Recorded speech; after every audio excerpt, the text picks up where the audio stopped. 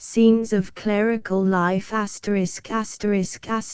George Eliot Scenes of Clerical Life Introduction by Grace Rees Dent London Everyman's Library All rights reserved Printed in Great Britain This edition was first published in Everyman's Library in 1910. Introduction George Eliot, or Mary Ann Evans, was born at Arbury Farm, in the parish of Chilvers Cotton, Warwickshire, on the 22nd of November, 1819.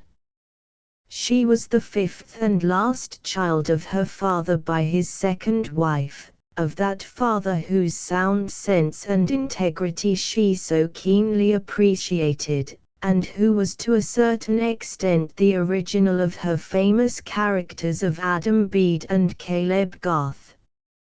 Both during and after her school days George Eliot's history was that of a mind continually outgrowing its conditions. She became an excellent housewife and a devoted daughter, but her nature was too large for so cramped a life. You may try, she writes in Daniel Deronda, but you can never imagine what it is to have a man's force of genius in you, and to suffer the slavery of being a girl. While her powers were growing she necessarily passed through many phases. She became deeply religious, and wrote poetry, pious and sweet, fair of its kind. Music was a passion with her. In a characteristic letter written at the age of 20 to a friend she tries but fails to describe her experience on hearing the Messiah of Birmingham, with a stupid, drowsy sensation, produced by standing sentinel over damson cheese and a warm stove. I cannot do better than ask you to read, if accessible, Wordsworth's short poem on the power of sound.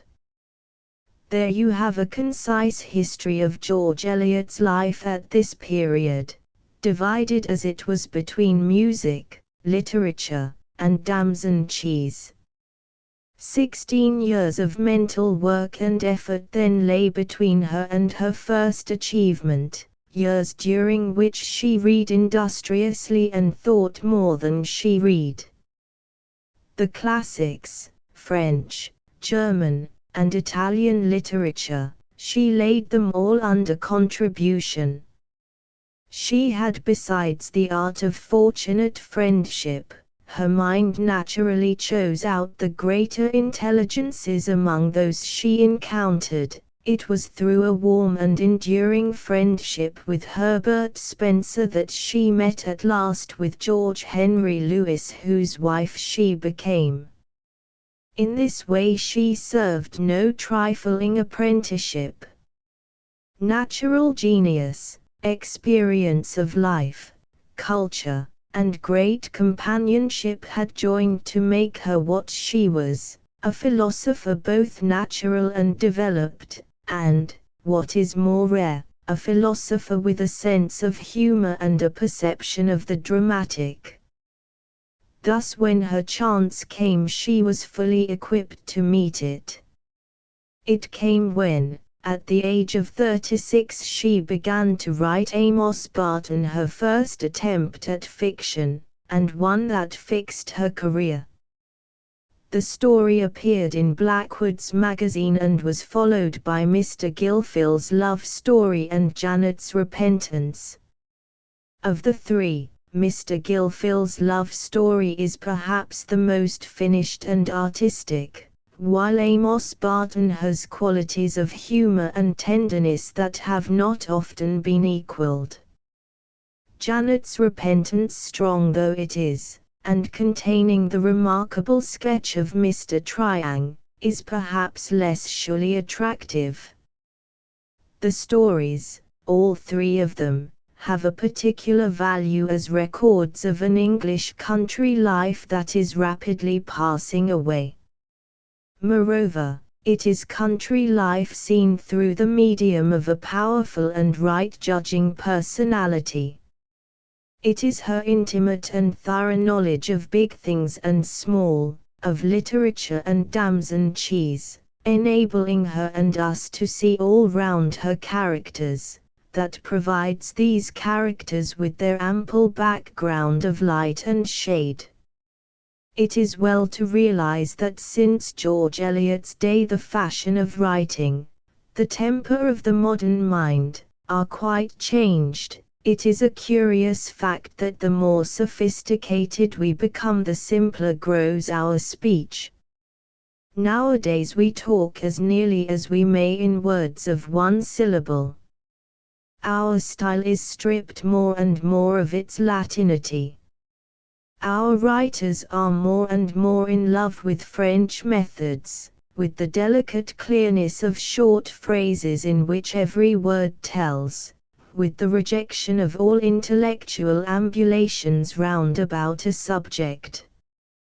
To the fanatics of this modern method the style of George Eliot appears strange, impossible.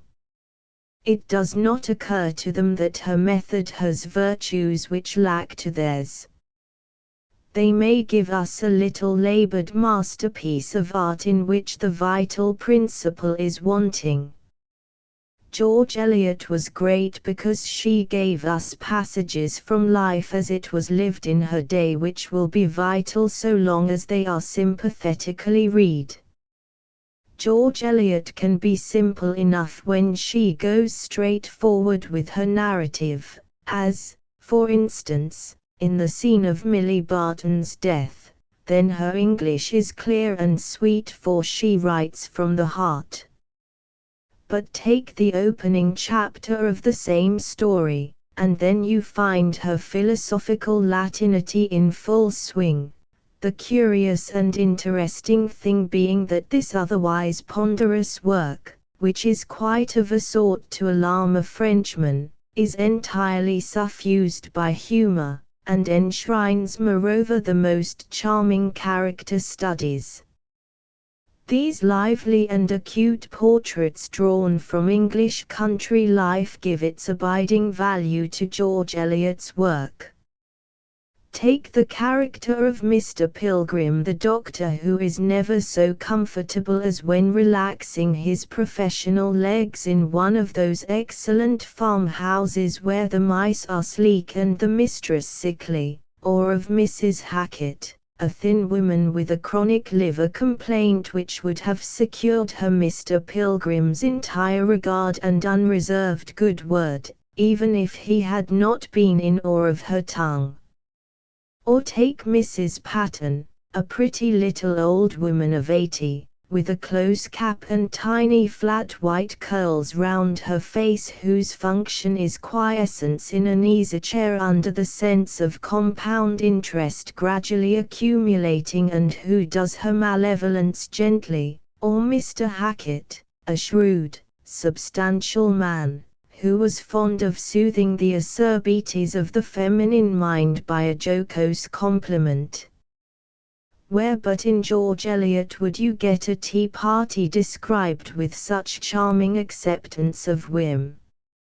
George Eliot wrote poems at various times which showed she never could have won fame as a poet, but there are moments of her prose that prove she shared at times the poet's vision. Such a moment is that when the half-broken-hearted little Katharina looks out on a windy night landscape lit by moonlight. The trees are harassed by that tossing motion when they would like to be at rest. The shivering grass makes her quake with sympathetic cold. The willows by the pool, bent low and white under that invisible harshness, seem agitated and helpless like herself. The italicized sentence represents the high-water mark of George Eliot's prose. That passage alone should vindicate her imaginative power. Gr. Contents the sad fortunes of the Reverend Amos Barton, Mr. Gilfil's love story, Janet's repentance. Scenes of clerical life. The sad fortunes of the Rev. Amos Barton. Chapter 1. Shepperton Church was a very different looking building 25 years ago. To be sure, its substantial stone tower looks at you through its intelligent eye, the clock, with the friendly expression of former days, but in everything else what changes? Now there is a wide span of slated roof flanking the old steeple, the windows are tall and symmetrical, the outer doors are resplendent with oak graining, the inner doors reverentially noiseless with a garment of red baize, and the walls, you are convinced, no lichen will ever again effect a settlement on.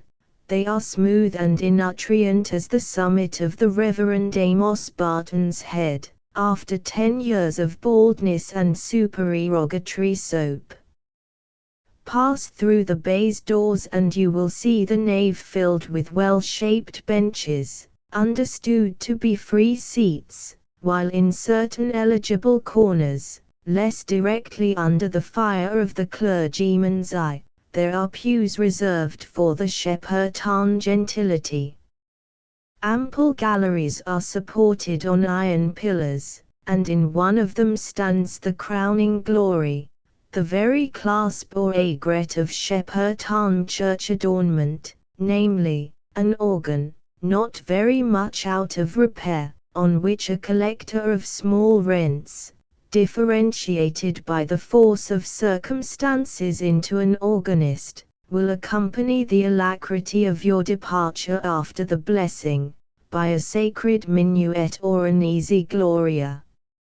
Immense improvement, says the well-regulated mind, which unintermittingly rejoices in the new police, the Tithe Commutation Act, the penny post, and all guarantees of human advancement, and has no moments when conservative reforming intellect takes a nap, while imagination does a little Toryism by the sly, reveling in regret that dear, old, brown, crumbling, picturesque inefficiency is everywhere giving place to spick and span new painted, new varnished efficiency, which will yield endless diagrams, plans, elevations, and sections, but alas, no picture.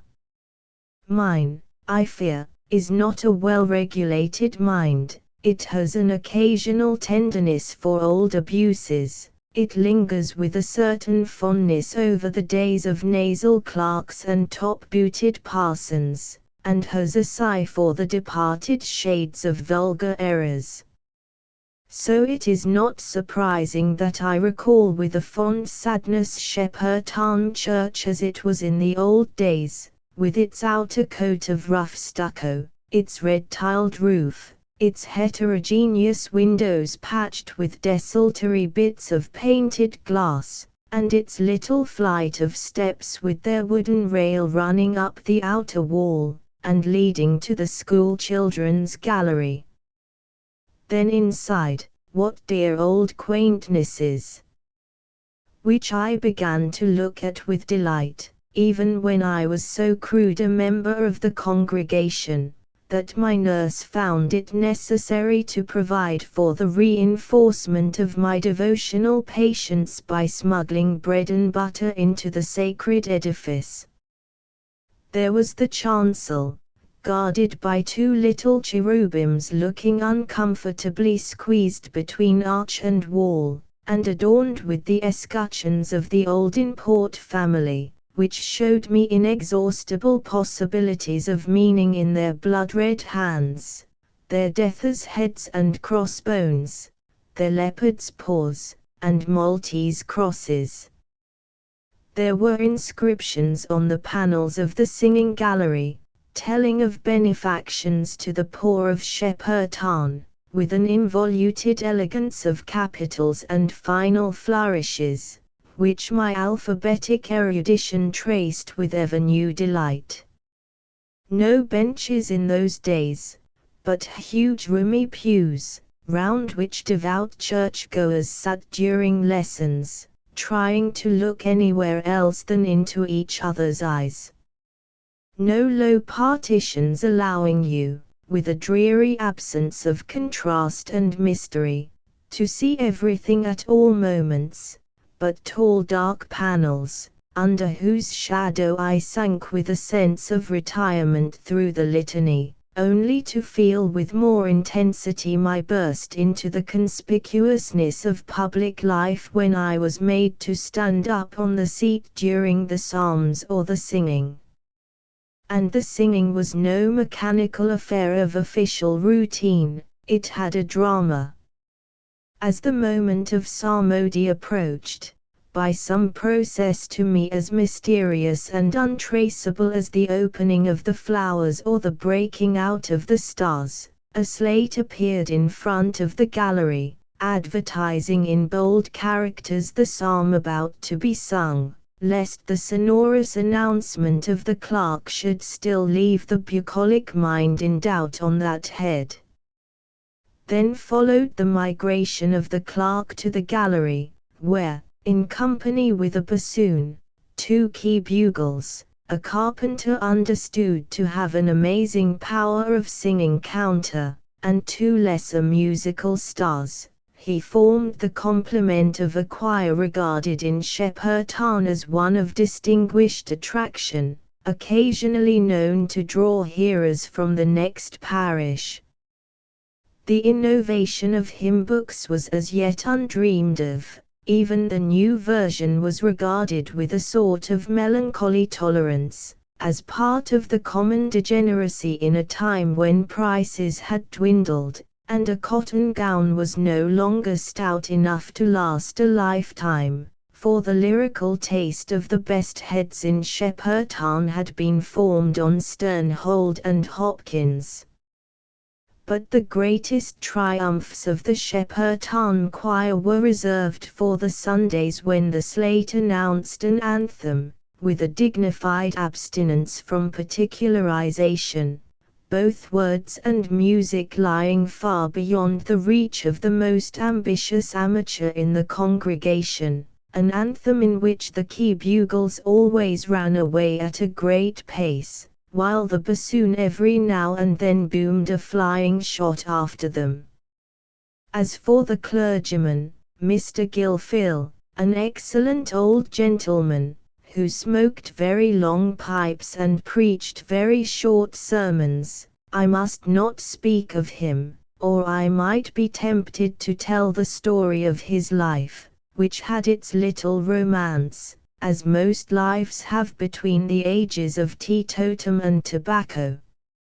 And at present I am concerned with quite another sort of clergyman, the Reverend Amos Barton, who did not come to Shepperton until long after Mr. Gilfil had departed this life, until after an interval in which evangelicalism and the Catholic question had begun to agitate the rustic mind with controversial debates.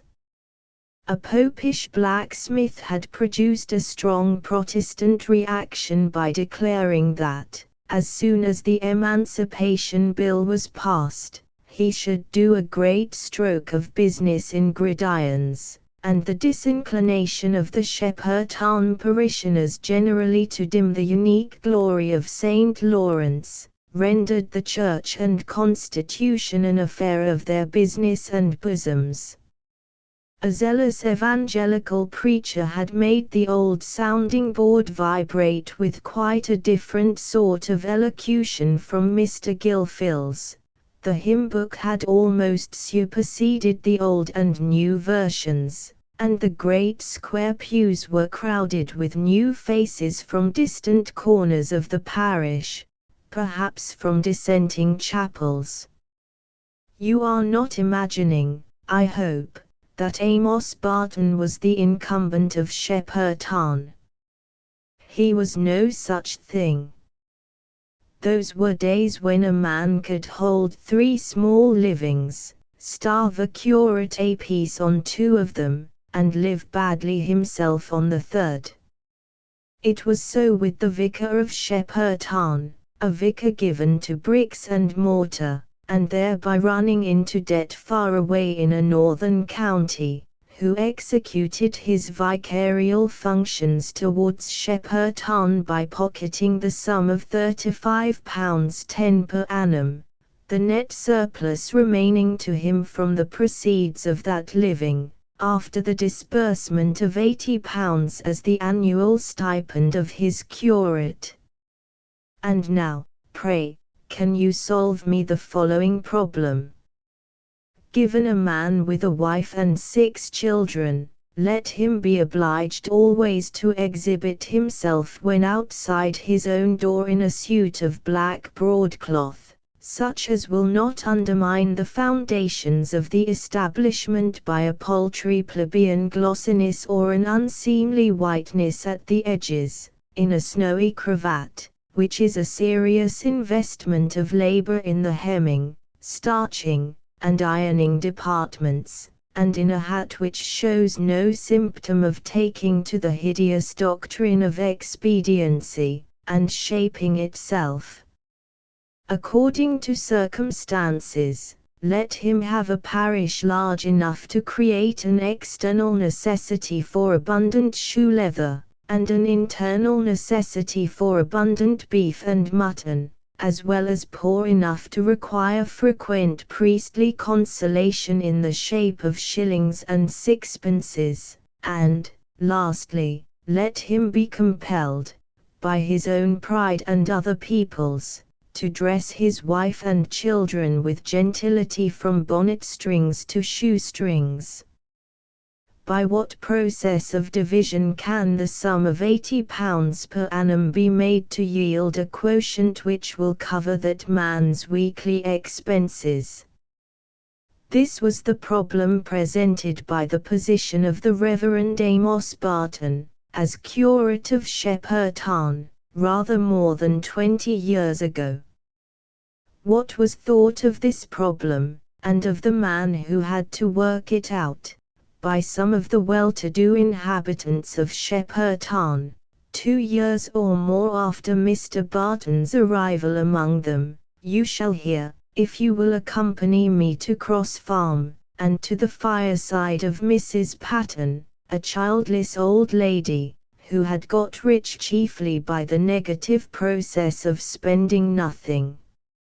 Mrs. Patten's passive accumulation of wealth, through all sorts of bad times, on the farm of which she had been sole tenant since her husband's death, her epigrammatic neighbor, Mrs. Hackett, sarcastically accounted for by supposing that sixpences grew on the bents of Cross Farm, while Mr. Hackett, expressing his views more literally, reminded his wife that money breeds money.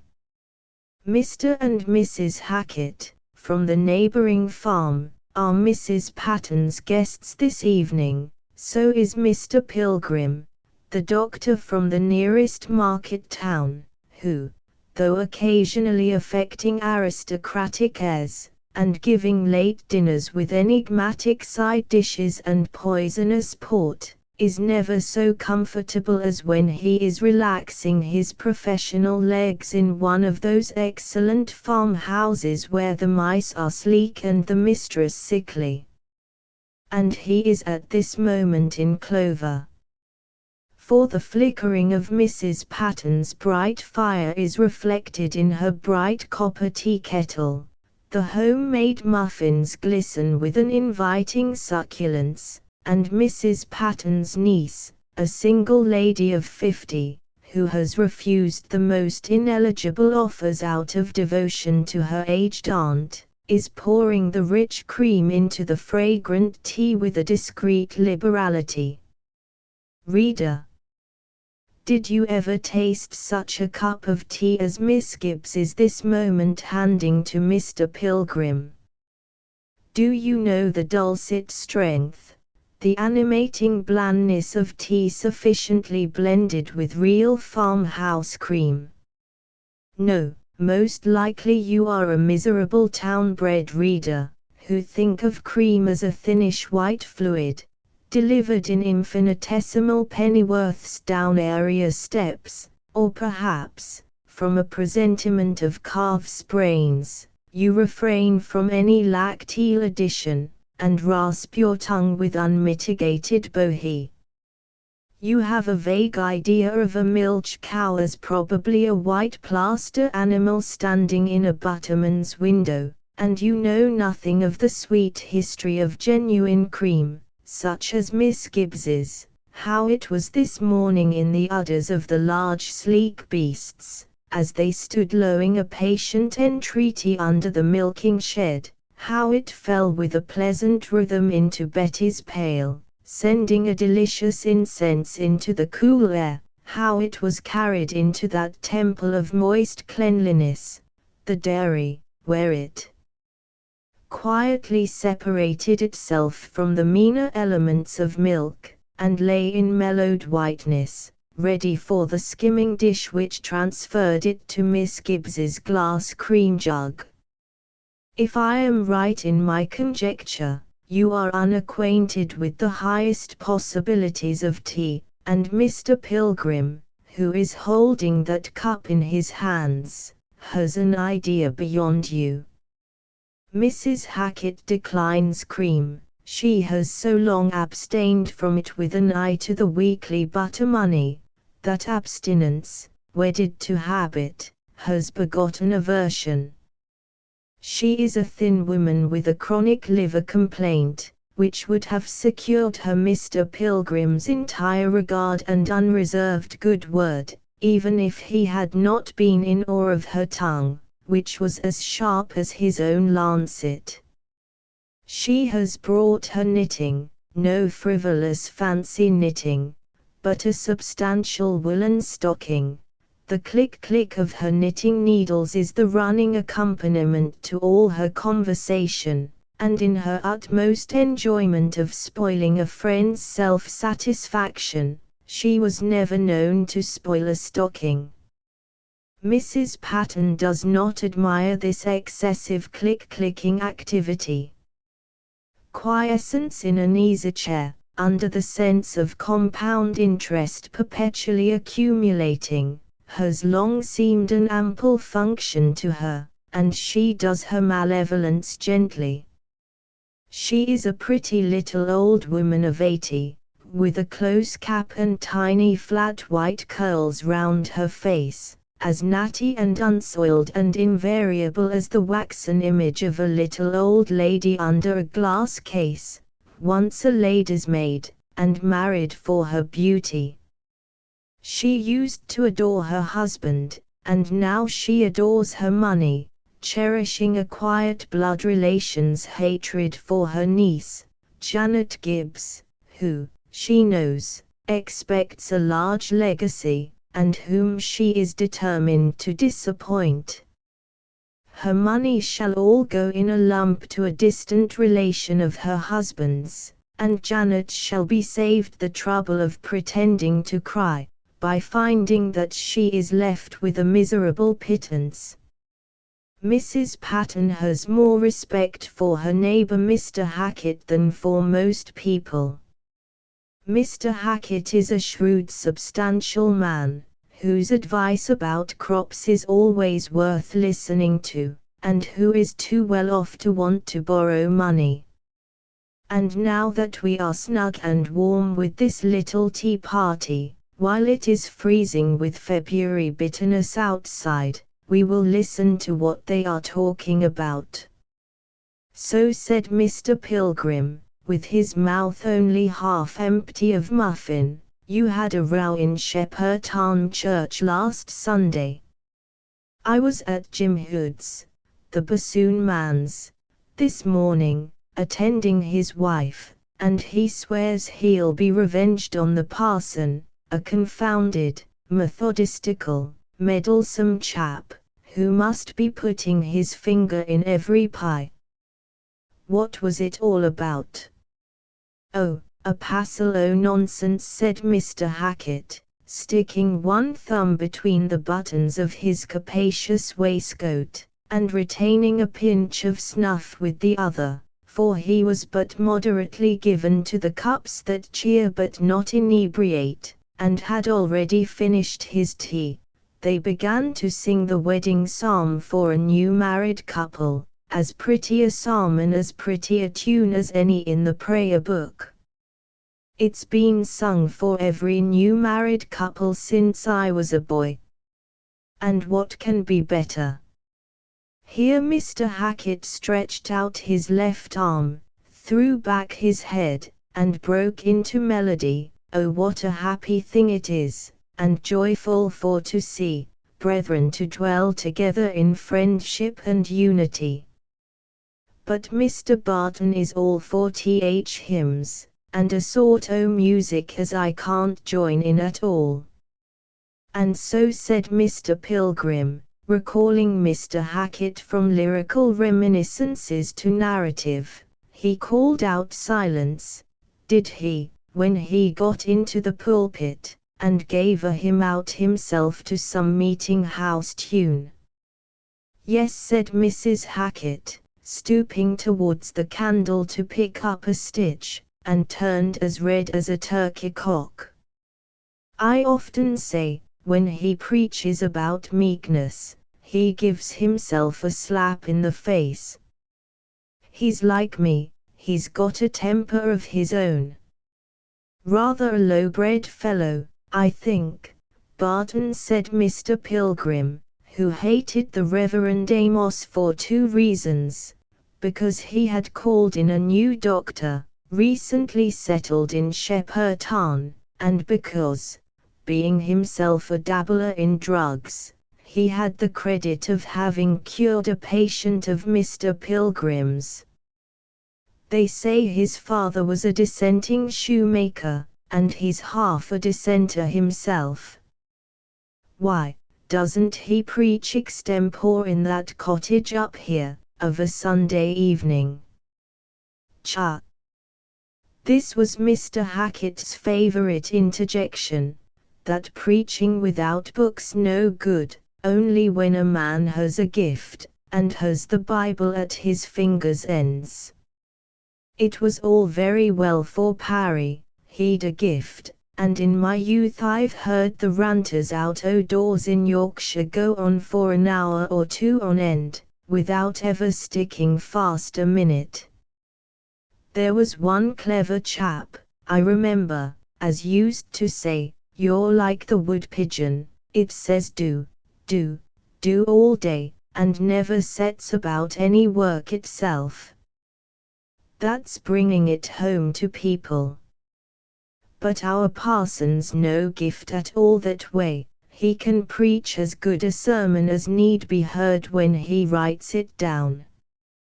But when he tries to preach without book, he rambles about, and doesn't stick to his text, and every now and then he flounders about like a sheep as has cast itself, and can't get on its legs again.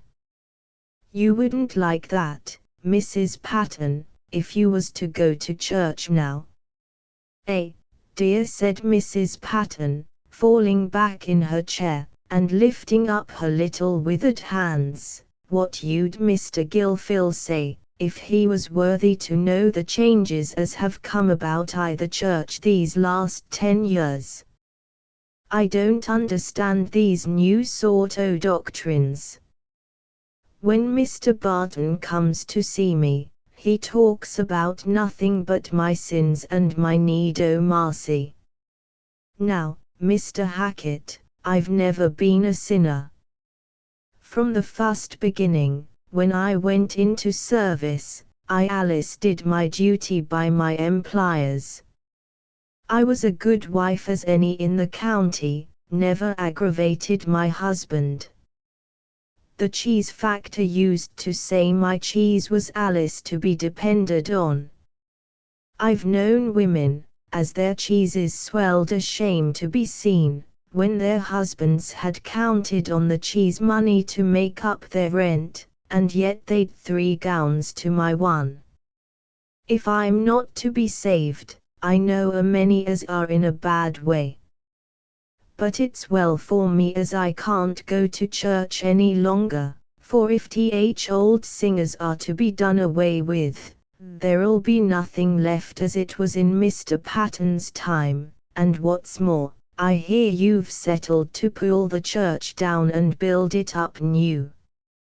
Now the fact was that the Reverend Amos Barton, on his last visit to Mrs. Patton, had urged her to enlarge her promised subscription of £20, representing to her that she was only a steward of her riches, and that she could not spend them more for the glory of God than by giving a heavy subscription towards the rebuilding of Shepperton Church, a practical precept which was not likely to smooth the way to her acceptance of his theological doctrine.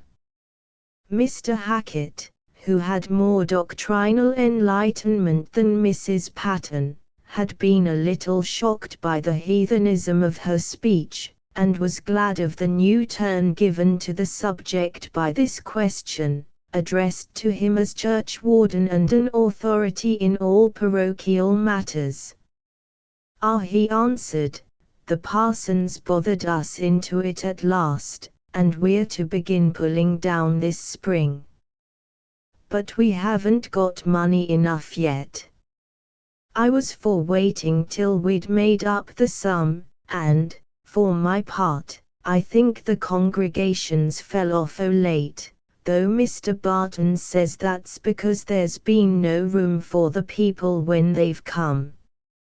You see, the congregation got so large in Parry's time, the people stood in the aisles, but there's never any crowd now, as I can see." "Well," said Mrs. Hackett, whose good nature began to act now that it was a little in contradiction with the dominant tone of the conversation, "I like Mr. Barton. I think he's a good sort o' man, for all he's not overburthened it up a story, and his wife's as nice a ladylike woman as I'd wish to see. How nice she keeps her children! And little enough money to do tea with, and a delicate creature, 6 children, and another coming. I don't know how they make both ends meet, I'm sure, now her aunt has left em. But I sent em a cheese and a sack o' potatoes last week, that's something towards filling the little mouths."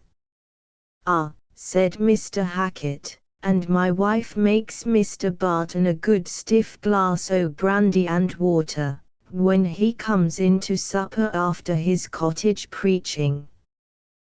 The parson likes it, it puts a bit o' colour into his face, and makes him look a deal handsomer." This allusion to brandy and water suggested to Miss Gibbs the introduction of the liquor decanters, now that the tea was cleared away, for in bucolic society 25 years ago, the human animal of the male sex was understood to be perpetually athirst, and something to drink was as necessary a condition of thought as time and space. "Now, that cottage preaching," said Mr. Pilgrim, mixing himself a strong glass of cold without. "I was talking about it to our parson Ely the other day, and he doesn't approve of it at all. He said it did as much harm as good to give a too familiar aspect to religious teaching." That was what Ely said, it does as much harm as good to give a too familiar aspect to religious teaching. Mr. Pilgrim generally spoke with an intermittent kind of splutter. Indeed, one of his patients had observed that it was a pity such a clever man had a pediment in his speech.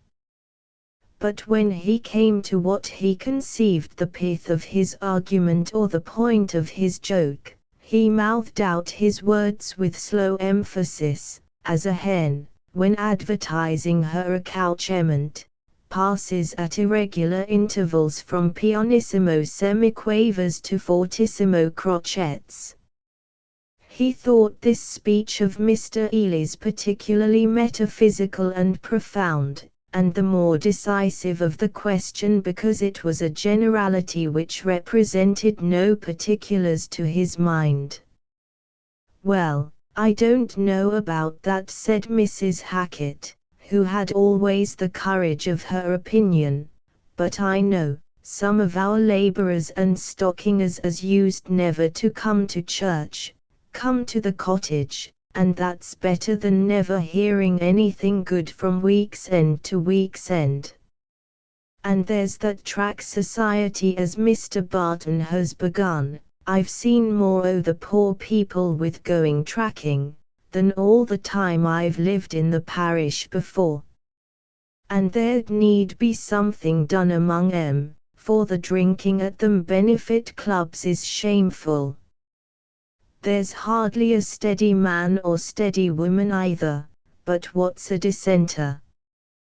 During this speech of Mrs. Hackett's, Mr. Pilgrim had emitted a succession of little snorts, something like the treble grunts of a guinea pig, which were always with him the sign of suppressed disapproval. But he never contradicted Mrs. Hackett, a woman whose potluck was always to be relied on, and who on her side had unlimited reliance on bleeding, blistering, and draughts. Mrs. Patten, however, felt equal disapprobation, and had no reasons for suppressing it. "Well," she remarked, "I've heard of no good from interfering with one's neighbours, poor or rich. And I hate the sight o' women going about trapsing from house to house in all weathers, wet or dry, and coming in with their petticoats dagged and their shoes all over mud." Janet wanted to join in the tracking, but I told her I'd have nobody tracking out o' my house. When I'm gone, she may do as she likes. I never dagged my petticoats in my life, and I've no opinion o' that sort o' religion. "No," said Mr. Hackett, who was fond of soothing the acerbities of the feminine mind with a jocose compliment, "you held your petticoats so high, to show your tight ankles. It isn't everybody as likes to show her ankles." This joke met with general acceptance, even from the snubbed Janet, whose ankles were only tight in the sense of looking extremely squeezed by her boots. But Janet seemed always to identify herself with her aunt's personality, holding her own under protest. Under cover of the general laughter the gentlemen replenished their glasses, Mr. Pilgrim attempting to give his the character of a stirrup cup by observing that he must be going. Miss Gibbs seized this opportunity of telling Mrs. Hackett that she suspected Betty, the dairy maid, of frying the best bacon for the shepherd, when he sat up with her to help brew, whereupon Mrs. Hackett replied that she had always thought Betty false, and Mrs. Patten said there was no bacon stolen when she was able to manage. Mr. Hackett, who often complained that he never saw the like to women with their maids, he never had any trouble with his men, avoided listening to this discussion, by raising the question of vetches with Mr. Pilgrim. The stream of conversation had thus diverged, and no more was said about the Reverend Amos Barton, who is the main object of interest to us just now. So we may leave Cross Farm without waiting till Mrs. Hackett, resolutely donning her clogs and wrappings, renders it incumbent on Mr. Pilgrim also to fulfill his frequent threat of going. Chapter 2. It was happy for the Reverend Amos Barton that he did not, like us, overhear the conversation recorded in the last chapter. Indeed, what mortal is there of us, who would find his satisfaction enhanced by an opportunity of comparing the picture he presents to himself of his own doings, with the picture they make on the mental retina of his neighbors. We are poor plants buoyed up by the air vessels of our own conceit. Alas for us, if we get a few pinches that empty us of that windy self-subsistence. The very capacity for good would go out of us. For, tell the most impassioned orator, suddenly, that his wig is awry, or his shirt-lap hanging out, and that he is tickling people by the oddity of his person, instead of thrilling them by the energy of his periods, and you would infallibly dry up the spring of his eloquence. That is a deep and wide saying, that no miracle can be wrought without faith, without the worker's faith in himself, as well as the recipient's faith in him. And the greater part of the worker's faith in himself is made up of the faith that others believe in him. Let me be persuaded that my neighbor Jenkins considers me a blockhead, and I shall never shine in conversation with him any more. Let me discover that the lovely Phoebe thinks my squint intolerable, and I shall never be able to fix her blandly with my disengaged eye again. Thank heaven, then, that a little illusion is left to us, to enable us to be useful and agreeable, that we don't know exactly what our friends think of us, that the world is not made of looking glass, to show us just the figure we are making, and just what is going on behind our backs. By the help of dear friendly illusion, we are able to dream that we are charming and our faces wear a becoming air of self-possession. We are able to dream that other men admire our talents, and our benignity is undisturbed. We are able to dream that we are doing much good, and we do a little. Thus it was with Amos Barton on that very Thursday evening, when he was the subject of the conversation at Cross Farm. He had been dining at Mr. Farquhar's, the secondary squire of the parish, and, stimulated by unwonted gravies and port wine, had been delivering his opinion on affairs parochial and otherwise with considerable animation. And he was now returning home in the moonlight, a little chill, it is true, for he had just now no greatcoat compatible with clerical dignity, and a fur bore round one's neck, with a waterproof cape over one's shoulders, doesn't frighten away the cold from one's legs, but entirely unsuspicious, not only of Mr. Hackett's estimate of his oratorical powers, but also of the critical remarks passed on him by the Misses Farquhar as soon as the drawing-room door had closed behind him.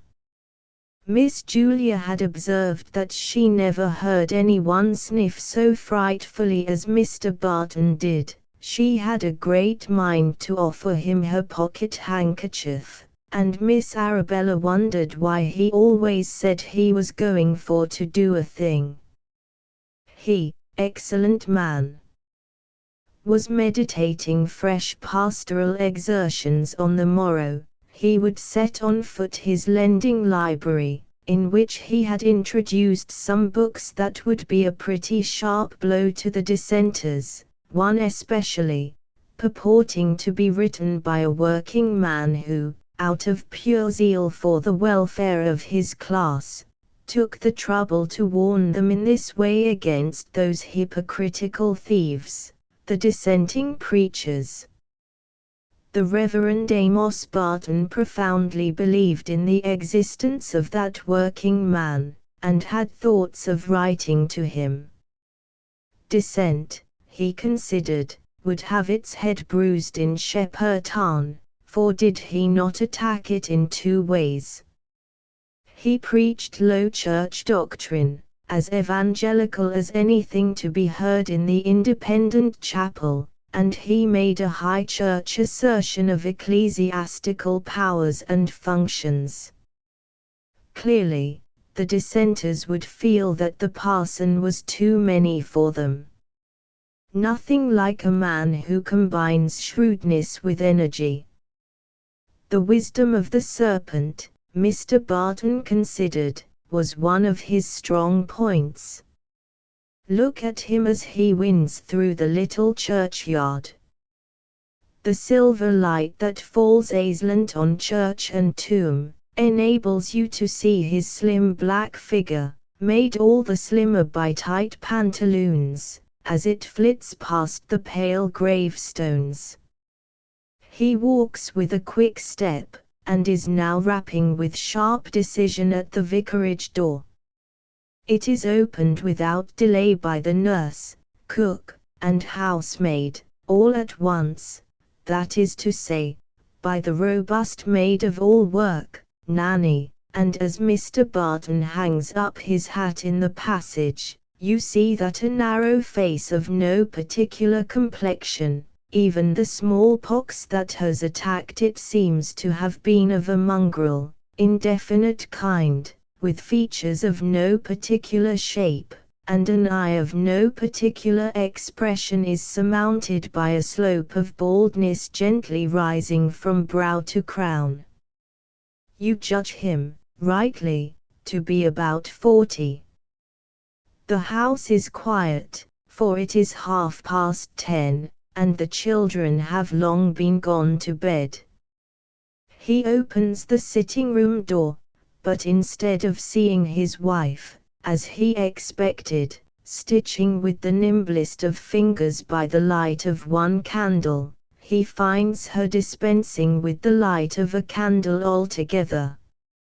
She is softly pacing up and down by the red firelight, holding in her arms little Walter, the year-old baby, who looks over her shoulder with large wide-open eyes, while the patient mother pats his back with her soft hand, and glances with a sigh at the heap of large and small stockings lying unmended on the table.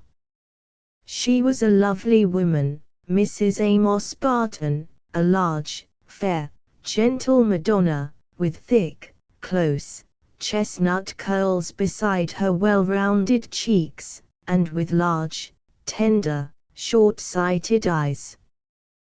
The flowing lines of her tall figure made the limpest dress look graceful, and her old frayed black silk seemed to repose on her bust and limbs with a placid elegance and sense of distinction, in strong contrast with the uneasy sense of being no fit, that seemed to express itself in the rustling of Mrs. Farquhar's Gros de Naples.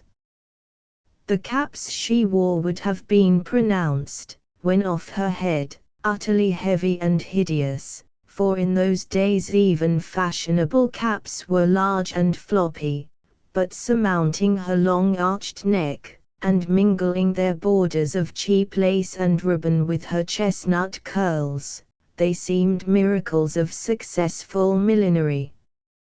Among strangers she was shy and tremulous as a girl of 15, she blushed crimson if anyone appealed to her opinion, yet that tall, graceful, substantial presence was so imposing in its mildness, that men spoke to her with an agreeable sensation of timidity.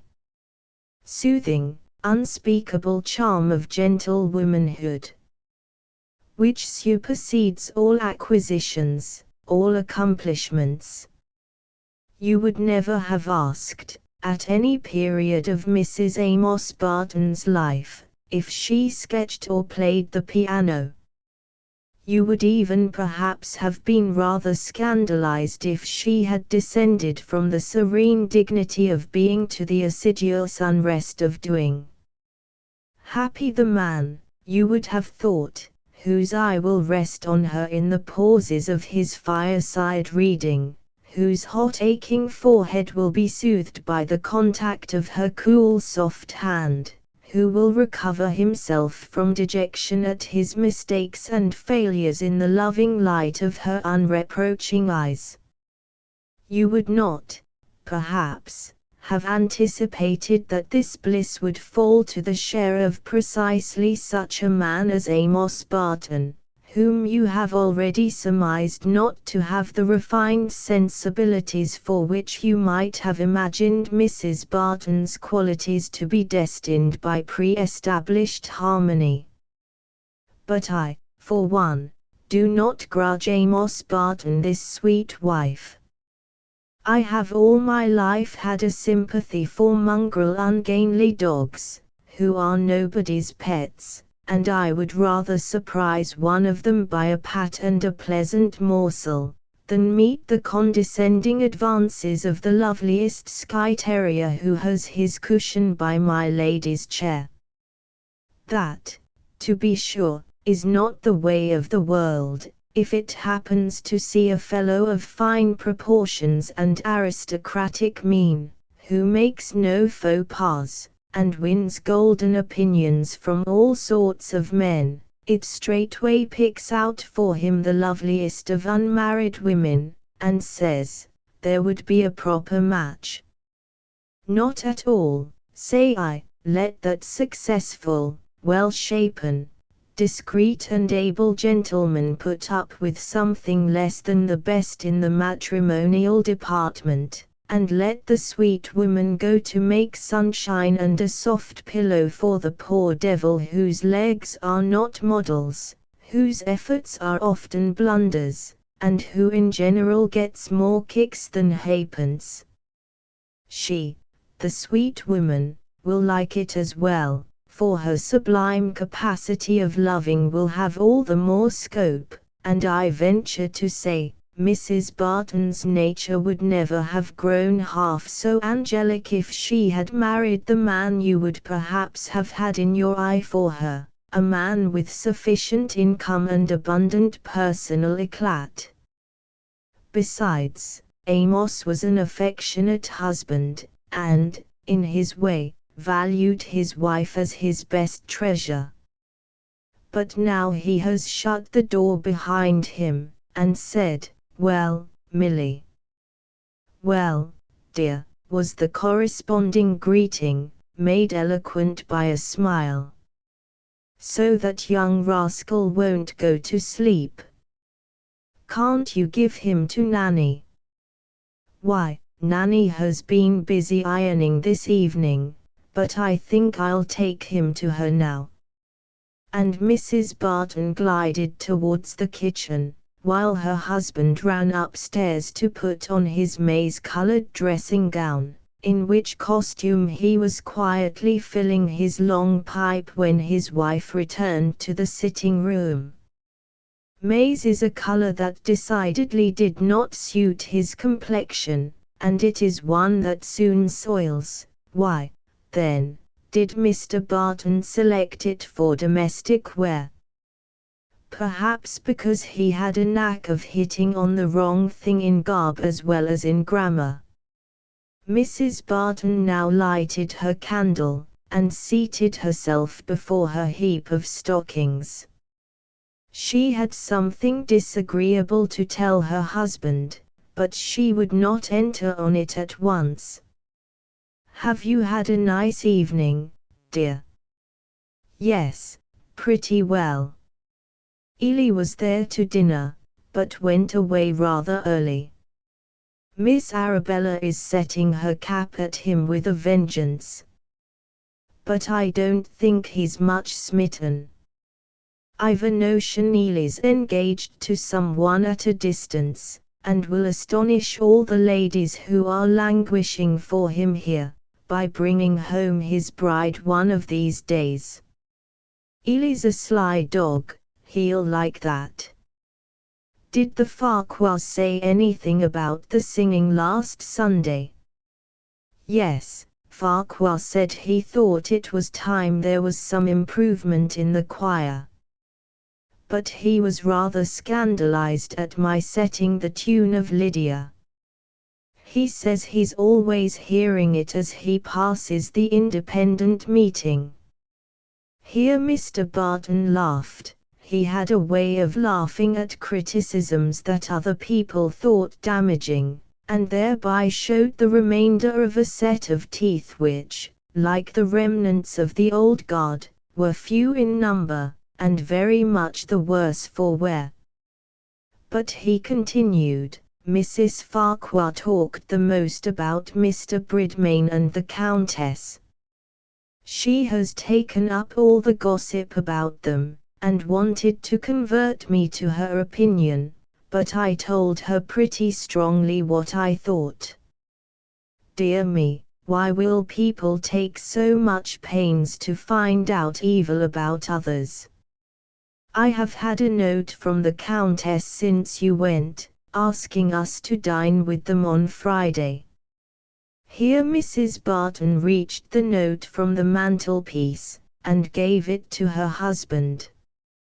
We will look over his shoulder while he reads it. Sweetest Milly, bring your lovely face with your husband to dine with us on Friday at 7, do. If not, I will be sulky with you till Sunday, when I shall be obliged to see you, and shall long to kiss you that very moment. Yours, according to your answer, Caroline Czerlaski. Just like her, isn't it? Said Mrs. Barton. I suppose we can go. Yes, I have no engagement. The clerical meeting is tomorrow, you know.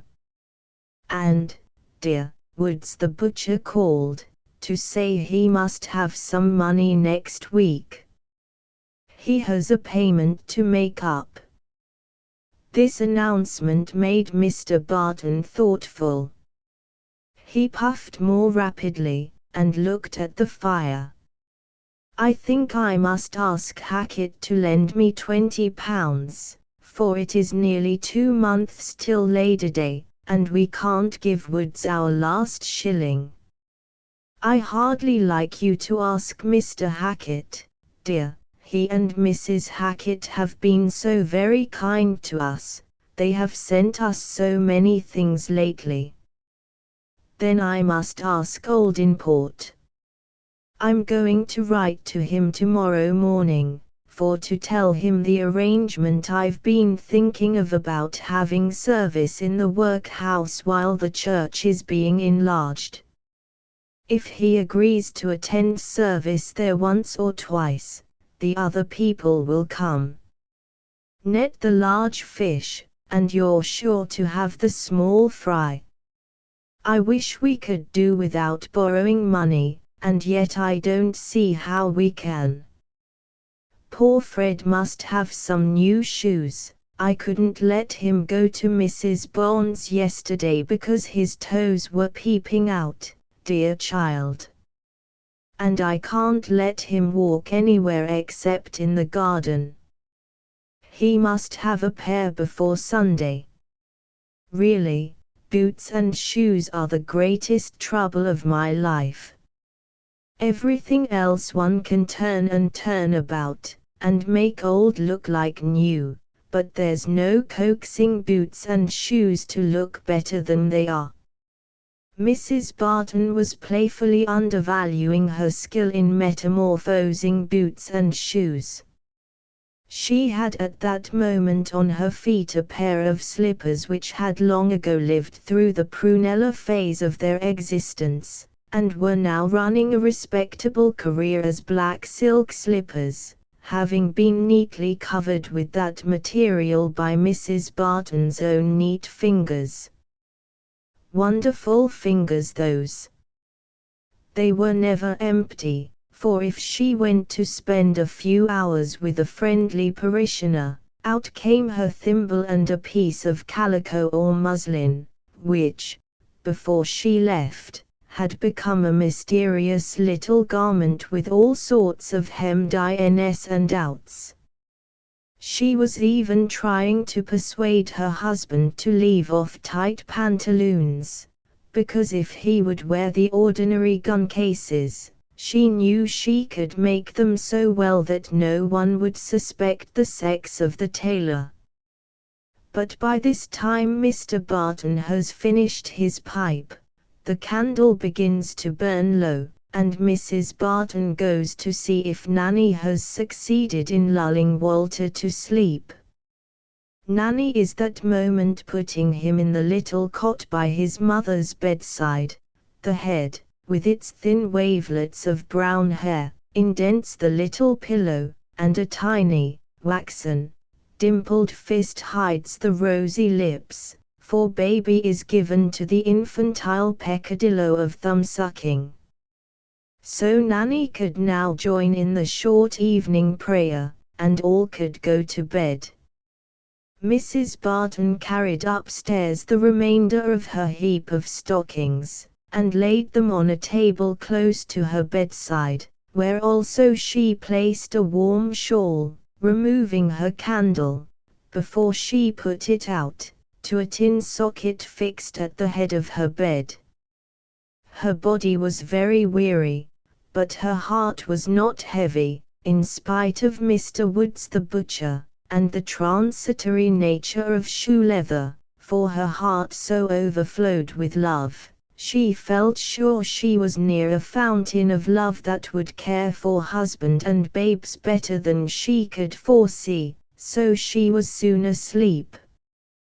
But about 5:30 o'clock in the morning, if there were any angels watching round her bed, and angels might be glad of such an office, they saw Mrs. Barton rise up quietly, careful not to disturb the slumbering Amos, who was snoring the snore of the just, light her candle, prop herself upright with the pillows, throw the warm shawl round her shoulders, and renew her attack on the heap of undone stockings. She donned away until she heard Nanny stirring, and then drowsiness came with the dawn, the candle was put out, and she sank into a doze. But at 9 o'clock she was at the breakfast table, busy cutting bread and butter for 5 hungry mouths, while Nanny, baby on one arm, in rosy cheeks, fat neck, and nightgown, brought in a jug of hot milk and water. Nearest her mother sits the 9-year-old Patty, the eldest child, whose sweet fair face is already rather grave sometimes, and who always wants to run upstairs to save Mamma's legs, which get so tired of an evening. Then there are 4 other blonde heads, 2 boys and 2 girls, gradually decreasing in size down to Chubby, who is making a roundo of her mouth to receive a bit of Papa's baton. Papa's attention was divided between petting Chubby, rebuking the noisy Fred, which he did with a somewhat excessive sharpness, and eating his own breakfast. He had not yet looked at Mamma, and did not know that her cheek was paler than usual. But Patty whispered, "Mamma, have you the headache?" Happily coal was cheap in the neighborhood of Shepperton, and Mr. Hackett would any time let his horses draw a load for the parson without charge, so there was a blazing fire in the sitting room, and not without need, for the vicarage garden, as they looked out on it from the bow window, was hard with black frost, and the sky had the white woolly look that portends snow. Breakfast over, Mr. Barton mounted to his study, and occupied himself in the first place with his letter to Mr. Oldinport. It was very much the same sort of letter as most clergymen would have written under the same circumstances, except that instead of perambulate, the Reverend Amos wrote preambulate, and instead of if happily, the contingency indicated being the reverse of happy. Mr. Barton had not the gift of perfect accuracy in English orthography and syntax, which was unfortunate, as he was known not to be a Hebrew scholar, and not in the least suspected of being an accomplished Grecian. These lapses, in a man who had gone through the Eleusinian mysteries of a university education, surprised the young ladies of his parish extremely, especially the Misses Farquhar, whom he had once addressed in a letter as Dear Mads, apparently an abbreviation for Madams. The persons least surprised at the Reverend Amos's deficiencies were his clerical brethren, who had gone through the mysteries themselves. At 11 o'clock, Mr. Barton walked forth in cape and bow, with the sleet driving in his face, to read prayers at the workhouse, euphemistically called the college. The college was a huge square stone building, standing on the best apology for an elevation of ground that could be seen for about 10 miles around Shepperton. A flat ugly district this, depressing enough to look at even on the brightest days.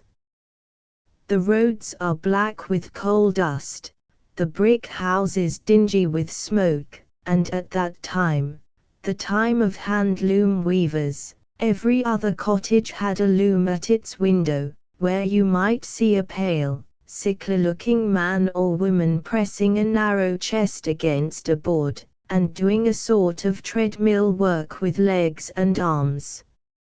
A troublesome district for a clergyman, at least to one who, like Amos Barton, understood the cure of souls in something more than an official sense, for over and above the rustic stupidity furnished by the farm labourers, the miners brought obstreperous animalism, and the weavers an acrid radicalism and dissent. Indeed, Mrs. Hackett often observed that the colliers, who many of them earned better wages than Mr. Barton, passed their time in doing nothing but swilling ale and smoking, like the beasts that perish, speaking, we may presume, in a remotely analogical sense, and in some of the ale-house corners the drink was flavoured by a dingy kind of infidelity, something like rinsings of Tom Paine in ditch water. A certain amount of religious excitement created by the popular preaching of Mr. Parry, Amos's predecessor, had nearly died out, and the religious life of Shepperton was falling back towards low water mark.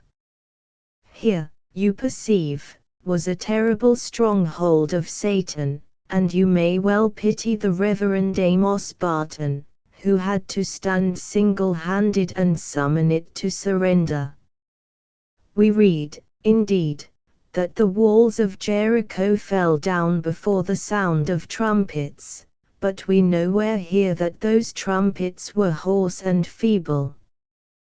Doubtless they were trumpets that gave forth clear ringing tones, and sent a mighty vibration through brick and mortar. But the oratory of the Reverend Amos resembled rather a Belgian railway horn, which shows praiseworthy intentions inadequately fulfilled. He often missed the right note both in public and private exhortation, and got a little angry in consequence. For though Amos thought himself strong, he did not feel himself strong. Nature had given him the opinion, but not the sensation. Without that opinion he would probably never have worn cambric bands, but would have been an excellent cabinet maker and deacon of an independent church, as his father was before him. He was not a shoemaker, as Mr. Pilgrim had reported. He might then have sniffed long and loud in the corner of his pew in Gun Street Chapel, he might have indulged in halting rhetoric at prayer meetings, and have spoken faulty English in private life, and these little infirmities would not have prevented him, honest faithful man that he was, from being a shining light in the dissenting circle of Bridgeport. A tallow dip, of the long 8 description, is an excellent thing in the kitchen candlestick, and Betty's nose and I are not sensitive to the difference between it and the finest wax. It is only when you stick it in the silver candlestick, and introduce it into the drawing room, that it seems plebeian, dim, and ineffectual. Alas for the worthy man who, like that candle, gets himself into the wrong place. It is only the very largest souls who will be able to appreciate and pity him, who will discern and love sincerity of purpose amid all the bungling feebleness of achievement. But now Amos Barton has made his way through the sleet as far as the college, has thrown off his hat, cape, and bow, and is reading, in the dreary stone-floored dining room, a portion of the morning service to the inmates seated on the benches before him. Remember, the new poor law had not yet come into operation, and Mr. Barton was not acting as paid chaplain of the Union, but as the pastor who had the cure of all souls in his parish, pauper as well as other. After the prayers he always addressed to them a short discourse on some subject suggested by the lesson for the day, striving if by this means some edifying matter might find its way into the pauper mind and conscience, perhaps a task as trying as you could well imagine to the faith and patience of any honest clergyman. For, on the very first bench, these were the faces on which his eye had to rest, watching whether there was any stirring under the stagnant surface. Right in front of him, probably because he was stone deaf, and it was deemed more edifying to hear nothing at a short distance than at a long one, sat old Maxim, as he was familiarly called, his real patronymic remaining a mystery to most persons. A fine philological sense discerns in this cognomen an indication that the pauper patriarch had once been considered pithy and sententious in his speech, but now the weight of 95 years lay heavy on his tongue as well as in his ears, and he sat before the clergyman with protruded chin, and munching mouth, and eyes that seemed to look at emptiness. Next to him sat Poll Fodge, known to the magistracy of her county as Mary Higgins, a one-eyed woman, with a scarred and seamy face, the most notorious rebel in the workhouse, said to have once thrown her broth over the master's coat-tails, and who, in spite of nature's apparent safeguards against that contingency, had contributed to the perpetuation of the Fodge characteristics in the person of a small boy, who was behaving naughtily on one of the back benches. Miss Fodge fixed her one sore eye on Mr. Barton with a sort of hardy defiance. Beyond this member of the softer sex, at the end of the bench, sat Silly Jim, a young man afflicted with hydrocephalus, who rolled his head from side to side, and gazed at the point of his nose. These were the supporters of old Maxim on his right. On his left sat Mr. Fitchett, a tall fellow, who had once been a footman in the Oldinport family, and in that giddy elevation had enunciated a contemptuous opinion of boiled beef, which had been traditionally handed down in Shepperton as the direct cause of his ultimate reduction to pauper commons. His calves were now shrunken, and his hair was grey without the aid of powder, but he still carried his chin as if he were conscious of a stiff cravat. He set his dilapidated hat on with a knowing inclination towards the left ear, and when he was on field work, he carted and uncarted the manure with a sort of flunky grace, the ghost of that jaunty demeanour with which he used to usher in my lady's morning visitors. The flunky nature was nowhere completely subdued but in his stomach, and he still divided society into gentry, gentry's flunkies, and the people who provided for them. A clergyman without a flunky was an anomaly, belonging to neither of these classes.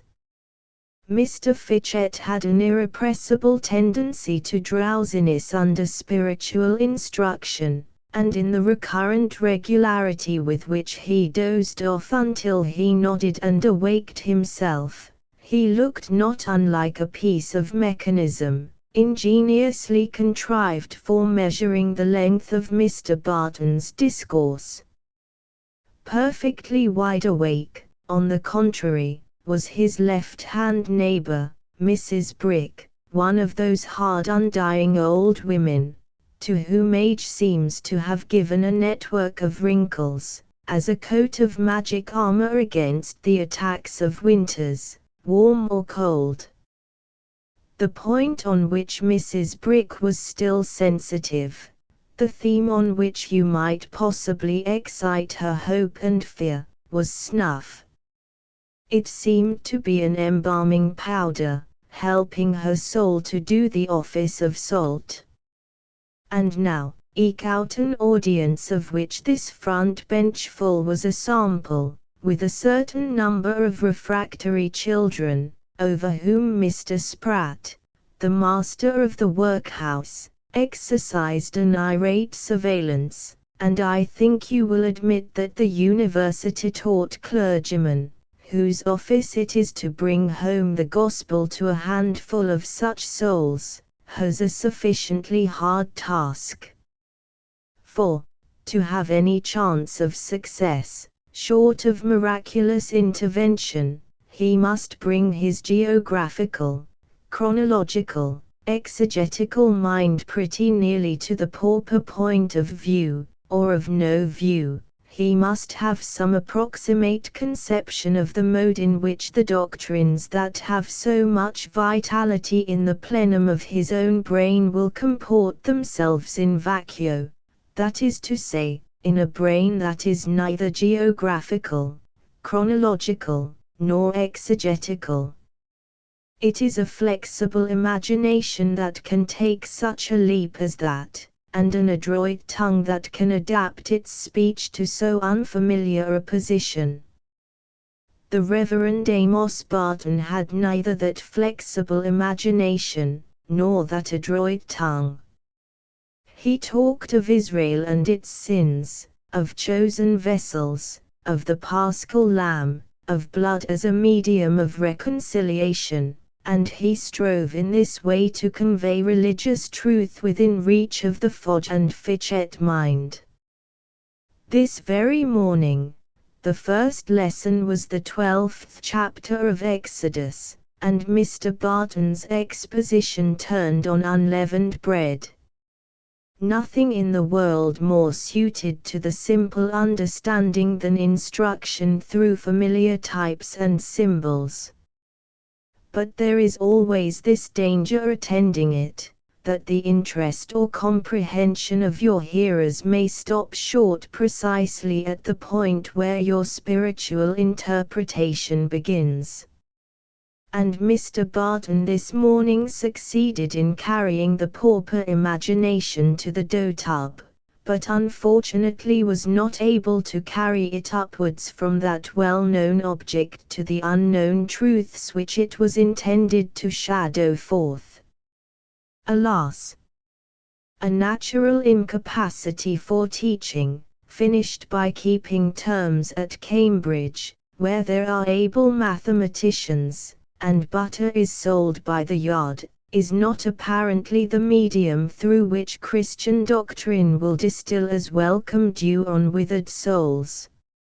And so, while the sleet outside was turning to unquestionable snow, and the stony dining room looked darker and drearier, and Mr. Fitchett was nodding his lowest, and Mr. Spratt was boxing the boy's ears with a constant rinfazando, as he felt more keenly the approach of dinner time. Mr. Barton wound up his exhortation with something of the February chill at his heart as well as his feet. Mr. Fitchett, thoroughly roused now the instruction was at an end, obsequiously and gracefully advanced to help Mr. Barton in putting on his cape, while Mrs. Brick rubbed her withered forefinger round and round her little shoe-shaped snuff-box, vainly seeking for the fraction of a pinch. I can't help thinking that if Mr. Barton had shaken into that little box a small portion of Scotch hydride, he might have produced something more like an amiable emotion in Mrs. Brick's mind than anything she had felt under his morning's exposition of the unleavened bread. But our good Amos laboured under a deficiency of small tact as well as of small cash, and when he observed the action of the old woman's forefinger, he said, in his brusque way, "So your snuff is all gone, eh?" Mrs. Brick's eyes twinkled with the visionary hope that the parson might be intending to replenish her box, at least mediately, through the present of a small copper. "Ah, well, you'll soon be going where there is no more snuff. You'll be in need of mercy then. You must remember that you may have to seek for mercy and not find it, just as you're seeking for snuff." At the first sentence of this admonition, the twinkle subsided from Mrs. Brick's eyes. The lid of her box went click, and her heart was shut up at the same moment. But now Mr. Barton's attention was called for by Mr. Spratt, who was dragging a small and unwilling boy from the rear. Mr. Spratt was a small-featured, small-statured man, with a remarkable power of language, mitigated by hesitation, who piqued himself on expressing unexceptionable sentiments in unexceptional language on all occasions. "Mr. Barton, sir, or, excuse my trespassing on your time, or, to beg that you will administer a rebuke to this boy, he is, or, most inveterate in ill behavior during service time." The inveterate culprit was a boy of 7, vainly contending against candles at his nose by feeble sniffing. But no sooner had Mr. Spratt uttered his impeachment, than Miss Fodge rushed forward and placed herself between Mr. Barton and the accused. "That's my child, Master Barton," she exclaimed, further manifesting her maternal instincts by applying her apron to her offspring's nose. "He's allus a findin' fault wi' him, and a poundin' him for nothing.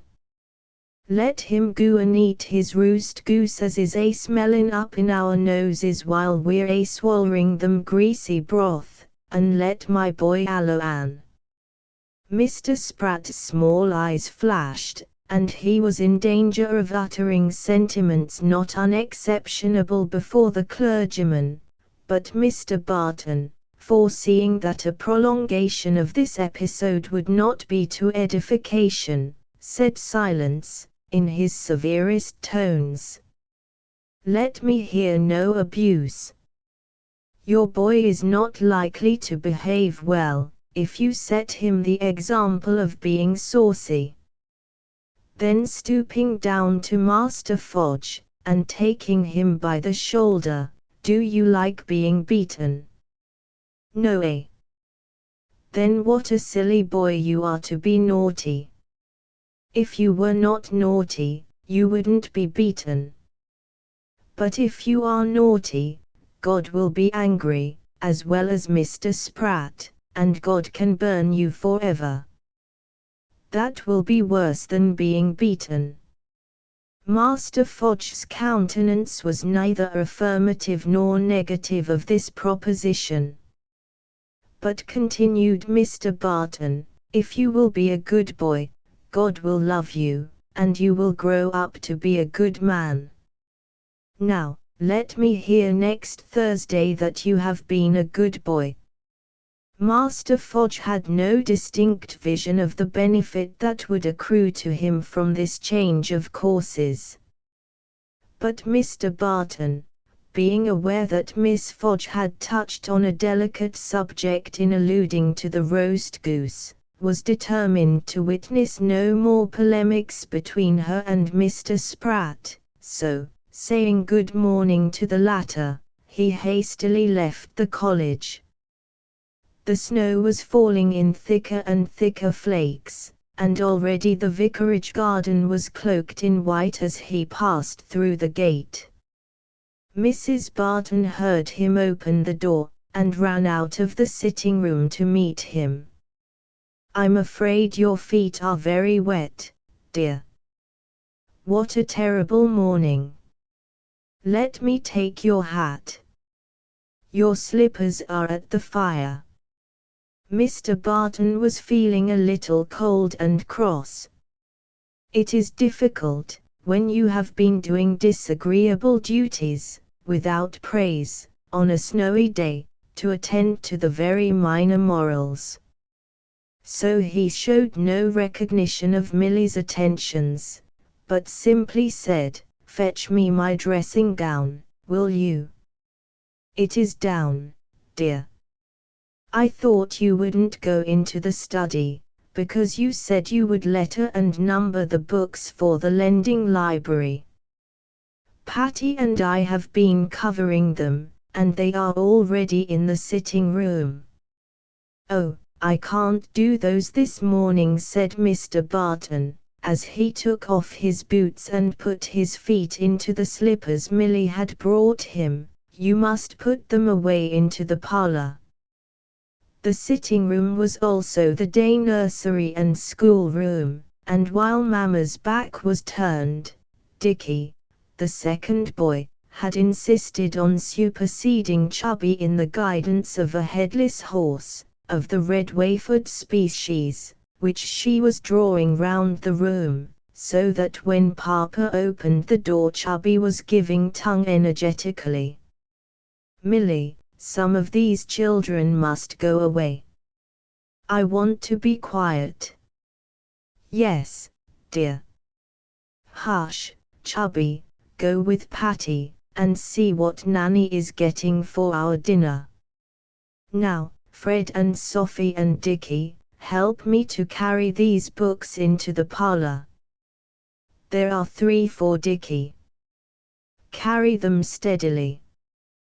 Papa meanwhile settled himself in his easy-chair, and took up a work on episcopacy, which he had from the Clerical Book Society, thinking he would finish it and return it this afternoon, as he was going to the clerical meeting at Mileby Vicarage, where the Book Society had its headquarters.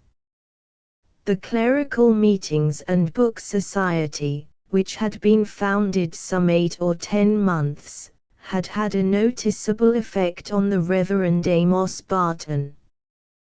When he first came to Shepperton he was simply an evangelical clergyman, whose Christian experiences had commenced under the teaching of the Reverend Mr. Johns, of Gun Street Chapel, and had been consolidated at Cambridge under the influence of Mr. Simeon.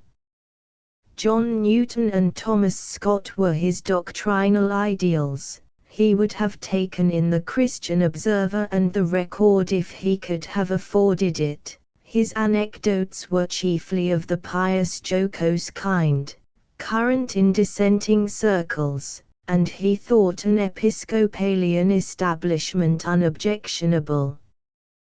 But by this time the effect of the Tractarian agitation was beginning to be felt in backward provincial regions, and the Tractarian satire on the Low Church party was beginning to tell even on those who disavowed or resisted Tractarian doctrines.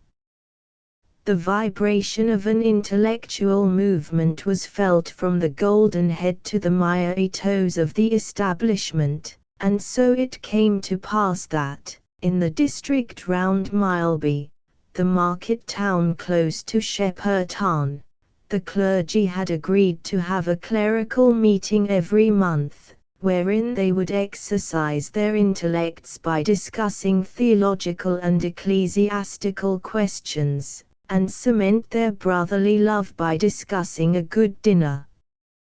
A book society naturally suggested itself as an adjunct of this agreeable plan, and thus, you perceive, there was provision made for ample friction of the clerical mind.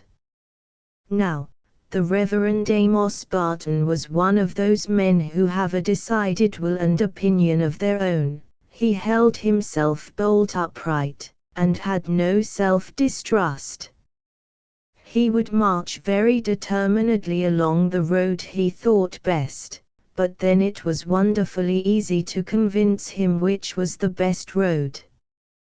And so a very little unwanted reading and unwanted discussion made him see that an Episcopalian establishment was much more than unobjectionable, and on many other points he began to feel that he held opinions a little too far-sighted and profound to be crudely and suddenly communicated to ordinary minds. He was like an onion that has been rubbed with spices. The strong original odor was blended with something new and foreign. The Low Church onion still offended refined High Church nostrils, and the new spice was unwelcome to the palate of the genuine onion-eater. We will not accompany him to the clerical meeting today, because we shall probably want to go thither some day when he will be absent. And just now I am bent on introducing you to Mr. Bridmain and the Countess Jalarski, with whom Mr. and Mrs. Barton are invited to dine tomorrow. Chapter 3. Outside, the moon is shedding its cold light on the cold snow, and the white-bearded fir trees round Camp Villa are casting a blue shadow across the white ground, while the Reverend Amos Barton and his wife are audibly crushing the crisp snow beneath their feet, as, about 7 o'clock on Friday evening, they approach the door of the above-named desirable country residence, containing dining, breakfast, and drawing rooms, etc., situated only half a mile from the market town of Mileby. Inside, there is a bright fire in the drawing room, casting a pleasant but uncertain light on the delicate silk dress of a lady who is reclining behind a screen in the corner of the sofa, and allowing you to discern that the hair of the gentleman who is seated in the armchair opposite, with a newspaper over his knees, is becoming decidedly grey. A little King Charles, with a crimson ribbon round his neck, who has been lying curled up in the very middle of the hearth-rug, has just discovered that zone is too hot for him, and is jumping on the sofa, evidently with the intention of accommodating his person on the silk gown. On the table there are 2 wax candles, which will be lighted as soon as the expected knock is heard at the door. The knock is heard, the candles are lighted, and presently Mr. and Mrs. Barton are ushered in, Mr. Barton erect and clerical, in a faultless tie and shining cranium, Mrs. Barton graceful in a newly turned black silk. "Now this is charming of you," said the Countess Jalarski, advancing to meet them, and embracing Milly with careful elegance. "I am really ashamed of my selfishness in asking my friends to come and see me in this frightful weather." Then, giving her hand to Amos, "and you, Mr. Barton, whose time is so precious. But I am doing a good deed in drawing you away from your labors. I have a plot to prevent you from martyrizing yourself." While this greeting was going forward, Mr. Bridmain, and Jet the Spaniel, looked on with the air of actors who had no idea of byplay. Mr. Bridmain, a stiff and rather thick-set man, gave his welcome with a labored cordiality. It was astonishing how very little he resembled his beautiful sister. For the Countess Jalarski was undeniably beautiful. As she seated herself by Mrs. Barton on the sofa, Millie's eyes, indeed, rested, must it be confessed, chiefly on the details of the tasteful dress, the rich silk of a pinkish lilac hue.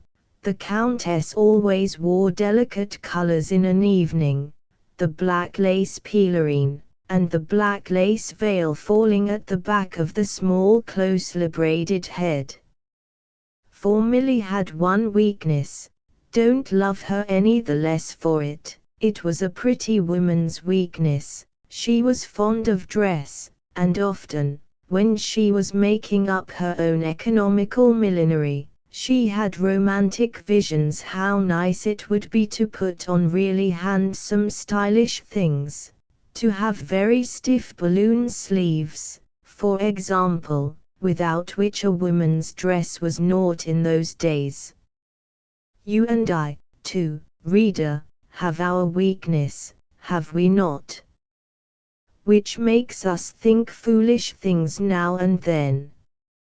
Perhaps it may lie in an excessive admiration for small hands and feet, a tall lithe figure, large dark eyes, and dark silken braided hair. All these the Countess possessed, and she had, moreover, a delicately formed nose, the least bit curved, and a clear brunette complexion. Her mouth, it must be admitted, receded too much from her nose and chin, and to a prophetic eye threatened nutcrackers in advanced age. But by the light of fire and wax candles that age seemed very far off indeed, and you would have said that the Countess was not more than 30. Look at the two women on the sofa together. The large, fair, mild-eyed Millie is timid even in friendship. It is not easy to her to speak of the affection of which her heart is full. The lithe, dark, thin-lipped Countess is racking her small brain for caressing words and charming exaggerations. "And how are all the cherubs at home?" said the Countess, stooping to pick up Jet, and without waiting for an answer. "I have been kept indoors by a cold ever since Sunday, or I should not have rested without seeing you. What have you done with those wretched singers, Mr. Barton?" "Oh, we have got a new choir together, which will go on very well with a little practice. I was quite determined that the old set of singers should be dismissed. I had given orders that they should not sing the wedding psalm, as they call it, again, to make a new married couple look ridiculous, and they sang it in defiance of me. I could put them into the ecclesiastical court, if I chose for to do so, for lifting up their voices in church in opposition to the clergyman. And a most wholesome discipline that would be, said the Countess. Indeed, you are too patient and forbearing, Mr. Barton. For my part, I lose my temper when I see how far you are from being appreciated in that miserable Shepperton." If, as is probable, Mr. Barton felt at a loss what to say in reply to the insinuated compliment, it was a relief to him that dinner was announced just then, and that he had to offer his arm to the Countess. As Mr. Bridmain was leading Mrs. Barton to the dining room, he observed, "The weather is very severe." "Very, indeed," said Milly. Mr. Bridmain studied conversation as an art. To ladies he spoke of the weather, and was accustomed to consider it under 3 points of view, as a question of climate in general, comparing England with other countries in this respect, as a personal question, inquiring how it affected his lady interlocutor in particular, and as a question of probabilities, discussing whether there would be a change or a continuance of the present atmospheric conditions. To gentlemen he talked politics, and he read 2 daily papers expressly to qualify himself for this function. Mr. Barton thought him a man of considerable political information, but not of lively parts. "And so you are always to hold your clerical meetings at Mr. Ely's," said the Countess, between her spoonfuls of soup. The soup was a little overspiced. Mrs. Short of Camp Villa, who was in the habit of letting her best apartments, gave only moderate wages to her cook. "Yes," said Mr. Barton, "Mileby is a central place, and there are many conveniences in having only one point of meeting." "Well," continued the Countess, "every one seems to agree in giving the precedence to Mr. Ely. For my part, I cannot admire him. His preaching is too cold for me. It has no fervor, no heart. I often say to my brother, it is a great comfort to me that Shepperton Church is not too far off for us to go to, don't I, Edmund?" "Yes," answered Mr. Bridmain, "they show us into such a bad pew at Mileby, just where there is a draught from that door. I caught a stiff neck the first time I went there.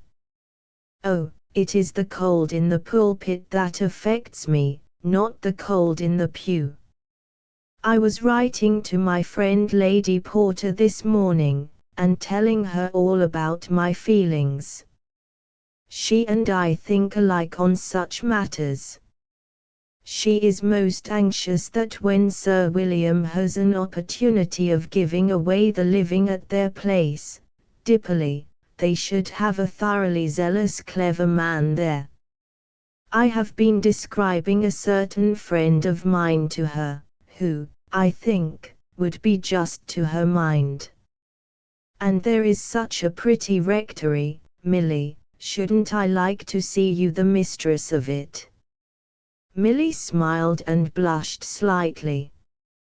The Reverend Amos blushed very red, and gave a little embarrassed laugh. He could rarely keep his muscles within the limits of a smile. At this moment John, the manservant, approached Mrs. Barton with a grave tureen, and also with a slight odour of the stable, which usually adhered to him through his indoor functions. John was rather nervous, and the Countess happening to speak to him at this inopportune moment, the tureen slipped and emptied itself on Mrs. Barton's newly turned black silk. "Oh, horror! Tell Alice to come directly and rub Mrs. Barton's dress," said the Countess to the trembling John, carefully abstaining from approaching the gravy-sprinkled spot on the floor with her own lilac silk. But Mr. Bridmain, who had a strictly private interest in silks, good-naturedly jumped up and applied his napkin at once to Mrs. Barton's gown. Milly felt a little inward anguish, but no ill temper, and tried to make light of the matter for the sake of John as well as others.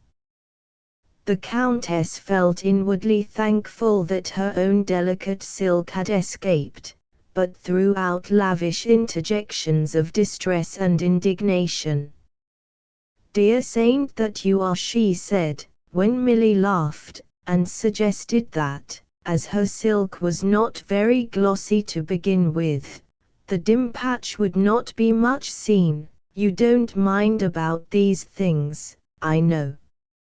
Just the same sort of thing happened to me at the Princess Wengstein's one day, on a pink satin. I was in an agony.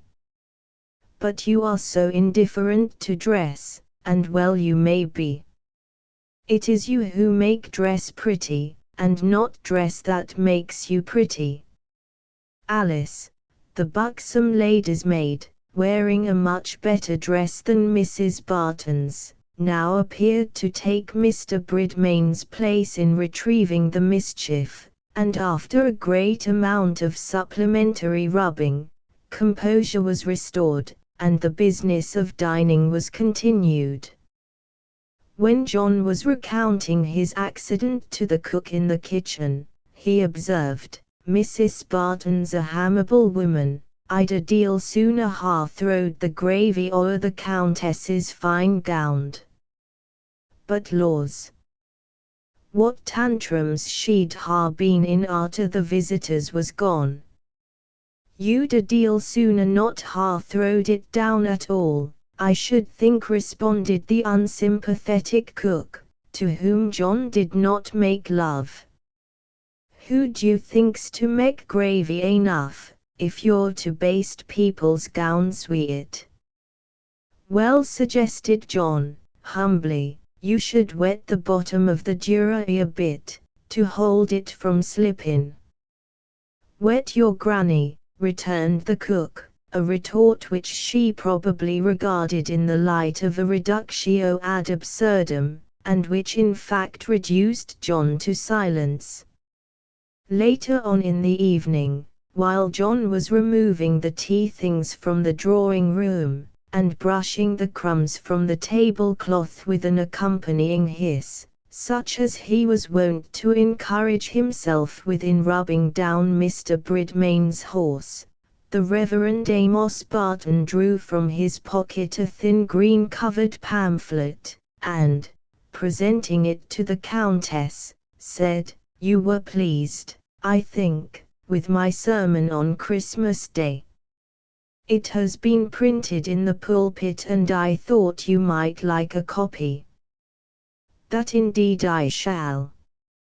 I shall quite value the opportunity of reading that sermon. There was such depth in it, such argument. It was not a sermon to be heard only once.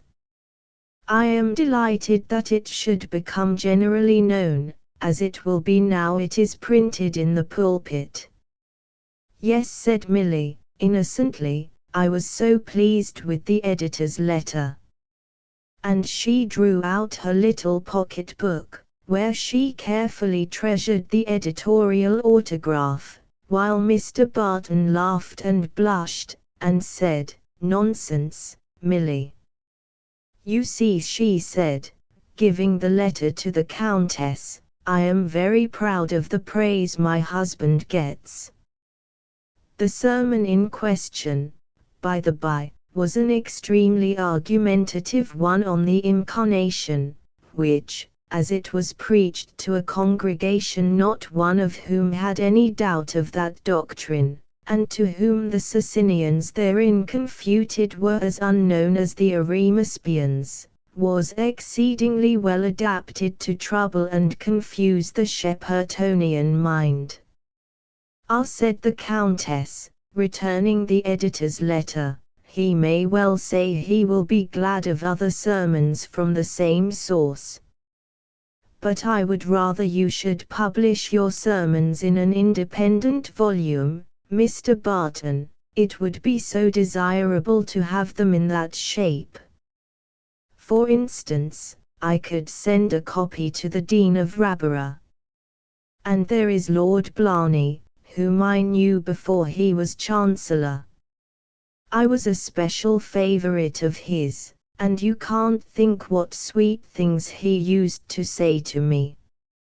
I shall not resist the temptation to write to him one of these days, sang Facon, and tell him how he ought to dispose of the next vacant living in his gift.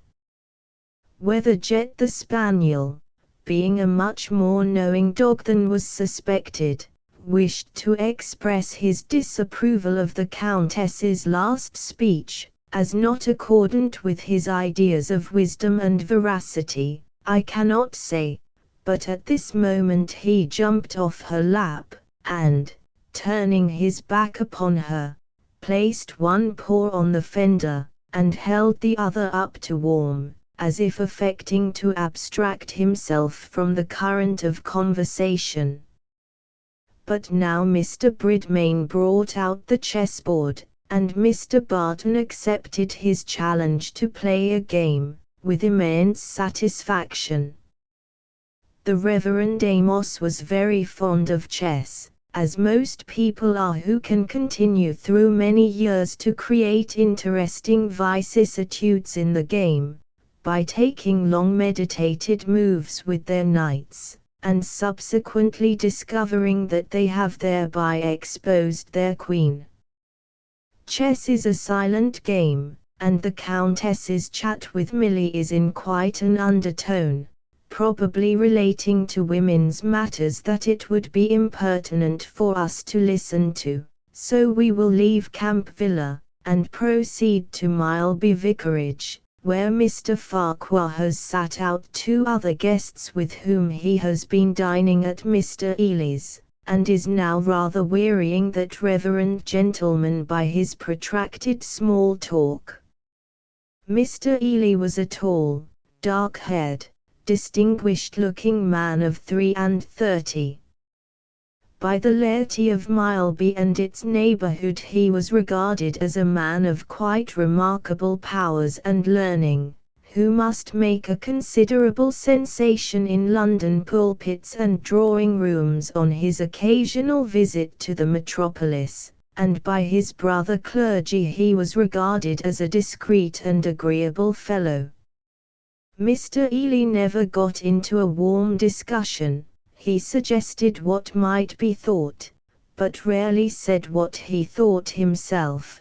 He never let either men or women see that he was laughing at them, and he never gave anyone an opportunity of laughing at him. In one thing only he was injudicious.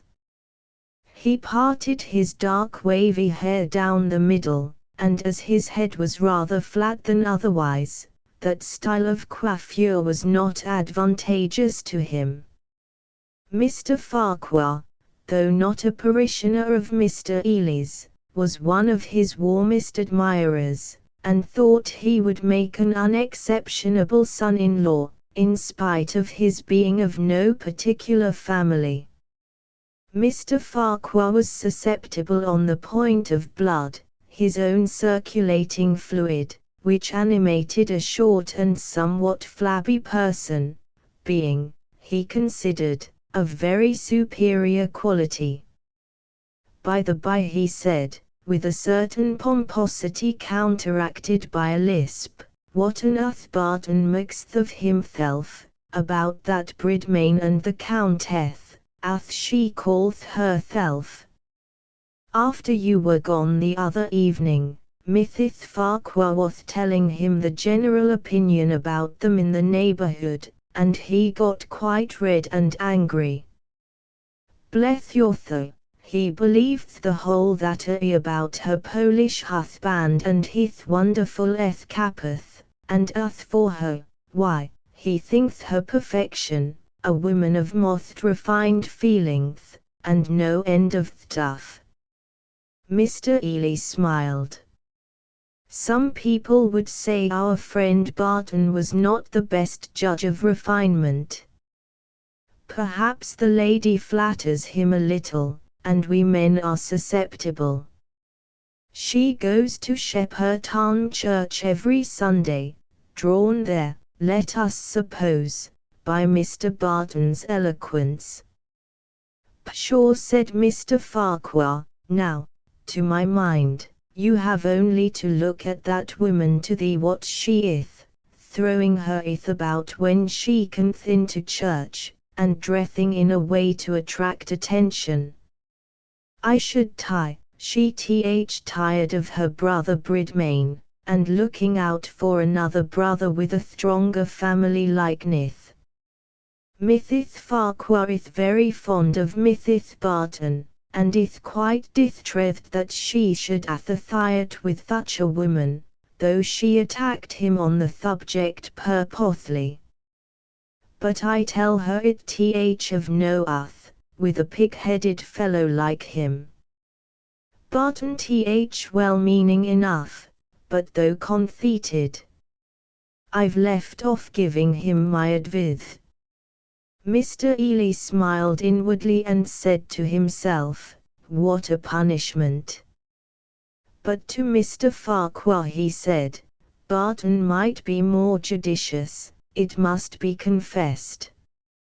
He was getting tired, and did not want to develop the subject. "Why, nobody visit them but the Bartons," continued Mr. Farquhar, "and why should such people come here, unless they had particular reasons for preferring a neighborhood where they are not known?" "Pooh! It looks bad on the very farth of it." "You called on them, now, how did you find them?" "Oh, Mr. Bridmain strikes me as a common sort of man, who is making an effort to seem wise and well-bred. He comes down on one tremendously with political information, and seems knowing about the King of the French. The Countess is certainly a handsome woman, but she puts on the grand air a little too powerfully. Woodcock was immensely taken with her, and insisted on his wife's calling on her and asking her to dinner, but I think Mrs. Woodcock turned restive after the first visit, and wouldn't invite her again." "Ha, ha!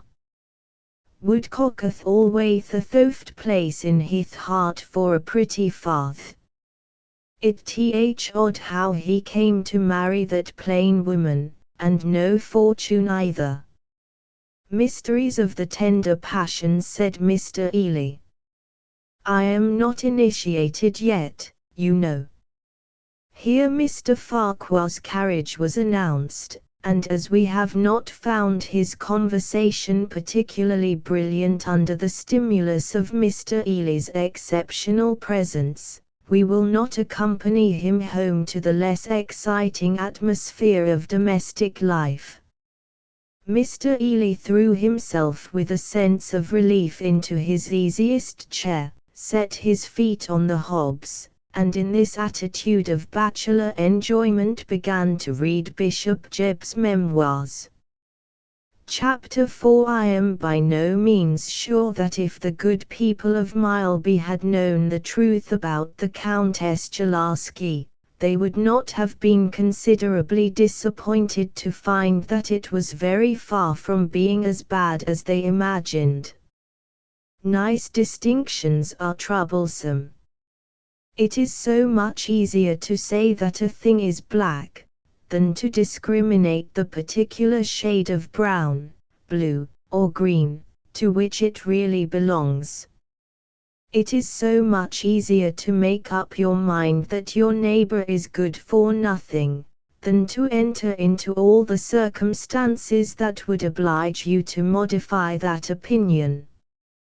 Besides, think of all the virtuous declamation, all the penetrating observation, which had been built up entirely on the fundamental position that the Countess was a very objectionable person indeed, and which would be utterly overturned and nullified by the destruction of that premise.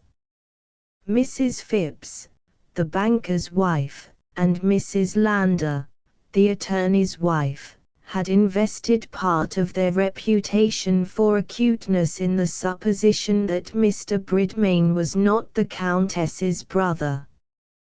Moreover, Miss Phipps was conscious that if the Countess was not a disreputable person, she, Miss Phipps, had no compensating superiority in virtue to set against the other lady's manifest superiority in personal charms.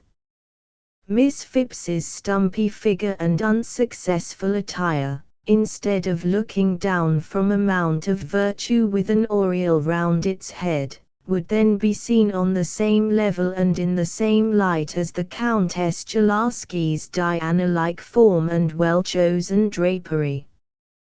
Miss Phipps, for her part, didn't like dressing for effect. She had always avoided that style of appearance which was calculated to create a sensation. Then what amusing innuendos of the Mileby gentlemen over their wine would have been entirely frustrated and reduced to naught, if you had told them that the Countess had really been guilty of no misdemeanors which demanded her exclusion from strictly respectable society, that her husband had been the veritable Count Czelalski, who had had wonderful escapes, as she said, and who, as she did not say, but as was said in certain circulars once folded by her fair hands, had subsequently given dancing lessons in the metropolis, that Mr. Bridmain was neither more nor less than her half-brother, who, by unimpeached integrity and industry, had won a partnership in a silk manufactory, and thereby a moderate fortune, that enabled him to retire, as you see, to study politics, the weather, and the art of conversation at his leisure. Mr. Bridmain, in fact, quadragenarian bachelor as he was, felt extremely well pleased to receive his sister in her widowhood, and to shine in the reflected light of her beauty and title. Every man who is not a monster, a mathematician, or a mad philosopher, is the slave of some woman or other. Mr. Bridmain had put his neck under the yoke of his handsome sister, and though his soul was a very little one, of the smallest description indeed, he would not have ventured to call it his own. He might be slightly recalcitrant now and then, as is the habit of long-eared pachyderms, under the thong of the fair Countess's tongue, but there seemed little probability that he would ever get his neck loose. Still, a bachelor's heart is an outlying fortress that some fair enemy may any day take either by storm or stratagem, and there was always the possibility that Mr. Bridmain's first nuptials might occur before the Countess was quite sure of her second.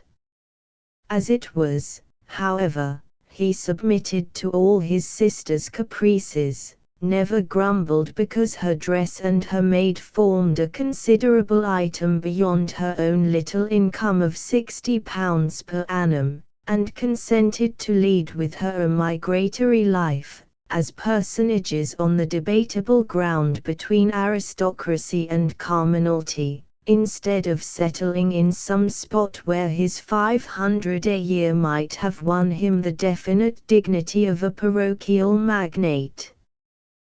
The Countess had her views in choosing a quiet provincial place like Mileby. After 3 years of widowhood, she had brought her feelings to contemplate giving a successor to her lamented Czelalski, whose fine whiskers, fine air, and romantic fortunes had won her heart 10 years ago, when, as pretty Caroline Bridmain, in the full bloom of 25, she was governess to Lady Porter's daughters, whom he initiated into the mysteries of the Pas de Basque, and the Lancers quadrilles. She had had 7 years of sufficiently happy matrimony with Czelalski, who had taken her to Paris and Germany, and introduced her there to many of his old friends with large titles and small fortunes. So that the fair Caroline had had considerable experience of life, and had gathered therefrom, not, indeed, any very ripe and comprehensive wisdom, but much external polish, and certain practical conclusions of a very decided kind. One of these conclusions was, that there were things more solid in life than fine whiskers and a title, and that, in accepting a second husband, she would regard these items as quite subordinate to a carriage and a settlement. Now, she had ascertained, by tentative residences, that the kind of bite she was angling for was difficult to be met with at watering places, which were already preoccupied with abundance of angling beauties, and were chiefly stocked with men whose whiskers might be dyed, and whose incomes were still more problematic. So she had determined on trying a neighborhood where people were extremely well acquainted with each other's affairs, and where the women were mostly ill-dressed and ugly. Mr. Bridmain's slow brain had adopted his sister's views, and it seemed to him that a woman so handsome and distinguished as the Countess must certainly make a match that might lift himself into the region of county celebrities, and give him at least a sort of cousinship to the Quarter Sessions. All this, which was the simple truth, would have seemed extremely flat to the gossips of Mileby, who had made up their minds to something much more exciting. There was nothing here so very detestable. It is true, the Countess was a little vain, a little ambitious, a little selfish, a little shallow and frivolous, a little given to white lies. But who considers such slight blemishes, such moral pimples as these, disqualifications for entering into the most respectable society? Indeed, the severest ladies in Mileby would have been perfectly aware that these characteristics would have created no wide distinction between the Countess Czerlaski and themselves. And since it was clear there was a wide distinction, why, it must lie in the possession of some vices from which they were undeniably free. Hence it came to pass that Mileby respectability refused to recognize the Countess Czerlaski, in spite of her assiduous church-going, and the deep disgust she was known to have expressed at the extreme paucity of the congregations on Ash Wednesdays. So she began to feel that she had miscalculated the advantages of a neighborhood where people are well acquainted with each other's private affairs. Under these circumstances, you will imagine how welcome was the perfect credence and admiration she met with from Mr. and Mrs. Barton. She had been especially irritated by Mr. Ely's behavior to her. She felt sure that he was not in the least struck with her beauty, that he quizzed her conversation, and that he spoke of her with a sneer.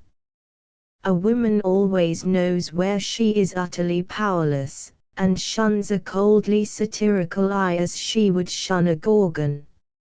And she was especially eager for clerical notice and friendship, not merely because that is quite the most respectable countenance to be obtained in society, but because she really cared about religious matters, and had an uneasy sense that she was not altogether safe in that quarter. She had serious intentions of becoming quite pious, without any reserves, when she had once got her carriage and settlement. "Let us do this one sly trick," says Ulysses to Neoptolemus, "and we will be perfectly honest ever after times." The Countess did not quote Sophocles, but she said to herself, "Only this little bit of pretense and vanity, and then I will be quite good, and make myself quite safe for another world."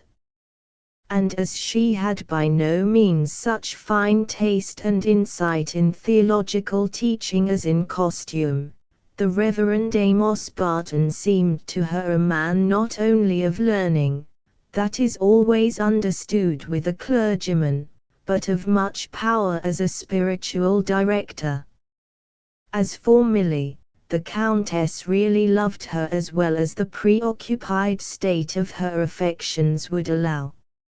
For you have already perceived that there was one being to whom the Countess was absorbingly devoted, and to whose desires she made everything else subservient, namely, Caroline Czerlaski, née Bridmain.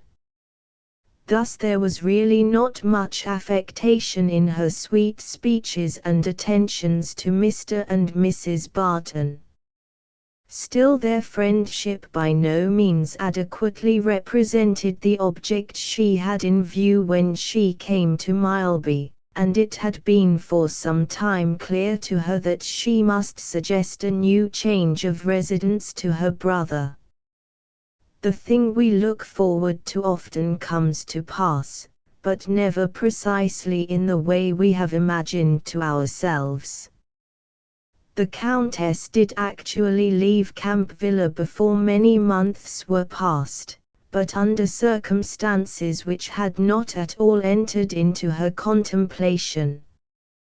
Chapter 5. The Reverend Amos Barton, whose sad fortunes I have undertaken to relate, was, you perceive, in no respect an ideal or exceptional character, and perhaps I am doing a bold thing to bespeak your sympathy on behalf of a man who was so very far from remarkable, a man whose virtues were not heroic, and who had no undetected crime within his breast, who had not the slightest mystery hanging about him, but was palpably and unmistakably commonplace, who was not even in love, but had had that complaint favorably many years ago. An utterly uninteresting character. I think I hear a lady reader exclaim, Mrs. Fardingale, for example, who prefers the ideal in fiction, to whom tragedy means ermine tippets, adultery, and murder, and comedy, the adventures of some personage who is quite a character. But, my dear madam, it is so very large a majority of your fellow countrymen that are of this insignificant stamp. At least 80 out of 100 of your adult male fellow Britons returned in the last census are neither extraordinarily silly, nor extraordinarily wicked, nor extraordinarily wise. Their eyes are neither deep and liquid with sentiment, nor sparkling with suppressed witticisms. They have probably had no hairbreadth escapes or thrilling adventures. Their brains are certainly not pregnant with genius, and their passions have not manifested themselves at all after the fashion of a volcano. They are simply men of complexions more or less muddy, whose conversation is more or less bald and disjointed. Yet these commonplace people, many of them, bear a conscience, and have felt the sublime prompting to do the painful right. They have their unspoken sorrows, and their sacred joys. Their hearts have perhaps gone out towards their firstborn, and they have mourned over the irreclaimable dead. Nay, is there not a pathos in their very insignificance, in our comparison of their dim and narrow existence with the glorious possibilities of that human nature which they share? Depend upon it, you would gain unspeakably if you would learn with me to see some of the poetry and the pathos, the tragedy and the comedy, lying in the experience of a human soul that looks out through dull grey eyes, and that speaks in a voice of quite ordinary tones. In that case, I should have no fear of your not caring to know what farther befell the Reverend Amos Barton, or of your thinking the homely details I have to tell at all beneath your attention. As it is, you can, if you please, decline to pursue my story farther, and you will easily find reading more to your taste, since I learn from the newspapers that many remarkable novels, full of striking situations, thrilling incidents, and eloquent writing, have appeared only within the last season. Meanwhile, readers who have begun to feel an interest in the Reverend Amos Barton and his wife, will be glad to learn that Mr. Oldinport lent the £20. But £20 are soon exhausted when 12 are due as back payment to the butcher, and when the possession of 8 extra sovereigns in February weather is an irresistible temptation to order a new greatcoat.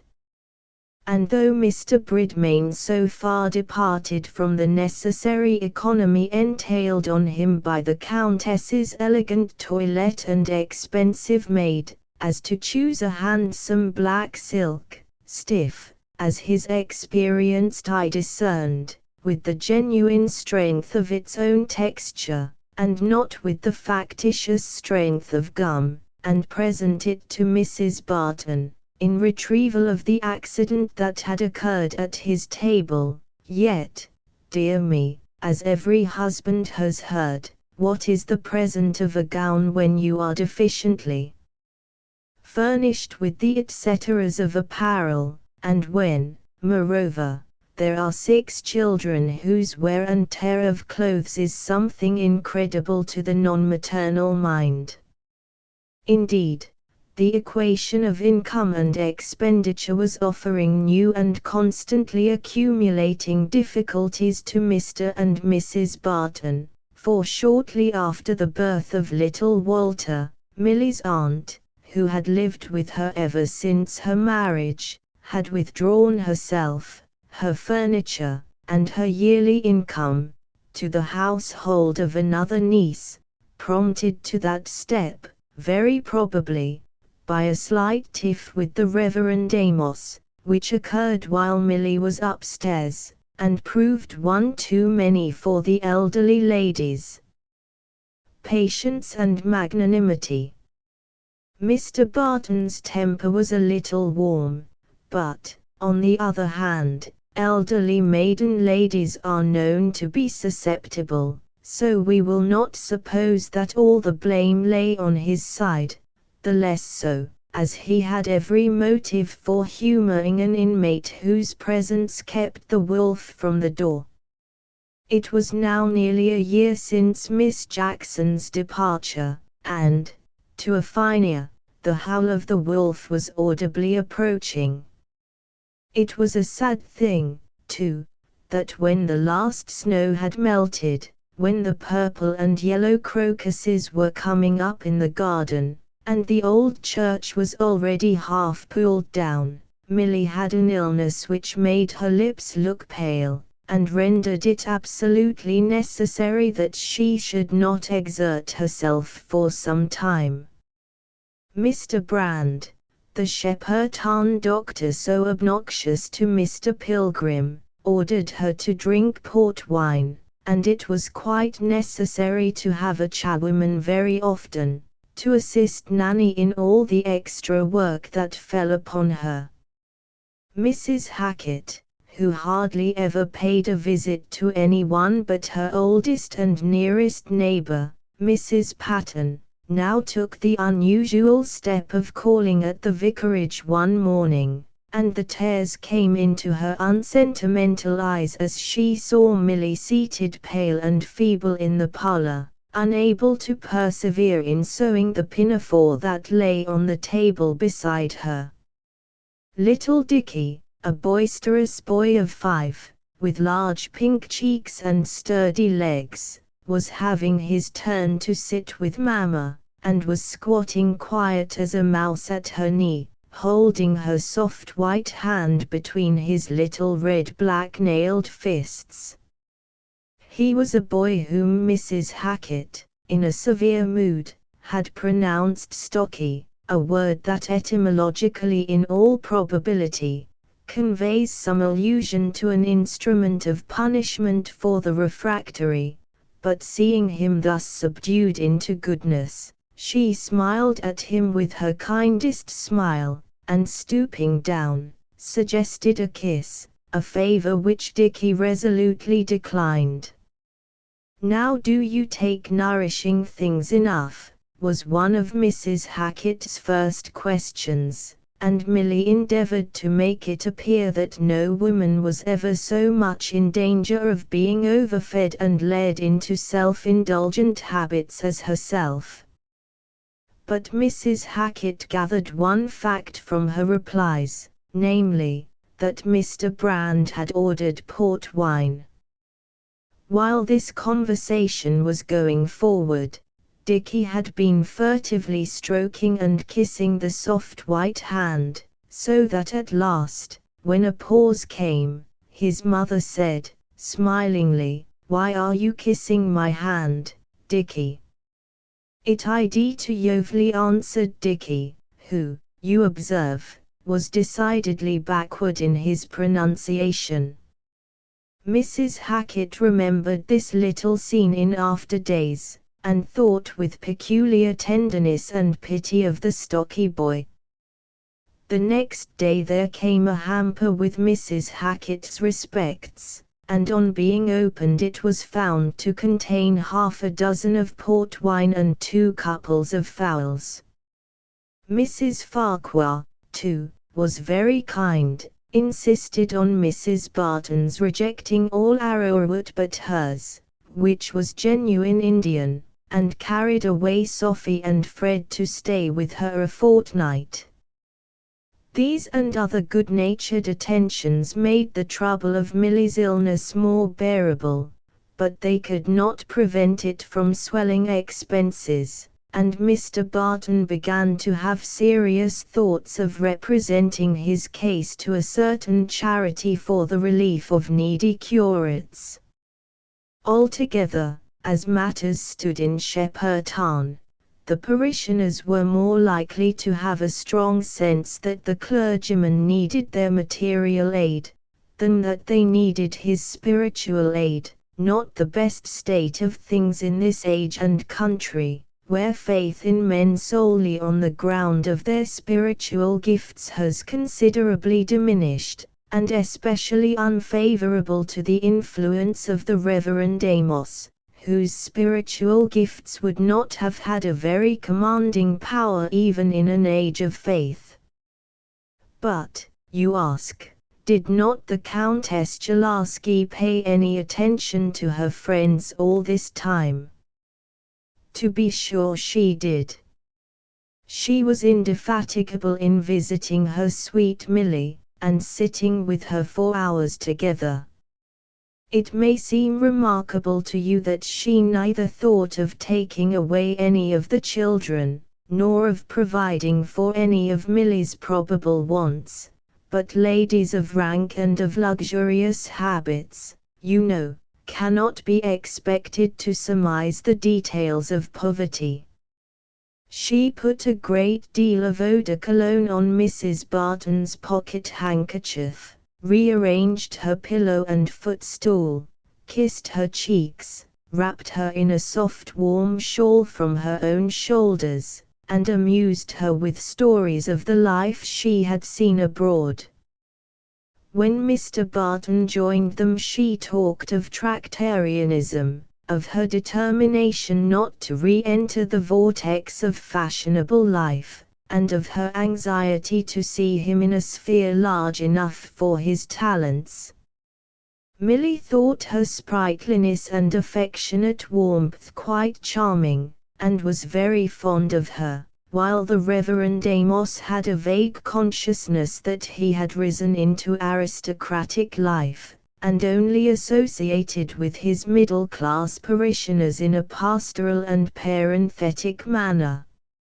However, as the days brightened, Milly's cheeks and lips brightened too, and in a few weeks she was almost as active as ever, though watchful eyes might have seen that activity was not easy to her. Mrs. Hackett's eyes were of that kind, and one day, when Mr. and Mrs. Barton had been dining with her for the first time since Milly's illness, she observed to her husband, "That poor thing's dreadful weak and delicate, she won't stand having many more children." Mr. Barton, meanwhile, had been indefatigable in his vocation.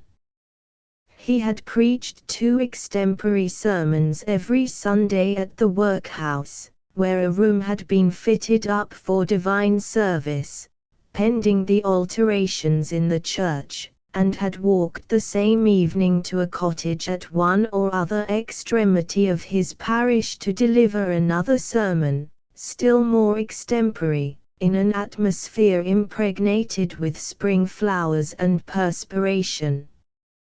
After all these labors, you will easily conceive that he was considerably exhausted by 9:30 in the evening, and that a supper at a friendly parishioner's, with a glass, or even 2 glasses, of brandy and water after it, was a welcome reinforcement. Mr. Barton was not at all an ascetic. He thought the benefits of fasting were entirely confined to the Old Testament dispensation. He was fond of relaxing himself with a little gossip. Indeed, Miss Bond, and other ladies of enthusiastic views, sometimes regretted that Mr. Barton did not more uninterruptedly exhibit a superiority to the things of the flesh. Thin ladies, who take little exercise, and whose livers are not strong enough to bear stimulants, are so extremely critical about one's personal habits. And, after all, the Reverend Amos never came near the borders of a vice. His very faults were middling. He was not very ungrammatical.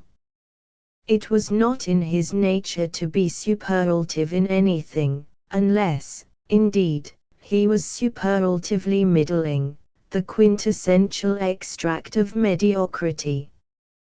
If there was any one point on which he showed an inclination to be excessive, it was confidence in his own shrewdness and ability in practical matters, so that he was very full of plans which were something like his moves in chess, admirably well calculated, supposing the state of the case were otherwise. For example, that notable plan of introducing antedissenting books into his lending library did not in the least appear to have bruised the head of dissent, though it had certainly made dissent strongly inclined to bite the Reverend Amos's heel. Again, he vexed the souls of his churchwardens and influential parishioners by his fertile suggestiveness as to what it would be well for them to do in the matter of the church repairs, and other ecclesiastical secularities. "I never saw the like to parsons," Mr. Hackett said one day in conversation with his brother churchwarden, Mr. Bond. "They are Alice for meddling with business, and they know no more about it than my black filly." "Ah," said Mr. Bond, "they're too high learned to have much common sense."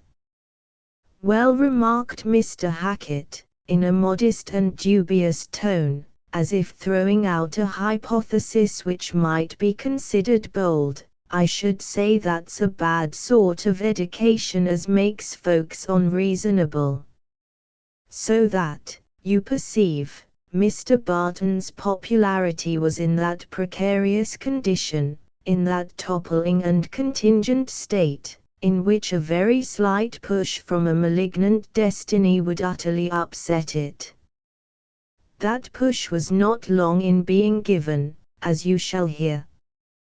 One fine May morning, when Amos was out on his parochial visits, and the sunlight was streaming through the bow window of the sitting room, where Milly was seated at her sewing, occasionally looking up to glance at the children playing in the garden, there came a loud rap at the door, which she at once recognized as the Countess's, and that well-dressed lady presently entered the sitting room, with her veil drawn over her face. Milly was not at all surprised or sorry to see her, but when the Countess threw up her veil, and showed that her eyes were red and swollen, she was both surprised and sorry. "What can be the matter, dear Caroline?" Caroline threw down Jet, who gave a little yelp. Then she threw her arms round Milly's neck, and began to sob. Then she threw herself on the sofa, and begged for a glass of water. Then she threw off her bonnet and shawl, and by the time Milly's imagination had exhausted itself in conjuring up calamities, she said, "Dear, how shall I tell you? I am the most wretched woman. To be deceived by a brother to whom I have been so devoted, to see him degrading himself, giving himself utterly to the dogs." "What can it be?" said Milly, who began to picture to herself the sober Mr. Bridmain taking to brandy and betting. "He is going to be married, to marry my own maid, that deceitful Alice, to whom I have been the most indulgent mistress. Did you ever hear of anything so disgraceful? So mortifying? So disreputable? And has he only just told you of it?" said Milly, who, having really heard of worse conduct, even in her innocent life, avoided a direct answer.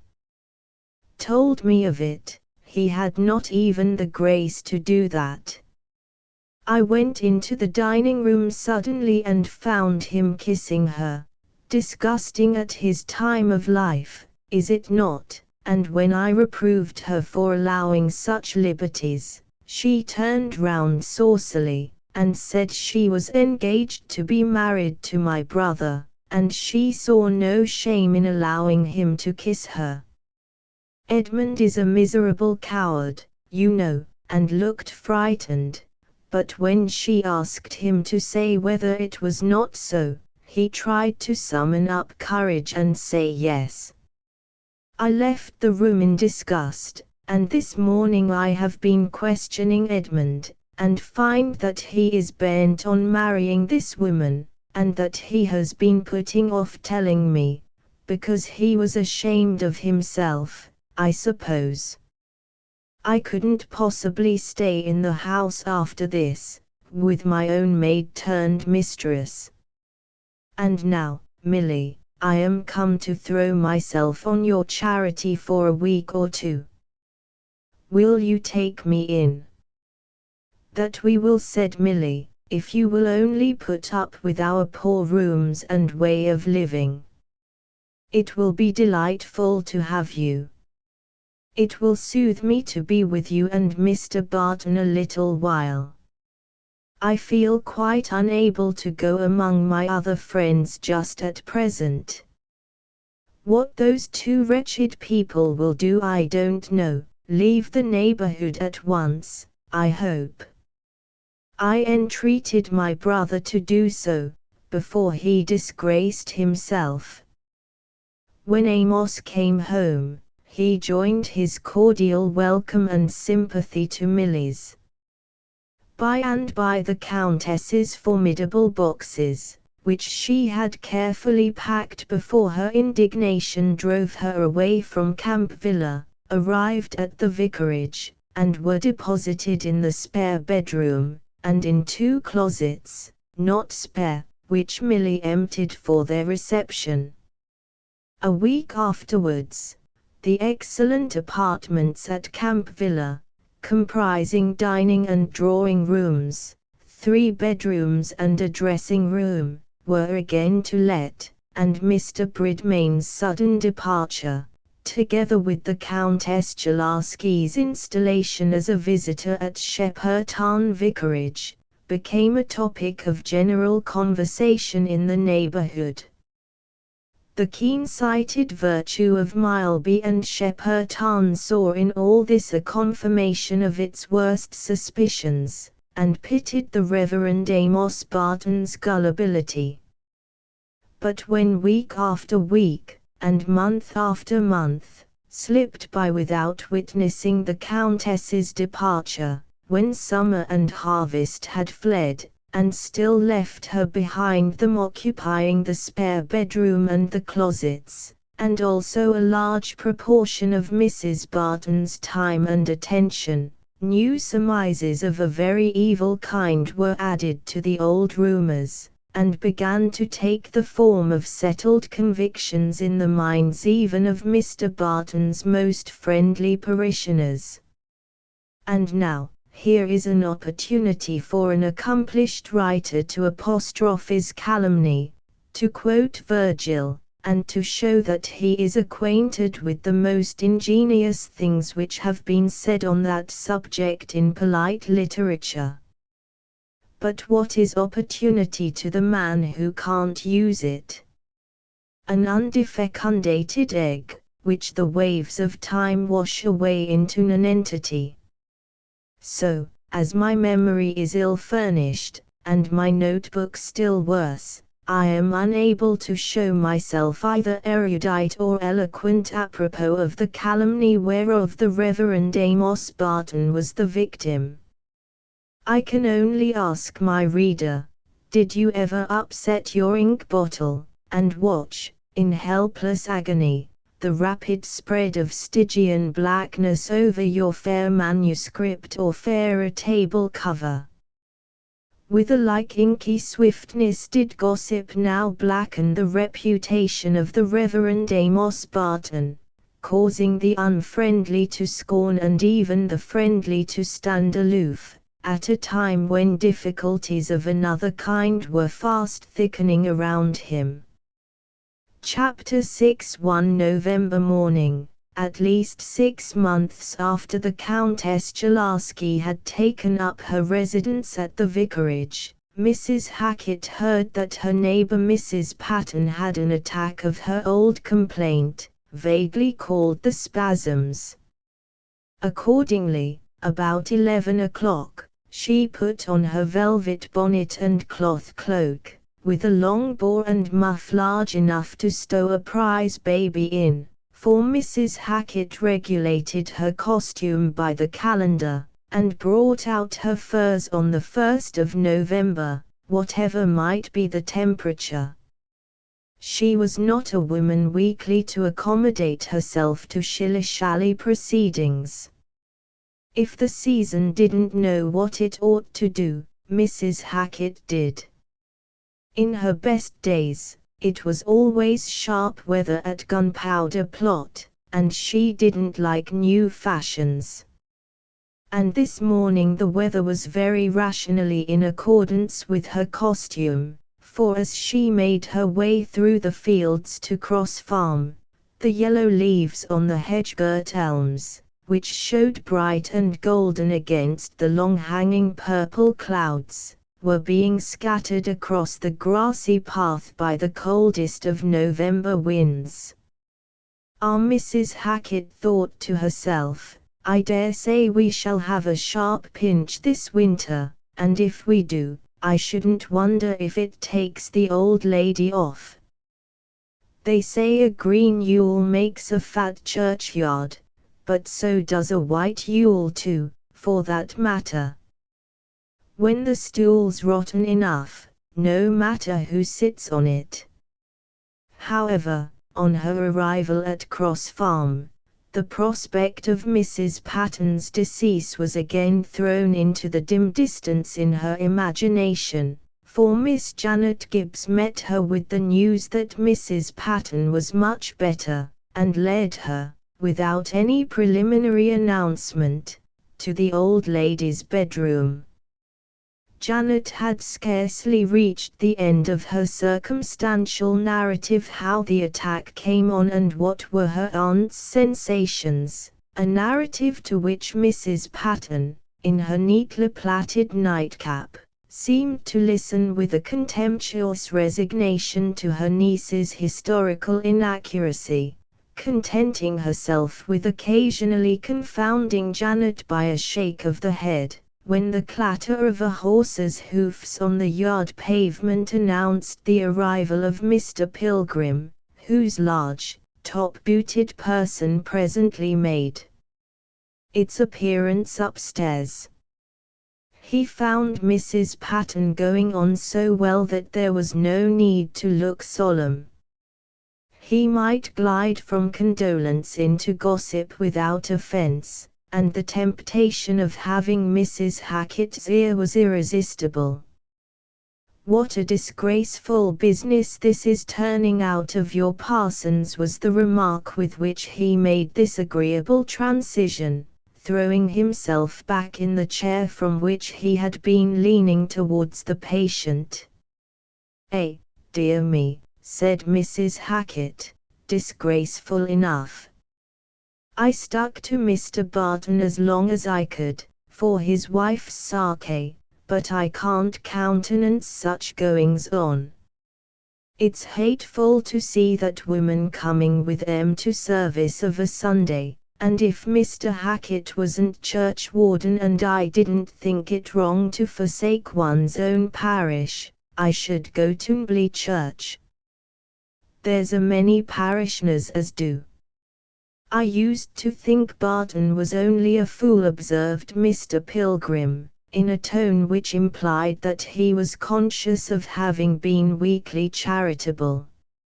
"I thought he was imposed upon and led away by those people when they first came. But that's impossible now."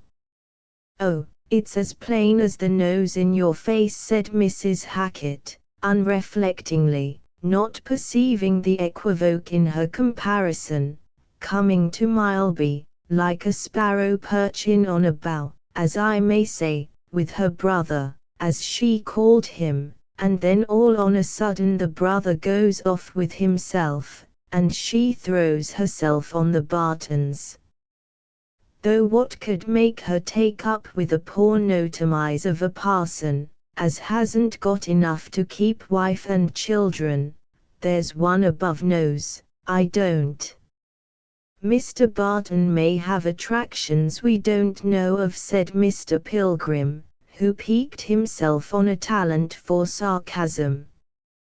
"The Countess has no maid now, and they say Mr. Barton is handy in assisting at her toilette, laces her boots, and so forth." "Toilette, be fiddled," said Mrs. Hackett, with indignant boldness of metaphor, "and there's that poor thing sewing her fingers to the bone for them children, and another coming on. What she must have to go through. It goes to my heart to turn my back on her.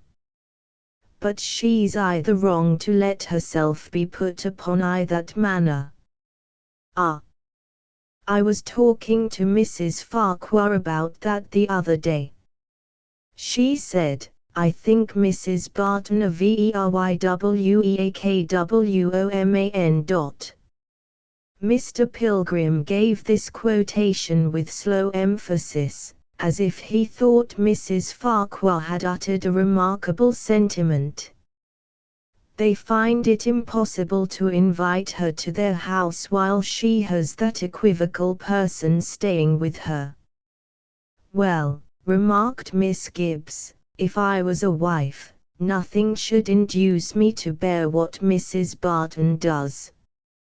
Yes, it's fine talking, said Mrs. Patten, from her pillow. Old maids' husbands are Alice well managed. If you was a wife you'd be as foolish as your betters, belike. All my wonder is, observed Mrs. Hackett, how the Bartons make both ends meet. You may depend on it, She's got nothing to give 'em, for I understand as he's been having money from some clergy charity.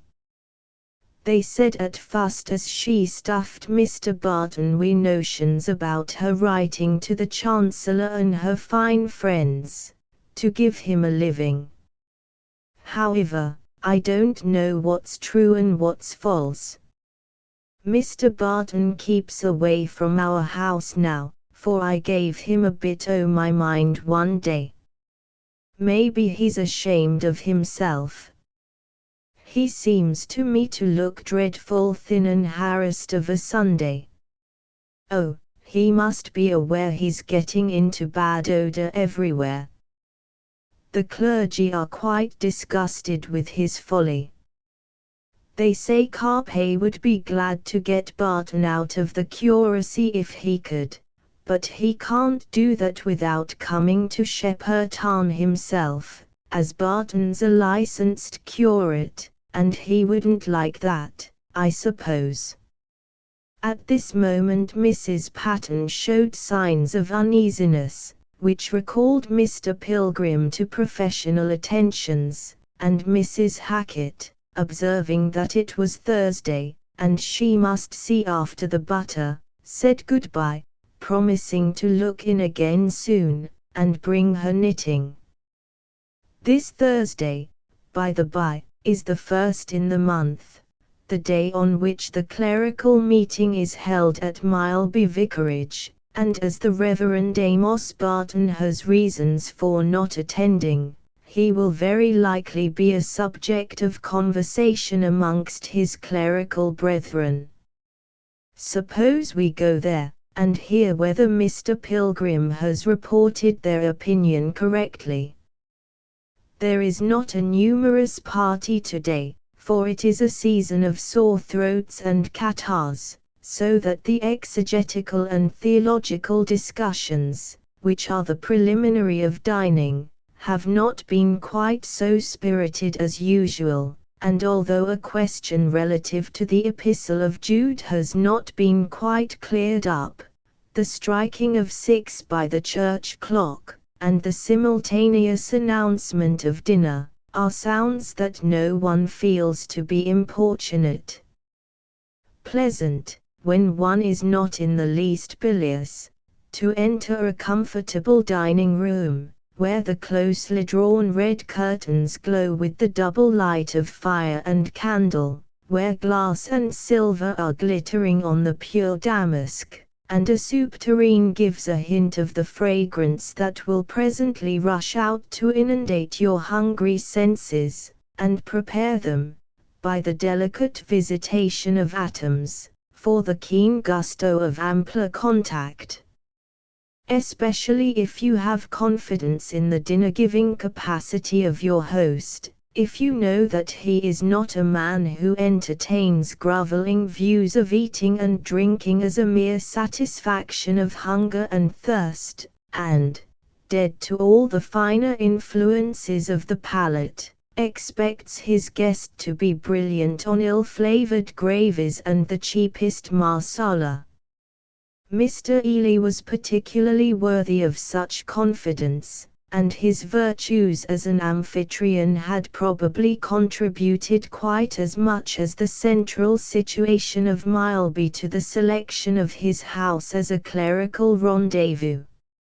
He looks particularly graceful at the head of his table, and, indeed, on all occasions where he acts as president or moderator, he is a man who seems to listen well, and is an excellent amalgam of dissimilar ingredients.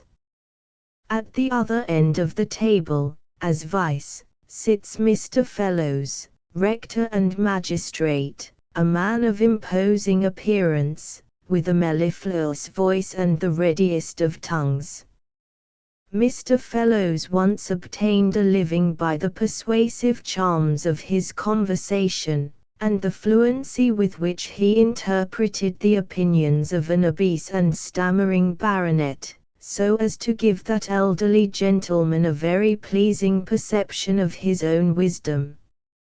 Mr. Fellows is a very successful man, and has the highest character everywhere except in his own parish, where, doubtless because his parishioners happen to be quarrelsome people, he is always at fierce feud with a farmer or two, a colliery proprietor, a grocer who was once churchwarden, and a tailor who formerly officiated as clerk.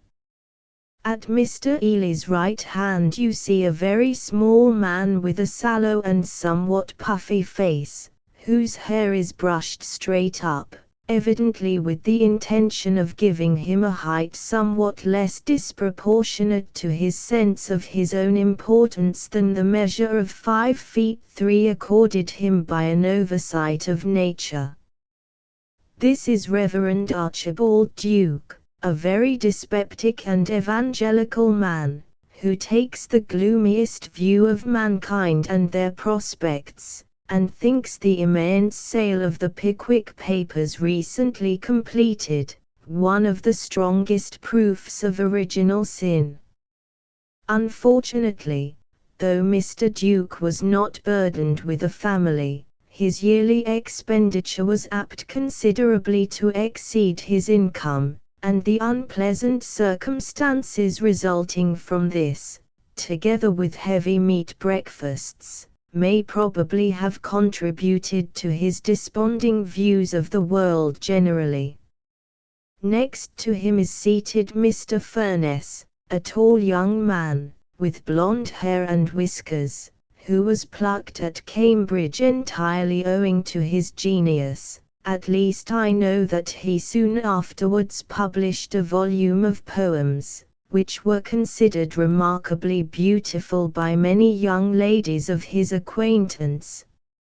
Mr. Furness preached his own sermons, as any one of tolerable critical acumen might have certified by comparing them with his poems. In both, there was an exuberance of metaphor and simile entirely original, and not in the least borrowed from any resemblance in the things compared. On Mr. Furness's left you see Mr. Pugh, another young curate, of much less marked characteristics. He had not published any poems, he had not even been plucked. He had neat black whiskers and a pale complexion, read prayers and a sermon twice every Sunday, and might be seen any day sallying forth on his parochial duties in a white tie, a well-brushed hat, a perfect suit of black, and well-polished boots, an equipment which he probably supposed hieroglyphically to represent the spirit of Christianity to the parishioners of Whittlecombe. Mr. Pugh's vis-a-vis is the Reverend Martin Cleves, a man about 40, middle-sized, broad-shouldered, with a negligently tied cravat, large irregular features, and a large head, thickly covered with lanky brown hair. To a superficial glance, Mr. Cleves is the plainest and least clerical-looking of the party, yet, strange to say, there is the true parish priest, the pastor beloved, consulted, relied on by his flock, a clergyman who is not associated with the undertaker, but thought of as the surest helper under a difficulty, as a monitor who is encouraging rather than severe. Mr. Cleves has the wonderful art of preaching sermons which the wheelwright and the blacksmith can understand, not because he talks condescending twaddle, but because he can call a spade, and knows how to disencumber ideas of their wordy frippery. Look at him more attentively, and you will see that his face is a very interesting one, that there is a great deal of humor and feeling playing in his gray eyes, and about the corners of his roughly cut mouth, a man, you observe, who has most likely sprung from the harder working section of the middle class, and has hereditary sympathies with the checkered life of the people. He gets together the working men in his parish on a Monday evening, and gives them a sort of conversational lecture on useful practical matters, telling them stories, or reading some select passages from an agreeable book, and commenting on them. And if you were to ask the first laborer or artisan in Triplicate what sort of man the parson was, he would say, "A uncommon knowing, sensible, free-spoken gentleman, very kind and good-natured too." Yet for all this, he is perhaps the best Grecian of the party, if we except Mr. Bed, the young man on his left. Mr. Bed has since gained considerable celebrity as an original writer and metropolitan lecturer, but at that time he used to preach in a little church something like a barn, to a congregation consisting of 3 rich farmers and their servants, about 15 laborers, and the due proportion of women and children. The rich farmers understood him to be very high learnt, but if you had interrogated them for a more precise description, they would have said that he was a thinnish-faced man, with a sort o' cast in his eye, like 7, altogether, a delightful number for a dinner party, supposing the units to be delightful, but everything depends on that. During dinner Mr. Fellows took the lead in the conversation, which set strongly in the direction of mangold wurzel and the rotation of crops, for Mr. Fellows and Mr. Cleves cultivated their own glebes.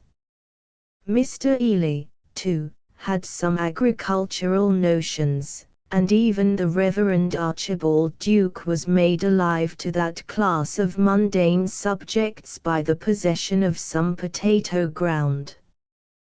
The 2 young curates talked a little aside during these discussions, which had imperfect interest for their unbeneficed minds, and the transcendental and near-sighted Mr. Baird seemed to listen somewhat abstractedly, knowing little more of potatoes and mangold wurzel than that they were some form of the conditioned. "What a hobby farming is with Lord Watling," said Mr. Fellows, when the cloth was being drawn. "I went over his farm at Tetterley with him last summer. It is really a model farm, first-rate dairy, grazing and wheat land, and such splendid farm buildings. An expensive hobby, though. He sinks a good deal of money there, I fancy. He has a great whim for black cattle, and he sends that drunken old Scotch bailiff of his to Scotland every year, with hundreds in his pocket, to buy these beasts." "By the by," said Mr. Ely, "do you know who is the man to whom Lord Watling has given the Bramhill living?" "A man named Sargent. I knew him at Oxford. His brother is a lawyer, and was very useful to Lord Watling in that ugly Brownsell affair. That's why Sargent got the living." "Sargent," said Mr. Ely. "I know him. Isn't he a showy, talkative fellow, has written travels in Mesopotamia, or something of that sort?" "That's the man. He was at Witherington once, as Bagshaw's curate. He got into rather bad odour there, through some scandal about a flirtation, I think." "Talking of scandal," returned Mr. Fellows, "have you heard the last story about Barton? Nisbet was telling me the other day that he dines alone with the Countess at 6, while Mrs. Barton is in the kitchen acting as cook." "Rather an apocryphal authority," Nisbet said Mr. Ely. "Ah," said Mr. Cleves, with good-natured humour twinkling in his eyes, "depend upon it, that is a corrupt version. The original text is, that they all dined together with 6, meaning 6 children, and that Mrs. Barton is an excellent cook. I wish dining alone together may be the worst of that sad business, said the Reverend Archibald Duke, in a tone implying that his wish was a strong figure of speech. Well, said Mr. Fellows, filling his glass and looking jocose, Barton is certainly either the greatest gull in existence, or he has some cunning secret, some philtre or other to make himself charming in the eyes of a fair lady. It isn't all of us that can make conquests when our ugliness is past its bloom. The lady seemed to have made a conquest of him at the very outset, said Mr. Ely. I was immensely amused one night at Granby's when he was telling us her story about her husband's adventures. He said, when she told me the tale, I felt, I don't know how, I felt it from the crown of my head to the sole of my feet. Mr. Ely gave these words dramatically, imitating the Reverend Amos's fervor and symbolic action, and everyone laughed except Mr. Duke, whose after-dinner view of things was not apt to be jovial. He said, I think some of us ought to remonstrate with Mr. Barton on the scandal he is causing. He is not only imperiling his own soul, but the souls of his flock. Depend upon it, said Mr. Cleves, there is some simple explanation of the whole affair, if we only happen to know it. Barton has always impressed me as a right-minded man, who has the knack of doing himself injustice by his manner. Now I never liked Barton, said Mr. Fellows. He's not a gentleman. Why, he used to be on terms of intimacy with that canting prior, who died a little while ago, a fellow who soaked himself with spirits, and talked of the gospel through an inflamed nose. The Countess has given him more refined tastes, I dare say, said Mr. Ely. Well observed Mr. Cleves, the poor fellow must have a hard pull to get along, with his small income and large family. Let us hope the Countess does something towards making the pot boil. Not she, said Mr. Duke, there are greater signs of poverty about them than ever. Well, come, returned Mr. Cleves, who could be caustic sometimes, and who was not at all fond of his reverend brother, Mr. Duke. That's something in Barton's favour at all events. He might be poor without showing signs of poverty. Mr. Duke turned rather yellow, which was his way of blushing, and Mr. Ely came to his relief by observing, they are making a very good piece of work of Shepperton Church. Dolby, the architect, who has it in hand, is a very clever fellow. It's he who has been doing Coppleton Church, said Mr. Furness. They've got it in excellent order for the Visitation. This mention of the Visitation suggested the bishop, and thus opened a wide duct, which entirely diverted the stream of animadversion from that small pipe, that capillary vessel, the Reverend Amos Barton. The talk of the clergy about their bishop belongs to the esoteric part of their profession, so we will at once quit the dining room at Mileby Vicarage, lest we should happen to overhear remarks unsuited to the lay understanding, and perhaps dangerous to our repose of mind. Chapter 7. I dare say the long residence of the Countess Jalarski at Shepperton Vicarage is very puzzling to you also, dear reader, as well as to Mr. Barton's clerical brethren, the more so, as I hope you are not in the least inclined to put that very evil interpretation on it which evidently found acceptance with the sallow and dyspeptic Mr. Duke, and with the florid and highly peptic Mr. Fellows. You have seen enough, I trust, of the Reverend Amos Barton, to be convinced that he was more apt to fall into a blunder than into a sin, more apt to be deceived than to incur a necessity for being deceitful, and if you have a keen eye for physiognomy, you will have detected that the Countess Czerlaski loved herself far too well to get entangled in an unprofitable vice. How then, you will say, could this fine lady choose to quarter herself on the establishment of a poor curate, where the carpets were probably falling into holes, where the attendance was limited to a maid of all work, and where 6 children were running loose from 8 o'clock in the morning till 8 o'clock in the evening? Surely you must be misrepresenting the facts. Heaven forbid!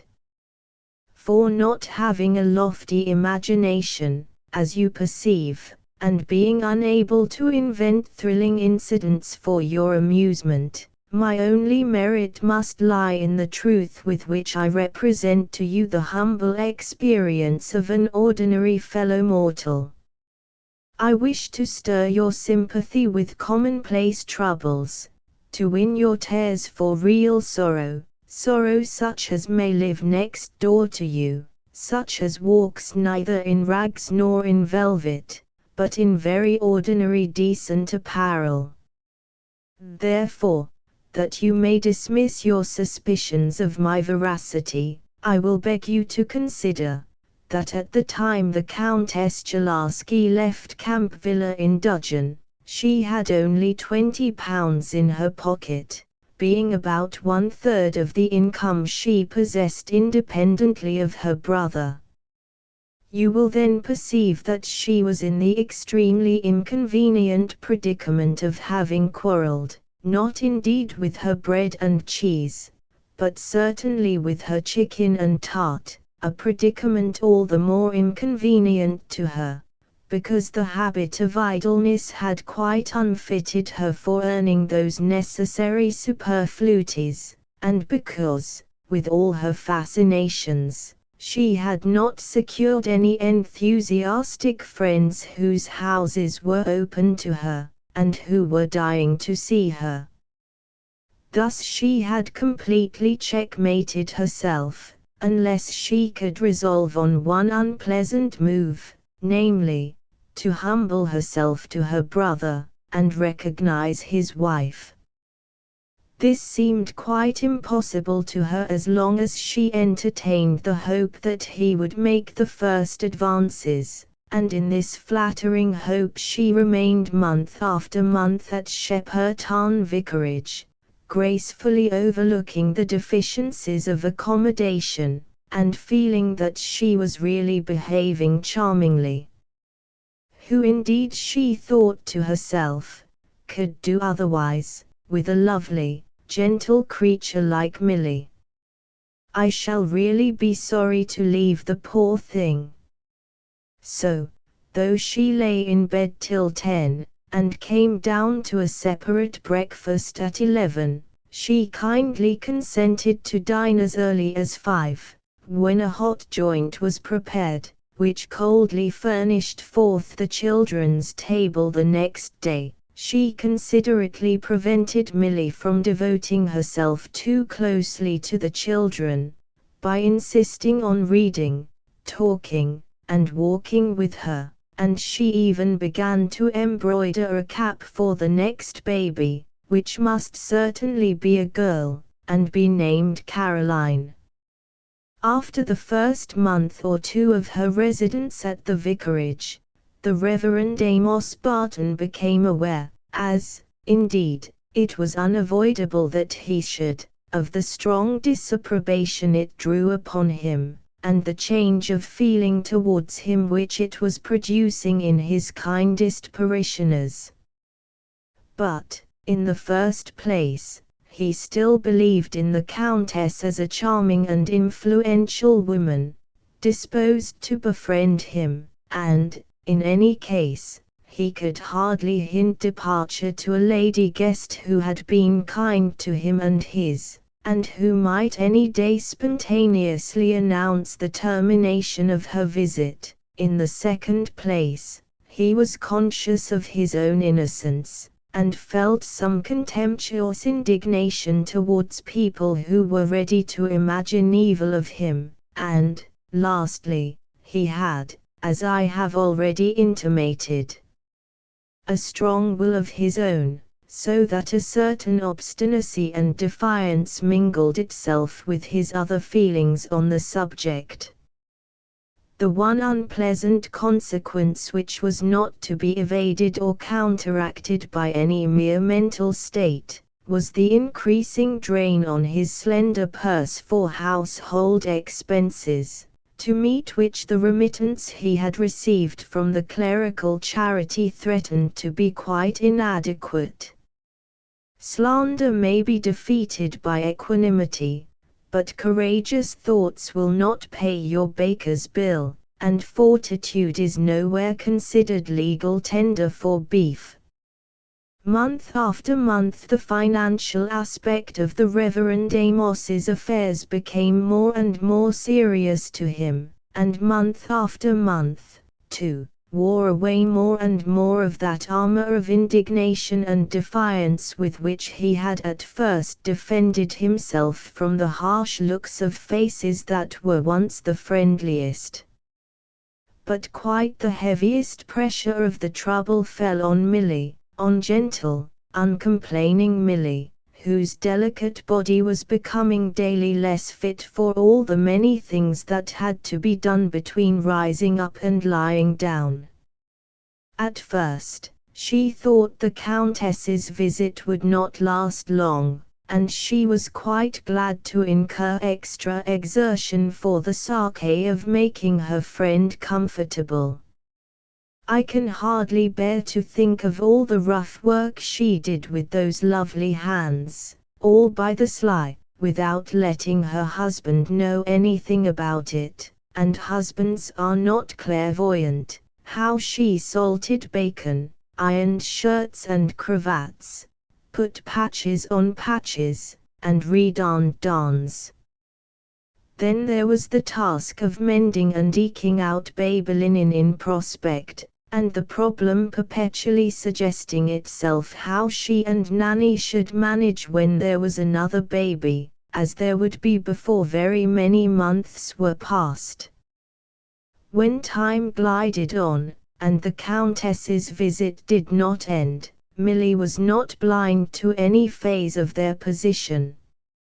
She knew of the slander, she was aware of the keeping aloof of old friends, but these she felt almost entirely on her husband's account. A loving woman's world lies within the four walls of her own home, and it is only through her husband that she is in any electric communication with the world beyond. Mrs. Simpkins may have looked scornfully at her, but baby crows and holds out his little arms none the less blithely. Mrs. Tompkins may have left off calling on her, but her husband comes home none the less to receive her care and caresses. It has been wet and gloomy out of doors today, but she has looked well after the shirt buttons, has cut out baby's pinafores, and half finished Willie's blouse. So it was with Milly. She was only vexed that her husband should be vexed, only wounded because he was misconceived. But the difficulty about ways and means she felt in quite a different manner. Her rectitude was alarmed lest they should have to make tradesmen wait for their money. Her motherly love dreaded the diminution of comforts for the children, and the sense of her own failing health gave exaggerated force to these fears. Milly could no longer shut her eyes to the fact that the Countess was inconsiderate, if she did not allow herself to entertain severe thoughts, and she began to feel that it would soon be a duty to tell her frankly that they really could not afford to have her visit farther prolonged. But a process was going forward in two other minds, which ultimately saved Milly from having to perform this painful task. In the first place, the Countess was getting weary of Shepperton, weary of waiting for her brother's overtures which never came, so, one fine morning, she reflected that forgiveness was a Christian duty, that a sister should be placeable, that Mr. Bridmain must feel the need of her advice, to which he had been accustomed for 3 years, and that very likely that woman didn't make the poor man happy. In this amiable frame of mind she wrote a very affectionate appeal, and addressed it to Mr. Bridmain, through his banker. Another mind that was being wrought up to a climax was Nannis, the maid-of-all-work, who had a warm heart and a still warmer temper. Nanny adored her mistress. She had been heard to say that she was ready to kiss the ground as the missus trod on, and Walter, she considered, was her baby, of whom she was as jealous as a lover.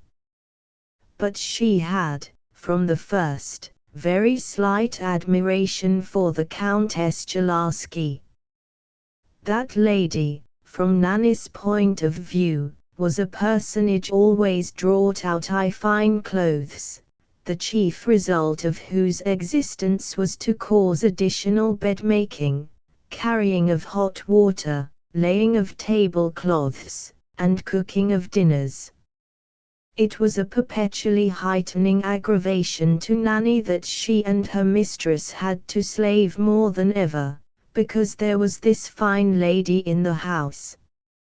And she pays nothing for tea neither, observed Nanny to Mr. Jacob Toms, a young gentleman in the tailoring line, who occasionally, simply out of a taste for dialogue, looked into the vicarage kitchen of an evening. I know the master's shorter o' money than Ivia, and it makes no end o' difference ith housekeeping, her being here, besides being obliged to have a charwoman constant. There's fine stories I the village about her, said Mr. Toms. They say as Muster Barton's great wi' her, or else she'd niver stop here. Then they say a passel o' lies, and you ought to be ashamed to go and tell 'em o'er again. Do you think as the master, as has got a wife like the missus, you'd go running arter a stuck-up piece o' goods like that Countess, as isn't fit to black the missus's shoes? I'm none so fond o' the master, but I know better on him nor that.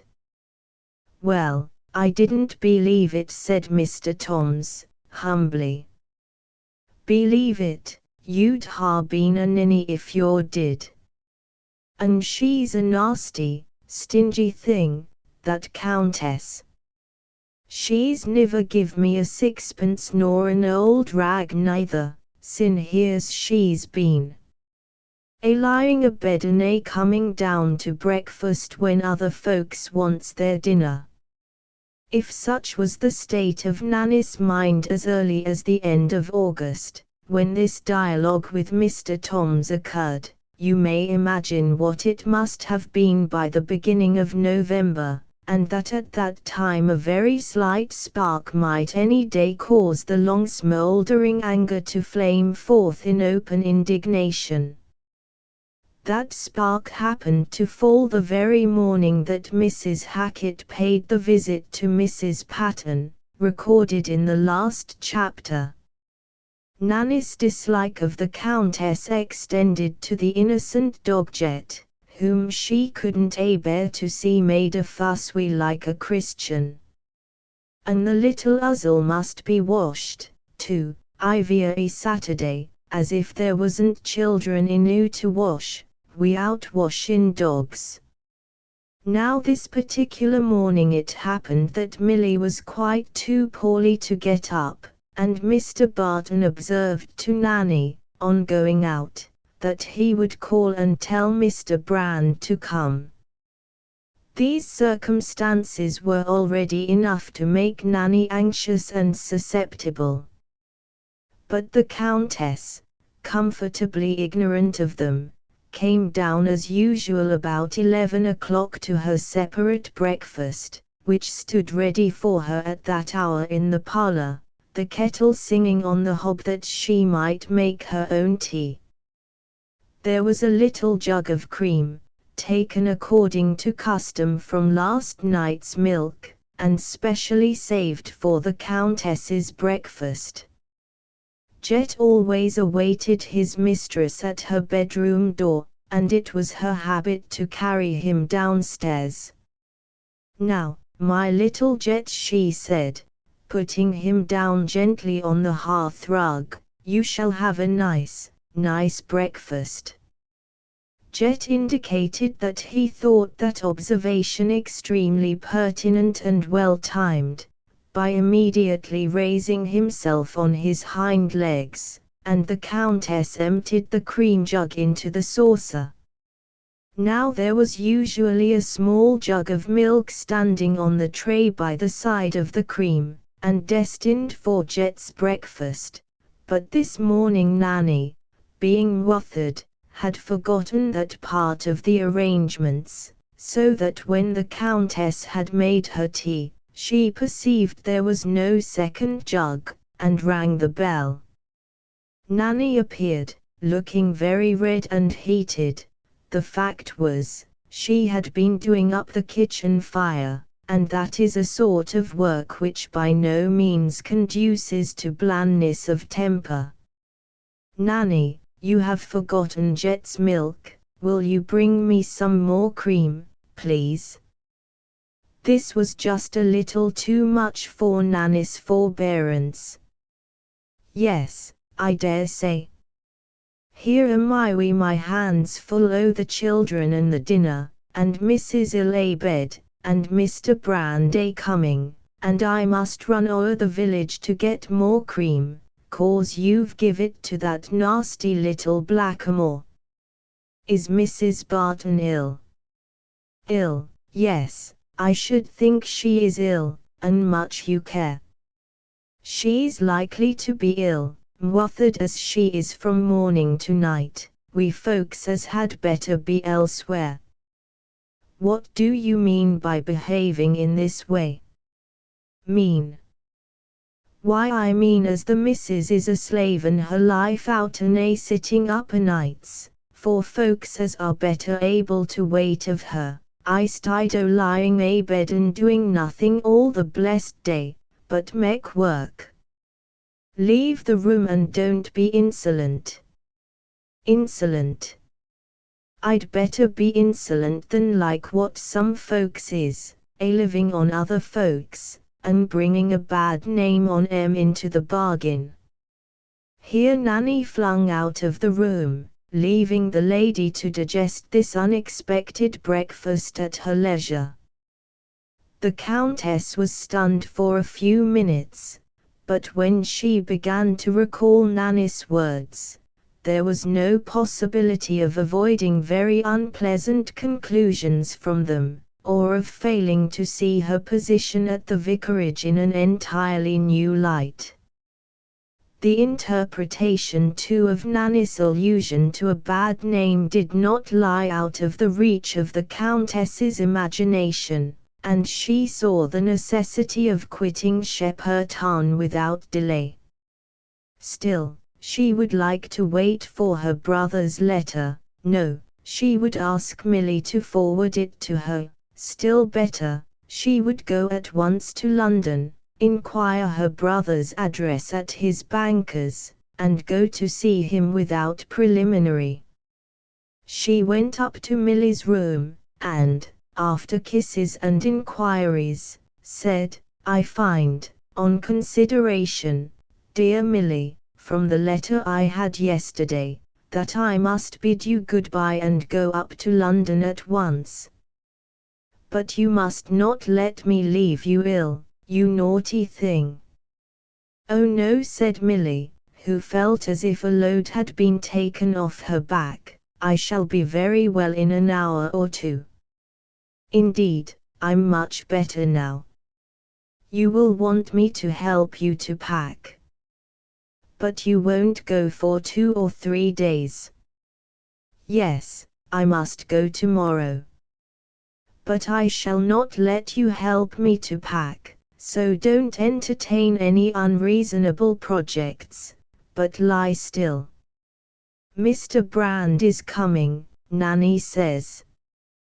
The news was not an unpleasant surprise to Mr. Barton when he came home, though he was able to express more regret at the idea of parting than Milly could summon to her lips. He retained more of his original feeling for the Countess than Milly did, for women never betray themselves to men as they do to each other, and the Reverend Amos had not a keen instinct for character. But he felt that he was being relieved from a difficulty, and in the way that was easiest for him. Neither he nor Milly suspected that it was Nanny who had cut the knot for them, for the Countess took care to give no sign on that subject.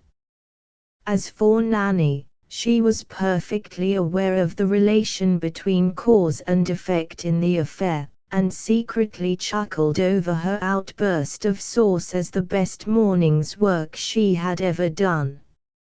So, on Friday morning, a fly was seen standing at the vicarage gate with the Countess's boxes packed upon it, and presently that lady herself was seen getting into the vehicle.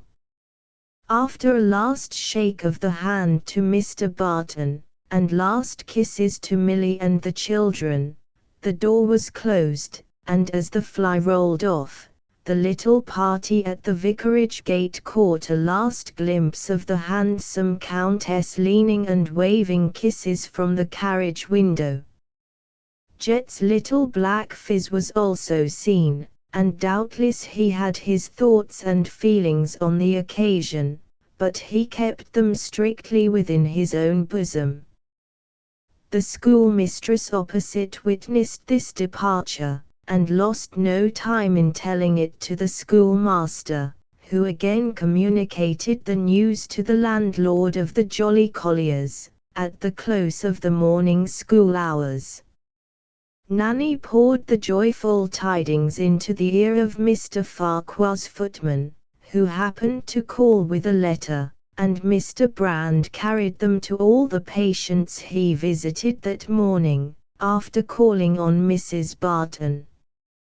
So that, before Sunday, it was very generally known in Shepperton parish that the Countess Jalarski had left the vicarage. The Countess had left, but alas, the bills she had contributed to swell still remained, so did the exiguity of the children's clothing, which also was partly an indirect consequence of her presence, and so, too, did the coolness and alienation in the parishioners, which could not at once vanish before the fact of her departure. The Reverend Amos was not exculpated, the past was not expunged. But what was worse than all, Milly's health gave frequent cause for alarm, and the prospect of baby's birth was overshadowed by more than the usual fears. The birth came prematurely, about 6 weeks after the Countess's departure, but Mr. Brand gave favourable reports to all inquirers on the following day, which was Saturday. On Sunday, after morning service, Mrs. Hackett called at the vicarage to inquire how Mrs. Barton was, and was invited upstairs to see her. Milly lay placid and lovely in her feebleness, and held out her hand to Mrs. Hackett with a beaming smile. It was very pleasant to her to see her old friend unreserved and cordial once more. The 7 months baby was very tiny and very red, but handsome is that handsome does. He was pronounced to be doing well, and Mrs. Hackett went home gladdened at heart to think that the perilous hour was over. Chapter 8. The following Wednesday, when Mr. and Mrs. Hackett were seated comfortably by their bright hearth, enjoying the long afternoon afforded by an early dinner, Rachel, the housemaid, came in and said, "If you please, the shepherd says, have you heard as Mrs. Barton's verse, and not expected to live?" Mrs. Hackett turned pale, and hurried out to question the shepherd, who, she found, had heard the sad news at an alehouse in the village. Mr. Hackett followed her out and said, "The dst better have the pony chaise, and go directly." "Yes," said Mrs. Hackett, too much overcome to utter any exclamations. "Rachel, come and help me on wi' my things." When her husband was wrapping her cloak round her feet in the pony chaise, she said, "If I don't come home tonight, I shall send back the pony chaise, and you'll know I'm wanted there." Yes, yes. It was a bright frosty day, and by the time Mrs. Hackett arrived at the vicarage, the sun was near its setting. There was a carriage and pair standing at the gate, which she recognized as Dr. Madalees, the physician from Rotherby. She entered at the kitchen door that she might avoid knocking, and quietly questioned Nanny. No one was in the kitchen, but, passing on, she saw the sitting-room door open, and Nanny, with Walter in her arms, removing the knives and forks, which had been laid for dinner 3 hours ago. "Master says he can't eat no dinner," was Nanny's first word. "He's never tasted nothing sin yesterday morning, but a cup o' tea." "When was your missus took worse?" "Oh, Monday night. They sent for Dr. Madeley I the middle o' the day yesterday, and he's here again now." "Is the baby alive?" "No, it died last night. The children's all at Mrs. Bond's. She come and took em away last night, but the master says they must be fetched soon. He's upstairs now, wi' Dr. Madeley and Mr. Brand." At this moment Mrs. Hackett heard the sound of a heavy, slow foot, in the passage, and presently Amos Barton entered, with dry despairing eyes, haggard and unshaven. He expected to find the sitting-room as he left it, with nothing to meet his eyes but Milly's work-basket in the corner of the sofa, and the children's toys overturned in the bow window. But when he saw Mrs. Hackett come towards him with answering sorrow in her face, the pent-up fountain of tears was opened, he threw himself on the sofa, hid his face, and sobbed aloud. "Bear up, Mr. Barton," Mrs. Hackett ventured to say at last. "Bear up, for the sake o' them dear children." "The children," said Amos, starting up. "They must be sent for. Someone must fetch them. Milly will want to." He couldn't finish the sentence, but Mrs. Hackett understood him, and said, "I'll send the man with the pony carriage for em." She went out to give the order, and encountered Dr. Madeley and Mr. Brand, who were just going. Mr. Brand said, "I am very glad to see you are here, Mrs. Hackett. No time must be lost in sending for the children." Mrs. Barton wants to see them. Do you quite give her up then? She can hardly live through the night. She begged us to tell her how long she had to live, and then asked for the children. The pony carriage was sent, and Mrs. Hackett, returning to Mr. Barton, said she would like to go upstairs now. He went upstairs with her and opened the door. The chamber fronted the west, the sun was just setting, and the red light fell full upon the bed, where Milly lay with the hand of death visibly upon her. The feather bed had been removed, and she lay low on a mattress, with her head slightly raised by pillows. Her long fair neck seemed to be struggling with a painful effort, her features were pallid and pinched, and her eyes were closed. There was no one in the room but the nurse, and the mistress of the free school, who had come to give her help from the beginning of the change. Amos and Mrs. Hackett stood beside the bed, and Milly opened her eyes. "My darling, Mrs. Hackett is come to see you."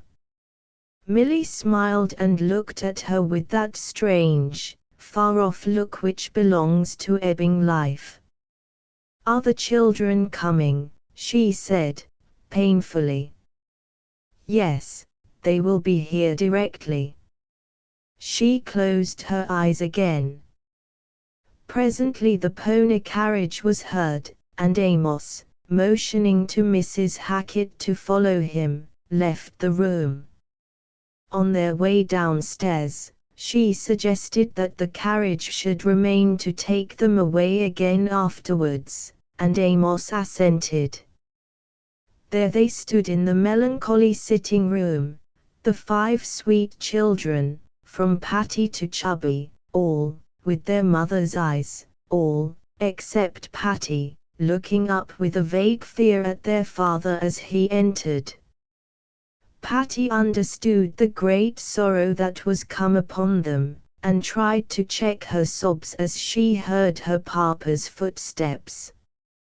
"My children," said Amos, taking Chubby in his arms, "God is going to take away your dear mamma from us. She wants to see you to say goodbye.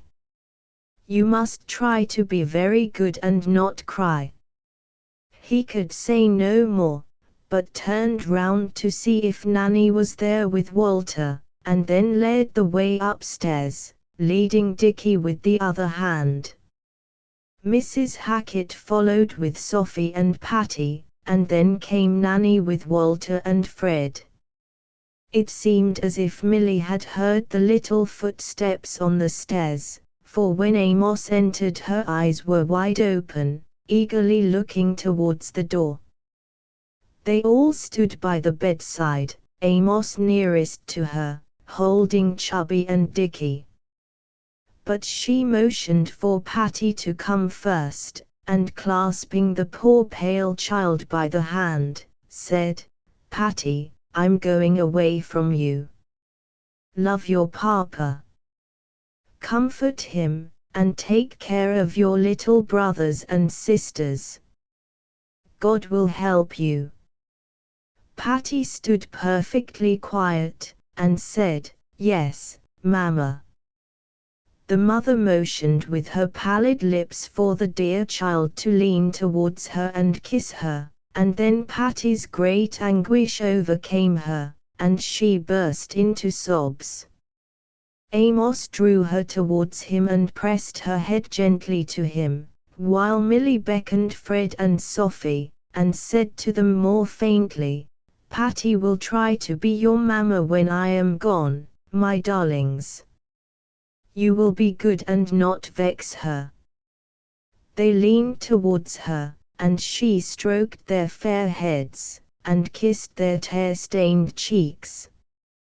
They cried because Mamma was ill and Papa looked so unhappy, but they thought, perhaps next week things would be as they used to be again. The little ones were lifted on the bed to kiss her. Little Walter said, "Mama, Mama," and stretched out his fat arms and smiled, and Chubby seemed gravely wondering, but Dickie, who had been looking fixedly at her, with lip hanging down, ever since he came into the room, now seemed suddenly pierced with the idea that Mama was going away somewhere. His little heart swelled and he cried aloud. Then Mrs. Hackett and Nanny took them all away. Patty at first begged to stay at home and not go to Mrs. Bond's again, but when Nanny reminded her that she had better go to take care of the younger ones, she submitted at once, and they were all packed in the pony carriage once more. Milly kept her eyes shut for some time after the children were gone. Amos had sunk on his knees, and was holding her hand while he watched her face. By and by she opened her eyes, and, drawing him close to her, whispered slowly, "My dear, dear husband, you have been very good to me. You have made me very happy." She spoke no more for many hours. They watched her breathing becoming more and more difficult, until evening deepened into night, and until midnight was past. About 12:30 she seemed to be trying to speak, and they leaned to catch her words. "Music, music, didn't you hear it?" Amos knelt by the bed and held her hand in his. He did not believe in his sorrow. It was a bad dream. He did not know when she was gone. But Mr. Brand, whom Mrs. Hackett had sent for before 12 o'clock, thinking that Mr. Barton might probably need his help, now came up to him, and said, "She feels no more pain now. Come, my dear sir, come with me." "She isn't dead," shrieked the poor desolate man, struggling to shake off Mr. Brand, who had taken him by the arm. But his weary, weakened frame was not equal to resistance, and he was dragged out of the room. Chapter 9. They laid her in the grave, the sweet mother with her baby in her arms, while the Christmas snow lay thick upon the graves. It was Mr. Cleves who buried her. On the first news of Mr. Barton's calamity, he had ridden over from Triplegate to beg that he might be made of some use, and his silent grasp of Amos's hand had penetrated like the painful thrill of life recovering warmth to the poor benumbed heart of the stricken man. The snow lay thick upon the graves, and the day was cold and dreary, but there was many a sad eye watching that black procession as it passed from the vicarage to the church, and from the church to the open grave. There were men and women standing in that churchyard who had bandied vulgar jests about their pastor, and who had lightly charged him with sin, but now, when they saw him following the coffin, pale and haggard, he was consecrated anew by his great sorrow, and they looked at him with respectful pity. All the children were there, for Amos had willed it so, thinking that some dim memory of that sacred moment might remain even with little Walter, and link itself with what he would hear of his sweet mother in after years. He himself led Patty and Dickie, then came Sophie and Fred. Mr. Brand had begged to carry Chubby, and Nanny followed with Walter. They made a circle round the grave while the coffin was being lowered. Patty alone of all the children felt that Mamma was in that coffin, and that a new and sadder life had begun for Papa and herself. She was pale and trembling, but she clasped his hand more firmly as the coffin went down, and gave no sob. Fred and Sophie, though they were only 2 and 3 years younger, and though they had seen Mamma in her coffin, seemed to themselves to be looking at some strange show. They had not learned to decipher that terrible handwriting of human destiny, illness and death. Dickie had rebelled against his black clothes, until he was told that it would be naughty to Mamma not to put them on, when he at once submitted, and now, though he had heard Nanny say that Mamma was in heaven, he had a vague notion that she would come home again tomorrow, and say he had been a good boy and let him empty her work-box. He stood close to his father, with great rosy cheeks, and wide-open blue eyes, looking first up at Mr. Cleves and then down at the coffin, and thinking he and Chubby would play at that when they got home.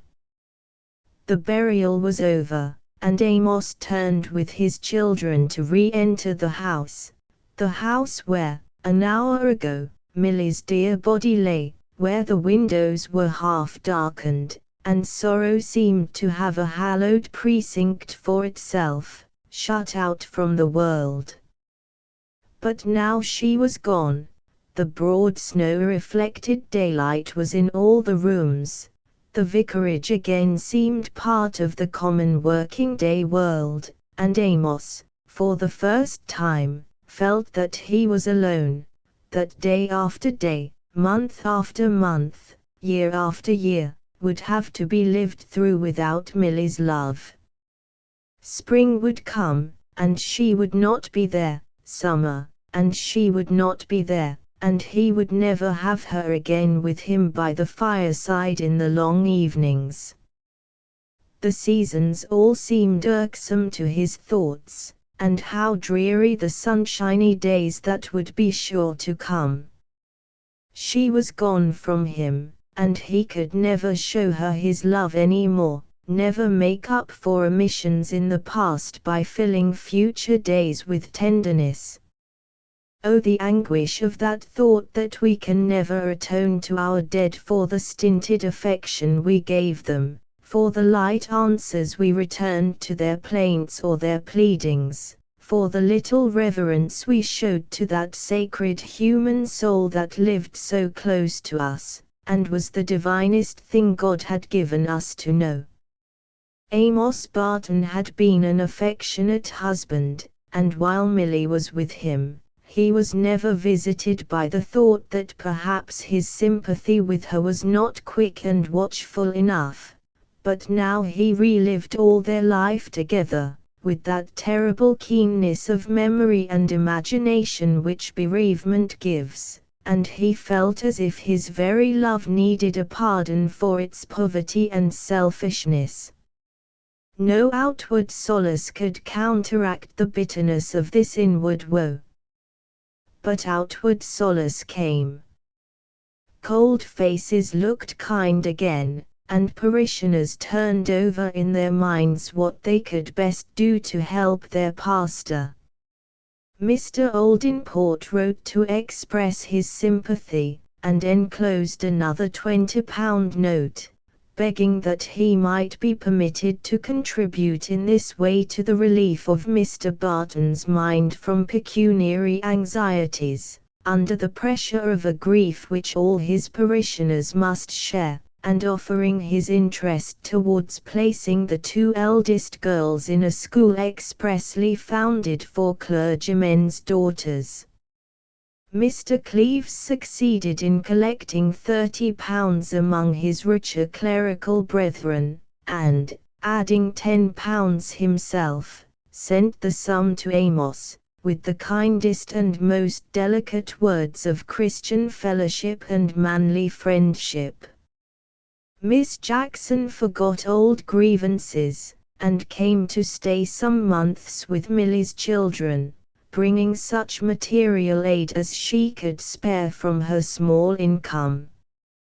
These were substantial helps, which relieved Amos from the pressure of his money difficulties, and the friendly attentions, the kind pressure of the hand, the cordial looks he met with everywhere in his parish, made him feel that the fatal frost which had settled on his pastoral duties, during the Countess's residence at the vicarage, was completely thawed, and that the hearts of his parishioners were once more open to him. No one breathed the Countess's name now, for Milly's memory hallowed her husband, as of old the place was hallowed on which an angel from God had alighted. When the spring came, Mrs. Hackett begged that she might have Dicky to stay with her, and great was the enlargement of Dicky's experience from that visit. Every morning he was allowed, being well wrapped up as to his chest by Mrs. Hackett's own hands, but very bare and red as to his legs, to run loose in the cow and poultry yard, to persecute the turkey-cock by satirical imitations of his gobble-gobble, and to put difficult questions to the groom as to the reasons why horses had 4 legs, and other transcendental matters. Then Mr. Hackett would take Dicky up on horseback when he rode round his farm, and Mrs. Hackett had a large plum cake in cut, ready to meet incidental attacks of hunger. So that Dicky had considerably modified his views as to the desirability of Mrs. Hackett's kisses. The Misses Farquhar made particular pets of Fred and Sophie, to whom they undertook to give lessons twice a week in writing and geography, and Mrs. Farquhar devised many treats for the little ones. Patty's treat was to stay at home, or walk about with her papa, and when he sat by the fire in an evening, after the other children were gone to bed, she would bring a stool, and, placing it against his feet, would sit down upon it and lean her head against his knee. Then his hand would rest on that fair head, and he would feel that Milly's love was not quite gone out of his life. So the time wore on till it was May again, and the church was quite finished and reopened in all its new splendor, and Mr. Barton was devoting himself with more vigor than ever to his parochial duties. But one morning, it was a very bright morning, and evil tidings sometimes like to fly in the finest weather, there came a letter for Mr. Barton, addressed in the vicar's handwriting. Amos opened it with some anxiety. Somehow or other he had a presentiment of evil. The letter contained the announcement that Mr. Carpe had resolved on coming to reside at Shepperton, and that, consequently, in 6 months from that time Mr. Barton's duties as curate in that parish would be closed. Oh, it was hard. Just when Shepperton had become the place where he most wished to stay, where he had friends who knew his sorrows, where he lived close to Milly's grave. To part from that grave seemed like parting with Milly a second time, for Amos was one who clung to all the material links between his mind and the past. His imagination was not vivid, and required the stimulus of actual perception. It roused some bitter feeling, too, to think that Mr. Carpe's wish to reside at Shepperton was merely a pretext for removing Mr. Barton, in order that he might ultimately give the curacy of Shepperton to his own brother-in-law, who was known to be wanting a new position.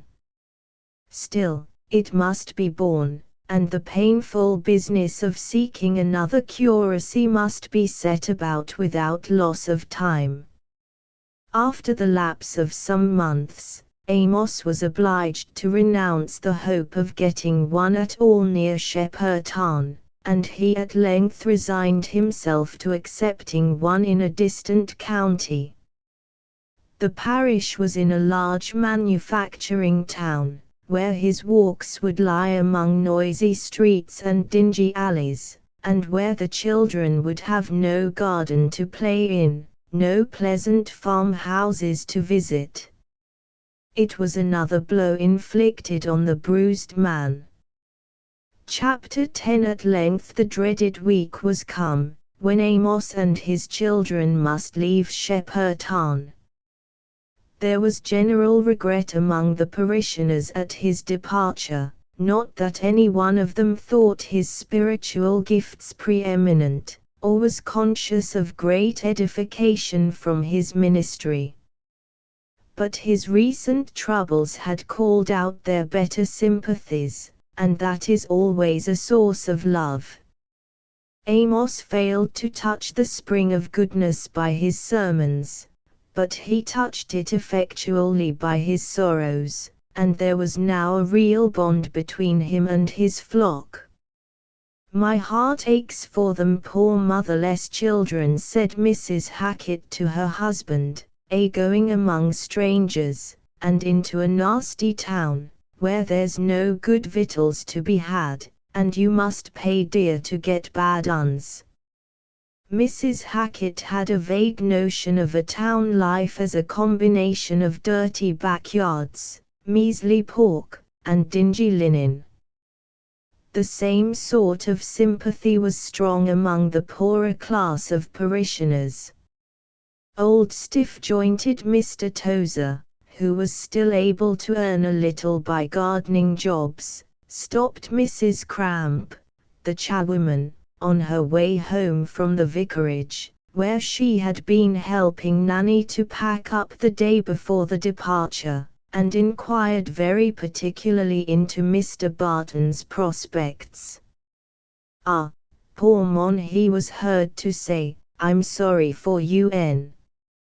He hadn't much here, but he'll be worse off there. Half a loaf's better nor ne'er you. The sad goodbyes had all been said before that last evening, and after all the packing was done and all the arrangements were made, Amos felt the oppression of that blank interval in which one has nothing left to think of but the dreary future, the separation from the loved and familiar, and the chilling entrance on the new and strange. In every parting there is an image of death. Soon after 10 o'clock, when he had sent Nanny to bed, that she might have a good night's rest before the fatigues of the morrow, he stole softly out to pay a last visit to Milly's grave. It was a moonless night, but the sky was thick with stars, and their light was enough to show that the grass had grown long on the grave, and that there was a tombstone telling in bright letters, on a dark ground, that beneath were deposited the remains of Amelia, the beloved wife of Amos Barton, who died in the 35th year of her age, leaving a husband and 6 children to lament her loss. The final words of the inscription were, "Thy will be done." The husband was now advancing towards the dear mound from which he was so soon to be parted, perhaps forever. He stood a few minutes reading over and over again the words on the tombstone, as if to assure himself that all the happy and unhappy past was a reality. For love is frightened at the intervals of insensibility and callousness that encroach by little and little on the dominion of grief, and it makes efforts to recall the keenness of the first anguish. Gradually, as his eye dwelt on the words, "Amelia, the beloved wife," the waves of feeling swelled within his soul, and he threw himself on the grave, clasping it with his arms, and kissing the cold turf. "Milly, Milly, dost thou hear me? I didn't love thee enough, I wasn't tender enough to thee, but I think of it all now. The sobs came and choked his utterance, and the warm tears fell. Conclusion: only once again in his life has Amos Barton visited Milly's grave. It was in the calm and softened light of an autumnal afternoon, and he was not alone. He held on his arm a young woman, with a sweet, grave face, which strongly recalled the expression of Mrs. Barton's, but was less lovely in form and color.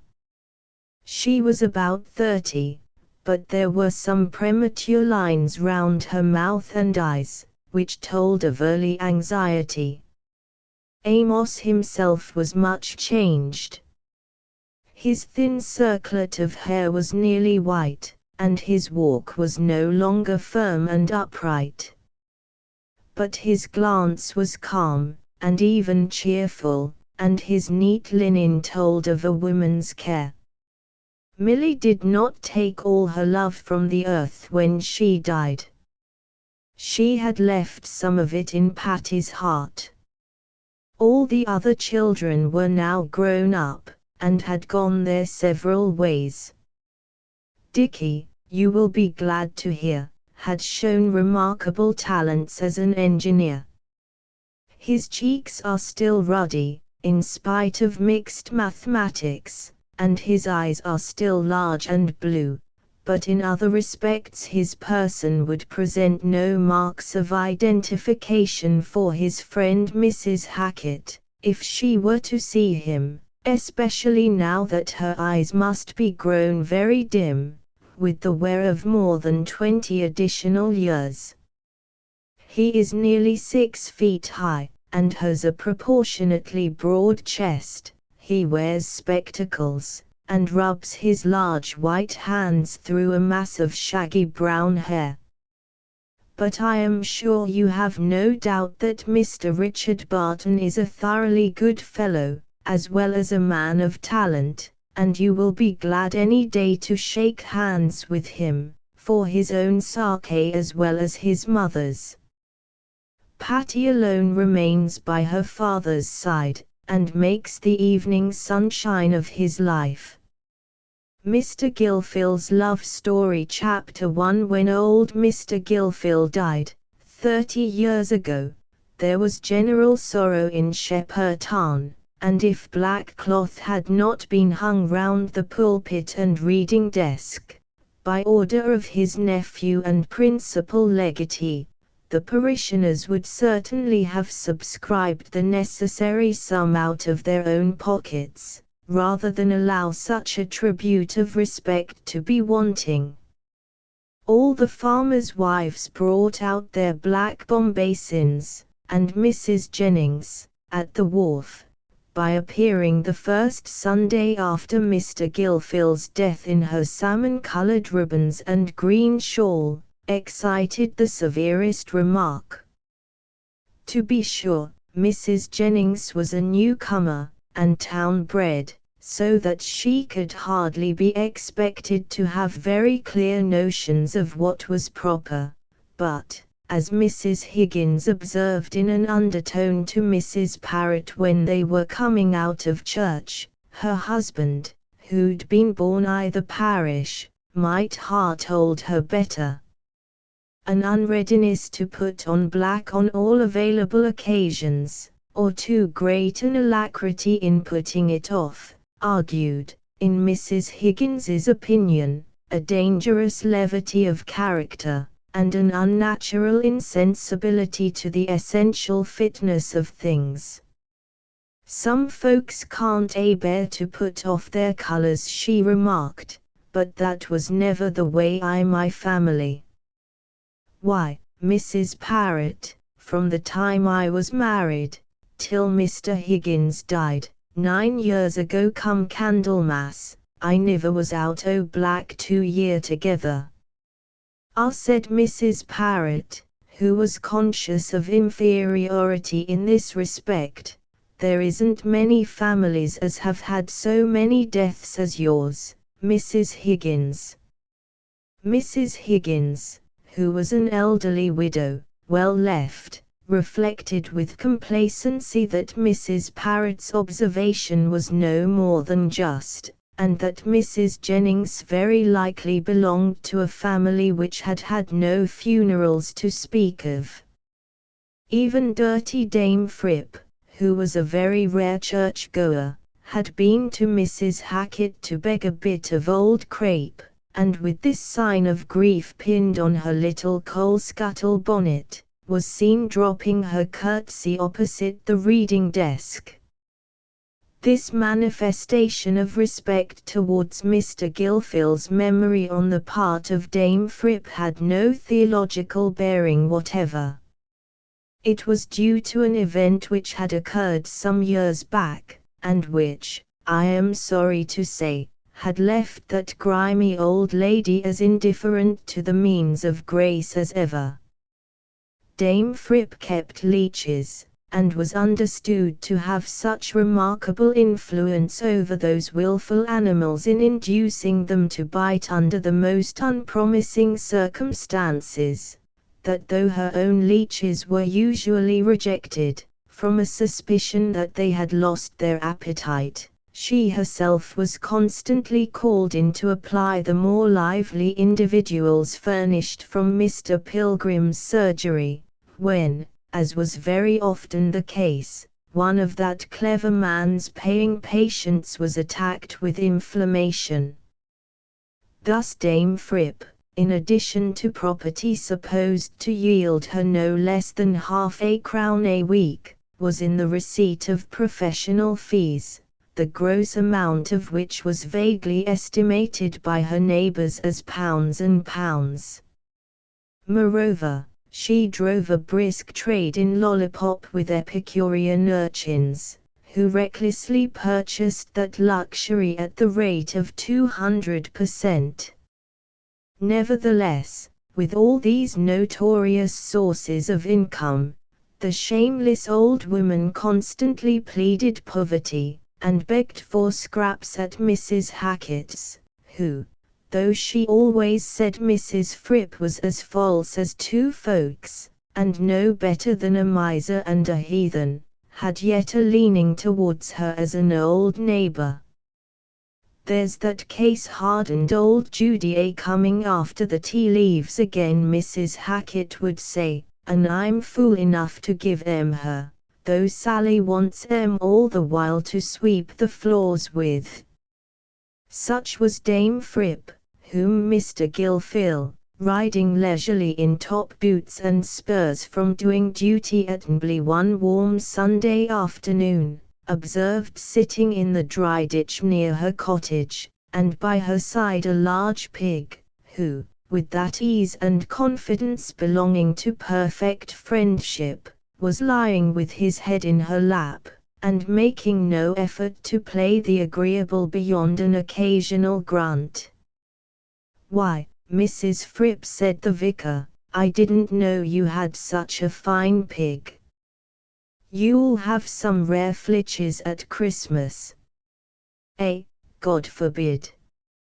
My son gave him me 2 year ago, and he's been company to me iver sin'.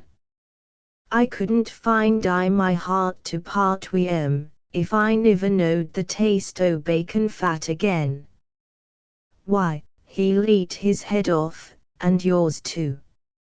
How can you go on keeping a pig, and making nothing by him? Oh, he picks a bit hisself wi' rootin', and I don't mind doing wi'out to gi' him summat.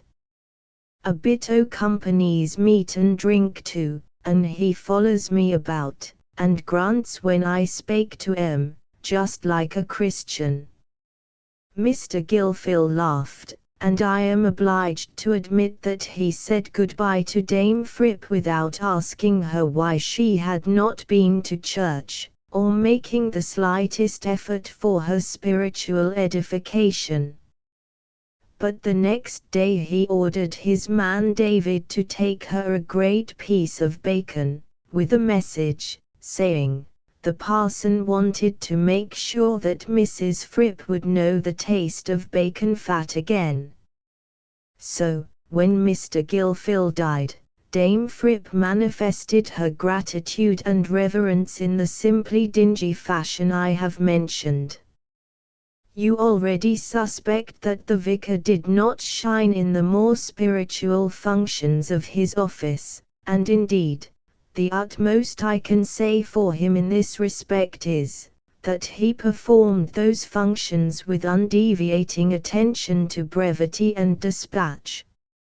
He had a large heap of short sermons, rather yellow and worn at the edges, from which he took 2 every Sunday, securing perfect impartiality in the selection by taking them as they came, without reference to topics, and having preached one of these sermons at Shepperton in the morning, he mounted his horse and rode hastily with the other in his pocket to Embley, where he officiated in a wonderful little church, with a checkered pavement which had once rung to the iron tread of military monks.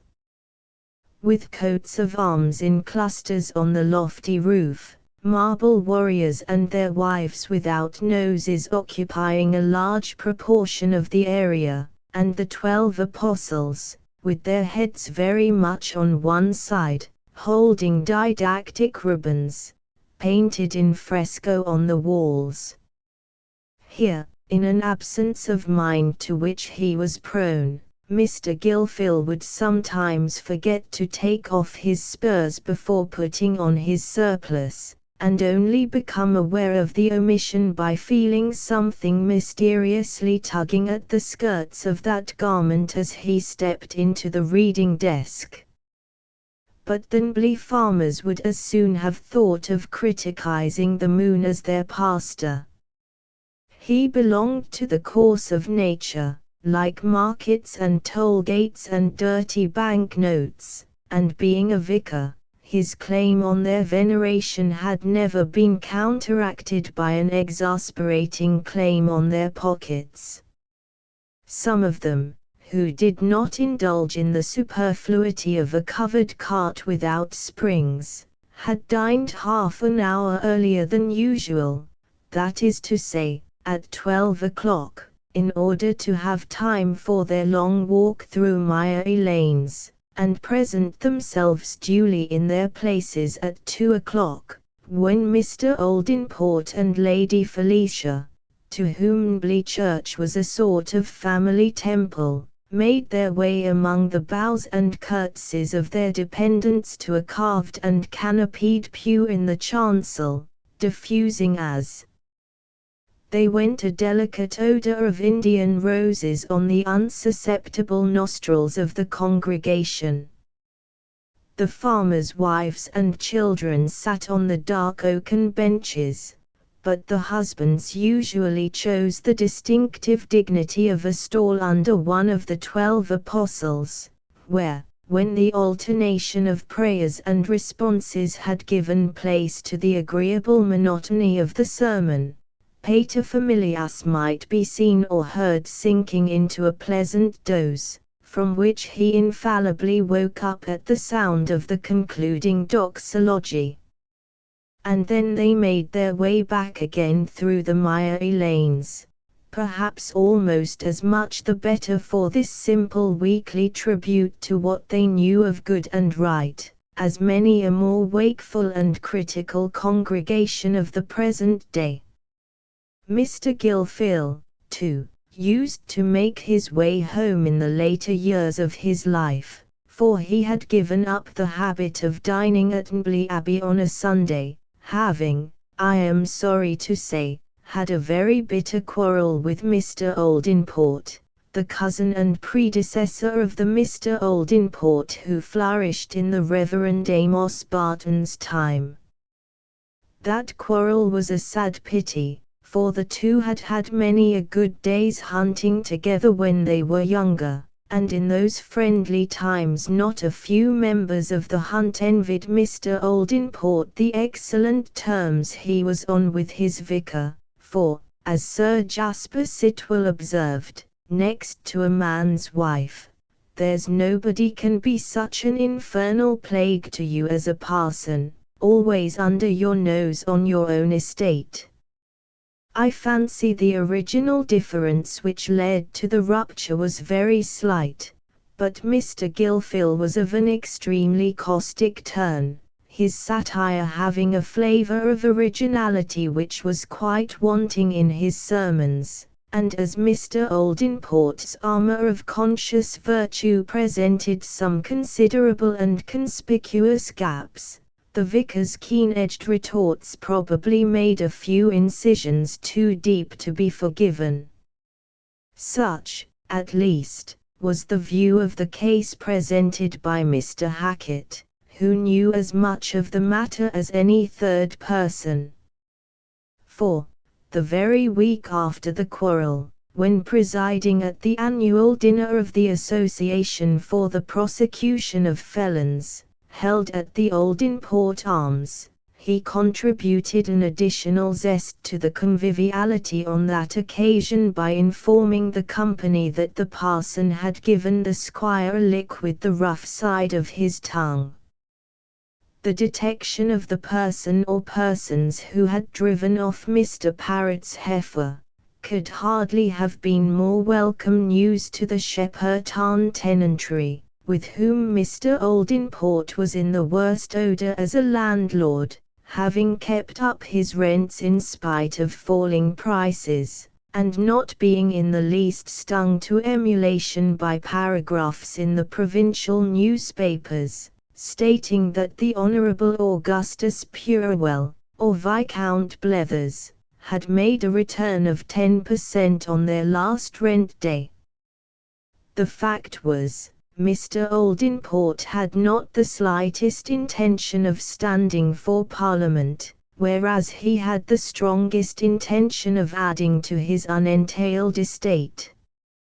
Hence, to the Shepperton farmers it was as good as lemon with their grog to know that the vicar had thrown out sarcasms against the squire's charities, as little better than those of the man who stole a goose, and gave away the giblets in arms. For Shepperton, you observe, was in a state of Attic culture compared with Mbley. It had turnpike roads and a public opinion, whereas, in the Buttonbly, men's minds and wagons alike moved in the deepest of ruts, and the landlord was only grumbled at as a necessary and unalterable evil, like the weather, the weevils, and the turnip fly. Thus in Shepperton this breach with Mr. Oldinport tended only to heighten that good understanding which the vicar had always enjoyed with the rest of his parishioners, from the generation whose children he had christened a quarter of a century before, down to that hopeful generation represented by little Tommy Bond, who had recently quitted frocks and trousers for the severe simplicity of a tight suit of corduroys, relieved by numerous brass buttons. Tommy was a saucy boy, impervious to all impressions of reverence, and excessively addicted to humming tops and marbles, with which recreative resources he was in the habit of immoderately distending the pockets of his corduroys. One day, spinning his top on the garden walk, and seeing the vicar advance directly towards it, at that exciting moment when it was beginning to sleep magnificently, he shouted out with all the force of his lungs, "Stop! Don't knock my top down, now!" From that day little corduroys had been an especial favourite with Mr. Gilfil, who delighted to provoke his ready scorn and wonder by putting questions which gave Tommy the meanest opinion of his intellect. "Well, little corduroys, have they milked the geese today?" "Milked the geese? Why, they don't milk the geese, you silly." "No, dear heart, why, how do the goslings live, then?" the nutriment of goslings rather transcending Tommy's observations in natural history. He feigned to understand this question in an exclamatory rather than an interrogatory sense, and became absorbed in winding up his top. "Ah, I see you don't know how the goslings live. But did you notice how it rained sugar plums yesterday?" Here Tommy became attentive. "Why, they fell into my pocket as I rode along." "You look in my pocket and see if they didn't."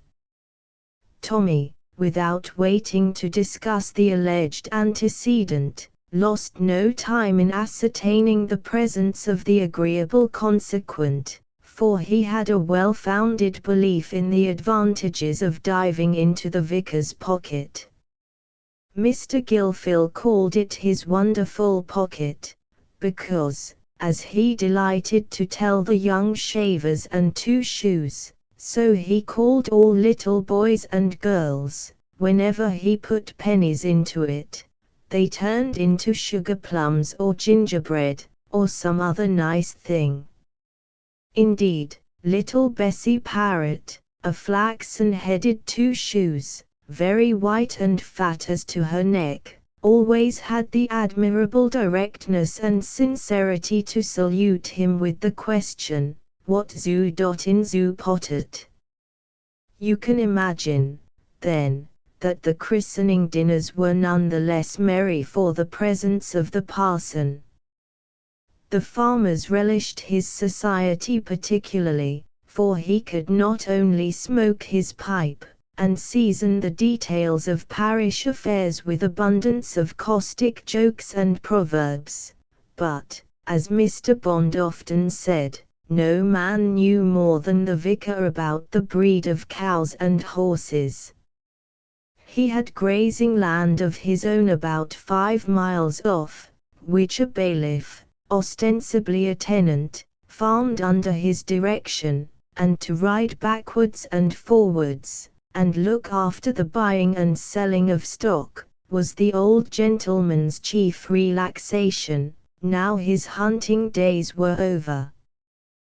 To hear him discussing the respective merits of the Devonshire breed and the Shorthorns, or the last foolish decision of the magistrates about a pauper, a superficial observer might have seen little difference, beyond his superior shrewdness, between the vicar and his bucolic parishioners, for it was his habit to approximate his accent and mode of speech to theirs, doubtless because he thought it a mere frustration of the purposes of language to talk of sheer hogs and ewes to men who habitually said sharags and yows.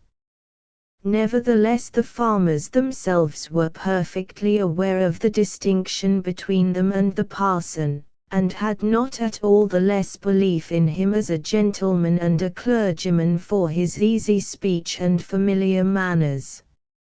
Mrs. Parrot smoothed her apron and set her cap right with the utmost solicitude when she saw the vicar coming, made him her deepest curtsy, and every Christmas had a fat turkey ready to send him with her duty. And in the most gossiping colloquies with Mr. Gilfil, you might have observed that both men and women minded their words, and never became indifferent to his approbation. The same respect attended him in his strictly clerical functions. The benefits of baptism were supposed to be somehow bound up with Mr. Gilfil's personality, so metaphysical a distinction as that between a man and his office being, as yet, quite foreign to the mind of a good Shepperton churchman, savouring, he would have thought, of dissent on the very face of it. Miss Selina Parrot put off her marriage a whole month when Mr. Gilfil had an attack of rheumatism, rather than be married in a makeshift manner by the Mileby curate. "We've had a very good sermon this morning," was the frequent remark, after hearing one of the old yellow series, heard with all the more satisfaction because it had been heard for the 20th time, for to minds on the Shepperton level it is repetition, not novelty, that produces the strongest effect, and phrases, like tunes, are a long time making themselves at home in the brain.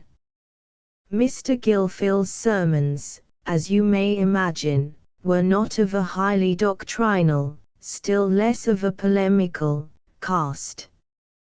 They perhaps did not search the conscience very powerfully, for you remember that to Mrs. Patten, who had listened to them 30 years, the announcement that she was a sinner appeared an uncivil heresy, but, on the other hand, they made no unreasonable demand on the Shepperton intellect, amounting, indeed, to little more than an expansion of the concise thesis, that those who do wrong will find it the worse for them, and those who do well will find it the better for them, the nature of wrong doing being exposed in special sermons against lying, backbiting, anger, slothfulness, and the like, and well-doing being interpreted as honesty, truthfulness, charity, industry, and other common virtues,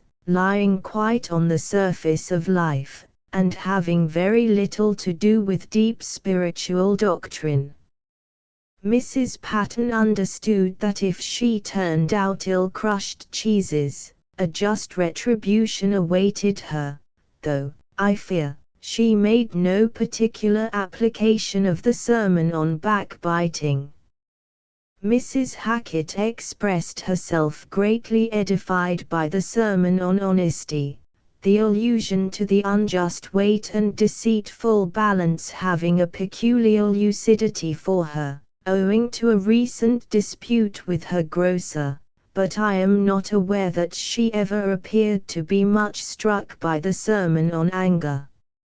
As to any suspicion that Mr. Gilfil did not dispense the pure gospel, or any strictures on his doctrine and mode of delivery, such thoughts never visited the minds of the Shepperton parishioners, of those very parishioners who, 10 or 15 years later, showed themselves extremely critical of Mr. Barton's discourses and demeanour.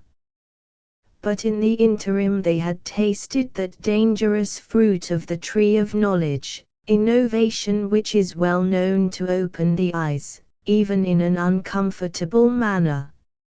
At present, to find fault with the sermon was regarded as almost equivalent to finding fault with religion itself.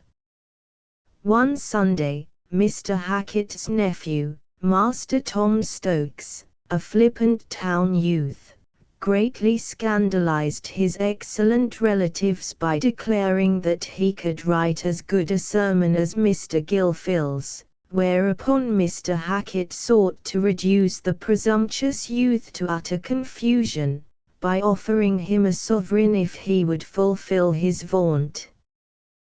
The sermon was written, however, and though it was not admitted to be anywhere within reach of Mr. Gilfil's, it was yet so astonishingly like a sermon, having a text, 3 divisions, and a concluding exhortation beginning "And now, my brethren," that the sovereign, though denied formally, was bestowed informally, and the sermon was pronounced, when Master Stokes's back was turned, to be an uncommon clever thing.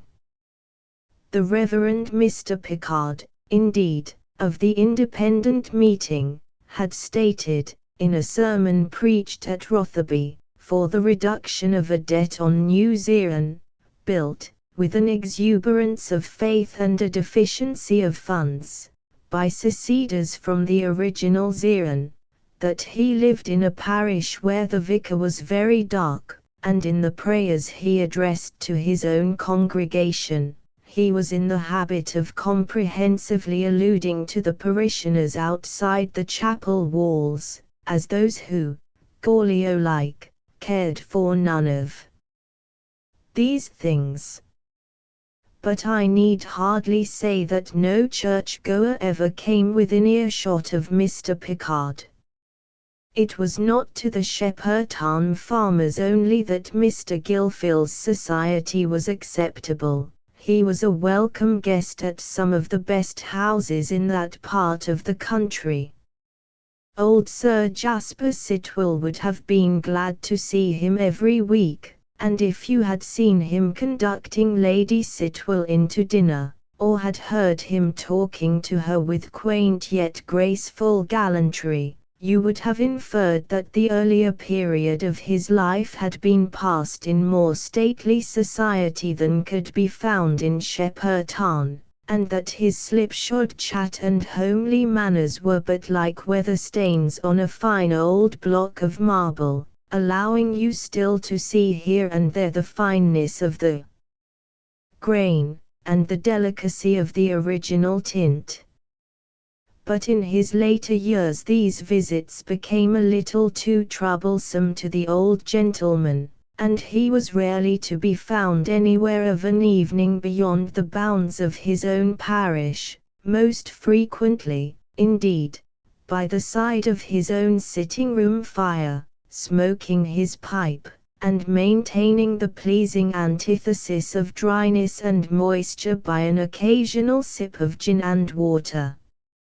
Here I am aware that I have run the risk of alienating all my refined lady readers, and utterly annihilating any curiosity they may have felt to know the details of Mr. Gilfil's love story. Gin and water, for you may as well ask us to interest ourselves in the romance of a tallow chandler, who mingles the image of his beloved with short dips and moulds. But in the first place, dear ladies, allow me to plead that gin and water, like obesity, or baldness, or the gout, does not exclude a vast amount of antecedent romance, any more than the neatly executed fronts which you may some day wear, will exclude your present possession of less expensive braids. Alas, alas! We poor mortals are often little better than wood ashes. There is small sign of the sap, and the leafy freshness, and the bursting buds that were once there, but wherever we see wood ashes, we know that all that early fullness of life must have been. I, at least, hardly ever look at a bent old man, or a wizened old woman, but I see also, with my mind's eye, that past of which they are the shrunken remnant, and the unfinished romance of rosy cheeks and bright eyes seems sometimes of feeble interest and significance, compared with that drama of hope and love which has long ago reached its catastrophe, and left the poor soul, like a dim and dusty stage, with all its sweet garden scenes and fair perspectives overturned and thrust out of sight. In the second place, let me assure you that Mr. Gilfil's potations of gin and water were quite moderate. His nose was not rubicund, on the contrary, his white hair hung around a pale and venerable face. He drank it chiefly, I believe, because it was cheap, and here I find myself alighting on another of the vicar's weaknesses, which, if I had cared to paint a flattering portrait rather than a faithful one, I might have chosen to suppress. It is undeniable that, as the years advanced, Mr. Gilfil became, as Mr. Hackett observed, more and more close-fisted, though the growing propensity showed itself rather in the parsimony of his personal habits, than in withholding help from the needy. He was saving, so he represented the matter to himself, for a nephew, the only son of a sister who had been the dearest object, all but one, in his life. The lad, he thought, will have a nice little fortune to begin life with, and will bring his pretty young wife some day to see the spot where his old uncle lies. It will perhaps be all the better for his hearth that mine was lonely. Mr. Gilfil was a bachelor, then. That is the conclusion to which you would probably have come if you had entered his sitting room, where the bare tables, the large old-fashioned horsehair chairs, and the threadbare Turkey carpet perpetually fumigated with tobacco, seemed to tell a story of wifeless existence that was contradicted by no portrait, no piece of embroidery, no faded bit of pretty triviality, hinting of taper fingers and small feminine ambitions. And it was here that Mr. Gilfil passed his evenings, seldom with other society than that of Pontou, his old brown setter, who, stretched out at full length on the rug with his nose between his forepaws, would wrinkle his brows and lift up his eyelids every now and then, to exchange a glance of mutual understanding with his master.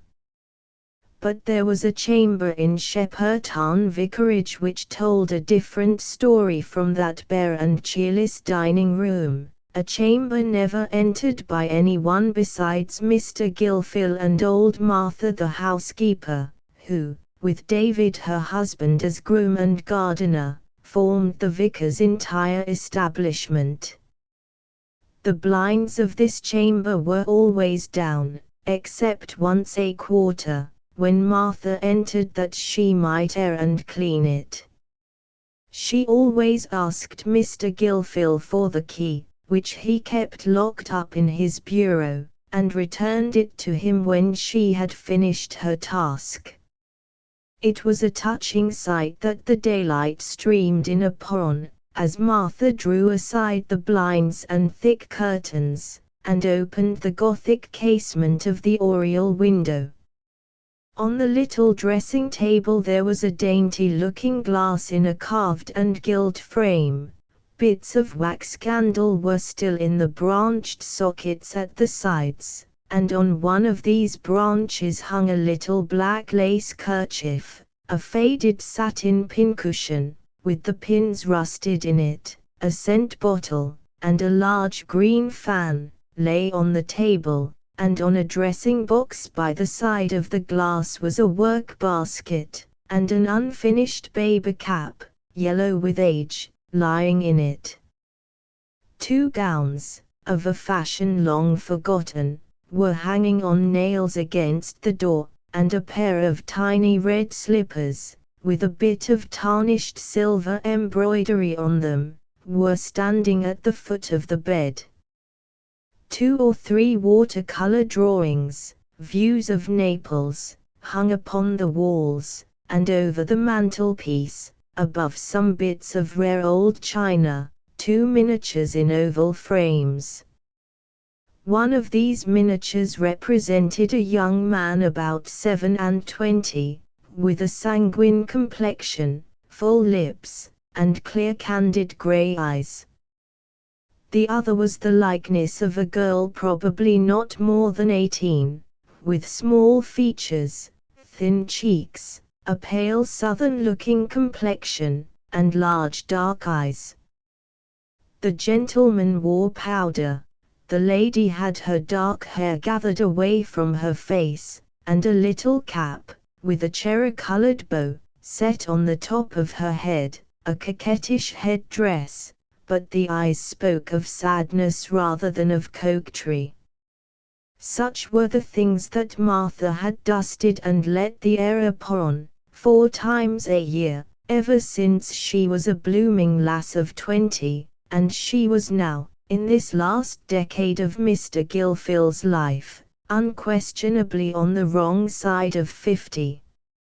Such was the locked-up chamber in Mr. Gilfil's house, a sort of visible symbol of the secret chamber in his heart, where he had long turned the key on early hopes and early sorrows, shutting up forever all the passion and the poetry of his life. There were not many people in the parish, besides Martha, who had any very distinct remembrance of Mr. Gilfil's wife, or indeed who knew anything of her, beyond the fact that there was a marble tablet, with a Latin inscription in memory of her, over the vicarage pew. The parishioners who were old enough to remember her arrival were not generally gifted with descriptive powers, and the utmost you could gather from them was, that Mrs. Gilfil looked like a Farina, wi' such eyes, you can't think, and a voice as went through you when she sung at church. The one exception was Mrs. Patten, whose strong memory and taste for personal narrative made her a great source of oral tradition in Shepperton. Mr. Hackett, who had not come into the parish until 10 years after Mrs. Gilfil's death, would often put old questions to Mrs. Patten for the sake of getting the old answers, which pleased him in the same way as passages from a favourite book, or the scenes of a familiar play, please more accomplished people. Ah, you remember well the Sunday as Mrs. Gilfil first come to church, eh, Mrs. Patten? To be sure I do. It was a fine bright Sunday as ever was seen, just at the beginning o' hay harvest. Mr. Tarbert preached that day, and Mr. Gilfil sat I the pew with his wife. I think I see him now, leading her up the aisle, and her head not reaching much above his elbow, a little pale woman, with eyes as black as sloes, and yet looking blank-like, as if she seed nothing with them. I warrant she had her wedding clothes on, said Mr. Hackett. Nothing particular smart, only a white hat tied down under her chin, and a white Indy muslin gown. But you don't know what Mr. Gilfil was in those times. He was fine and altered before you come into the parish. He'd a fresh colour then, and a bright look wi' his eyes, as did your heart good to see. He looked rare and happy that Sunday, but somehow, I'd a feeling as it wouldn't last long. I've no opinion o' foreigners, Mr. Hackett, for I've travelled I their country with my lady in my time, and seen enough o' their victuals and their nasty ways. Mrs. Gilfil come from Italy, didn't she? I reckon she did, but I niver could rightly hear about that. Mr. Gilfil was niver to be spoke to about her, and nobody else here about knowed anything. However, she must ha' come over pretty young, for she spoke English as well as you and me. It's them Italians as has such fine voices, and Mrs. Gilfil sung, you never heard the like. He brought her here to have tea with me one afternoon, and says he, in his jovial way, now, Mrs. Patten, I want Mrs. Gilfil to see the neatest house, and drink the best cup o' tea, in all Shepperton. You must show her your dairy and your cheese room, and then she shall sing you a song. And so she did, and her voice seemed sometimes to fill the room, and then it went low and soft, as if it was whispering close to your heart like. You never heard her again, I reckon. No, she was sickly then, and she died in a few months after. She wasn't in the parish much more nor half a year altogether. She didn't seem lively that afternoon, and I could see she didn't care about the dairy, nor the cheeses, only she pretended, to please him. As for him, I never seed a man so wrapped up in a woman. He looked at her as if he was worshipping her, and as if he wanted to lift her off the ground a minute, to save her the trouble o' walking. Poor man, poor man. It had like to ha' killed him when she died, though he niver gave way, but went on riding about and preachin'. But he was wore to a shadder, and his eyes used to look as dead, you wouldn't ha' knowed 'em. She brought him no fortune. Not she. All Mr. Gilfil's property come by his mother's side. There was blood and money too, there. It's 1,000 pities as he married I that way, a fine man like him, as might ha' had the pick o' the county, and had his grandchildren about him now. And him so fond o' children, too. In this manner Mrs. Patten usually wound up her reminiscences of the vicar's wife, of whom, you perceive, she knew but little. It was clear that the communicative old lady had nothing to tell of Mrs. Gilfil's history previous to her arrival in Shepperton, and that she was unacquainted with Mr. Gilfil's love story. But I, dear reader, am quite as communicative as Mrs. Patten, and much better informed, so that, if you care to know more about the vicar's courtship and marriage, you need only carry your imagination back to the latter end of the last century, and your attention forward into the next chapter. Chapter 2. It is the evening of the 21st of June, 1788. The day has been bright and sultry, and the sun will still be more than an hour above the horizon, but his rays, broken by the leafy fretwork of the elms that border the park, no longer prevent two ladies from carrying out their cushions and embroidery, and seating themselves to work on the lawn in front of Cheverel Manor. The soft turf gives way even under the fairy tread of the younger lady, whose small stature and slim figure rest on the tiniest of full-grown feet. She trips along before the elder, carrying the cushions, which she places in the favorite spot, just on the slope by a clump of laurels, where they can see the sunbeams sparkling among the water lilies, and can be themselves seen from the dining-room windows. She has deposited the cushions, and now turns round, so that you may have a full view of her as she stands waiting the slower advance of the elder lady. You are at once arrested by her large dark eyes, which, in their inexpressive unconscious beauty, resemble the eyes of a fawn, and it is only by an effort of attention that you notice the absence of bloom on her young cheek, and the southern yellowish tint of her small neck and face, rising above the little black lace kerchief which prevents the too immediate comparison of her skin with her white muslin gown. Her large eyes seem all the more striking because the dark hair is gathered away from her face, under a little cap set at the top of her head, with a cherry-colored bow on one side.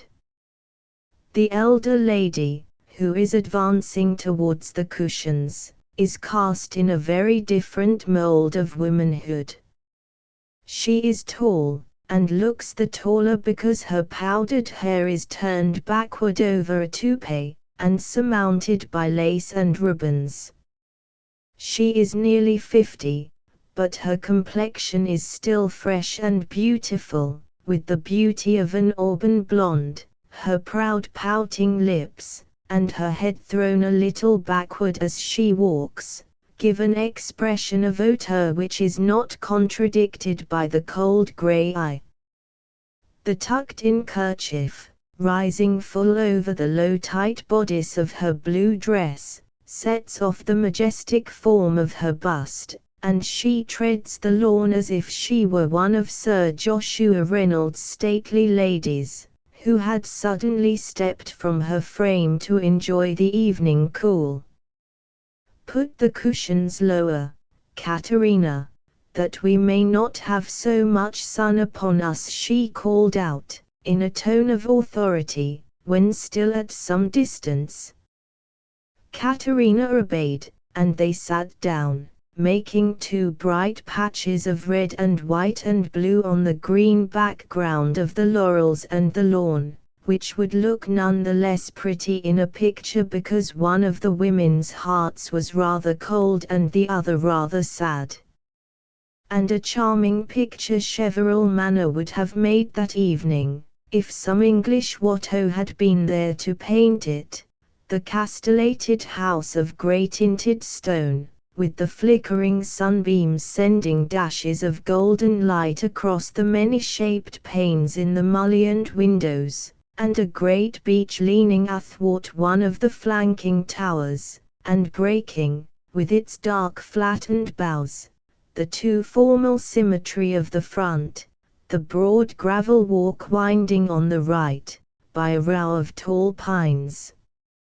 Alongside the pool, on the left branching out among swelling grassy mounds, surmounted by clumps of trees, where the red trunk of the Scotch fir glows in the descending sunlight against the bright green of limes and acacias, the great pool, where a pair of swans are swimming lazily with one leg tucked under a wing, and where the open water lilies lie calmly accepting the kisses of the fluttering light sparkles, the lawn, with its smooth emerald greenness, sloping down to the rougher and browner herbage of the park, from which it is invisibly fenced by a little stream that winds away from the pool, and disappears under a wooden bridge in the distant pleasure ground. And on this lawn our two ladies, whose part in the landscape the painter, standing at a favourable point of view in the park, would represent with a few little dabs of red and white and blue. Seen from the great Gothic windows of the dining room, they had much more definiteness of outline, and were distinctly visible to the three gentlemen sipping their claret there, as two fair women in whom all three had a personal interest. These gentlemen were a group worth considering attentively, but any one entering that dining room for the first time, would perhaps have had his attention even more strongly arrested by the room itself, which was so bare of furniture that it impressed one with its architectural beauty like a cathedral.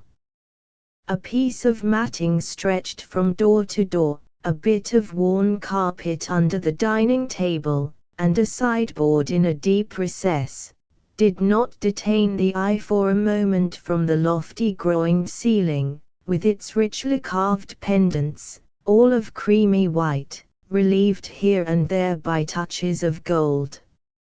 On one side, this lofty ceiling was supported by pillars and arches, beyond which a lower ceiling, a miniature copy of the higher one, covered the square projection which, with its three large pointed windows, formed the central feature of the building. The room looked less like a place to dine in than a piece of space enclosed simply for the sake of beautiful outline, and the small dining table, with the party round it, seemed an odd and insignificant accident, rather than anything connected with the original purpose of the apartment. But, examined closely, that group was far from insignificant, for the eldest, who was reading in the newspaper the last portentous proceedings of the French parliaments, and turning with occasional comments to his young companions, was as fine a specimen of the old English gentleman as could well have been found in those venerable days of cocked hats and pigtails. His dark eyes sparkled under projecting brows, made more prominent by bushy grizzled eyebrows, but any apprehension of severity excited by these penetrating eyes, and by a somewhat aquiline nose, was allayed by the good-natured lines about the mouth, which retained all its teeth and its vigor of expression in spite of 60 winters. The forehead sloped a little from the projecting brows, and its peaked outline was made conspicuous by the arrangement of the profusely powdered hair, drawn backward and gathered into a pigtail. He sat in a small hard chair, which did not admit the slightest approach to a lounge, and which showed to advantage the flatness of his back and the breadth of his chest. In fact, Sir Christopher Cheverel was a splendid old gentleman, as any one may see who enters the saloon at Cheverel Manor, where his full-length portrait, taken when he was 50, hangs side by side with that of his wife, the stately lady seated on the lawn. Looking at Sir Christopher, you would at once have been inclined to hope that he had a full-grown son and heir, but perhaps you would have wished that it might not prove to be the young man on his right hand, in whom a certain resemblance to the baronet, in the contour of the nose and brow, seemed to indicate a family relationship. If this young man had been less elegant in his person, he would have been remarked for the elegance of his dress. But the perfections of his slim well-proportioned figure were so striking that no one but a tailor could notice the perfections of his velvet coat, and his small white hands, with their blue veins and taper fingers, quite eclipsed the beauty of his lace ruffles. The face, however, it was difficult to say why, was certainly not pleasing. Nothing could be more delicate than the blonde complexion, its bloom set off by the powdered hair, than the veined overhanging eyelids, which gave an indolent expression to the hazel eyes, nothing more finely cut than the transparent nostril and the short upper lip. Perhaps the chin and lower jaw were too small for an irreproachable profile, but the defect was on the side of that delicacy and finesse which was the distinctive characteristic of the whole person, and which was carried out in the clear brown arch of the eyebrows, and the marble smoothness of the sloping forehead. Impossible to say that this face was not eminently handsome, yet, for the majority both of men and women, it was destitute of charm. Women disliked eyes that seemed to be indolently accepting admiration instead of rendering it, and men, especially if they had a tendency to clumsiness in the nose and ankles, were inclined to think this antinousness in a pigtail a confounded puppy.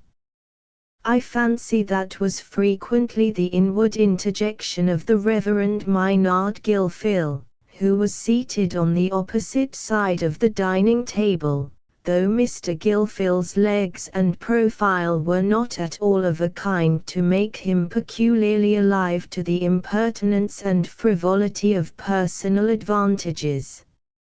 His healthy open face and robust limbs were after an excellent pattern for everyday wear, and, in the opinion of Mr. Bates, the North Country gardener, would have become regimental so faint better than the peaky features and slight form of Captain Wybrow, notwithstanding that this young gentleman, as Sir Christopher's nephew and destined heir, had the strongest hereditary claim on the gardener's respect, and was undeniably clean-limbed.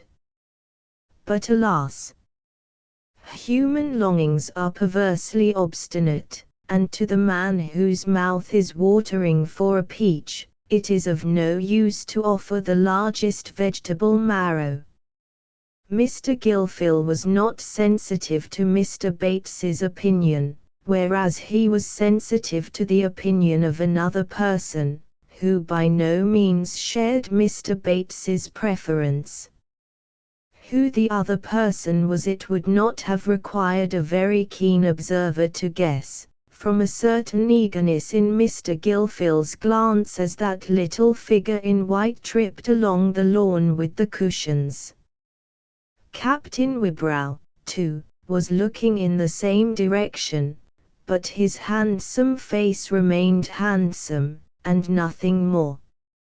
"Ah," said Sir Christopher, looking up from his paper, "there's my lady. Ring for coffee, Anthony, we'll go and join her, and the little monkey Tina shall give us a song." The coffee presently appeared, brought not as usual by the footman, in scarlet and drab, but by the old butler, in threadbare but well-brushed black, who, as he was placing it on the table, said, "If you please, Sir Christopher, there's the widow Hartop crying I the still room, and begs leave to see your honour." "I have given Markham full orders about the widow Hartop," said Sir Christopher, in a sharp decided tone. "I have nothing to say to her." "Your honour," pleaded the butler, rubbing his hands, and putting on an additional coating of humility, "the poor woman's dreadful overcome, and says she can't sleep a wink this blessed night without seeing your honour, and she begs you to pardon the great freedom she's took to come at this time. She cries fit to break her heart. Water pays no tax. Well, show her into the library." Coffee dispatched, the two young men walked out through the open window, and joined the ladies on the lawn, while Sir Christopher made his way to the library, solemnly followed by Rupert, his pet bloodhound, who, in his habitual place at the baronet's right hand, behaved with great urbanity during dinner, but when the cloth was drawn, invariably disappeared under the table, apparently regarding the claret jug as a mere human weakness, which he winked at, but refused to sanction. The library lay but 3 steps from the dining room, on the other side of a cloistered and matted passage. The oriel window was overshadowed by the great beech, and this, with the flat heavily carved ceiling and the dark hue of the old books that lined the walls, made the room look sombre, especially on entering it from the dining room, with its aerial curves and cream-coloured fretwork touched with gold. As Sir Christopher opened the door, a jet of brighter light fell on a woman in a widow's dress, who stood in the middle of the room, and made the deepest of curtsies as he entered. She was a buxom woman approaching 40, her eyes red with the tears which had evidently been absorbed by the handkerchief gathered into a damp ball in her right hand. "Now, Mrs. Hartop," said Sir Christopher, taking out his gold snuff-box and tapping the lid, "what have you to say to me? Markham has delivered you a notice to quit, I suppose?" "Oh yes, your honour, and that's the reason why I've come. I hope your honour'll think better on it, and not turn me and my poor children out o' the farm, where my husband Alice paid his rent as reg'lar as the day come." "Nonsense. I should like to know what good it will do you and your children to stay on a farm and lose every farthing your husband has left you, instead of selling your stock and going into some little place where you can keep your money together. It is very well known to every tenant of mine that I never allow widows to stay on their husbands' farms. Oh, Sir Christopher, if you would consider, when I've sold the hay, and corn, and all the live things, and paid the debts, and put the money out to use, I shall have hardly enough to keep our souls and bodies together. And how can I rear my boys and put 'em 'prentice? They must go for day labourers, and their father a man wi' as good belongings as any on your honour's estate, and niver threshed his wheat afore it was well I the rick, nor sold the straw off his farm, nor nothing. Ask all the farmers round if there was a steadier, soberer man than my husband as attended Ripston market. And he says, Bessie says he, them was his last words, you'll make a shift to manage the farm, if Sir Christopher you'll let you stay on. Pooh, pooh, said Sir Christopher, Mrs. Hartop's sobs having interrupted her pleadings. Now listen to me, and try to understand a little common sense. You are about as able to manage the farm as your best milch cow. You'll be obliged to have some managing man, who will either cheat you out of your money or wheedle you into marrying him. Oh, your honour, I was never that sort o' woman, and nobody has known it on me. Very likely not, because you were never a widow before. A woman's always silly enough, but she's never quite as great a fool as she can be until she puts on a widow's cap. Now, just ask yourself how much the better you will be for staying on your farm at the end of 4 years, when you've got through your money, and let your farm run down, and are in arrears for half your rent, or, perhaps, have got some great hulky fellow for a husband, who swears at you and kicks your children.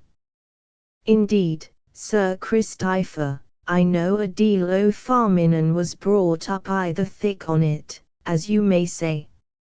And there was my husband's great aunt managed a farm for 20 year, and left legacies to all her nephews and nieces, and even to my husband, as was then a babe unborn. Pshaw, a woman 6 feet high, with a squint and sharp elbows, I dare say, a man in petticoats. Not a rosy-cheeked widow like you, Mrs. Hartop.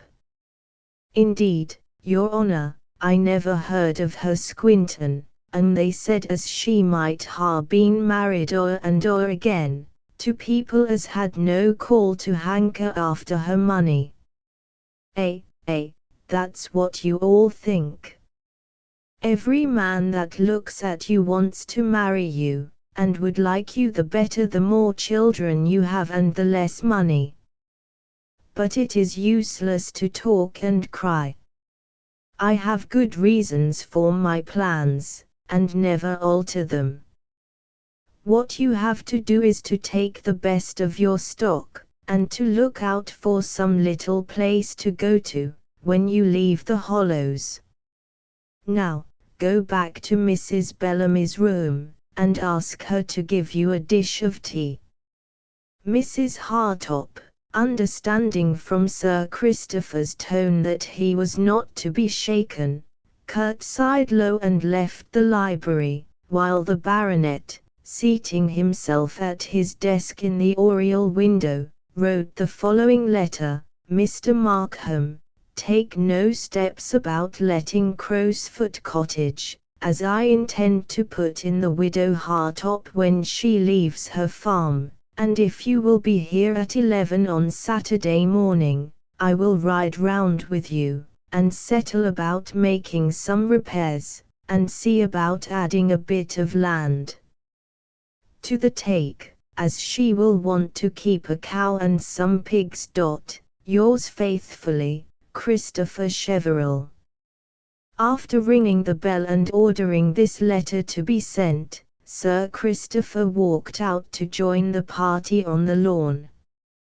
But finding the cushions deserted, he walked on to the eastern front of the building, where, by the side of the grand entrance, was the large bow window of the saloon, opening onto the gravel sweep, and looking towards a long vista of undulating turf, bordered by tall trees, which, seeming to unite itself with the green of the meadows and a grassy road through a plantation, only terminated with the Gothic arch of a gateway in the far distance.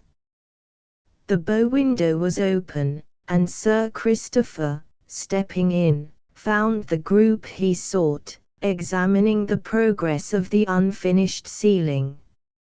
It was in the same style of florid pointed Gothic as the dining room, but more elaborate in its tracery, which was like petrified lacework picked out with delicate and varied coloring. About a fourth of it still remained uncolored, and under this part were scaffolding, ladders, and tools. Otherwise the spacious saloon was empty of furniture, and seemed to be a grand Gothic canopy for the group of 5 human figures standing in the center.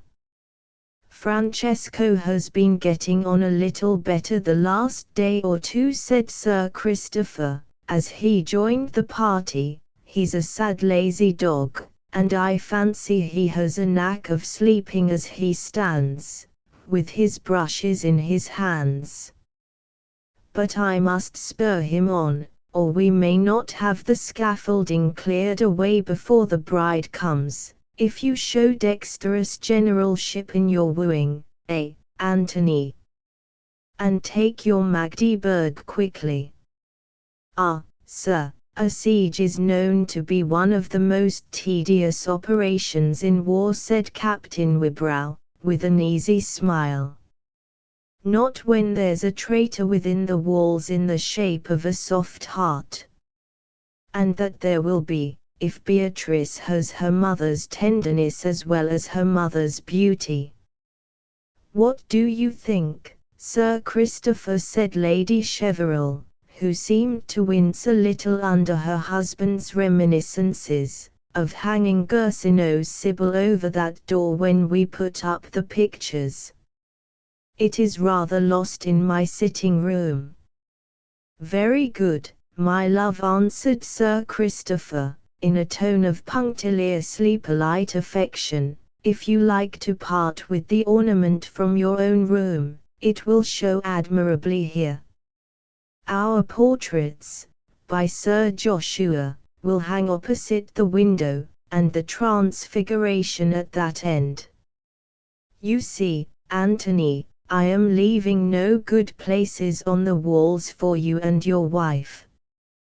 We shall turn you with your faces to the wall in the gallery, and you may take your revenge on us by and by." While this conversation was going on, Mr. Gilfil turned to Caterina and said, "I like the view from this window better than any other in the house." She made no answer, and he saw that her eyes were filling with tears, so he added, "Suppose we walk out a little, Sir Christopher and my lady seem to be occupied."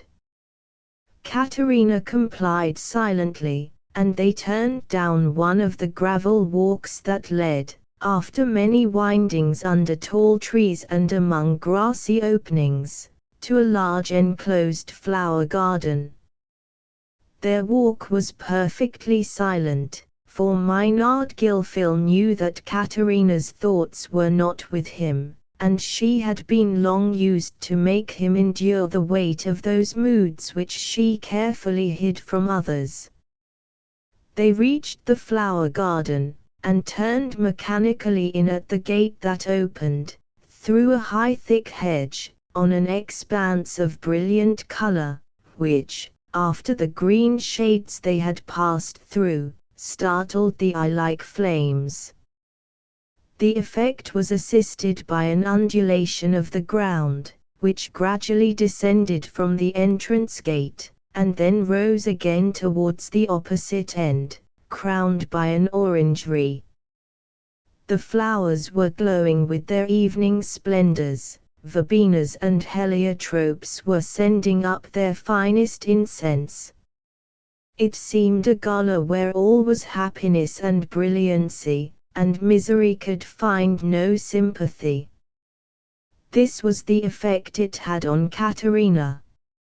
As she wound among the beds of gold and blue and pink, where the flowers seemed to be looking at her with wondering elf-like eyes, knowing nothing of sorrow, the feeling of isolation in her wretchedness overcame her, and the tears, which had been before trickling slowly down her pale cheeks, now gushed forth accompanied with sobs.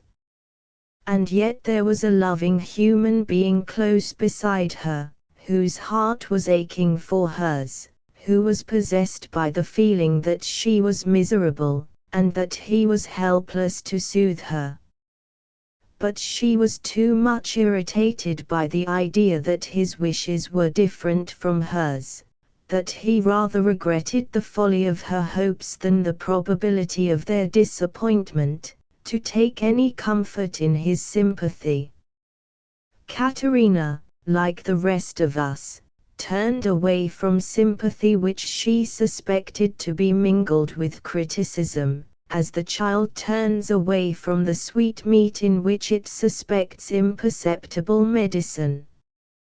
"Dear Katerina, I think I hear voices," said Mr. Gilfil. "They may be coming this way." She checked herself like one accustomed to conceal her emotions, and ran rapidly to the other end of the garden, where she seemed occupied in selecting a rose. Presently Lady Cheverel entered, leaning on the arm of Captain Wybrow, and followed by Sir Christopher. The party stopped to admire the tiers of geraniums near the gate, and in the meantime Katerina tripped back with a moss rosebud in her hand, and, going up to Sir Christopher, said, "There, Padroncello, there is a nice rose for your buttonhole." "Ah, you black-eyed monkey," he said, fondly stroking her cheek, "so you have been running off with Maynard, either to torment or coax him an inch or two deeper into love. Come, come, I want you to sing us Hopadutto before we sit down to piquet. Antony goes tomorrow, you know, you must warble him into the right sentimental lover's mood, that he may acquit himself well at Bath." He put her little arm under his, and calling to Lady Cheverel, "Come, Henrietta," led the way towards the house. The party entered the drawing-room, which, with its oriel window, corresponded to the library in the other wing, and had also a flat ceiling heavy with carving and blazonry, but the window being unshaded, and the walls hung with full-length portraits of knights and dames in scarlet, white, and gold, it had not the sombre effect of the library. Here hung the portrait of Sir Anthony Cheverel, who in the reign of Charles II was the renovator of the family splendor, which had suffered some declension from the early brilliancy of that Cheverel who came over with the Conqueror. A very imposing personage was this Sir Anthony, standing with one arm akimbo, and one fine leg and foot advanced, evidently with a view to the gratification of his contemporaries and posterity. You might have taken off his splendid peruke, and his scarlet cloak, which was thrown backward from his shoulders, without annihilating the dignity of his appearance.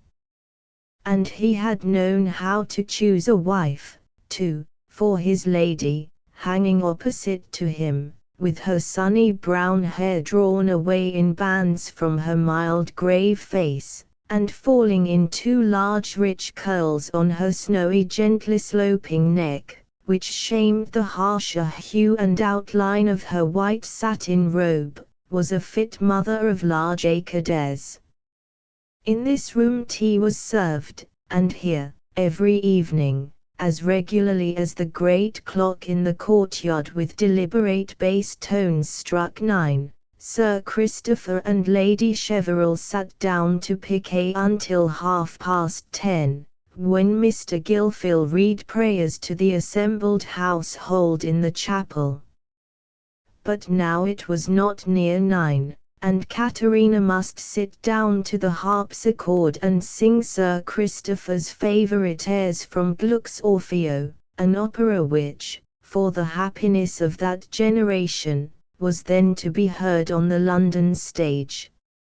It happened this evening that the sentiment of these airs, Che Fero senza Eurydice, and Ho perduto il bel sembiante, in both of which the singer pours out his yearning after his lost love, came very close to Caterina's own feeling. But her emotion, instead of being a hindrance to her singing, gave her additional power. Her singing was what she could do best, it was her one point of superiority, in which it was probable she would excel the high-born beauty whom Antony was to woo, and her love, her jealousy, her pride, her rebellion against her destiny, made one stream of passion which welled forth in the deep rich tones of her voice. She had a rare contralto, which Lady Cheverel, who had high musical taste, had been careful to preserve her from straining. "Excellent, Caterina," said Lady Cheverel, as there was a pause after the wonderful linked sweetness of Che Fero. "I never heard you sing that so well." Once more it was repeated, and then came Ho perduto, which Sir Christopher encored, in spite of the clock just striking 9. When the last note was dying out he said, "There's a clever black-eyed monkey. Now bring out the table for piquet." Caterina drew out the table and placed the cards, then, with her rapid fairy suddenness of motion, threw herself on her knees, and clasped Sir Christopher's knee. He bent down, stroked her cheek and smiled. "Caterina, that is foolish," said Lady Cheverel. "I wish you would leave off those stage players' antics." She jumped up, arranged the music on the harpsichord, and then, seeing the baronet and his lady seated at piquet, quietly glided out of the room. Captain Wybrow had been leaning near the harpsichord during the singing, and the chaplain had thrown himself on a sofa at the end of the room. They both now took up a book. Mr. Gilfil chose the last number of the Gentleman's Magazine. Captain Wybrow, stretched on an ottoman near the door, opened Phobos, and there was perfect silence in the room which, 10 minutes before, was vibrating to the passionate tones of Caterina. She had made her way along the cloistered passages, now lighted here and there by a small oil lamp, to the grand staircase, which led directly to a gallery running along the whole eastern side of the building, where it was her habit to walk when she wished to be alone. The bright moonlight was streaming through the windows, throwing into strange light and shadow the heterogeneous objects that lined the long walls, Greek statues and busts of Roman emperors, low cabinets filled with curiosities, natural and antiquarian, tropical birds and huge horns of beasts, Hindu gods and strange shells, swords and daggers, and bits of chain armor, Roman lamps and tiny models of Greek temples, and, above all these, queer old family portraits, of little boys and girls, once the hope of the Cheverels, with close-shaven heads imprisoned in stiff ruffs, of faded, pink-faced ladies, with rudimentary features and highly developed headdresses, of gallant gentlemen, with high hips, high shoulders, and red-pointed beards. Here, on rainy days, Sir Christopher and his lady took their promenade, and here billiards were played, but, in the evening, it was forsaken by all except Katerina, and, sometimes, one other person. She paced up and down in the moonlight, her pale face and thin white-robed form making her look like the ghost of some former Lady Cheverel come to revisit the glimpses of the moon. By and by she paused opposite the broad window above the portico, and looked out on the long vista of turf and trees now stretching chill and saddened in the moonlight. Suddenly a breath of warmth and roses seemed to float towards her, and an arm stole gently round her waist, while a soft hand took up her tiny fingers. Katerina felt an electric thrill, and was motionless for one long moment. Then she pushed away the arm and hand, and, turning round, lifted up to the face that hung over her eyes full of tenderness and reproach. The fawn-like unconsciousness was gone, and in that one look were the ground tones of poor little Katerina's nature, intense love and fierce jealousy. "Why do you push me away, Tina?" said Captain Wybrow in a half-whisper. "Are you angry with me for what a hard fate puts upon me? Would you have me cross my uncle, who has done so much for us both, in his dearest wish? You know I have duties, we both have duties, before which feeling must be sacrificed." "Yes, yes," said Katerina, stamping her foot, and turning away her head. "Don't tell me what I know already." There was a voice speaking in Katerina's mind to which she had never yet given vent. That voice said continually, "Why did he make me love him? Why did he let me know he loved me, if he knew all the while that he couldn't brave everything for my Sake?" Then love answered. He was led on by the feeling of the moment, "As you have been, Katerina, and now you ought to help him to do what is right." Then the voice rejoined, "It was a slight matter to him. He doesn't much mind giving you up. He will soon love that beautiful woman, and forget a poor little pale thing like you." Thus love, anger, and jealousy were struggling in that young soul. "Besides," Tina continued Captain Wybrow in still gentler tones, "I shall not succeed. Miss Asher very likely prefers someone else, and you know I have the best will in the world to fail. I shall come back a hapless bachelor, perhaps to find you already married to the good-looking chaplain, who is over head and ears in love with you. Poor Sir Christopher has made up his mind that you're to have Gilfil. Why will you speak so? You speak from your own want of feeling. Go away from me. Don't let us part in anger, Tina. All this may pass away. It's as likely as not that I may never marry anyone at all. These palpitations may carry me off, and you may have the satisfaction of knowing that I shall never be anybody's bridegroom. Who knows what may happen? I may be my own master before I get into the bonds of holy matrimony, and be able to choose my little singing bird. Why should we distress ourselves before the time? It is easy to talk so when you are not feeling," said Katerina. "The the tears flowing fast.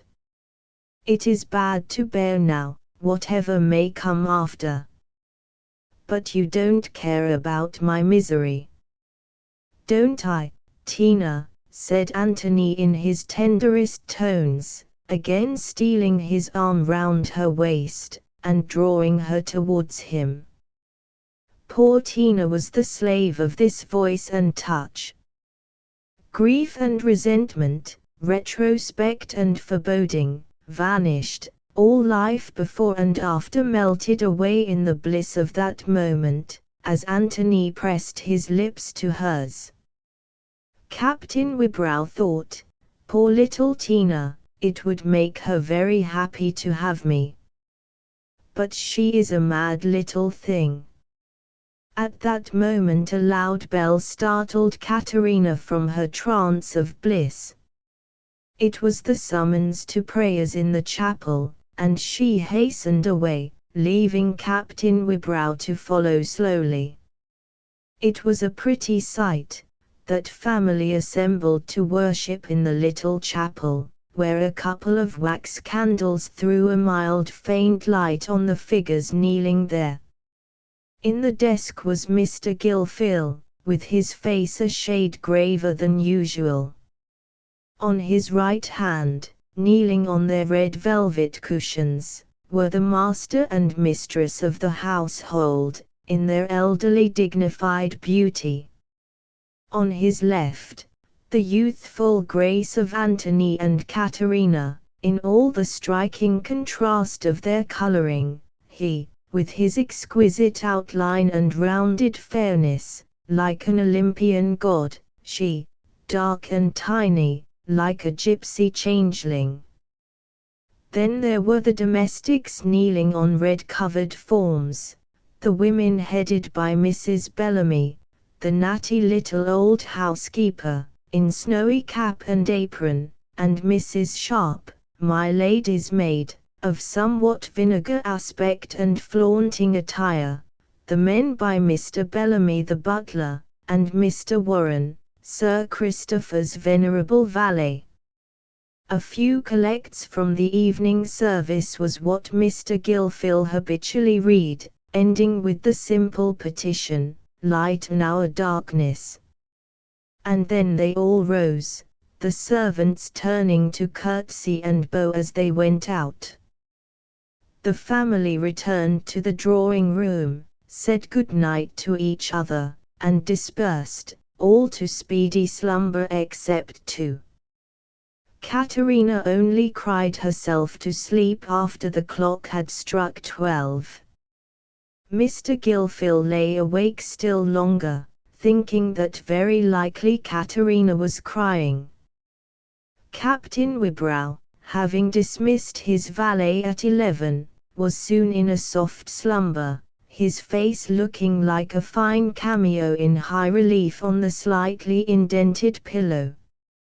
Chapter 3. The last chapter has given the discerning reader sufficient insight into the state of things at Cheverel Manor in the summer of 1788. In that summer, we know, the great nation of France was agitated by conflicting thoughts and passions, which were but the beginning of sorrows. And in our Katerina's little breast, too, there were terrible struggles. The poor bird was beginning to flutter and vainly dash its soft breast against the hard iron bars of the inevitable, and we see too plainly the danger, if that anguish should go on heightening instead of being allayed, that the palpitating heart may be fatally bruised. Meanwhile, if, as I hope, you feel some interest in Katerina and her friends at Cheverel Manor, you are perhaps asking, how came she to be there? How was it that this tiny, dark-eyed child of the South, whose face was immediately suggestive of olive-covered hills and taper-lit shrines, came to have her home in that stately English manor-house, by the side of the blonde matron, Lady Cheverel, almost as if a hummingbird were found perched on one of the elm trees in the park, by the side of her ladyship's handsomest pouter pigeon. Speaking good English, too, and joining in Protestant prayers.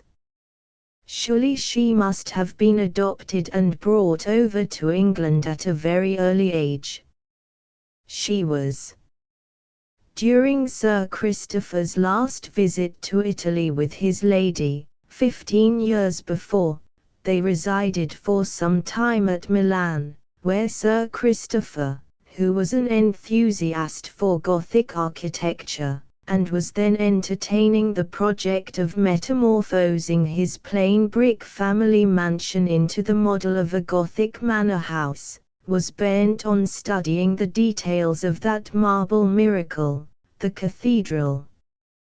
Here Lady Cheverel, as at other Italian cities where she made any protracted stay, engaged a maestro to give her lessons in singing, for she had then not only fine musical taste, but a fine soprano voice.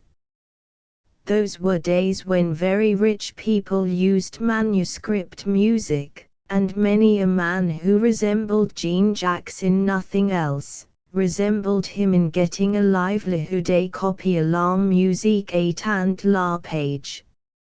Lady Cheverel having need of this service, Maestro Albani told her he would send her a poveraccio of his acquaintance, whose manuscript was the neatest and most correct he knew of. Unhappily, the poveraccio was not always in his best wits, and was sometimes rather slow in consequence, but it would be a work of Christian charity worthy of the beautiful Signora to employ poor Sarti.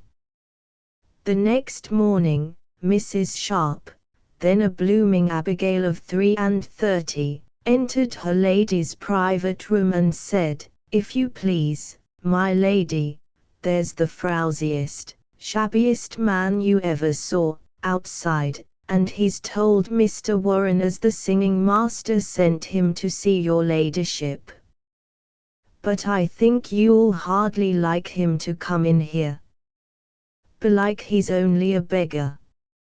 "Oh yes, show him in immediately." Mrs. Sharp retired, muttering something about fleas and worse.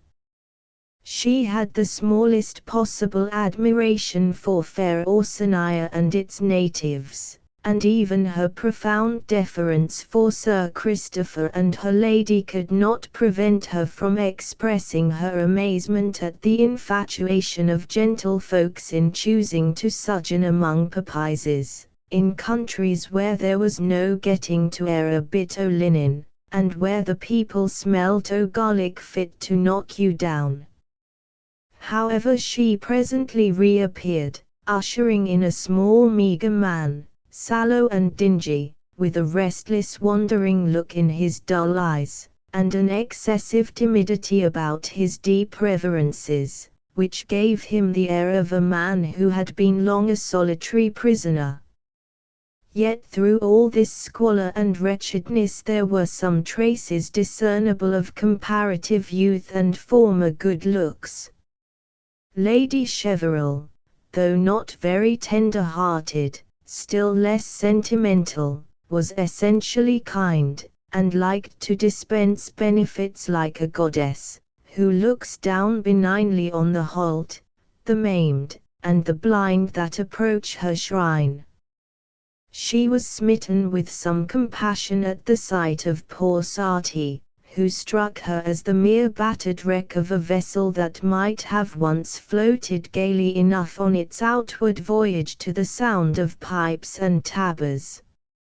She spoke gently as she pointed out to him the operatic selections she wished him to copy, and he seemed to sun himself in her auburn, radiant presence, so that when he made his exit with the music books under his arm, his bow, though not less reverent, was less timid.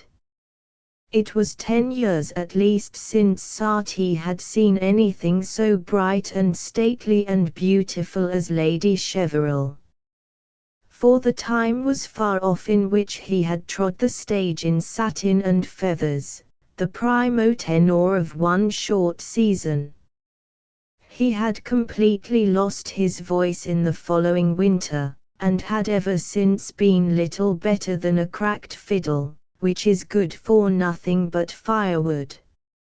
For, like many Italian singers, he was too ignorant to teach, and if it had not been for his one talent of penmanship, he and his young helpless wife might have starved.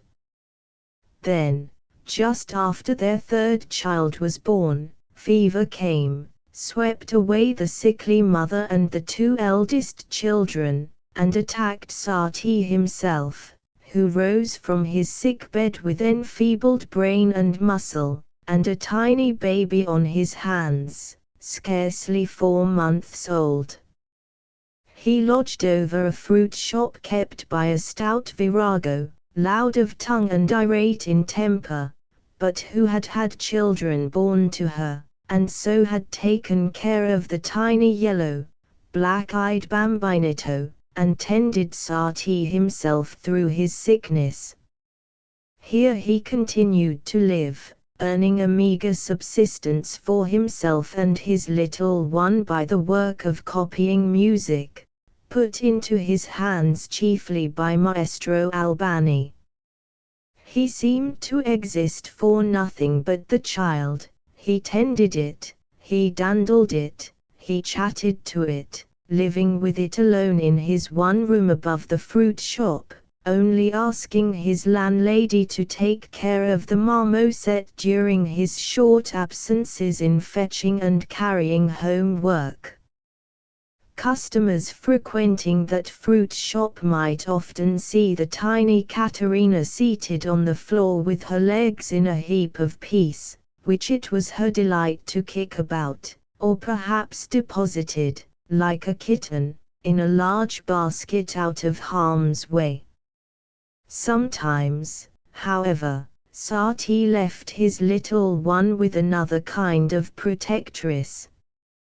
He was very regular in his devotions, which he paid thrice a week in the great cathedral, carrying Caterina with him.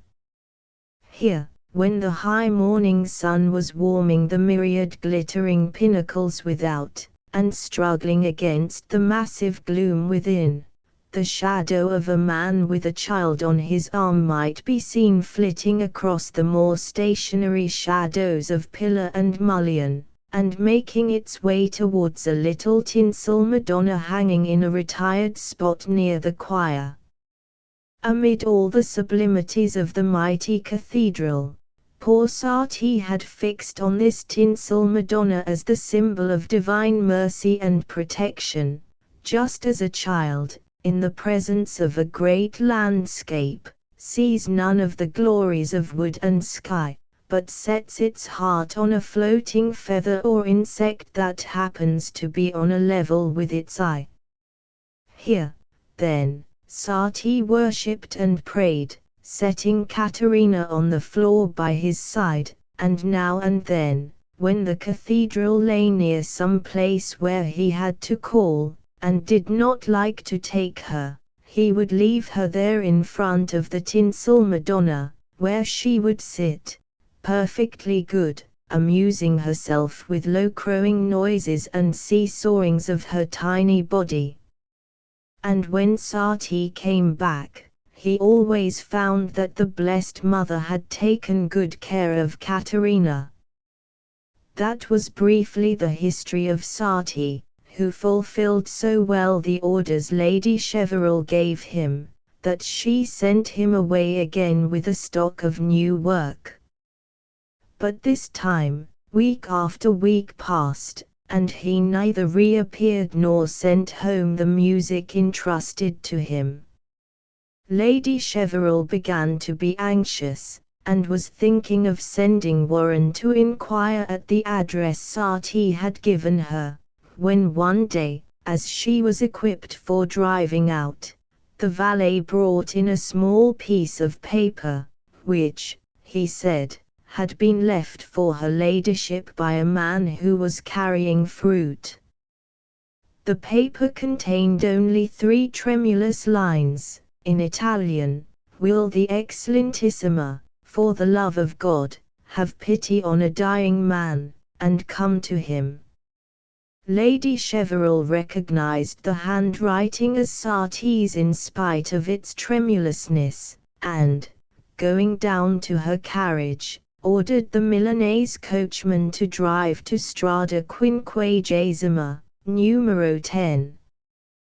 The coach stopped in a dirty narrow street opposite La Pazzini's fruit shop, and that large specimen of womanhood immediately presented herself at the door, to the extreme disgust of Mrs. Sharp, who remarked privately to Mr. Warren that La Pazzini was a hideous porpoise.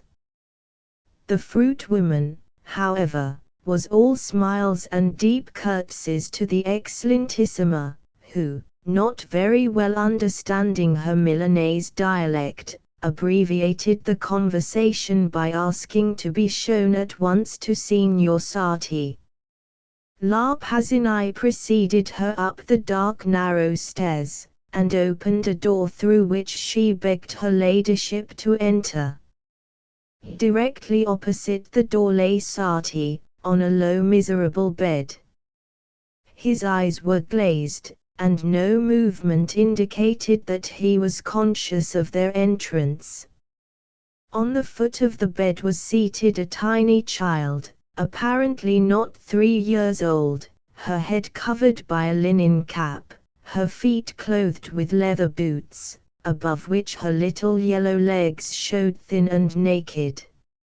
A frock, made of what had once been a gay flowered silk, was her only other garment. Her large dark eyes shone from out her queer little face, like 2 precious stones in a grotesque image carved in old ivory. She held an empty medicine bottle in her hand, and was amusing herself with putting the cork in and drawing it out again, to hear how it would pop. La Pazzini went up to the bed and said, "Ecco la nobilissima donna," but directly after screamed out, "Holy Mother, he is dead." It was so. The entreaty had not been sent in time for Sarti to carry out his project of asking the great English lady to take care of his Caterina. That was the thought which haunted his feeble brain as soon as he began to fear that his illness would end in death. She had wealth, she was kind, she would surely do something for the poor orphan. And so, at last, he sent that scrap of paper which won the fulfillment of his prayer, though he did not live to utter it. Lady Cheverel gave La Pazzini money that the last decencies might be paid to the dead man, and carried away Caterina, meaning to consult Sir Christopher as to what should be done with her. Even Mrs. Sharp had been so smitten with pity by the scene she had witnessed when she was summoned upstairs to fetch Caterina, as to shed a small tear, though she was not at all subject to that weakness. Indeed, she abstained from it on principle, because, as she often said, it was known to be the worst thing in the world for the eyes. On the way back to her hotel, Lady Cheverel turned over various projects in her mind regarding Caterina, but at last one gained the preference over all the rest. Why should they not take the child to England, and bring her up there? They had been married 12 years, yet Cheverel Manor was cheered by no children's voices, and the old house would be all the better for a little of that music. Besides, it would be a Christian work to train this little papist into a good Protestant, and graft as much English fruit as possible on the Italian stem. Sir Christopher listened to this plan with hearty acquiescence. He loved children, and took at once to the little black-eyed monkey, his name for Caterina all through her short life. But neither he nor Lady Cheverel had any idea of adopting her as their daughter, and giving her their own rank in life. They were much too English and aristocratic to think of anything so romantic. No.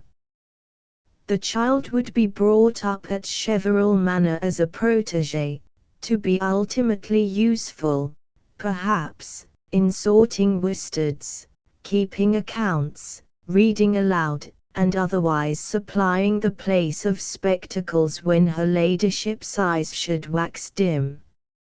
So Mrs. Sharp had to procure new clothes, to replace the linen cap, flowered frock, and leathern boots, and now, strange to say, little Caterina, who had suffered many unconscious evils in her existence of 30 moons, first began to know conscious troubles.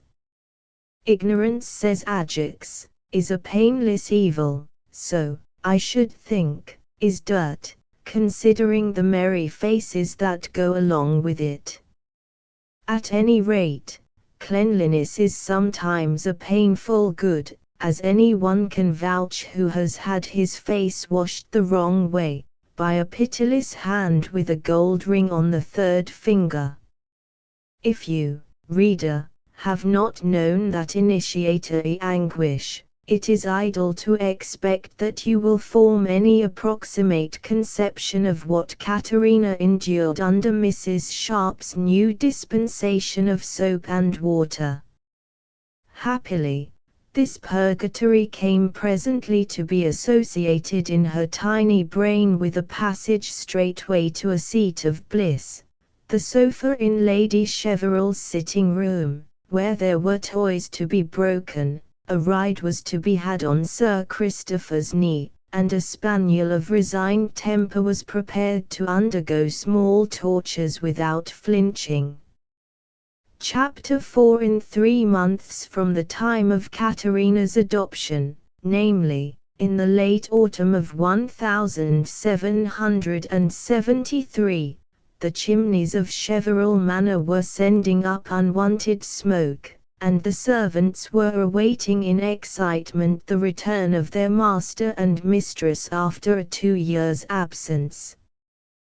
Great was the astonishment of Mrs. Bellamy, the housekeeper, when Mr. Warren lifted a little black-eyed child out of the carriage, and great was Mrs. Sharp's sense of superior information and experience, as she detailed Caterina's history, interspersed with copious comments, to the rest of the upper servants that evening, as they were taking a comfortable glass of grog together in the housekeeper's room. A pleasant room it was, as any party need desire to muster in on a cold November evening. The fireplace alone was a picture, a wide and deep recess with a low brick altar in the middle, where great logs of dry wood sent myriad sparks up the dark chimney throat, and over the front of this recess a large wooden entablature bearing this motto, finely carved in old English letters, "Fear God and honor the King." And beyond the party, who formed a half-moon with their chairs and well-furnished table round this bright fireplace, what a space of chiaroscuro for the imagination to revel in! Stretching across the far end of the room, what an oak table, high enough surely for Homer's gods, standing on 4 massive legs, bossed and bulging like sculptured urns. And, lining the distant wall, what vast cupboards, suggestive of inexhaustible apricot jam and promiscuous butler's perquisites.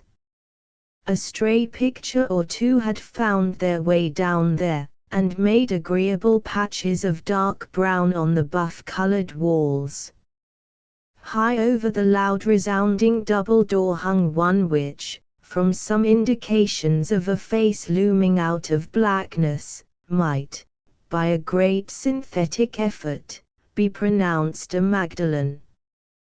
Considerably lower down hung the similitude of a hat and feathers, with portions of a ruff, stated by Mrs. Bellamy to represent Sir Francis Bacon, who invented gunpowder, and, in her opinion, might ha' been better employed. But this evening the mind is but slightly arrested by the great Verulam, and is in the humour to think a dead philosopher less interesting than a living gardener, who sits conspicuous in the half-circle round the fireplace. Mr. Bates is habitually a guest in the housekeeper's room of an evening, preferring the social pleasures there, the feast of gossip and the flow of grog, to a bachelor's chair in his charming thatched cottage on a little island, where every sound is remote, but the cawing of rooks and the screaming of wild geese, poetic sounds, doubtless, but, humanly speaking, not convivial. Mr. Bates was by no means an average person, to be passed without special notice. He was a sturdy Yorkshireman, approaching 40, whose face nature seemed to have coloured when she was in a hurry, and had no time to attend to nuances, for every inch of him visible above his neckcloth was of one impartial redness, so that when he was at some distance your imagination was at liberty to place his lips anywhere between his nose and chin.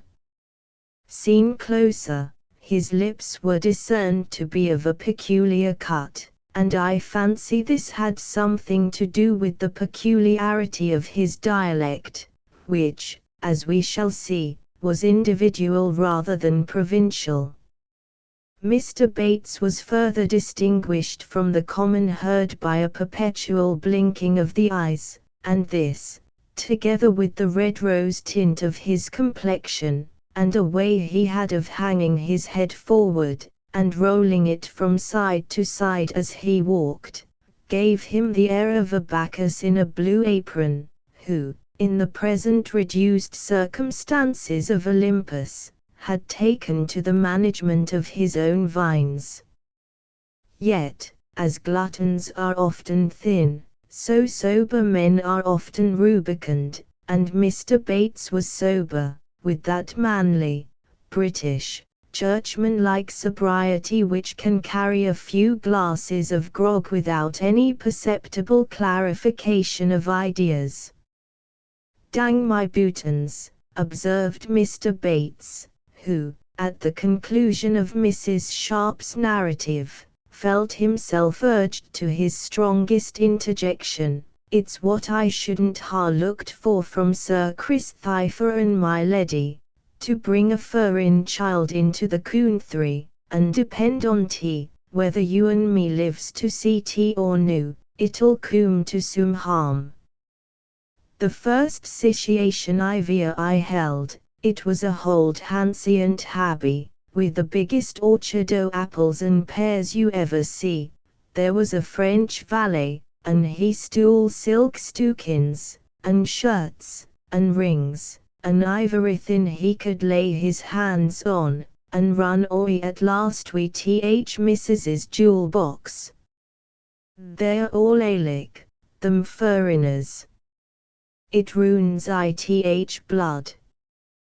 Well said Mrs. Sharp, with the air of a person who held liberal views, but knew where to draw the line. "I'm not going to defend the furriners, for I've as good reason to know what they are as most folks, and nobody'll ever hear me say but what they are next door to heathens, and the hile they eat with their victuals is enough to turn any Christian's stomach. But for all that, and for all as the trouble in respect o' washing and managing has fell up o' me through the journey, I can't say but what I think as my lady and Sir Christopher's done a right thing by a innocent child as doesn't know its right hand from its left, I bringing it where it'll learn to speak summat better nor gibberish, and be brought up i' the true religion. For as for them furrin churches as Sir Christopher is so unaccountable mad after, we pictures o' men and women a showing themselves just for all the world as God made 'em. I think, for my part, as it's well a sin to go into 'em.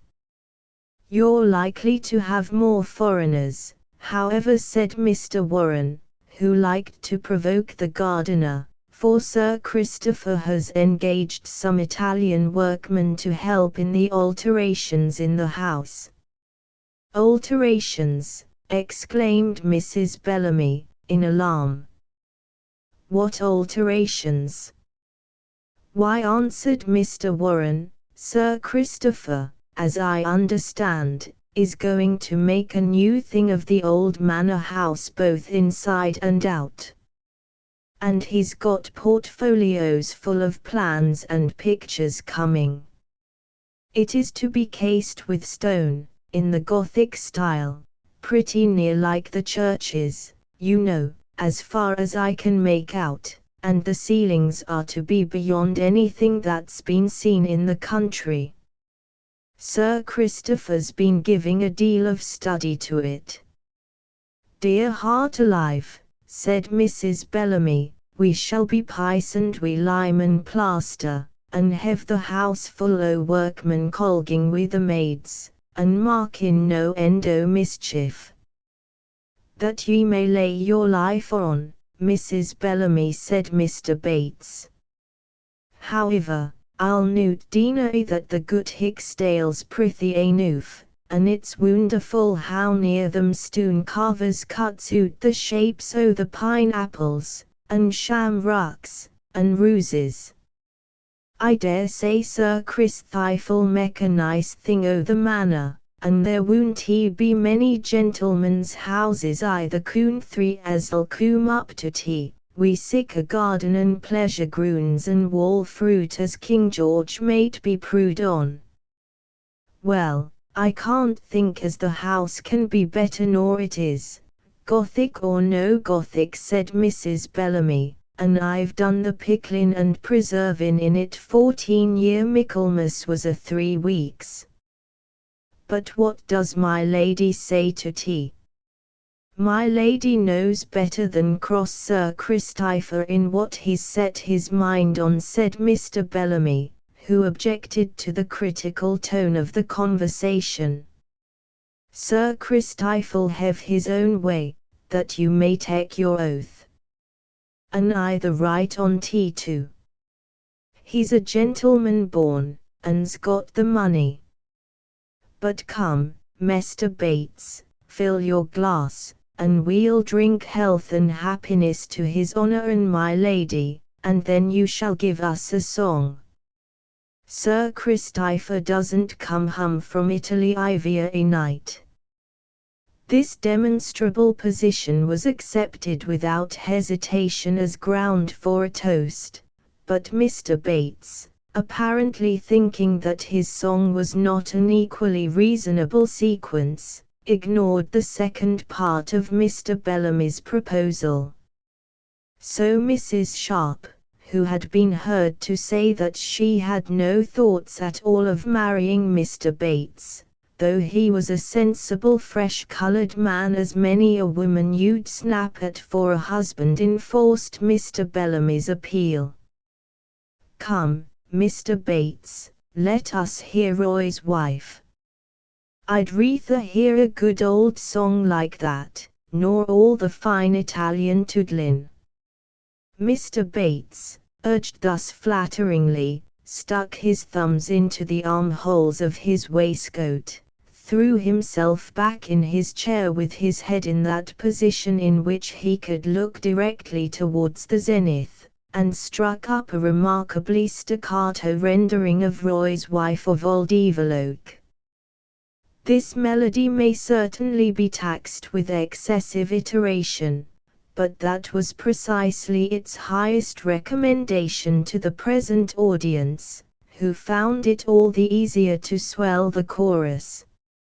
Nor did it at all diminish their pleasure that the only particular concerning Roy's wife, which Mr. Bates's enunciation allowed them to gather, was that she chatted him, whether in the matter of garden stuff or of some other commodity, or why her name should, in consequence, be repeatedly reiterated with exultation, remaining an agreeable mystery. Mr. Bates's song formed the climax of the evening's good fellowship, and the party soon after dispersed, Mrs. Bellamy perhaps to dream of quicklime flying among her preserving pans, or of lovesick housemaids reckless of unswept corners, and Mrs. Sharp to sink into pleasant visions of independent housekeeping in Mr. Bates's cottage, with no bells to answer, and with fruit and vegetables ad libitum. Caterina soon conquered all prejudices against her foreign blood, for what prejudices will hold out against helplessness and broken prattle? She became the pet of the household, thrusting Sir Christopher's favourite bloodhound of that day, Mrs. Bellamy's 2 canaries, and Mr. Bates's largest Dorking hen, into a merely secondary position. The consequence was, that in the space of a summer's day she went through a great cycle of experiences, commencing with the somewhat acidulated goodwill of Mrs. Sharp's nursery discipline. Then came the grave luxury of her ladyship's sitting-room, and, perhaps, the dignity of a ride on Sir Christopher's knee, sometimes followed by a visit with him to the stables, where Caterina soon learned to hear without crying the baying of the chained bloodhounds, and say, with ostentatious bravery, clinging to Sir Christopher's leg all the while, "Day not hurt Tina." Then Mrs. Bellamy would perhaps be going out to gather the rose leaves and lavender, and Tina was made proud and happy by being allowed to carry a handful in her pinafore, happier still, when they were spread out on sheets to dry, so that she could sit down like a frog among them, and have them poured over her in fragrant showers. Another frequent pleasure was to take a journey with Mr. Bates through the kitchen gardens and the hot houses, where the rich bunches of green and purple grapes hung from the roof, far out of reach of the tiny yellow hand that could not help stretching itself out towards them, though the hand was sure at last to be satisfied with some delicate flavored fruit or sweet-scented flower. Indeed, in the long monotonous leisure of that great country house, you may be sure there was always some one who had nothing better to do than to play with Tina. So that the little southern bird had its northern nest lined with tenderness, and caresses, and pretty things. A loving sensitive nature was too likely, under such nurture, to have its susceptibility heightened into unfitness for an encounter with any harder experience, all the more, because there were gleams of fierce resistance to any discipline that had a harsh or unloving aspect. For the only thing in which Caterina showed any precocity was a certain ingenuity in vindictiveness. When she was 5 years old she had revenged herself for an unpleasant prohibition by pouring the ink into Mrs. Sharp's work-basket, and once, when Lady Cheverel took her doll from her, because she was affectionately licking the paint off its face, the little minx straightway climbed on a chair and threw down a flower vase that stood on a bracket. This was almost the only instance in which her anger overcame her awe of Lady Cheverel, who had the ascendancy always belonging to kindness that never melts into caresses, and is severely but uniformly beneficent. By and by the happy monotony of Cheverel Manor was broken in upon in the way Mr. Warren had announced. The roads through the park were cut up by wagons carrying loads of stone from a neighbouring quarry, the green courtyard became dusty with lime, and the peaceful house rang with the sound of tools. For the next 10 years Sir Christopher was occupied with the architectural metamorphosis of his old family mansion, thus anticipating, through the prompting of his individual taste, that general reaction from the insipid imitation of the Palladian style, towards a restoration of the Gothic, which marked the close of the 18th century. This was the object he had set his heart on, with a singleness of determination which was regarded with not a little contempt by his fox-hunting neighbours, who wondered greatly that a man with some of the best blood in England in his veins, should be mean enough to economise in his cellar, and reduce his stud to 2 old coach horses and a hack, for the sake of riding a hobby, and playing the architect. Their wives did not see so much to blame in the matter of the cellar and stables, but they were eloquent in pity for poor Lady Cheverel, who had to live in no more than 3 rooms at once, and who must be distracted with noises, and have her constitution undermined by unhealthy smells. It was as bad as having a husband with an asthma. Why did not Sir Christopher take a house for her at Bath, or, at least, if he must spend his time in overlooking workmen, somewhere in the neighbourhood of the manor? This pity was quite gratuitous, as the most plentiful pity always is, for though Lady Cheverel did not share her husband's architectural enthusiasm, she had too rigorous a view of a wife's duties, and too profound a deference for Sir Christopher, to regard submission as a grievance. As for Sir Christopher, he was perfectly indifferent to criticism. An obstinate, crotchety man, said his neighbours. But I, who have seen Cheverel Manor, as he bequeathed it to his heirs, rather attribute that unswerving architectural purpose of his, conceived and carried out through long years of systematic personal exertion, to something of the fervour of genius, as well as inflexibility of will, and in walking through those rooms, with their splendid ceilings and their meagre furniture, which tell how all the spare money had been absorbed before personal comfort was thought of, I have felt that there dwelt in this old English baronet some of that sublime spirit which distinguishes art from luxury, and worships beauty apart from self-indulgence. While Cheverel Manor was growing from ugliness into beauty, Caterina too was growing from a little yellow bantling into a whiter maiden, with no positive beauty indeed, but with a certain light airy grace, which, with her large appealing dark eyes, and a voice that, in its low-toned tenderness, recalled the love notes of the stock dove, gave her a more than usual charm. Unlike the building, however, Caterina's development was the result of no systematic or careful appliances. She grew up very much like the primroses, which the gardener is not sorry to see within his enclosure, but takes no pains to cultivate. Lady Cheverel taught her to read and write, and say her catechism. Mr. Warren, being a good accountant, gave her lessons in arithmetic, by her ladyship's desire, and Mrs. Sharp initiated her in all the mysteries of the needle. But, for a long time, there was no thought of giving her any more elaborate education.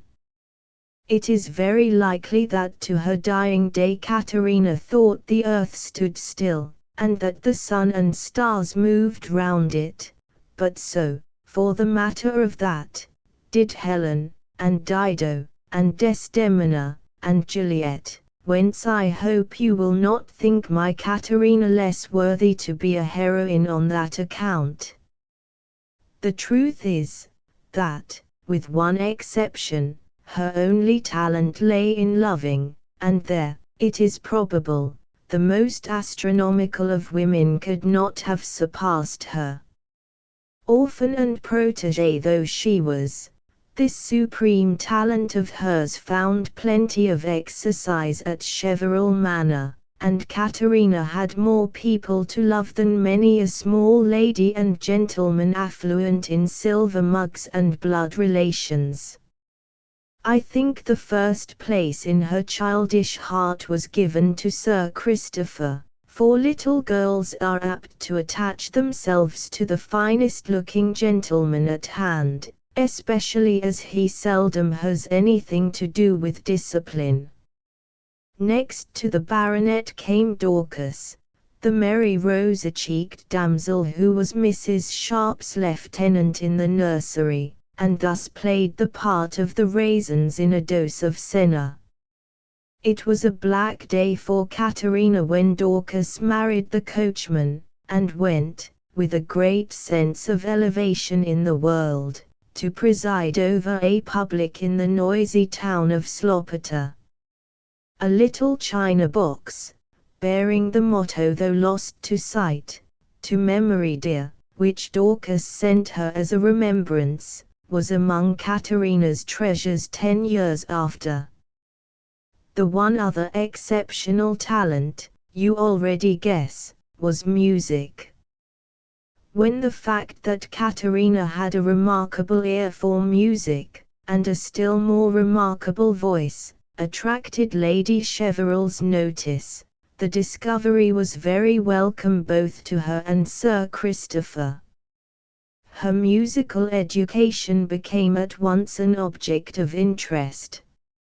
Lady Cheverel devoted much time to it, and the rapidity of Tina's progress surpassing all hopes, an Italian singing master was engaged, for several years, to spend some months together at Cheverel Manor. This unexpected gift made a great alteration in Katerina's position. After those first years in which little girls are petted like puppies and kittens, there comes a time when it seems less obvious what they can be good for, especially when, like Katerina, they give no particular promise of cleverness or beauty, and it is not surprising that in that uninteresting period there was no particular plan formed as to her future position. She could always help Mrs. Sharp, supposing she were fit for nothing else, as she grew up, but now, this rare gift of song ended her to Lady Cheverel, who loved music above all things, and it associated her at once with the pleasures of the drawing-room.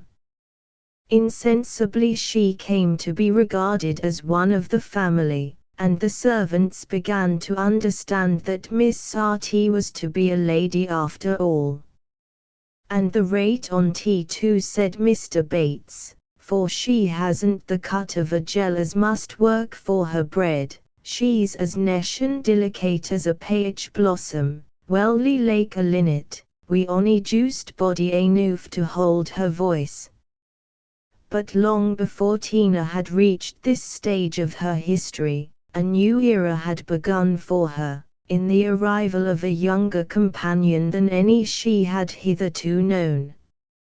When she was no more than 7, a ward of Sir Christopher's, a lad of 15, Maynard Gilfil by name, began to spend his vacations at Cheverel Manor, and found there no playfellow so much to his mind as Caterina.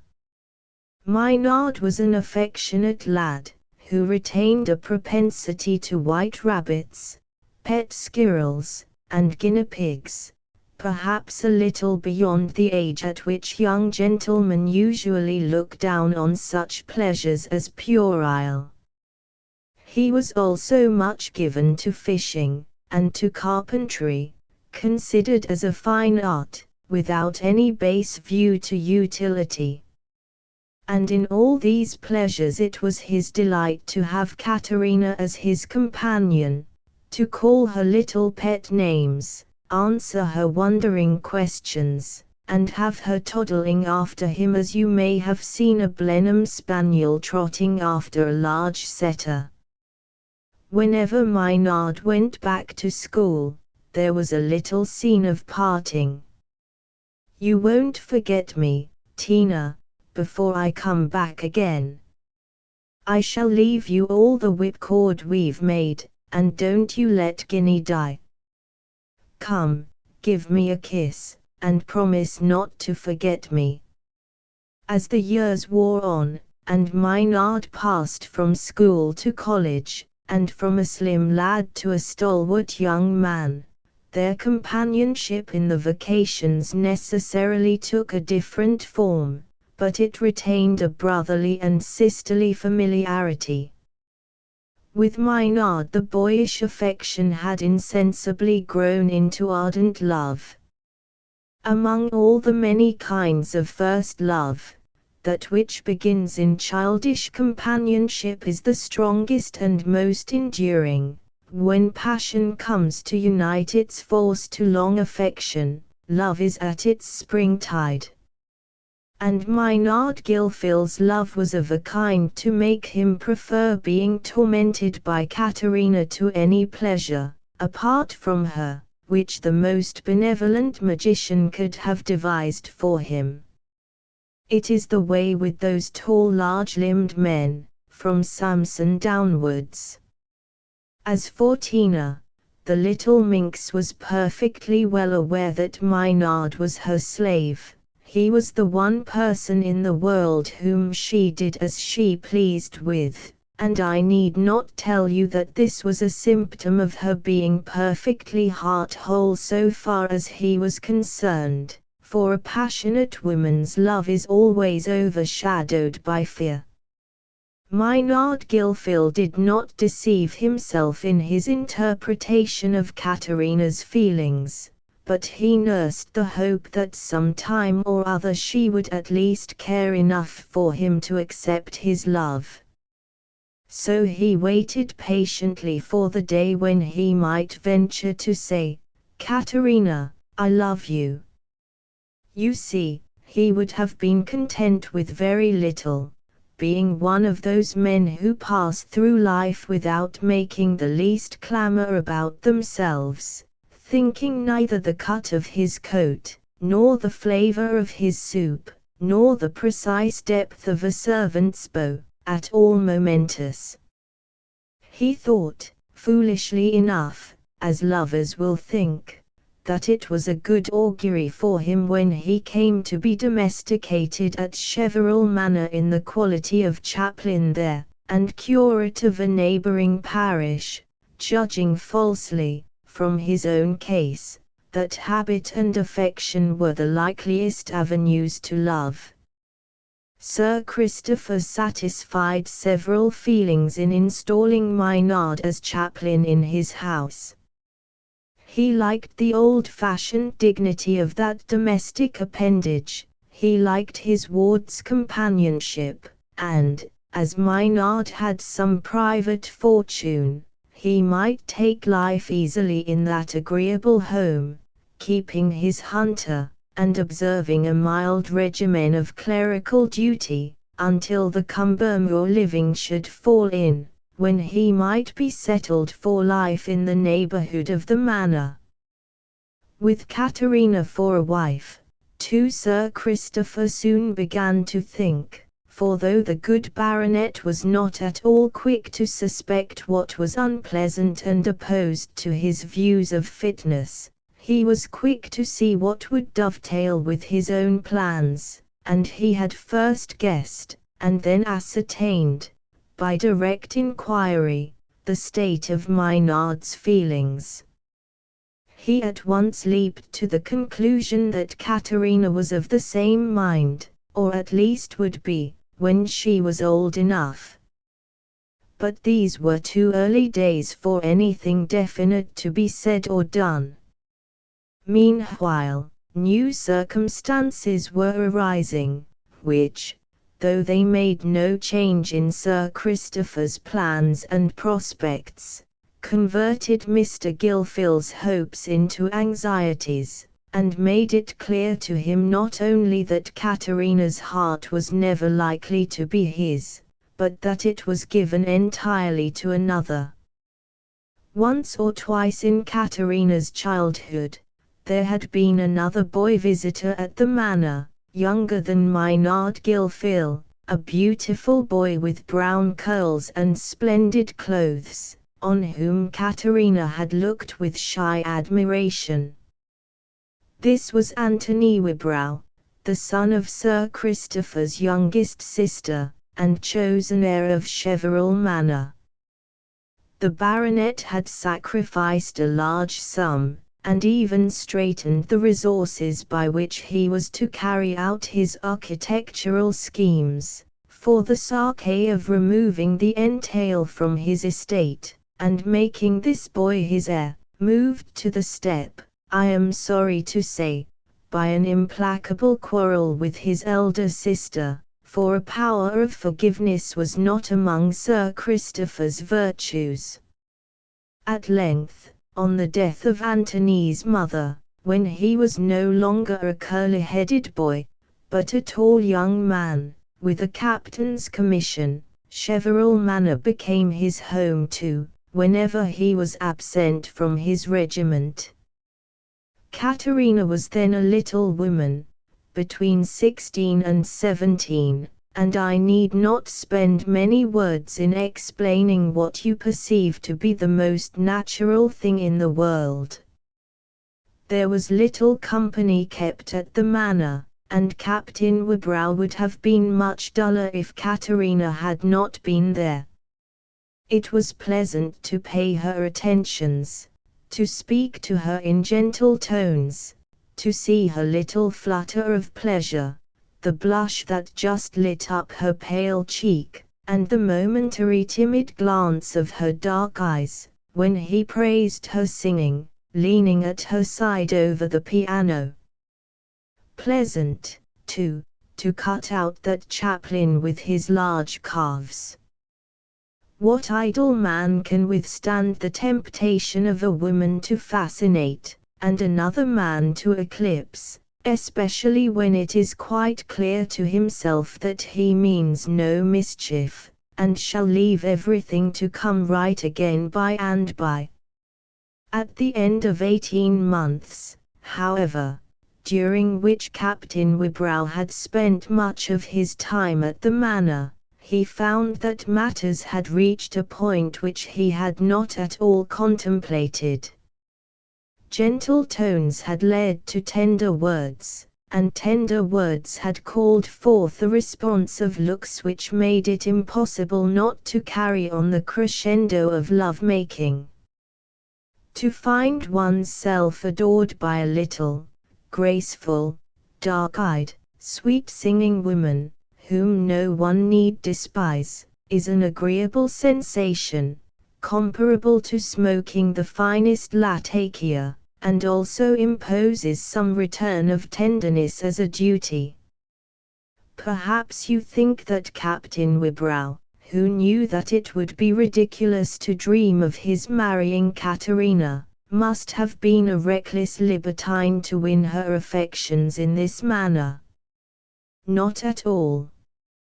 He was a young man of calm passions, who was rarely led into any conduct of which he could not give a plausible account to himself, and the tiny fragile Katerina was a woman who touched the imagination and the affections rather than the senses. He really felt very kindly towards her, and would very likely have loved her, if he had been able to love anyone. But nature had not endowed him with that capability. She had given him an admirable figure, the whitest of hands, the most delicate of nostrils, and a large amount of serene self-satisfaction, but, as if to save such a delicate piece of work from any risk of being shattered, she had guarded him from the liability to a strong emotion. There was no list of youthful misdemeanors on record against him, and Sir Christopher and Lady Cheverel thought him the best of nephews, the most satisfactory of heirs, full of grateful deference to themselves, and, above all things, guided by a sense of duty. Captain Wybrow always did the thing easiest and most agreeable to him from a sense of duty. He dressed expensively, because it was a duty he owed to his position. From a sense of duty he adapted himself to Sir Christopher's inflexible will, which it would have been troublesome as well as useless to resist, and, being of a delicate constitution, he took care of his health from a sense of duty. His health was the only point on which he gave anxiety to his friends, and it was owing to this that Sir Christopher wished to see his nephew early married, the more so as a match after the baronet's own heart appeared immediately attainable. Anthony had seen and admired Miss Usher, the only child of a lady who had been Sir Christopher's earliest love, but who, as things will happen in this world, had married another baronet instead of him. Miss Usher's father was now dead, and she was in possession of a pretty estate. If, as was probable, she should prove susceptible to the merits of Anthony's person and character, nothing could make Sir Christopher so happy as to see a marriage which might be expected to secure the inheritance of Cheverel Manor from getting into the wrong hands. Anthony had already been kindly received by Lady Usher as the nephew of her early friend. Why should he not go to Bath, where she and her daughter were then residing, follow up the acquaintance, and win a handsome, well-born, and sufficiently wealthy bride? Sir Christopher's wishes were communicated to his nephew, who at once intimated his willingness to comply with them, from a sense of duty. Katerina was tenderly informed by her lover of the sacrifice demanded from them both, and 3 days afterwards occurred the parting scene you have witnessed in the gallery, on the eve of Captain Wybrow's departure for Bath. Chapter 5. The inexorable ticking of the clock is like the throb of pain to sensations made keen by a sickening fear. And so it is with the great clockwork of nature. Daisies and buttercups give way to the brown waving grasses, tinged with the warm red sorrel. The waving grasses are swept away, and the meadows lie like emeralds set in the bushy hedgerows. The tawny-tipped corn begins to bow with the weight of the full ear. The reapers are bending amongst it, and it soon stands in sheaves. Then presently, the patches of yellow stubble lie side by side with streaks of dark red earth, which the plough is turning up in preparation for the new thrashed seed. And this passage from beauty to beauty, which to the happy is like the flow of a melody, measures for many a human heart the approach of foreseen anguish, seems hurrying on the moment when the shadow of dread will be followed up by the reality of despair. How cruelly hasty that summer of 1788 seemed to Katerina.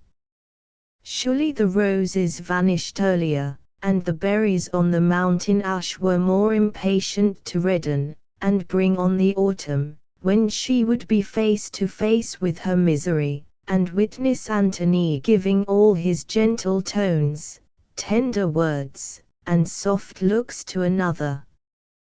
Before the end of July, Captain Wybrow had written word that Lady Archer and her daughter were about to fly from the heat and gaiety of Bath to the shady quiet of their place at Farleigh, and that he was invited to join the party there. His letters implied that he was on an excellent footing with both the ladies, and gave no hint of a rival, so that Sir Christopher was more than usually bright and cheerful after reading them. At length, towards the close of August, came the announcement that Captain Wybrow was an accepted lover, and after much complimentary and congratulatory correspondence between the two families, it was understood that in September Lady Archer and her daughter would pay a visit to Cheverel Manor, when Beatrice would make the acquaintance of her future relatives, and all needful arrangements could be discussed. Captain Wybrow would remain at Farleigh till then, and accompany the ladies on their journey.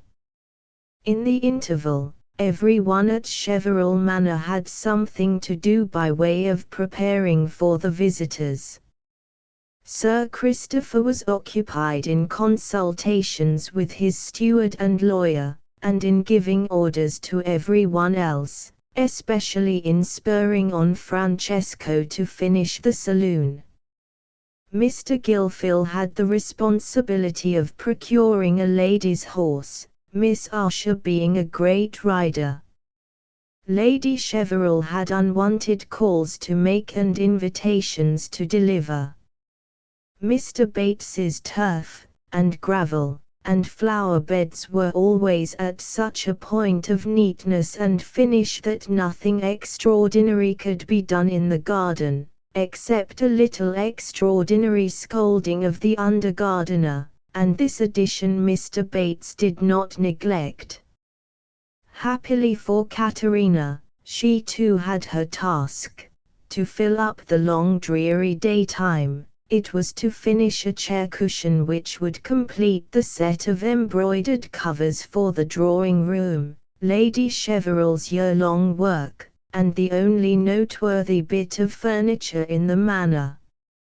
Over this embroidery she sat with cold lips and a palpitating heart, thankful that this miserable sensation throughout the daytime seemed to counteract the tendency to tears which returned with night and solitude. She was most frightened when Sir Christopher approached her. The baronet's eye was brighter and his step more elastic than ever, and it seemed to him that only the most leaden or churlish souls could be otherwise than brisk and exulting in a world where everything went so well. Dear old gentleman!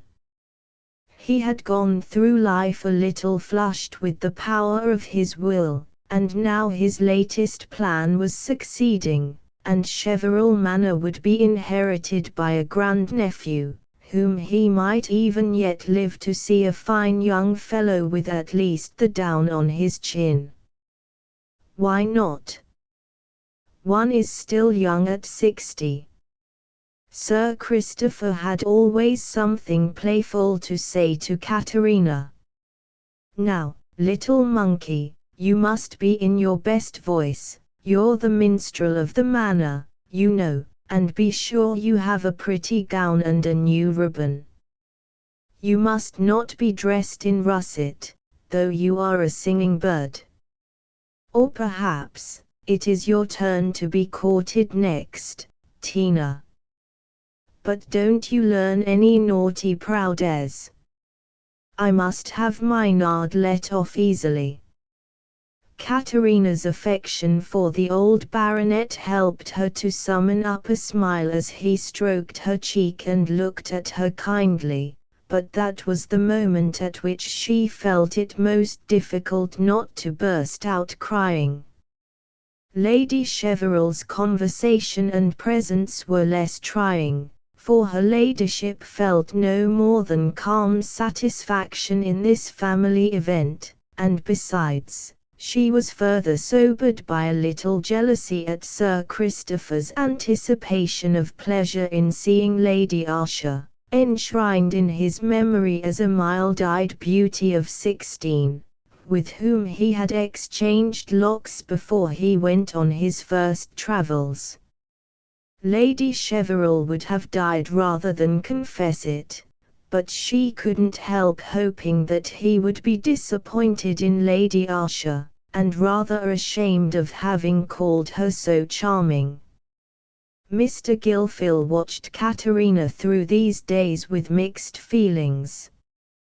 Her suffering went to his heart, but, even for her sake, he was glad that a love which could never come to good should be no longer fed by false hopes. And how could he help saying to himself, perhaps, after a while, Katerina will be tired of fretting about that cold-hearted puppy, and then at length the much-expected day arrived, and the brightest of September suns was lighting up the yellowing lime trees, as about 5 o'clock Lady Usher's carriage drove under the portico. Katerina, seated at work in her own room, heard the rolling of the wheels, followed presently by the opening and shutting of doors, and the sound of voices in the corridors. Remembering that the dinner hour was 6, and that Lady Cheverel had desired her to be in the drawing-room early, she started up to dress, and was delighted to find herself feeling suddenly brave and strong. Curiosity to see Miss Usher, the thought that Anthony was in the house, the wish not to look unattractive, were feelings that brought some color to her lips, and made it easy to attend to her toilette.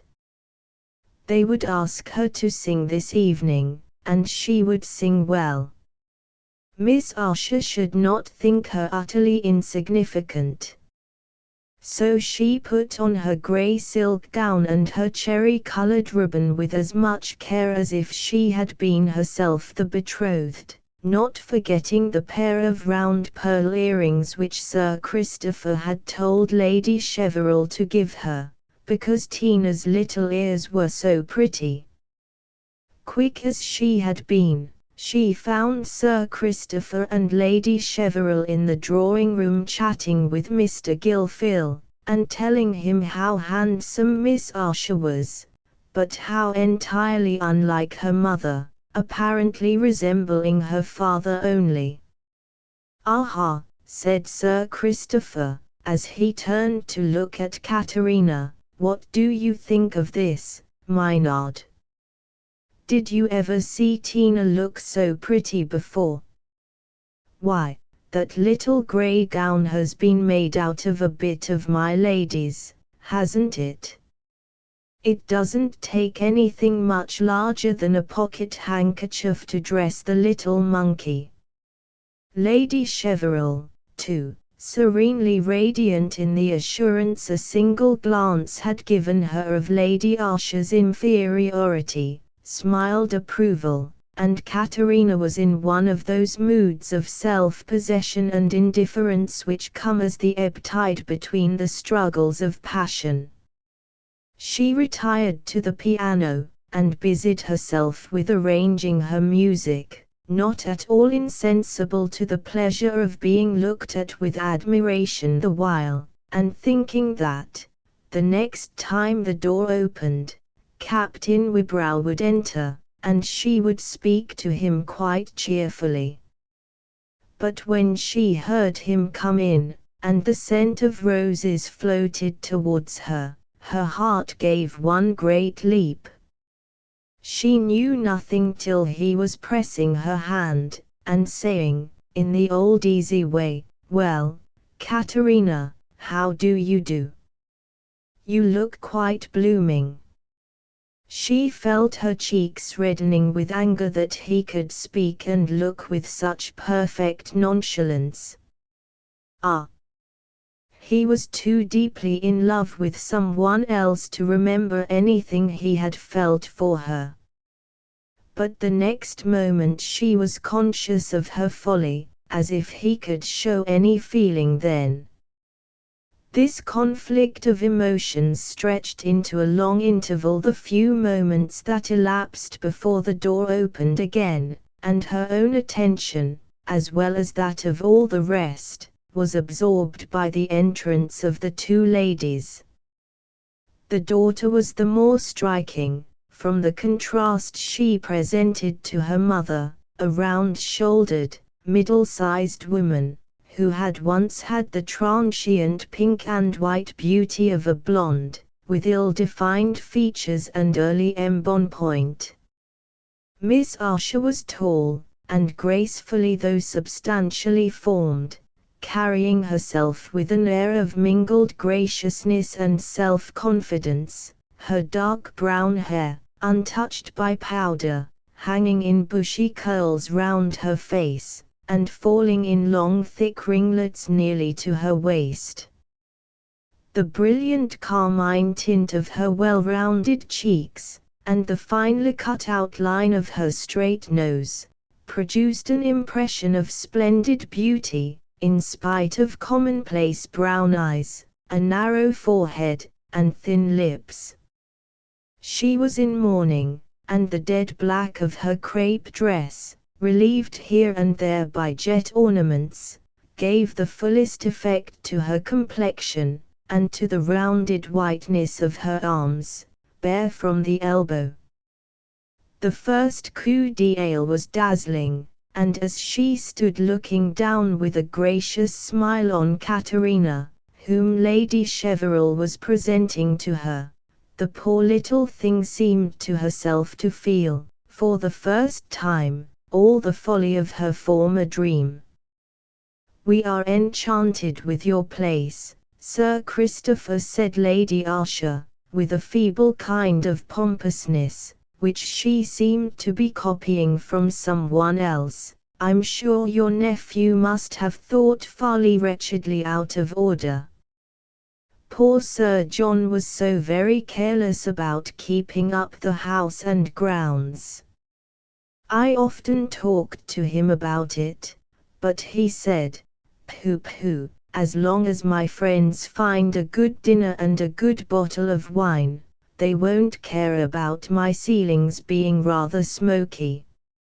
He was so very hospitable, was Sir John. I think the view of the house from the park, just after we passed the bridge, particularly fine," said Miss Usher, interposing rather eagerly, as if she feared her mother might be making infelicitous speeches, and the pleasure of the first glimpse was all the greater because Anthony would describe nothing to us beforehand. He would not spoil our first impressions by raising false ideas. I long to go over the house, Sir Christopher, and learn the history of all your architectural designs, which Anthony says have cost you so much time and study." "Take care how you set an old man talking about the past, my dear," said the baronet. "I hope we shall find something pleasanter for you to do than turning over my old plans and pictures. Our friend Mr. Gilfil here has found a beautiful mare for you, and you can scour the country to your heart's content. Anthony has sent us word what a horsewoman you are." Miss Usher turned to Mr. Gilfil with her most beaming smile, and expressed her thanks with the elaborate graciousness of a person who means to be thought charming, and is sure of success. "Pray do not thank me," said Mr. Gilfil, "till you have tried the mare. She has been ridden by Lady Sarah Linter for the last 2 years, but one lady's taste may not be like another's in horses, any more than in other matters. While this conversation was passing, Captain Wibrow was leaning against the mantelpiece, contenting himself with responding from under his indolent eyelids to the glances Miss Archer was constantly directing towards him as she spoke. She is very much in love with him, thought Katerina. But she was relieved that Anthony remained passive in his attentions. She thought, too, that he was looking paler and more languid than usual. If he didn't love her very much, if he sometimes thought of the past with regret, I think I could bear it all, and be glad to see Sir Christopher made happy. During dinner there was a little incident which confirmed these thoughts. When the sweets were on the table, there was a mould of jelly just opposite Captain Wibrow, and being inclined to take some himself, he first invited Miss Archer, who coloured, and said, in rather a sharper key than usual, "Have you not learned by this time that I never take jelly?" "Don't you?" said Captain Wibrow, whose perceptions were not acute enough for him to notice the difference of a semitone. "I should have thought you were fond of it. There was always some on the table at Farley, I think. You don't seem to take much interest in my likes and dislikes." "I'm too much possessed by the happy thought that you like me," was the ex officio reply, in silvery tones. This little episode was unnoticed by everyone but Katerina. Sir Christopher was listening with polite attention to Lady Archer's history of her last man cook, who was first-rate at Gravy's, and for that reason pleased Sir John. He was so particular about his Gravy's, was Sir John, and so they kept the man 6 years in spite of his bad pastry. Lady Cheverel and Mr. Gilfil were smiling at Rupert the bloodhound, who had pushed his great head under his master's arm, and was taking a survey of the dishes, after snuffing at the contents of the baronet's plate.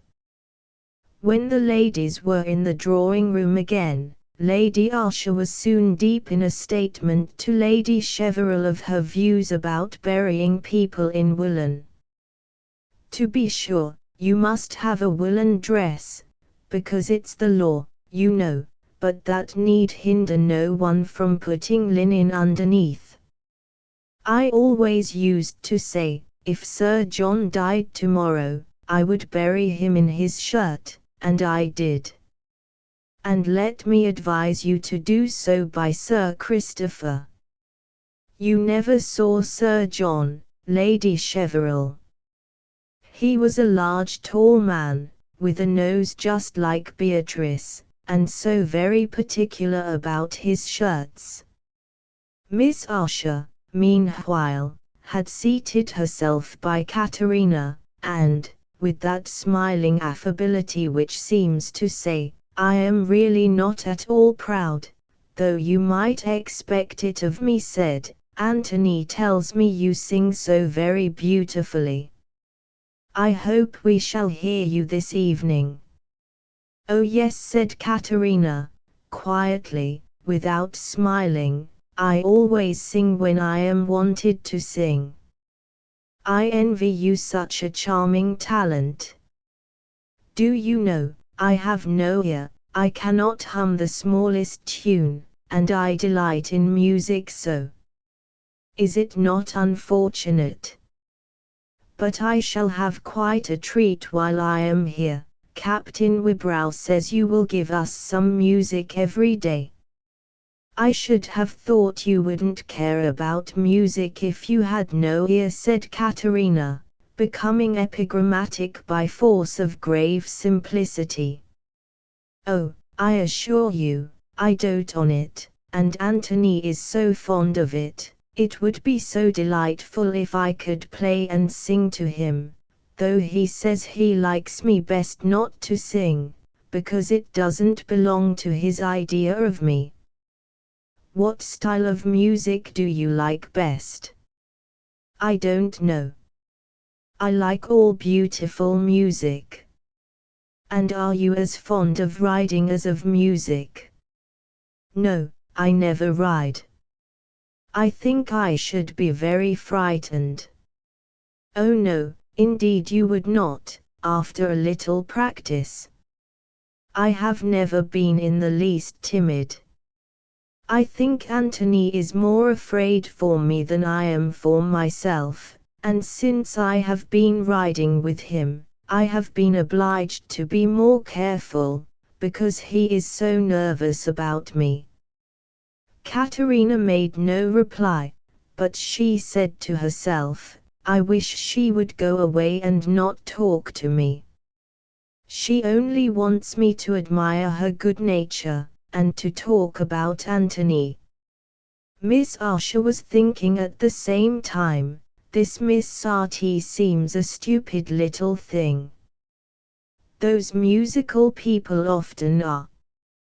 But she is prettier than I expected. Anthony said she was not pretty. Happily at this moment Lady Asher called her daughter's attention to the embroidered cushions, and Miss Asher, walking to the opposite sofa, was soon in conversation with Lady Cheverel about tapestry and embroidery in general, while her mother, feeling herself superseded there, came and placed herself beside Katerina. I hear you are the most beautiful singer was of course the opening remark. All Italians sing so beautifully. I travelled in Italy with Sir John when we were first married, and we went to Venice, where they go about in gondolas, you know. You don't wear powder, I see. No more will Beatrice, though many people think her curls would look all the better for powder. She has so much hair, hasn't she? Our last maid dressed it much better than this, but, do you know, she wore Beatrice's stockings before they went to the wash, and we couldn't keep her after that, could we? Katerina, accepting the question as a mere bit of rhetorical effect, thought it superfluous to reply, till Lady Asher repeated, could we, now, as if Tina's sanction were essential to her repose of mind. After a faint no, she went on.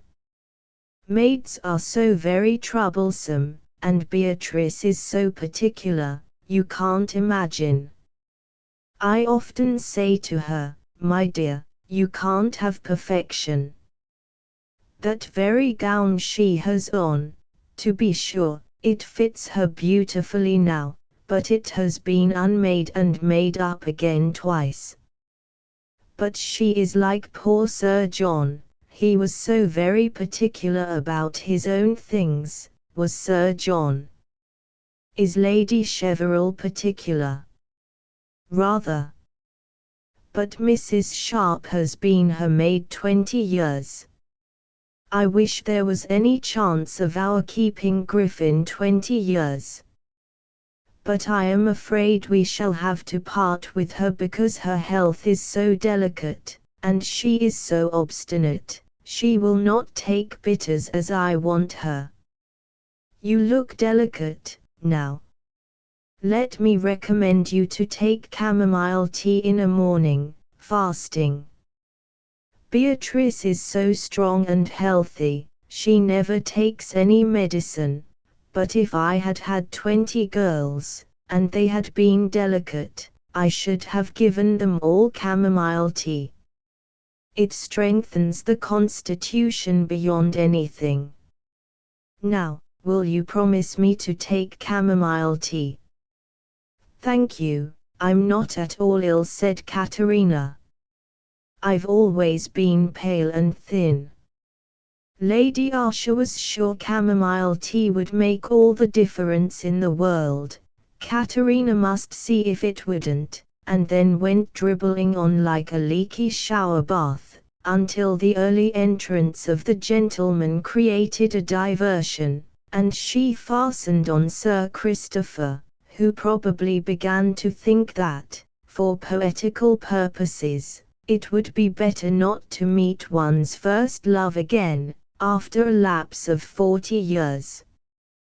Captain Wybrow, of course, joined his aunt and Miss Archer, and Mr. Gilfil tried to relieve Katerina from the awkwardness of sitting aloof and dumb, by telling her how a friend of his had broken his arm and staked his horse that morning, not at all appearing to heed that she hardly listened, and was looking towards the other side of the room.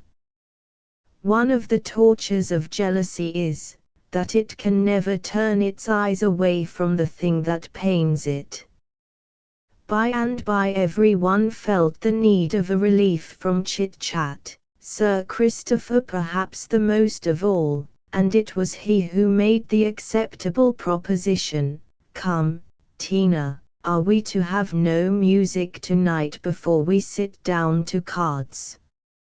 Your ladyship plays at cards, I think," he added, recollecting himself, and turning to Lady Archer. "Oh yes. Poor dear Sir John would have a whist table every night."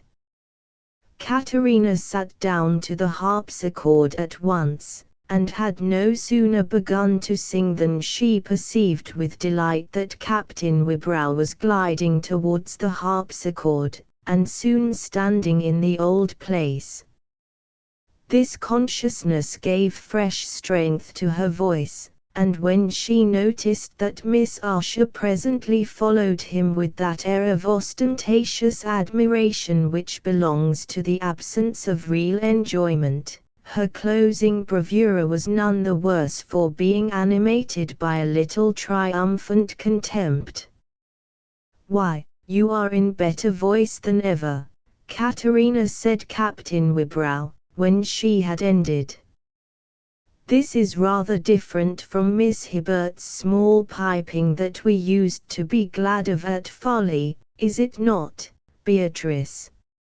"Indeed it is. You are a most enviable creature, Miss Sarti. Katerina, may I not call you Katerina? For I have heard Anthony speak of you so often, I seem to know you quite well." "You will let me call you Katerina?" "Oh yes, everyone calls me Katerina, only when they call me Tina." "Come, come, more singing, little monkey," Sir Christopher called out from the other side of the room. "We have not had half enough yet." Katerina was ready enough to obey, for while she was singing she was queen of the room, and Miss Archer was reduced to grimacing admiration. Alas! You see what jealousy was doing in this poor young soul. Katerina, who had passed her life as a little unobtrusive singing bird, nestling so fondly under the wings that were outstretched for her, her heart beating only to the peaceful rhythm of love, or fluttering with some easily stifled fear, had begun to know the fierce palpitations of triumph and hatred. When the singing was over, Sir Christopher and Lady Cheverel sat down to whist with Lady Archer and Mr. Gilfil, and Katerina placed herself at the baronet's elbow, as if to watch the game, that she might not appear to thrust herself on the pair of lovers. At first she was glowing with her little triumph, and felt the strength of pride, but her eye would steal to the opposite side of the fireplace, where Captain Wybrow had seated himself close to Miss Archer, and was leaning with his arm over the back of the chair, in the most lover-like position. Katerina began to feel a choking sensation. She could see, almost without looking, that he was taking up her arm to examine her bracelet. Their heads were bending close together, her curls touching his cheek. Now he was putting his lips to her hand. Katerina felt her cheeks burn. She could sit no longer. She got up, pretended to be gliding about in search of something, and at length slipped out of the room. Outside, she took a candle, and, hurrying along the passages and up the stairs to her own room, locked the door. "Oh, I cannot bear it, I cannot bear it," the poor thing burst out aloud, clasping her little fingers, and pressing them back against her forehead, as if she wanted to break them. Then she walked hurriedly up and down the room. "And this must go on for days and days, and I must see it." She looked about nervously for something to clutch. There was a muslin kerchief lying on the table. She took it up and tore it into shreds as she walked up and down, and then pressed it into hard balls in her hand. "And Anthony," she thought, "he can do this without caring for what I feel. Oh, he can forget everything, how he used to say he loved me, how he used to take my hand in his as we walked, how he used to stand near me in the evenings for the sake of looking into my eyes.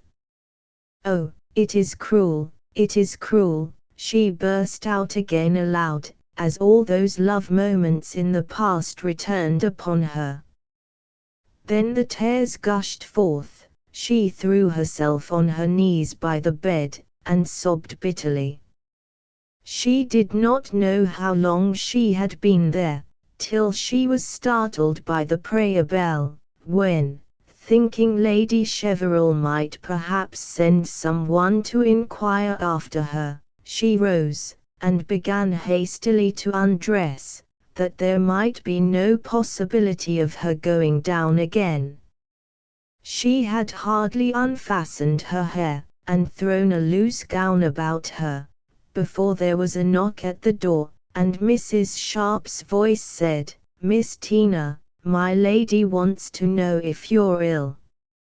Katerina opened the door and said, "Thank you, dear Mrs. Sharp, I have a bad headache. Please tell my lady I felt it come on after singing."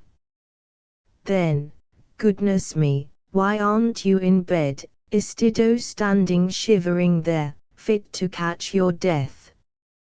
Come, let me fasten up your hair and tuck you up warm." "Oh no, thank you, I shall really be in bed very soon." "Good night, dear Sharpie, don't scold, I will be good, and get into bed."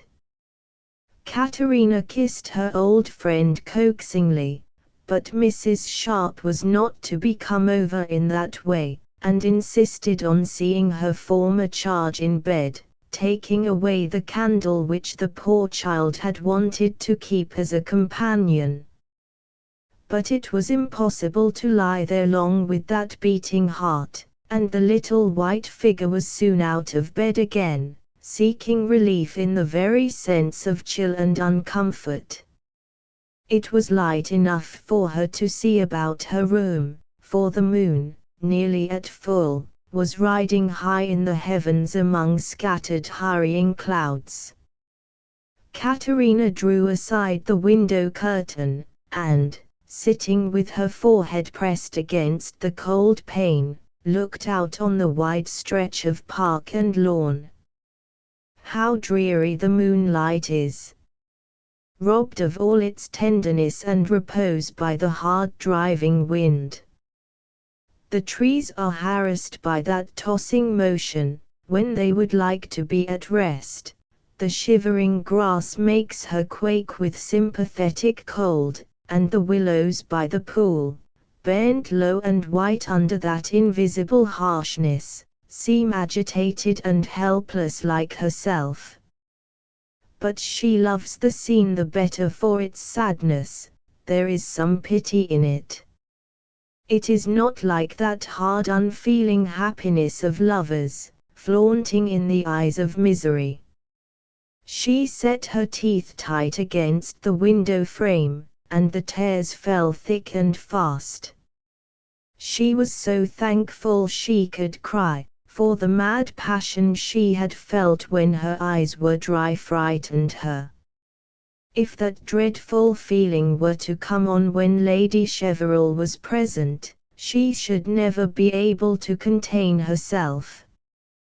Then there was Sir Christopher, so good to her, so happy about Antony's marriage, and all the while she had these wicked feelings. "Oh, I cannot help it, I cannot help it," she said in a loud whisper between her sobs. "Oh God, have pity upon me." In this way Tina wore out the long hours of the windy moonlight, till at last, with weary aching limbs, she lay down in bed again, and slept from mere exhaustion. While this poor little heart was being bruised with a weight too heavy for it, nature was holding on her calm inexorable way, in unmoved and terrible beauty.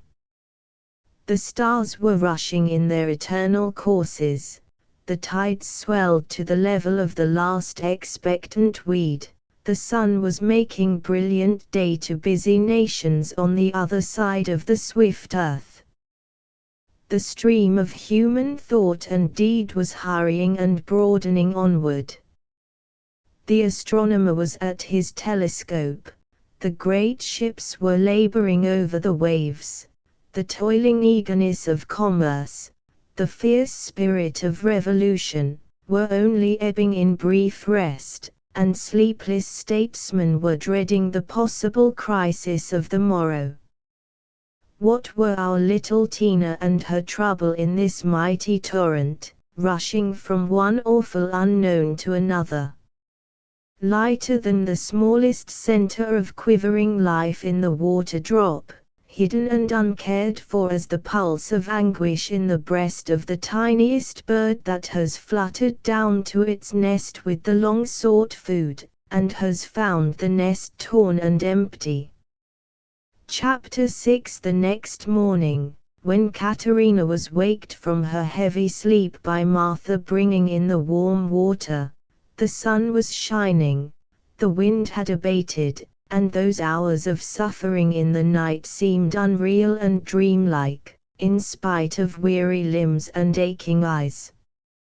She got up and began to dress with a strange feeling of insensibility, as if nothing could make her cry again, and she even felt a sort of longing to be downstairs in the midst of company, that she might get rid of this benumbed condition by contact.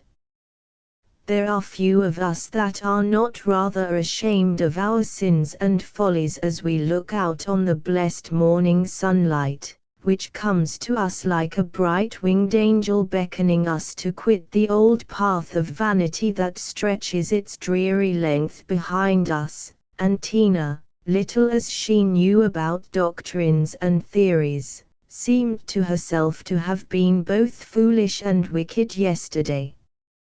Today she would try to be good, and when she knelt down to say her short prayer, the very form she had learned by heart when she was 10 years old, she added, "O God, help me to bear it." That day the prayer seemed to be answered, for after some remarks on her pale looks at breakfast, Katerina passed the morning quietly, Miss Usher and Captain Wibrow being out on a riding excursion. In the evening there was a dinner party, and after Katerina had sung a little, Lady Cheverel, remembering that she was ailing, sent her to bed, where she soon sank into a deep sleep. Body and mind must renew their force to suffer as well as to enjoy. On the morrow, however, it was rainy, and every one must stay indoors, so it was resolved that the guests should be taken over the house by Sir Christopher, to hear the story of the architectural alterations, the family portraits, and the family relics. All the party, except Mr. Gilfil, were in the drawing-room when the proposition was made, and when Miss Usher rose to go, she looked towards Captain Wybrow, expecting to see him rise too, but he kept his seat near the fire, turning his eyes towards the newspaper which he had been holding unread in his hand. "Are you not coming, Anthony?" said Lady Cheverel, noticing Miss Usher's look of expectation. "I think not, if you'll excuse me," he answered, rising and opening the door. "I feel a little chilled this morning, and I am afraid of the cold rooms and draughts." Miss Usher reddened, but said nothing, and passed on, Lady Cheverel accompanying her. Caterina was seated at work in the oriel window. It was the first time she and Anthony had been alone together, and she had thought before that he wished to avoid her. But now, surely, he wanted to speak to her, he wanted to say something kind. Presently he rose from his seat near the fire, and placed himself on the ottoman opposite to her. "Well, Tina, and how have you been all this long time?" Both the tone and the words were an offense to her. The tone was so different from the old one, the words were so cold and unmeaning. She answered, with a little bitterness, "I think you needn't ask. It doesn't make much difference to you. Is that the kindest thing you have to say to me after my long absence? I don't know why you should expect me to say kind things." Captain Wybrow was silent. He wished very much to avoid allusions to the past or comments on the present. And yet he wished to be well with Caterina. He would have liked to caress her, make her presents, and have her think him very kind to her. But these women are plaguey perverse. There's no bringing them to look rationally at anything. At last he said, "I hoped you would think all the better of me, Tina, for doing as I have done, instead of bearing malice towards me. I hoped you would see that it is the best thing for everyone, the best for your happiness too." "Oh, pray don't make love to Miss Usher for the sake of my happiness," answered Tina. At this moment the door opened, and Miss Usher entered, to fetch her reticule, which lay on the harpsichord.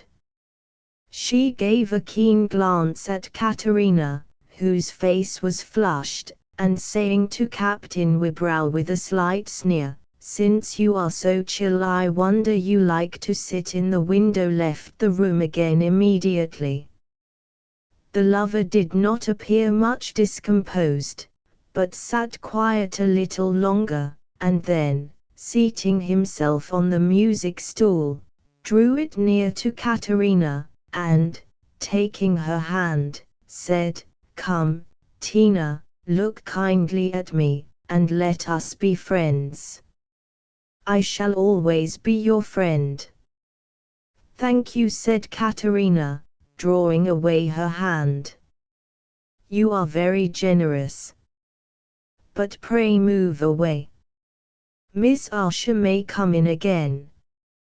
"Miss Usher be hanged," said Anthony, feeling the fascination of old habit returning on him in his proximity to Caterina. He put his arm round her waist, and leaned his cheek down to hers. The lips couldn't help meeting after that, but the next moment, with heart swelling and tears rising, Katerina burst away from him, and rushed out of the room. Chapter 7. Katerina tore herself from Antony with the desperate effort of one who has just self-recollection enough left to be conscious that the fumes of charcoal will master his senses unless he bursts away for himself to the fresh air.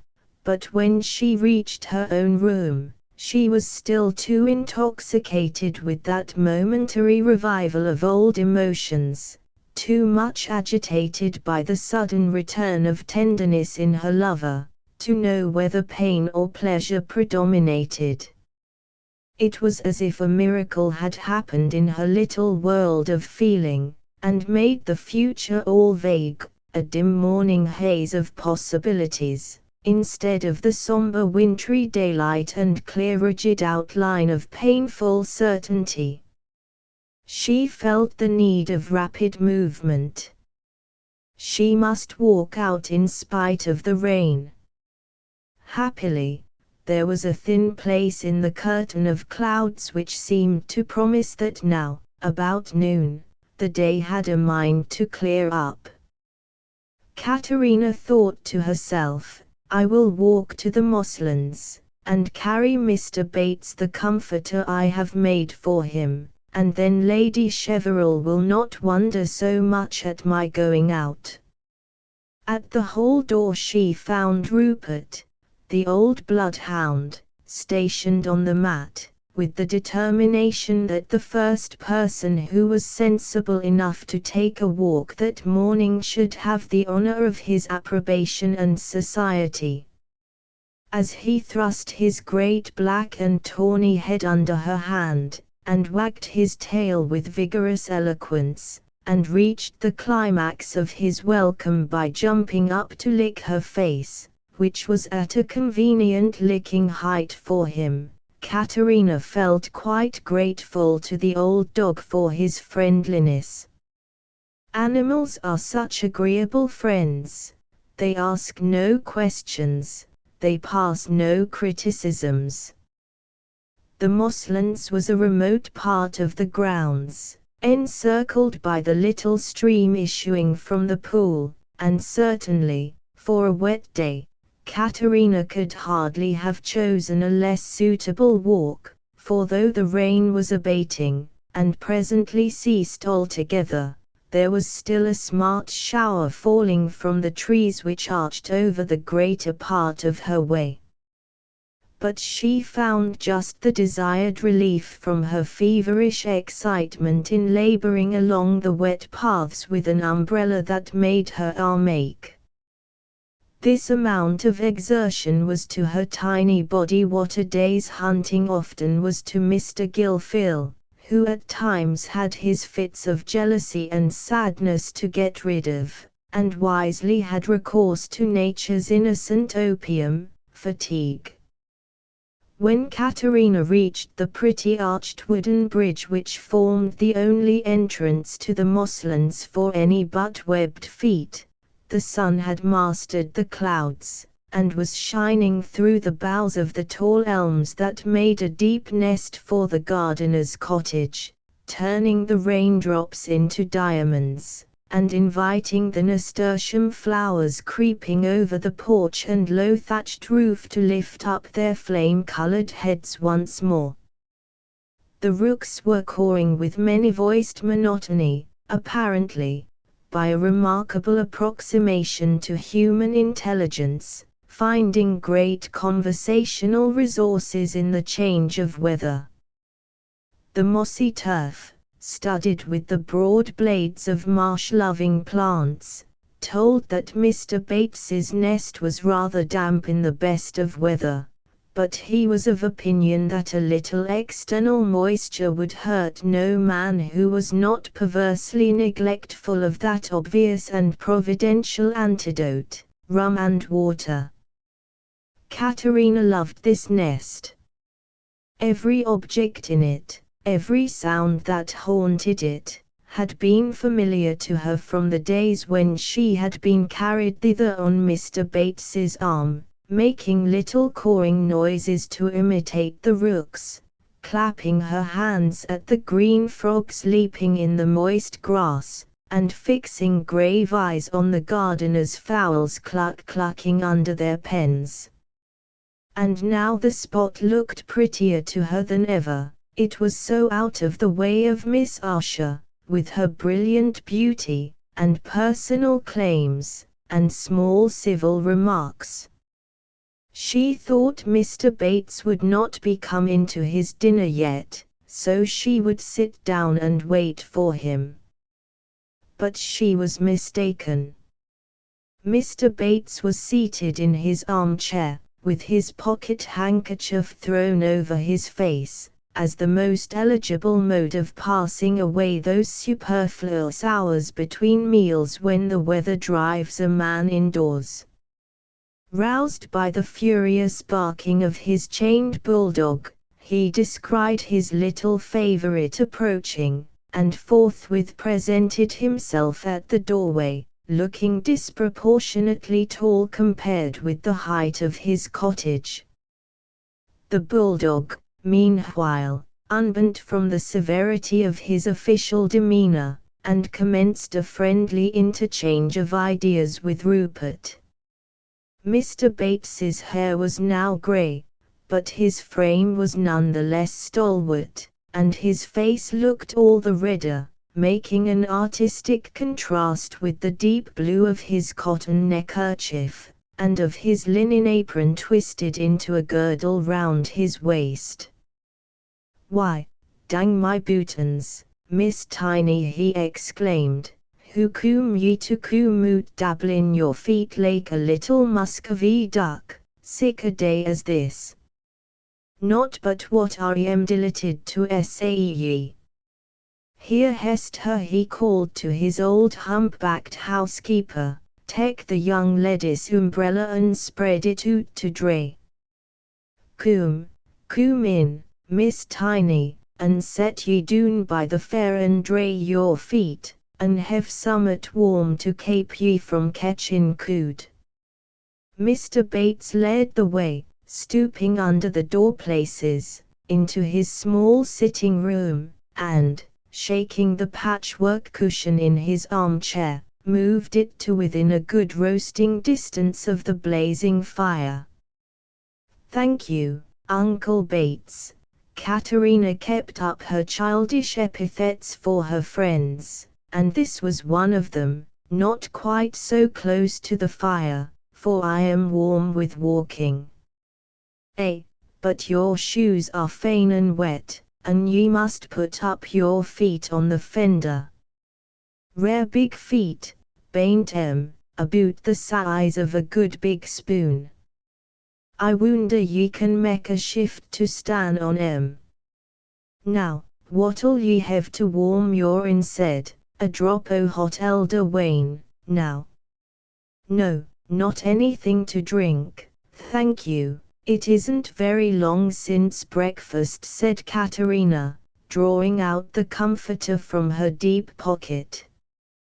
Pockets were capacious in those days. "Look here, Uncle Bates, here is what I came to bring you. I made it on purpose for you. You must wear it this winter, and give your red one to old Brooks. Miss Tiny, this is a beauty. And ye made it all wi' your little fingers for an old fella like me. I take it very kind on ye, and I believe ye I'll wear it, and be proud on tea too. These stripes, blue and white, now, they make it uncommon pretty. Yes, that will suit your complexion, you know, better than the old scarlet one. I know Mrs. Sharp will be more in love with you than ever when she sees you in the new one. My complexion, ye little rogue, ye real laughing at me. But talking o' complexions, what a beautiful color the bride as is to be has on her cheeks. Dang my buttons! She looks fine and handsome o' horseback, sits as upright as a dart, wi' a figure like a statue. Mistress Sharp has promised to put me behind one o' the doors when the ladies are coming doon to dinner, so as I may see the young uni full dress, wi' all her curls and that. Mistress Sharp says she's almost beautiful nor my lady was when she was young, and I think ye'll not find man I the country as'll come up to that. Yes, Miss Asher is very handsome, said Katerina, rather faintly, feeling the sense of her own insignificance returning at this picture of the impression Miss Asher made on others. Well, and I hope she's good too, and'll make a good nice to Sir Christopher and my lady. Mistress Griffin, the maid, says as she's wreath the tatchy and find fountain about her clothes, like. But she's young, that'll wear off when she's got a husband, and children, and summat else to think on. Sir Christopher's fain and delighted, I can see. He says to me t'other morning, says he, well, Bates, what do you think of your young mistress as is to be? And I says, why, your honour, I think she's as fine a lass as I set eyes on, and I wish the captain luck in a fine family, and your honour life and health to see tea. Mr. Warren says as the masters all forward in the wedding, and it'll very like be afore the autumn's out. As Mr. Bates ran on, Katerina felt something like a painful contraction at her heart. Yes, she said, rising, I dare say it will. Sir Christopher is very anxious for it. But I must go, Uncle Bates, Lady Cheverel will be wanting me, and it is your dinner time. Nay, my dinner doon't signify a bit, but I mustn't keep ye if my lady wants ye. Though I haven't thanked ye half enough for the comforter, the rapraskill, as they call tea. My feckins, it's a beauty. But ye look very white and sadly, Miss Tiny, I doubt ye re poorly, and this walking wet isn't good for ye. Oh yes, it is indeed, said Katerina, hastening out, and taking up her umbrella from the kitchen floor. I must really go now, so goodbye. She tripped off, calling Rupert, while the good gardener, his hands thrust deep in his pockets, stood looking after her and shaking his head with rather a melancholy air. She gets more nesh and delicate than Ivia, he said, half to himself and half to Hester. I shouldn't wonder if she fades away like them cyclamens as I transplanted. She puts me I mind on 'em somehow, haggin' on their little thin stalks, so white and tender. The poor little thing made her way back, no longer hungering for the cold moist air as a counteractive of inward excitement, but with a chill at her heart which made the outward chill only depressing. The golden sunlight beamed through the dripping boughs like a Shekinah, or visible divine presence, and the birds were chirping and trilling their new autumnal songs so sweetly, it seemed as if their throats, as well as the air, were all the clearer for the rain. But Katerina moved through all this joy and beauty like a poor wounded leveret painfully dragging its little body through the sweet clover tufts, for it, sweet in vain. Mr. Bates's words about Sir Christopher's joy, Miss Asher's beauty, and the nearness of the wedding, had come upon her like the pressure of a cold hand, rousing her from confused dozing to a perception of hard, familiar realities. It is so with emotional natures whose thoughts are no more than the fleeting shadows cast by feeling. To them words are facts, and even when known to be false, have a mastery over their smiles and tears. Katerina entered her own room again, with no other change from her former state of despondency and wretchedness than an additional sense of injury from Antony. His behavior towards her in the morning was a new wrong. To snatch a caress when she justly claimed an expression of penitence, of regret, of sympathy, was to make more light of her than ever. Chapter 8. That evening Miss Usher seemed to carry herself with unusual haughtiness, and was coldly observant of Katerina. There was unmistakably thunder in the air. Captain Wybrow appeared to take the matter very easily, and was inclined to brave it out by paying more than ordinary attention to Katerina. Mr. Gilfil had induced her to play a game at draughts with him, Lady Usher being seated at piquet with Sir Christopher, and Miss Usher in determined conversation with Lady Cheverel. Antony, thus left as an odd unit, sauntered up to Katerina's chair, and leaned behind her, watching the game. Tina, with all the remembrances of the morning thick upon her, felt her cheeks becoming more and more crimson, and at last said impatiently, "I wish you would go away." This happened directly under the view of Miss Usher, who saw Katerina's reddening cheeks, saw that she said something impatiently, and that Captain Wybrow moved away in consequence. There was another person, too, who had noticed this incident with strong interest, and who was moreover aware that Miss Usher not only saw, but keenly observed what was passing. That other person was Mr. Gilfil, and he drew some painful conclusions which heightened his anxiety for Katerina. The next morning, in spite of the fine weather, Miss Usher declined riding, and Lady Cheverel, perceiving that there was something wrong between the lovers, took care that they should be left together in the drawing-room.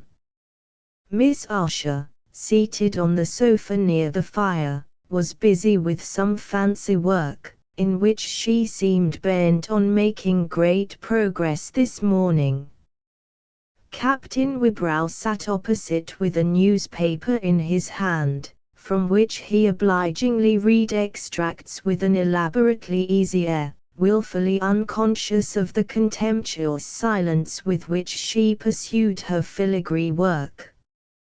At length he put down the paper, which he could no longer pretend not to have exhausted, and Miss Usher then said, "You seem to be on very intimate terms with Miss Sarti." "With Tina, oh yes, she has always been the pet of the house, you know. We have been quite brother and sister together. Sisters don't generally color so very deeply when their brothers approach them." "Does she color?" "I never noticed it.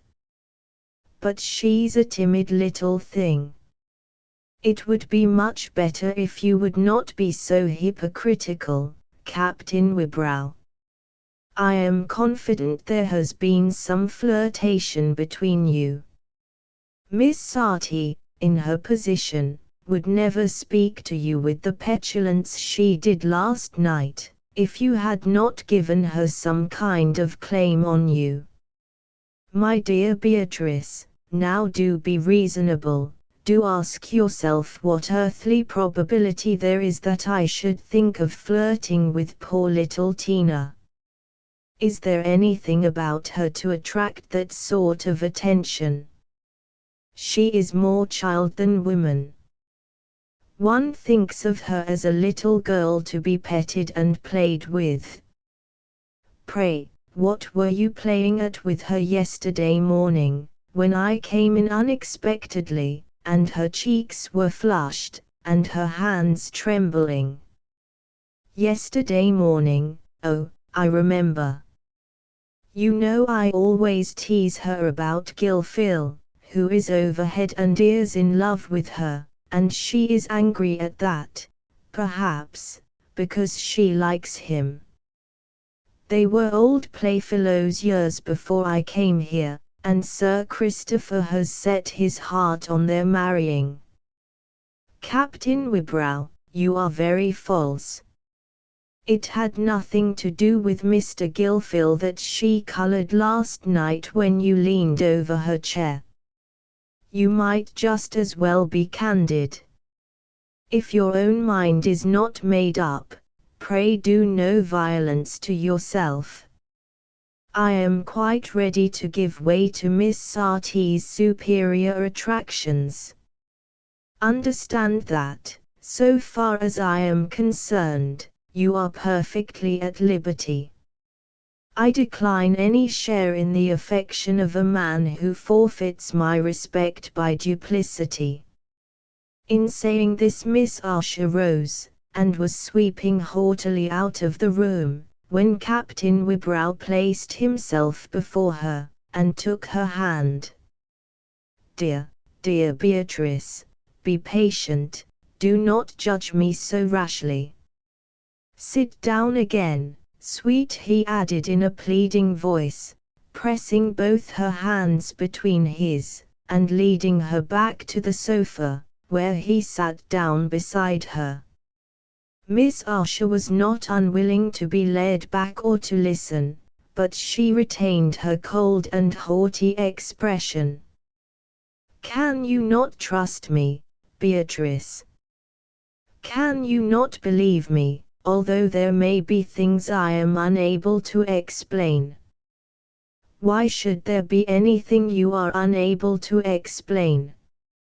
An honorable man will not be placed in circumstances which he cannot explain to the woman he seeks to make his wife. He will not ask her to believe that he acts properly, he will let her know that he does so. Let me go, sir.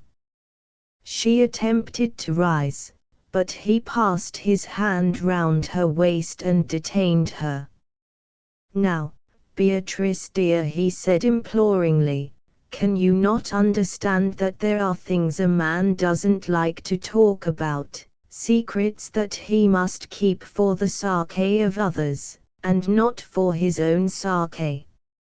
Everything that relates to myself you may ask me, but do not ask me to tell other people's secrets. Don't you understand me? Oh yes, said Miss Usher scornfully, I understand. Whenever you make love to a woman, that is her secret, which you are bound to keep for her. But it is folly to be talking in this way, Captain Wybrow. It is very plain that there is some relation more than friendship between you and Miss Sarti. Since you cannot explain that relation, there is no more to be said between us. Confound it, Beatrice, you'll drive me mad. Can a fellow help a girl's falling in love with him? Such things are always happening, but men don't talk of them. These fancies will spring up without the slightest foundation, especially when a woman sees few people. They die out again when there is no encouragement. If you could like me, you ought not to be surprised that other people can, you ought to think the better of them for it. You mean to say, then, that Miss Sarti is in love with you, without your ever having made love to her? Do not press me to say such things, dearest. It is enough that you know I love you, that I am devoted to you. You naughty queen, you know there is no chance for anyone else where you are. You are only tormenting me, to prove your power over me. But don't be too cruel, for you know they say I have another heart disease besides love, and these scenes bring on terrible palpitations.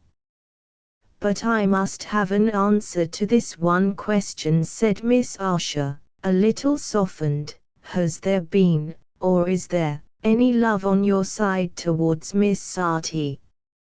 I have nothing to do with her feelings, but I have a right to know yours. I like Tina very much. Who would not like such a little simple thing? You would not wish me not to like her. But love, that is a very different affair. One has a brotherly affection for such a woman as Tina, but it is another sort of woman that one loves. These last words were made doubly significant by a look of tenderness, and a kiss imprinted on the hand Captain Wybrow held in his. Miss Asher was conquered. It was so far from probable that Anthony should love that pale insignificant little thing, so highly probable that he should adore the beautiful Miss Asher. On the whole, it was rather gratifying that other women should be languishing for her handsome lover. He really was an exquisite creature. Poor Miss Sarti. Well, she would get over it. Captain Wybrow saw his advantage. Come, sweet love, he continued, let us talk no more about unpleasant things. You will keep Tina's secret, and be very kind to her, won't you, for my sake? But you will ride out now. See what a glorious day it is for riding. Let me order the horses. I'm terribly in want of the air. Come, give me one forgiving kiss, and say you will go. Miss Asher complied with the double request, and then went to equip herself for the ride, while her lover walked to the stables. Chapter 9. Meanwhile Mr. Gilfil, who had a heavy weight on his mind, had watched for the moment when, the two elder ladies having driven out, Caterina would probably be alone in Lady Cheverel's sitting room. He went up and knocked at the door. "Come in," said the sweet mellow voice, always thrilling to him as the sound of rippling water to the thirsty. He entered and found Caterina standing in some confusion as if she had been startled from a reverie. She felt relieved when she saw it was Maynard, but, the next moment, felt a little pettish that he should have come to interrupt and frighten her. "Oh, it is you, Maynard. Do you want Lady Cheverel?" "No, Caterina," he answered gravely, "I want you. I have something very particular to say to you. Will you let me sit down with you for half an hour?" "Yes, dear old preacher," said Caterina, sitting down with an air of weariness. "What is it?" Mr. Gilfil placed himself opposite to her, and said, "I hope you will not be hurt, Caterina, by what I am going to say to you. I do not speak from any other feelings than real affection and anxiety for you. I put everything else out of the question. You know you are more to me than all the world, but I will not thrust before you a feeling which you are unable to return.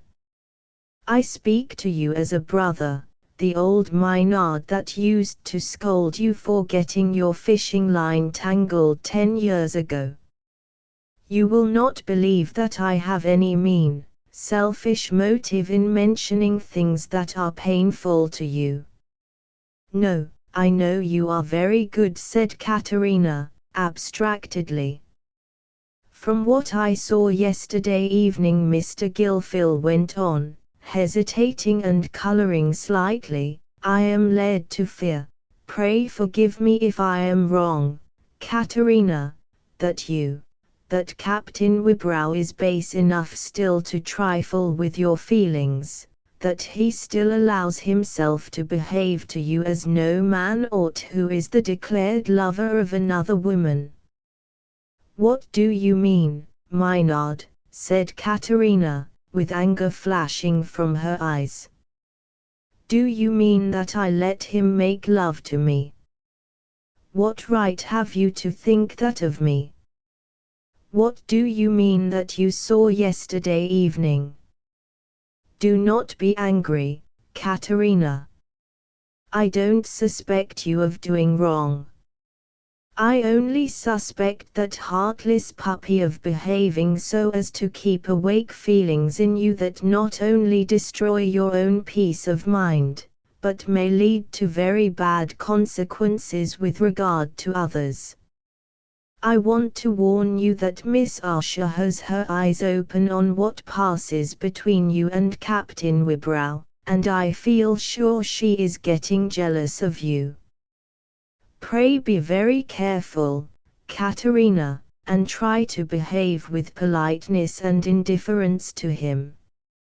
You must see by this time that he is not worth the feeling you have given him. He's more disturbed at his pulse beating one too many in a minute, than at all the misery he has caused you by his foolish trifling. You ought not to speak so of him, Maynard, said Katerina, passionately. He is not what you think. He did care for me, he did love me, only he wanted to do what his uncle wished. Oh, to be sure. I know it is only from the most virtuous motives that he does what is convenient to himself. Mr. Gilfil paused. He felt that he was getting irritated, and defeating his own object. Presently he continued in a calm and affectionate tone. I will say no more about what I think of him, Katerina. But whether he loved you or not, his position now with Miss Archer is such that any love you may cherish for him can bring nothing but misery. God knows, I don't expect you to leave off loving him at a moment's notice. Time and absence, and trying to do what is right, are the only cures. If it were not that Sir Christopher and Lady Cheverel would be displeased and puzzled at your wishing to leave home just now, I would beg you to pay a visit to my sister. She and her husband are good creatures, and would make their house a home to you. But I could not urge the thing just now without giving a special reason. And what is most of all to be dreaded is the raising of any suspicion in Sir Christopher's mind of what has happened in the past, or of your present feelings. You think so too, don't you, Tina? Mr. Gilfil paused again, but Katerina said nothing. She was looking away from him, out of the window, and her eyes were filling with tears. He rose, and, advancing a little towards her, held out his hand and said, Forgive me, Katerina, for intruding on your feelings in this way. I was so afraid you might not be aware how Miss Archer watched you. Remember, I entreat you, that the peace of the whole family depends on your power of governing yourself. Only say you forgive me before I go. Dear, good Maynard, she said, stretching out her little hand, and taking two of his large fingers in her grasp, while her tears flowed fast, I am very cross to you. But my heart is breaking. I don't know what I do. Goodbye. He stooped down, kissed the little hand, and then left the room. The cursed scoundrel, he muttered between his teeth, as he closed the door behind him. If it were not for Sir Christopher, I should like to pound him into paste to poison puppies like himself. Chapter 10. That evening Captain Wybrow, returning from a long ride with Miss Usher, went up to his dressing room, and seated himself with an air of considerable lassitude before his mirror. The reflection there presented of his exquisite self was certainly paler and more worn than usual, and might excuse the anxiety with which he first felt his pulse, and then laid his hand on his heart. "It's a devil of a position this for a man to be in," was the train of his thought, as he kept his eyes fixed on the glass, while he leaned back in his chair, and crossed his hands behind his head, between two jealous women, and both of them as ready to take fire as tinder. And in my state of health, too. I should be glad enough to run away from the whole affair, and go off to some lotus-eating place or other where there are no women, or only women who are too sleepy to be jealous. Here am I, doing nothing to please myself, trying to do the best thing for everybody else, and all the comfort I get is to have fire shot at me from women's eyes, and venom spurted at me from women's tongues. If Beatrice takes another jealous fit into her head, and it's likely enough, Tina is so unmanageable, I don't know what storm she may raise. And any hitch in this marriage, especially of that sort, might be a fatal business for the old gentleman. I wouldn't have such a blow fall upon him for a great deal. Besides, a man must be married some time in his life, and I could hardly do better than marry Beatrice. She's an uncommonly fine woman, and I'm really very fond of her, and as I shall let her have her own way, her temper won't signify much. I wish the wedding was over and done with, for this fuss doesn't suit me at all. I haven't been half so well lately. That scene about Tina this morning quite upset me. Poor little Tina. What a little simpleton it was, to set her heart on me in that way. But she ought to see how impossible it is that things should be different. If she would but understand how kindly I feel towards her, and make up her mind to look on me as a friend, but that is what one never can get a woman to do. Beatrice is very good-natured, I'm sure she would be kind to the little thing. It would be a great comfort if Tina would take to Gilfil, if it were only in anger against me. He'd make her a capital husband, and I should like to see the little grasshopper happy.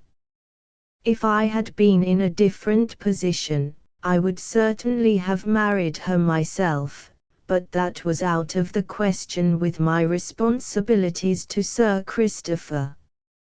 I think a little persuasion from my uncle would bring her to accept Gilfil. I know she would never be able to oppose my uncle's wishes. And if they were once married, she's such a loving little thing, she would soon be billing and cooing with him as if she had never known me.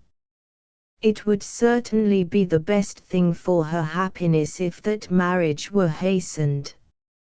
Hi-ho! Those are lucky fellows that have no women falling in love with them. It's a confounded responsibility.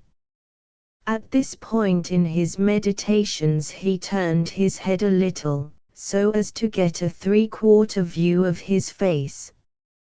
Clearly it was the Donna Infelis della Bellezza that laid these onerous duties upon him, an idea which naturally suggested that he should ring for his valet. For the next few days, however, there was such a cessation of threatening symptoms as to allay the anxiety both of Captain Wybrow and Mr. Gilfil. All earthly things have their lull, even on nights when the most unappeasable wind is raging. There will be a moment of stillness before it crashes among the boughs again, and storms against the windows, and howls like 1,000 lost demons through the keyholes. Miss Usher appeared to be in the highest good humor. Captain Wybrow was more assiduous than usual, and was very circumspect in his behavior to Caterina, on whom Miss Usher bestowed unwonted attentions. The weather was brilliant. There were riding excursions in the mornings and dinner parties in the evenings.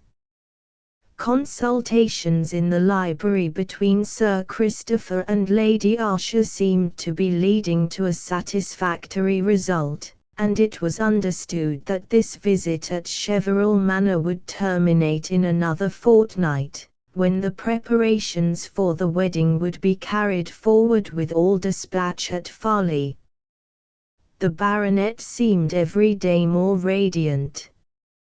Accustomed to view people who entered into his plans by the pleasant light which his own strong will and bright hopefulness were always casting on the future, he saw nothing but personal charms and promising domestic qualities in Miss Usher, whose quickness of eye and taste in externals formed a real ground of sympathy between her and Sir Christopher. Lady Cheverel's enthusiasm never rose above the temperate mark of calm satisfaction, and, having quite her share of the critical acumen which characterizes the mutual estimates of the fair sex, she had a more moderate opinion of Miss Usher's qualities. She suspected that the fair Beatrice had a sharp and imperious temper, and being herself, on principle and by habitual self-command, the most deferential of wives, she noticed with disapproval Miss Usher's occasional air of authority towards Captain Wybrow. A proud woman who has learned to submit, carries all her pride to the reinforcement of her submission, and looks down with severe superiority on all feminine assumption as unbecoming. Lady Cheverel, however, confined her criticisms to the privacy of her own thoughts, and, with a reticence which I fear may seem incredible, did not use them as a means of disturbing her husband's complacency. And Caterina? How did she pass these sunny autumn days, in which the skies seemed to be smiling on the family gladness? To her the change in Miss Usher's manner was unaccountable. Those compassionate attentions, those smiling condescensions, were torture to Caterina, who was constantly tempted to repulse them with anger. She thought, perhaps Antony has told her to be kind to poor Tina. This was an insult. He ought to have known that the mere presence of Miss Usher was painful to her, that Miss Usher's smiles scorched her, that Miss Usher's kind words were like poison stings inflaming her to madness. And he, Antony, he was evidently repenting of the tenderness he had been betrayed into that morning in the drawing room.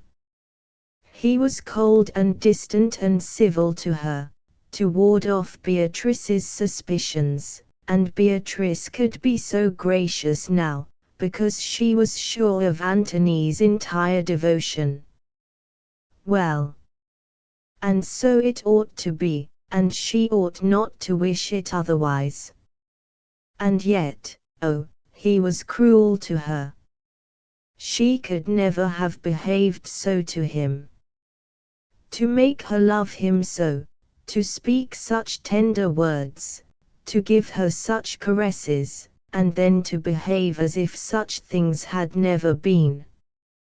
He had given her the poison that seemed so sweet while she was drinking it, and now it was in her blood, and she was helpless.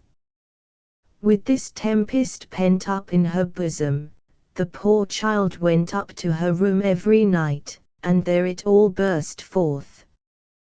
There, with loud whispers and sobs, restlessly pacing up and down, lying on the hard floor, courting cold and weariness, she told to the pitiful listening night the anguish which she could pour into no mortal ear. But always sleep came at last, and always in the morning the reactive calm that enabled her to live through the day. It is amazing how long a young frame will go on battling with this sort of secret wretchedness, and yet show no traces of the conflict for any but sympathetic eyes.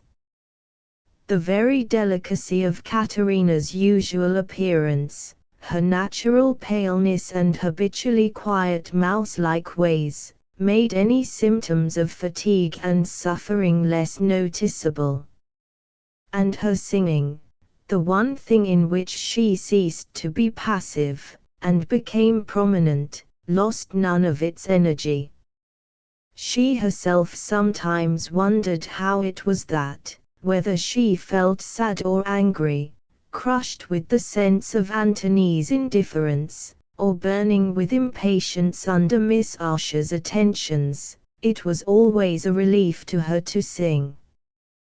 Those full deep notes she sent forth seemed to be lifting the pain from her heart, seemed to be carrying away the madness from her brain. Thus Lady Cheverel noticed no change in Katerina, and it was only Mr. Gilfil who discerned with anxiety the feverish spot that sometimes rose on her cheek, the deepening violet tint under her eyes, and the strange absent glance, the unhealthy glitter of the beautiful eyes themselves. But those agitated nights were producing a more fatal effect than was represented by these slight outward changes. Chapter 11. The following Sunday, the morning being rainy, it was determined that the family should not go to Cumbermoor Church as usual, but that Mr. Gilfil, who had only an afternoon service at his curacy, should conduct the morning service in the chapel. Just before the appointed hour of 11, Katerina came down into the drawing-room, looking so unusually ill as to call forth an anxious inquiry from Lady Cheverel, who, on learning that she had a severe headache, insisted that she should not attend service, and at once packed her up comfortably on a sofa near the fire, putting a volume of Tillotson's sermons into her hands, as appropriate reading, if Katerina should feel equal to that means of edification.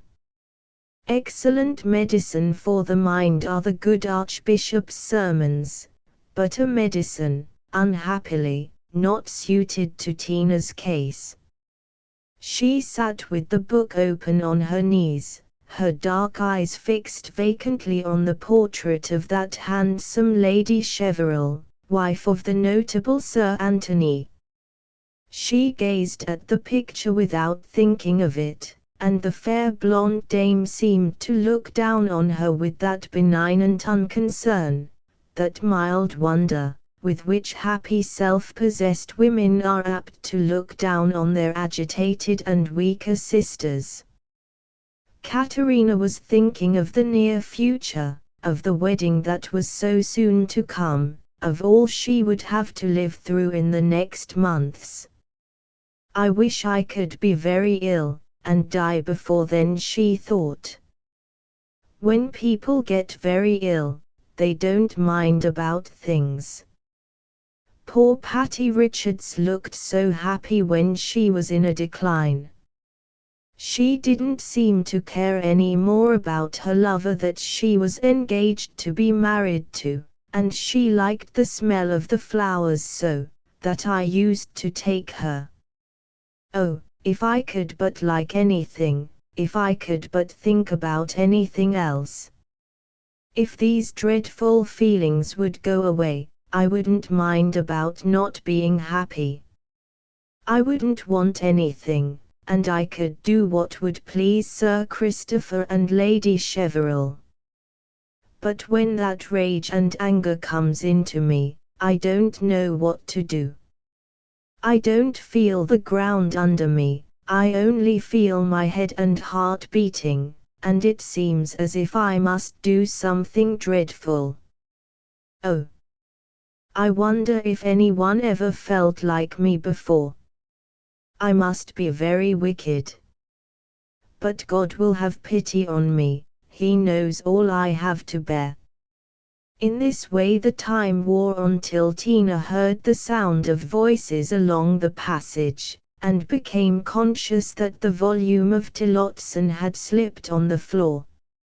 She had only just picked it up, and seen with alarm that the pages were bent, when Lady Usher, Beatrice, and Captain Wybrow entered, all with that brisk and cheerful air which a sermon is often observed to produce when it is quite finished. Lady Usher at once came and seated herself by Caterina. Her ladyship had been considerably refreshed by a doze, and was in great force for monologue. "Well, my dear Miss Sarti, and how do you feel now? A little better, I see. I thought you would be, sitting quietly here. These headaches, now, are all from weakness. You must not over-exert yourself, and you must take bitters. I used to have just the same sort of headaches when I was your age, and old Dr. Sampson used to say to my mother, 'Madam, what your daughter suffers from is weakness.' He was such a curious old man, was Dr. Sampson. But I wish you could have heard the sermon this morning. Such an excellent sermon. It was about the 10 virgins, 5 of them were foolish, and 5 were clever, you know, and Mr. Gilfil explained all that. What a very pleasant young man he is. So very quiet and agreeable, and such a good hand at whist. I wish we had him at Farley. Sir John would have liked him beyond anything. He is so good-tempered at cards, and he was such a man for cards, was Sir John. And our rector is a very irritable man, he can't bear to lose his money at cards. I don't think a clergyman ought to mind about losing his money, do you now? Oh pray, Lady Usher, interposed Beatrice, in her usual tone of superiority, do not weary poor Caterina with such uninteresting questions. Your head seems very bad still, dear, she continued, in a condoling tone, to Caterina. Do take my vinaigrette, and keep it in your pocket. It will perhaps refresh you now and then. No, thank you, answered Caterina, I will not take it away from you. Indeed, dear, I never use it, you must take it, Miss Usher persisted, holding it close to Tina's hand. Tina colored deeply, pushed the vinaigrette away with some impatience, and said, "Thank you, I never use those things. I don't like vinaigrettes." Miss Usher returned the vinaigrette to her pocket in surprise and haughty silence, and Captain Wybrow, who had looked on in some alarm, said hastily, "See, It is quite bright out of doors now. There is time for a walk before luncheon.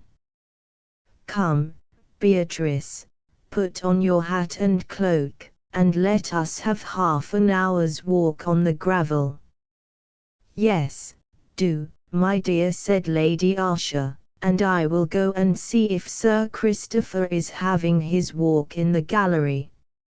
As soon as the door had closed behind the two ladies, Captain Wybrow, standing with his back to the fire, turned towards Katerina, and said in a tone of earnest remonstrance, "My dear Katerina, let me beg of you to exercise more control over your feelings. You are really rude to Miss Ursha, and I can see that she is quite hurt. Consider how strange your behavior must appear to her. She will wonder what can be the cause of it. Come, dear Tina," he added, approaching her, and attempting to take her hand, "for your own sake let me entreat you to receive her attentions politely. She really feels very kindly towards you, and I should be so happy to see you friends." Katerina was already in such a state of diseased susceptibility that the most innocent words from Captain Wybrow would have been irritating to her, as the whir of the most delicate wing will afflict a nervous patient. But this tone of benevolent remonstrance was intolerable. He had inflicted a great and unrepented injury on her, and now he assumed an air of benevolence towards her. This was a new outrage. His profession of goodwill was insolence. Katerina snatched away her hand and said indignantly, "Leave me to myself, Captain Wybrow. I do not disturb you." "Katerina, why will you be so violent, so unjust to me? It is for you that I feel anxious. Miss Ursha has already noticed how strange your behavior is both to her and me, and it puts me into a very difficult position. What can I say to her?" "Say," Katerina burst forth with intense bitterness, rising, and moving towards the door, "say that I am a poor silly girl, and have fallen in love with you, and am jealous of her, but that you have never had any feeling but pity for me, you have never behaved with anything more than friendliness to me. Tell her that, and she will think all the better of you." Tina uttered this as the bitterest sarcasm her ideas would furnish her with, not having the faintest suspicion that the sarcasm derived any of its bitterness from truth. Underneath all her sense of wrong, which was rather instinctive than reflective, underneath all the madness of her jealousy, and her ungovernable impulses of resentment and vindictiveness, underneath all this scorching passion there were still left some hidden crystal dews of trust, of self-reproof, of belief that Antony was trying to do the right. Love had not all gone to feed the fires of hatred. Tina still trusted that Antony felt more for her than he seemed to feel. She was still far from suspecting him of a wrong which a woman resents even more than inconstancy. And she threw out this taunt simply as the most intense expression she could find for the anger of the moment. As she stood nearly in the middle of the room, her little body trembling under the shock of passions too strong for it, her very lips pale, and her eyes gleaming, the door opened, and Miss Ursha appeared, tall, blooming, and splendid, in her walking costume. As she entered, her face wore the smile appropriate to the exits and entrances of a young lady who feels that her presence is an interesting fact, but the next moment she looked at Katerina with grave surprise, and then threw a glance of angry suspicion at Captain Wybrow, who wore an air of weariness and vexation. "Perhaps you are too much engaged to walk out, Captain Wybrow. I will go alone." "No, no, I am coming," he answered, hurrying towards her, and leading her out of the room, leaving poor Katerina to feel all the reaction of shame and self-reproach after her outburst of passion. Chapter 12. Pray, what is likely to be the next scene in the drama between you and Miss Sarti?" said Miss Usher to Captain Wybrow as soon as they were out on the gravel. "It would be agreeable to have some idea of what is coming." Captain Wybrow was silent. He felt out of humor, wearied, annoyed.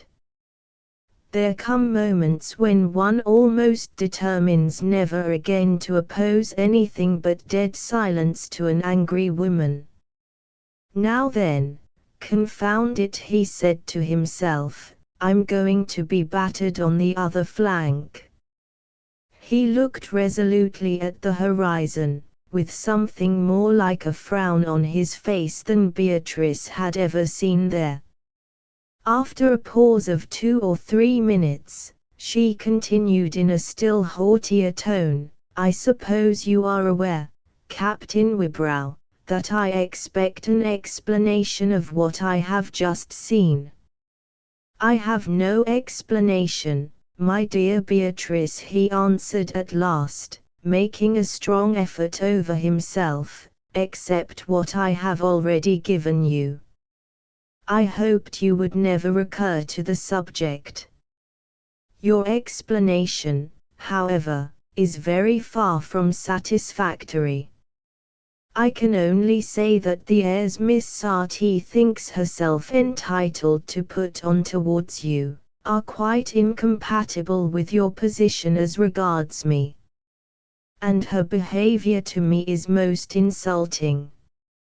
I shall certainly not stay in the house under such circumstances, and Mamma must state the reasons to Sir Christopher." "Beatrice," said Captain Wybrow, his irritation giving way to alarm, "I beseech you to be patient, and exercise your good feelings in this affair. It is very painful, I know, but I am sure you would be grieved to injure poor Katerina, to bring down my uncle's anger upon her. Consider what a poor little dependent thing she is. It is very adroit of you to make these evasions, but do not suppose that they deceive me. Miss Sarti would never dare to behave to you as she does, if you had not flirted with her, or made love to her. I suppose she considers your engagement to me a breach of faith to her. I am much obliged to you, certainly, for making me Miss Sarti's rival. You have told me a falsehood, Captain Wybrow. Beatrice, I solemnly declare to you that Katerina is nothing more to me than a girl I naturally feel kindly to, as a favorite of my uncle's, and a nice little thing enough. I should be glad to see her married to Gilfil tomorrow. That's a good proof that I'm not in love with her, I should think. As to the past, I may have shown her little attentions, which she has exaggerated and misinterpreted. What man is not liable to that sort of thing? But what can she found her behavior on? What had she been saying to you this morning to make her tremble and turn pale in that way? Oh, I don't know. I just said something about her behaving peevishly. With that Italian blood of hers, there's no knowing how she may take what one says. She's a fierce little thing, though she seems so quiet generally. But she ought to be made to know how unbecoming and indelicate her conduct is. For my part, I wonder Lady Cheverel has not noticed her short answers and the airs she puts on. Let me beg of you, Beatrice, not to hint anything of the kind to Lady Cheverel. You must have observed how strict my aunt is. It never enters her head that a girl can be in love with a man who has not made her an offer. Well, I shall let Miss Sarti know myself that I have observed her conduct. It will be only a charity to her. Nay, dear, that will be doing nothing but harm. Katerina's temper is peculiar. The best thing you can do will be to leave her to herself as much as possible. It will all wear off. I've no doubt she'll be married to Gilfil before long. Girls' fancies are easily diverted from one object to another. By Jove, what a rate my heart is galloping at! These confounded palpitations get worse instead of better. Thus ended the conversation, so far as it concerned Katerina, not without leaving a distinct resolution in Captain Wibrow's mind, a resolution carried into effect the next day, when he was in the library with Sir Christopher for the purpose of discussing some arrangements about the approaching marriage. By the by, he said carelessly, when the business came to a pause, and he was sauntering round the room with his hands in his coat pockets, surveying the backs of the books that lined the walls, "When is the wedding between Gilfil and Katerina to come off, sir?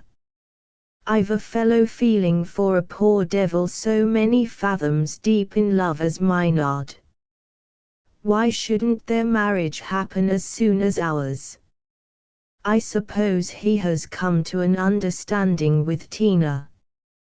"Why," said Sir Christopher, "I did think of letting the thing be until old Critchley died. He can't hold out very long, poor fellow, and then Maynard might have entered into matrimony and the rectory both at once. But, after all, that really is no good reason for waiting. There is no need for them to leave the manor when they are married. The little monkey is quite old enough. It would be pretty to see her a matron, with a baby about the size of a kitten in her arms. I think that system of waiting is always bad. And if I can further any settlement you would like to make on Katerina, I shall be delighted to carry out your wishes." "My dear boy, that's very good of you, but Maynard will have enough, and from what I know of him, and I know him well, I think he would rather provide for Katerina himself. However, now you have put this matter into my head, I begin to blame myself for not having thought of it before. I've been so wrapped up in Beatrice and you rascal, that I had really forgotten poor Maynard.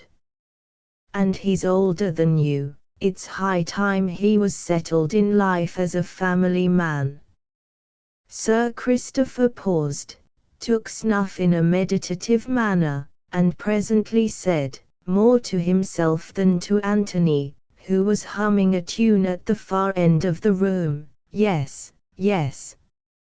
It will be a capital plan to finish off all our family business at once." Riding out with Miss Usher the same morning, Captain Wibrow mentioned to her incidentally, that Sir Christopher was anxious to bring about the wedding between Gilfil and Katerina as soon as possible, and that he, for his part, should do all he could to further the affair. "It would be the best thing in the world for Tina," in whose welfare he was really interested. With Sir Christopher there was never any long interval between purpose and execution. He made up his mind promptly, and he acted promptly. On rising from luncheon, he said to Mr. Gilfil, "Come with me into the library, Maynard. I want to have a word with you." "Maynard, my boy," he began, as soon as they were seated, tapping his snuff-box, and looking radiant at the idea of the unexpected pleasure he was about to give. "Why shouldn't we have two happy couples instead of one, before the autumn is over, eh?" "Eh," he repeated, after a moment's pause, lengthening out the monosyllable, taking a slow pinch, and looking up at Maynard with a sly smile.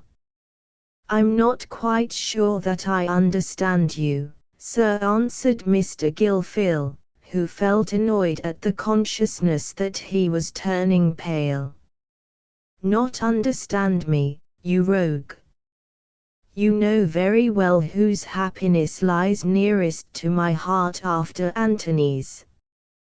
You know you let me into your secrets long ago, so there's no confession to make.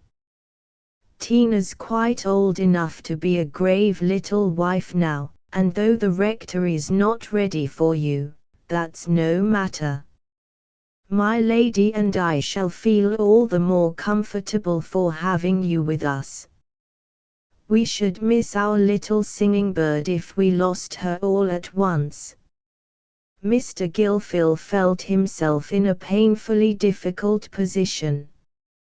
He dreaded that Sir Christopher should surmise or discover the true state of Caterina's feelings, and yet he was obliged to make those feelings the ground of his reply.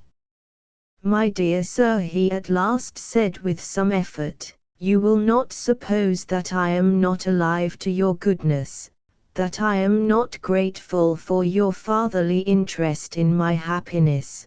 But I fear that Caterina's feelings towards me are not such as to warrant the hope that she would accept a proposal of marriage from me." "Have you ever asked her?"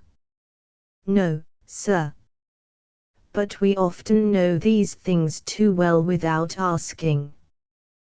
"Pooh, pooh, the little monkey must love you. Why, you were her first playfellow, and I remember she used to cry if you cut your finger. Besides, she has always silently admitted that you were her lover. You know I have always spoken of you to her in that light. I took it for granted you had settled the business between yourselves, so did Antony. Antony thinks she's in love with you, and he has young eyes, which are apt enough to see clearly in these matters. He was talking to me about it this morning, and pleased me very much by the friendly interest he showed in you and Tina." The blood, more than was wanted, rushed back to Mr. Gilfil's face. He set his teeth and clenched his hands in the effort to repress a burst of indignation. Sir Christopher noticed the flush, but thought it indicated the fluctuation of hope and fear about Caterina. He went on, "You're too modest by half, Maynard. A fellow who can take a 5-barred gate as you can, ought not to be so faint-hearted. If you can't speak to her yourself, leave me to talk to her." "Sir Christopher," said poor Maynard earnestly, "I shall really feel it the greatest kindness you can possibly show me not to mention this subject to Caterina at present. I think such a proposal, made prematurely, might only alienate her from me." Sir Christopher was getting a little displeased at this contradiction. His tone became a little sharper as he said, Have you any grounds to state for this opinion, beyond your general notion that Tina is not enough in love with you? I can state none beyond my own very strong impression that she does not love me well enough to marry me. Then I think that ground is worth nothing at all. I am tolerably correct in my judgment of people, and if I am not very much deceived in Tina, she looks forward to nothing else but to your being her husband. Leave me to manage the matter as I think best. You may rely on me that I shall do no harm to your cause, Maynard. Mr. Gilfil, afraid to say more, yet wretched in the prospect of what might result from Sir Christopher's determination, quitted the library in a state of mingled indignation against Captain Wybrow, and distress for himself and Caterina. What would she think of him? She might suppose that he had instigated or sanctioned Sir Christopher's proceeding. He should perhaps not have an opportunity of speaking to her on the subject in time. He would write her a note, and carry it up to her room after the dressing bell had rung. No, that would agitate her, and unfit her for appearing at dinner, and passing the evening calmly. He would defer it till bedtime. After prayers, he contrived to lead her back to the drawing-room, and to put a letter in her hand. She carried it up to her own room, wondering, and there read, "Dear Caterina, do not suspect for a moment that anything Sir Christopher may say to you about our marriage has been prompted by me. I have done all I dare do to dissuade him from urging the subject, and have only been prevented from speaking more strongly by the dread of provoking questions which I could not answer without causing you fresh misery. I write this, both to prepare you for anything Sir Christopher may say, and to assure you, but I hope you already believe it, that your feelings are sacred to me. I would rather part with the dearest hope of my life than be the means of adding to your trouble. It is Captain Wybrow who has prompted Sir Christopher to take up the subject at this moment. I tell you this, to save you from hearing it suddenly when you are with Sir Christopher. You see now what sort of stuff that dastard's heart is made of. Trust in me always, dearest Caterina, as, whatever may come, your faithful friend and brother, Maynard Gilfil." Caterina was at first too terribly stung by the words about Captain Wybrow to think of the difficulty which threatened her, to think either of what Sir Christopher would say to her, or of what she could say in reply. Bitter sense of injury, fierce resentment, left no room for fear. With the poisoned garment upon him, the victim writhes under the torture, he has no thought of the coming death. Antony could do this, of this there could be no explanation but the coolest contempt for her feelings, the basest sacrifice of all the consideration and tenderness he owed her to the ease of his position with Miss Usher. No. It was worse than that, it was deliberate, gratuitous cruelty. He wanted to show her how he despised her, he wanted to make her feel her folly in having ever believed that he loved her. The last crystal drops of trust and tenderness, she thought, were dried up, all was parched, fiery hatred. Now she need no longer check her resentment by the fear of doing him an injustice. He had trifled with her, as Maynard had said, he had been reckless of her, and now he was base and cruel. She had cause enough for her bitterness and anger, they were not so wicked as they had seemed to her. As these thoughts were hurrying after each other like so many sharp throbs of fevered pain, she shed no tear. She paced restlessly to and fro, as her habit was, her hands clenched, her eyes gleaming fiercely and wandering uneasily, as if in search of something on which she might throw herself like a tigress. "If I could speak to him," she whispered, "and tell him I hate him, I despise him, I loathe him." Suddenly, as if a new thought had struck her, she drew a key from her pocket, and, unlocking an inlaid desk where she stored up her keepsakes, took from it a small miniature. It was in a very slight gold frame, with a ring to it, as if intended to be worn on a chain, and under the glass at the back were two locks of hair, one dark and the other auburn, arranged in a fantastic knot. It was Antony's secret present to her a year ago, a copy he had made specially for her. For the last month she had not taken it from its hiding place. There was no need to heighten the vividness of the past. But now she clutched it fiercely, and dashed it across the room against the bare hearthstone. Will she crush it under her feet, and grind it under her high-heeled shoe, till every trace of those false cruel features is gone? Ah, no. She rushed across the room, but when she saw the little treasure she had cherished so fondly, so often smothered with kisses, so often laid under her pillow, and remembered with the first return of consciousness in the morning, when she saw this one visible relic of the too happy past lying with the glass shivered, the hair fallen out, the thin ivory cracked, there was a revulsion of the overstrained feeling, relenting came, and she burst into tears. Look at her stooping down to gather up her treasure, searching for the hair and replacing it, and then mournfully examining the crack that disfigures the once loved image. Alas!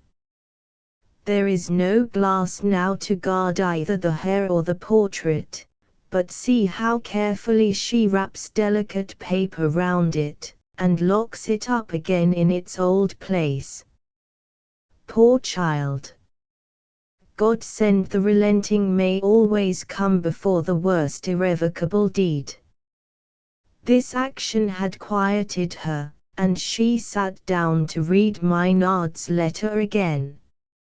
She read it 2 or 3 times without seeming to take in the sense. Her apprehension was dulled by the passion of the last hour, and she found it difficult to call up the ideas suggested by the words.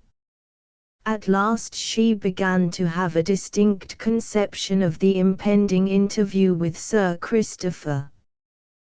The idea of displeasing the baronet, of whom every one at the manor stood in awe, frightened her so much that she thought it would be impossible to resist his wish. He believed that she loved Maynard, he had always spoken as if he were quite sure of it. How could she tell him he was deceived, and what if he were to ask her whether she loved anybody else? To have Sir Christopher looking angrily at her, was more than she could bear, even in imagination. He had always been so good to her. Then she began to think of the pain she might give him, and the more selfish distress of fear gave way to the distress of affection. Unselfish tears began to flow, and sorrowful gratitude to Sir Christopher helped to awaken her sensibility to Mr. Gilfil's tenderness and generosity. Dear, good Maynard, what a poor return I make him! If I could but have loved him instead, but I can never love or care for anything again. My heart is broken. Chapter 13. The next morning the dreaded moment came. Katerina, stupefied by the suffering of the previous night, with that dull mental aching which follows on acute anguish, was in Lady Cheverel's sitting room, copying out some charity lists, when her ladyship came in, and said, "Tina, Sir Christopher wants you. Go down into the library." She went down trembling. As soon as she entered, Sir Christopher, who was seated near his writing table, said, "Now, little monkey, come and sit down by me, I have something to tell you." Katerina took a footstool, and seated herself on it at the baronet's feet. It was her habit to sit on these low stools, and in this way she could hide her face better. She put her little arm round his leg, and leaned her cheek against his knee. "Why, you seem out of spirits this morning, Tina. What's the matter, eh?" "Nothing, Padroncello, only my head is bad." "Poor monkey. Well, now, wouldn't it do the head good if I were to promise you a good husband, and smart little wedding gowns, and by a house of your own, where you would be a little mistress, and Padroncello would come and see you sometimes?" "Oh no, no. I shouldn't like ever to be married. Let me always stay with you." "Pooh, pooh, little simpleton. I shall get old and tiresome, and there will be Antony's children putting your nose out of joint. You will want someone to love you best of all, and you must have children of your own to love. I can't have you withering away into an old maid.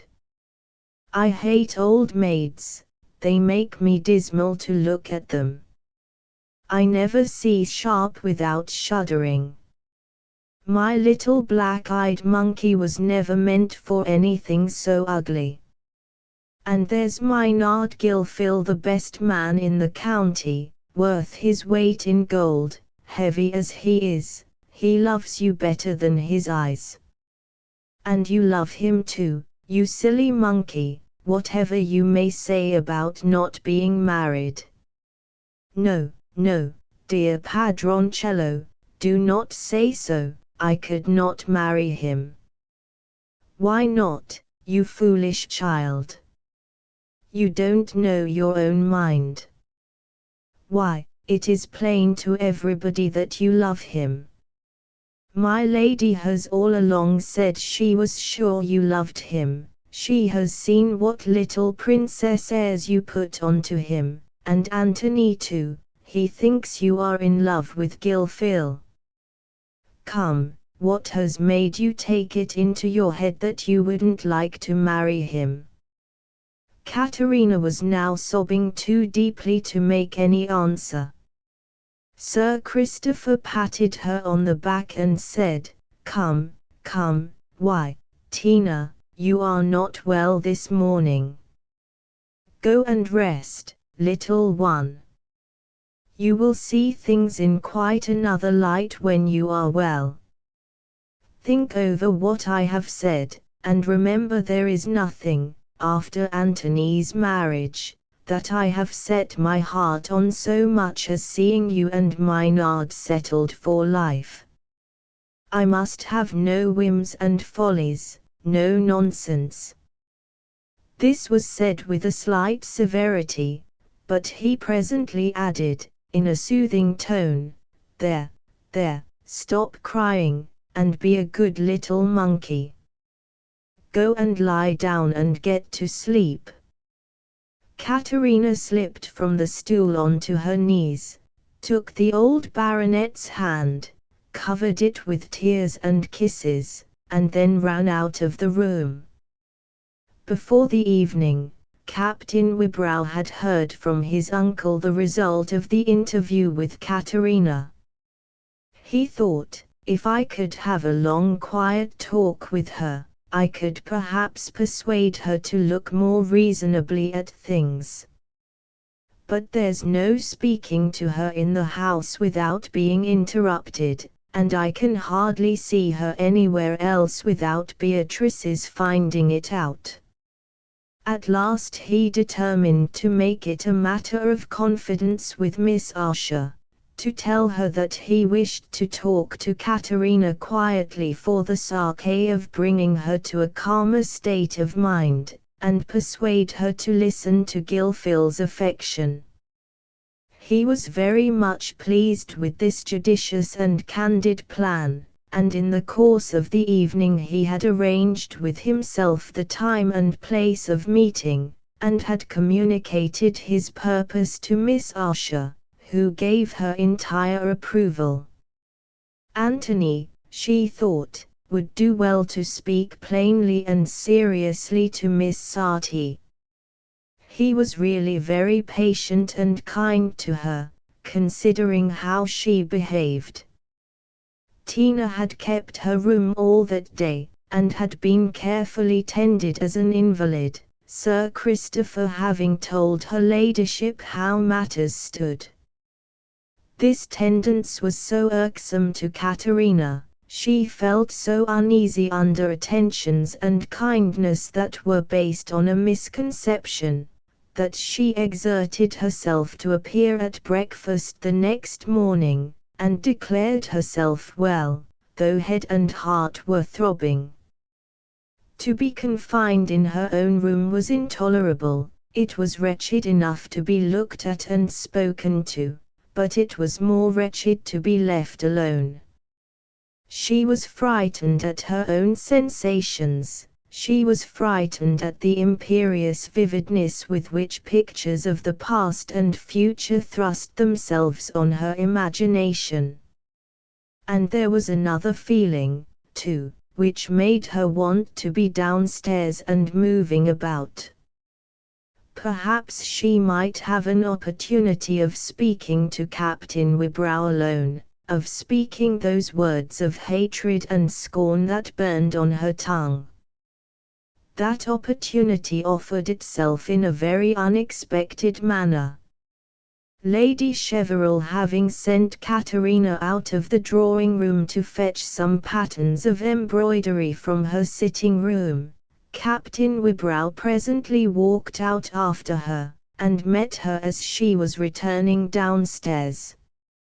"Katerina," he said, laying his hand on her arm as she was hurrying on without looking at him, "will you meet me in the rookery at 12 o'clock? I must speak to you, and we shall be in privacy there. I cannot speak to you in the house."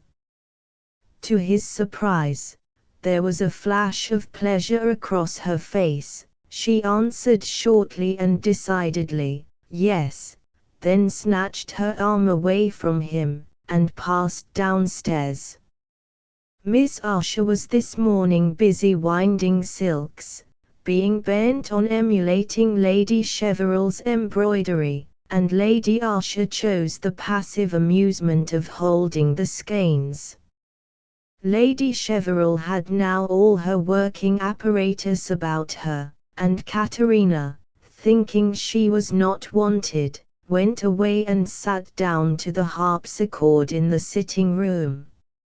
It seemed as if playing massive chords, bringing out volumes of sound, would be the easiest way of passing the long feverish moments before 12 o'clock.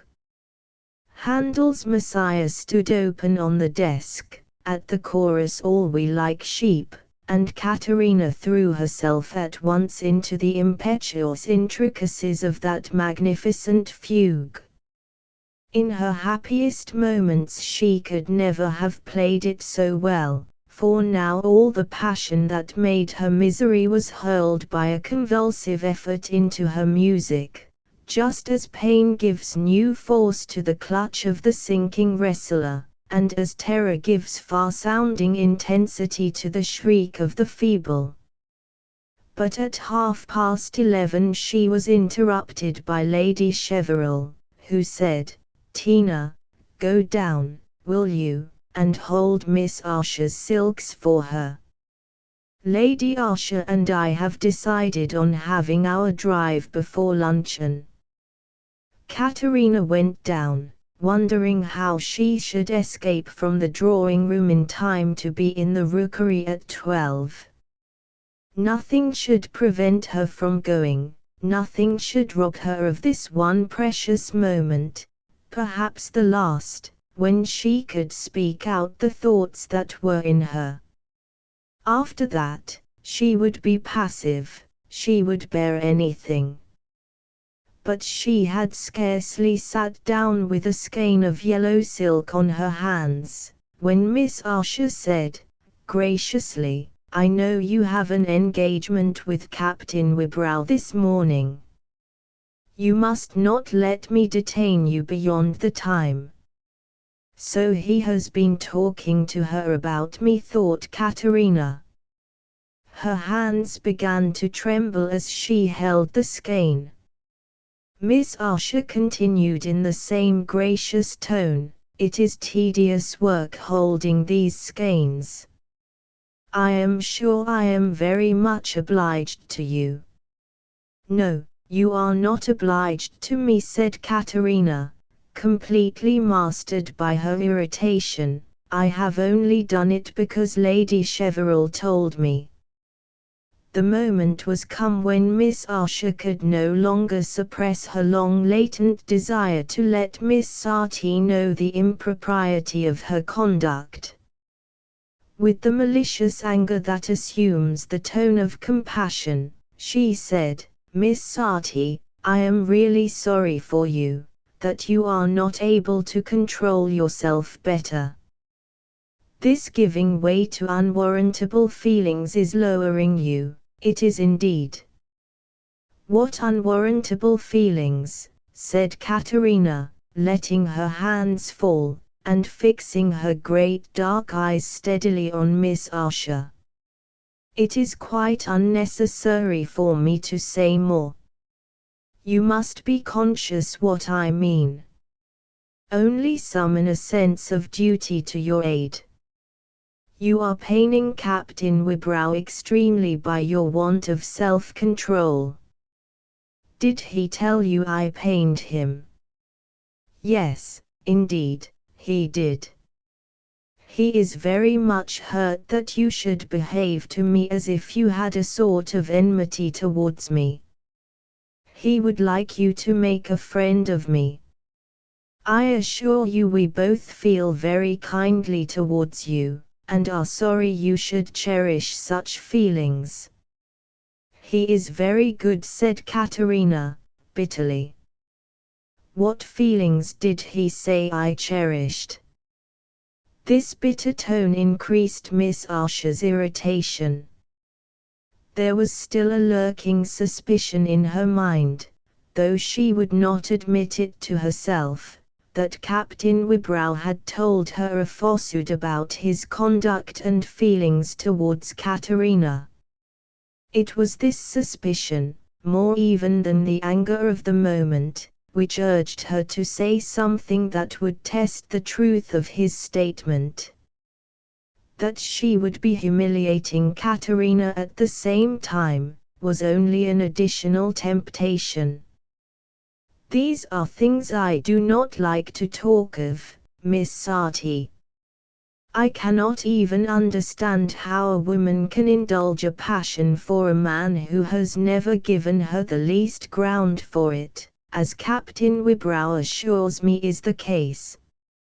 "He told you that, did he?" said Katerina, in clear low tones, her lips turning white as she rose from her chair. "Yes, indeed, he did. He was bound to tell it me after your strange behavior." Katerina said nothing, but turned round suddenly and left the room. "See how she rushes noiselessly, like a pale meteor, along the passages and up the gallery stairs. Those gleaming eyes, those bloodless lips, that swift silent tread, make her look like the incarnation of a fierce purpose, rather than a woman.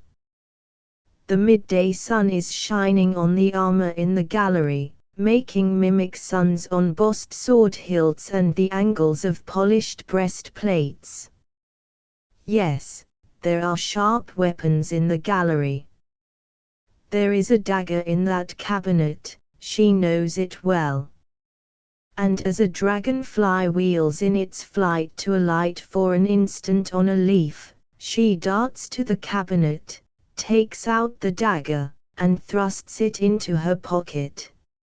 In 3 minutes more she is out, in hat and cloak, on the gravel walk, hurrying along towards the thick shades of the distant rookery. She threads the windings of the plantations, not feeling the golden leaves that rain upon her, not feeling the earth beneath her feet. Her hand is in her pocket, clenching the handle of the dagger, which she holds half out of its sheath. She has reached the rookery, and is under the gloom of the interlacing boughs.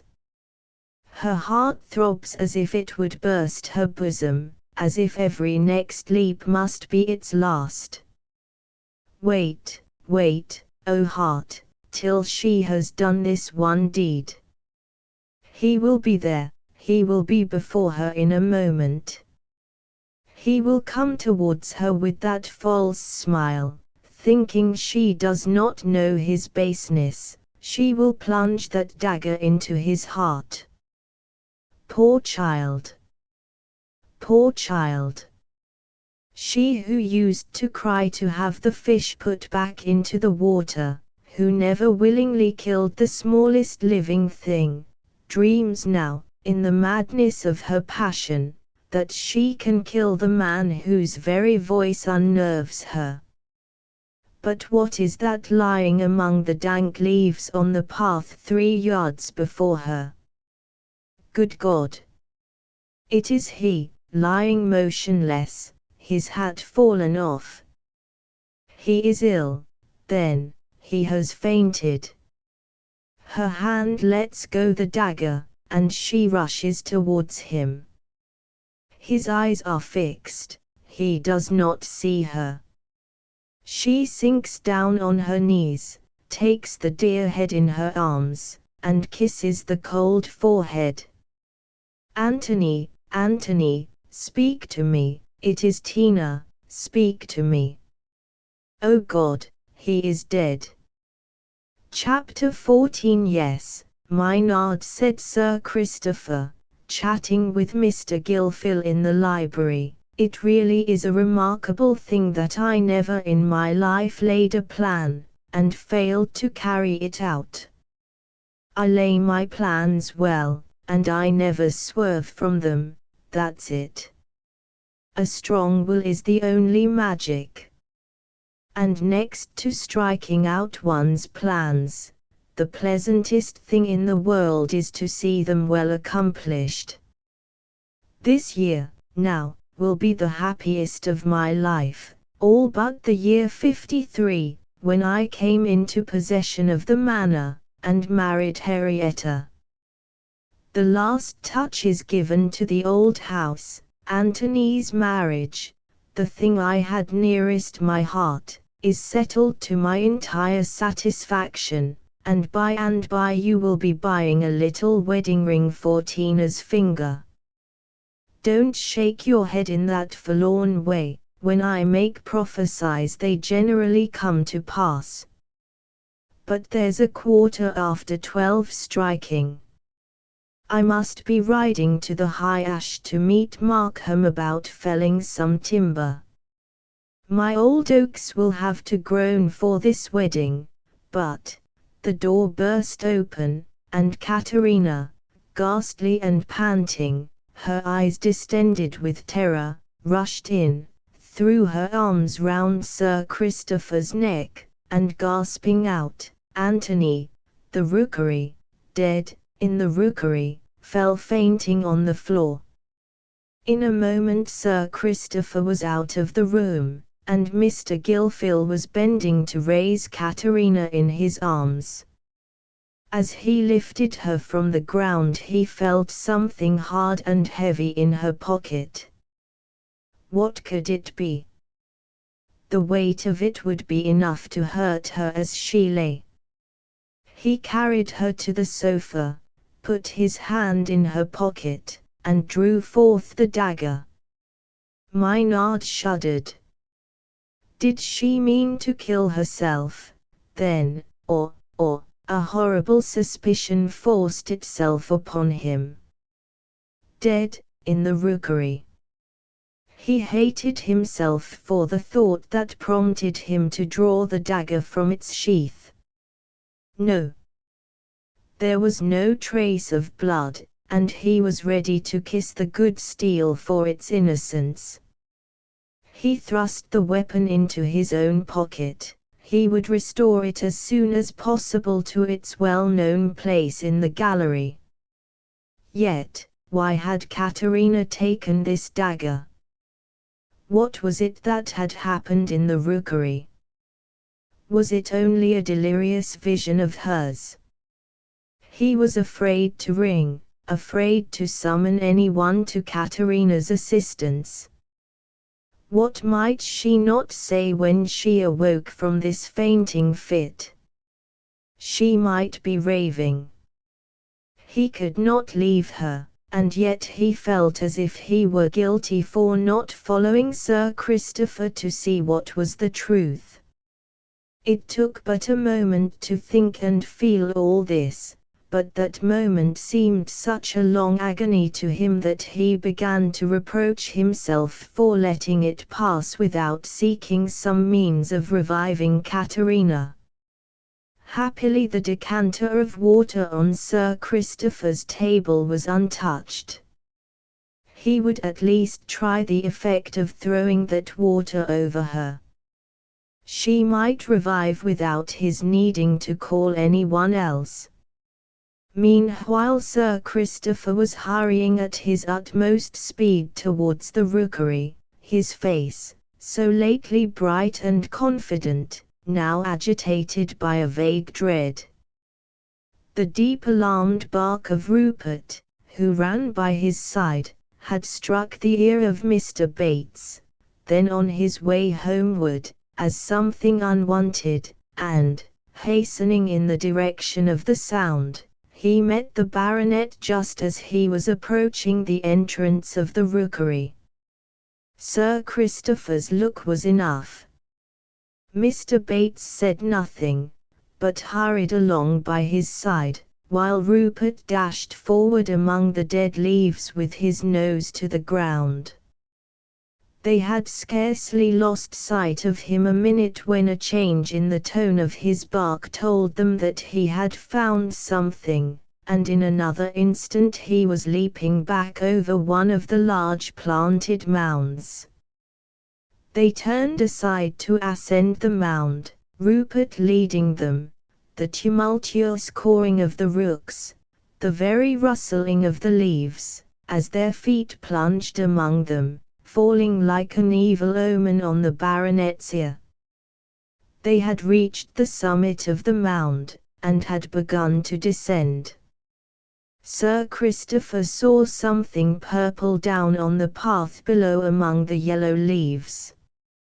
Rupert was already beside it, but Sir Christopher could not move faster. A tremor had taken hold of the firm limbs. Rupert came back and licked the trembling hand, as if to say courage, and then was down again snuffing the body. Yes, it was a body. Antony's body. There was the white hand with its diamond ring clutching the dark leaves. His eyes were half open, but did not heed the gleam of sunlight that darted itself directly on them from between the boughs. Still he might only have fainted, it might only be a fit. Sir Christopher knelt down, unfastened the cravat, unfastened the waistcoat, and laid his hand on the heart. It might be syncope, it might not, it could not be death. No. That thought must be kept far off.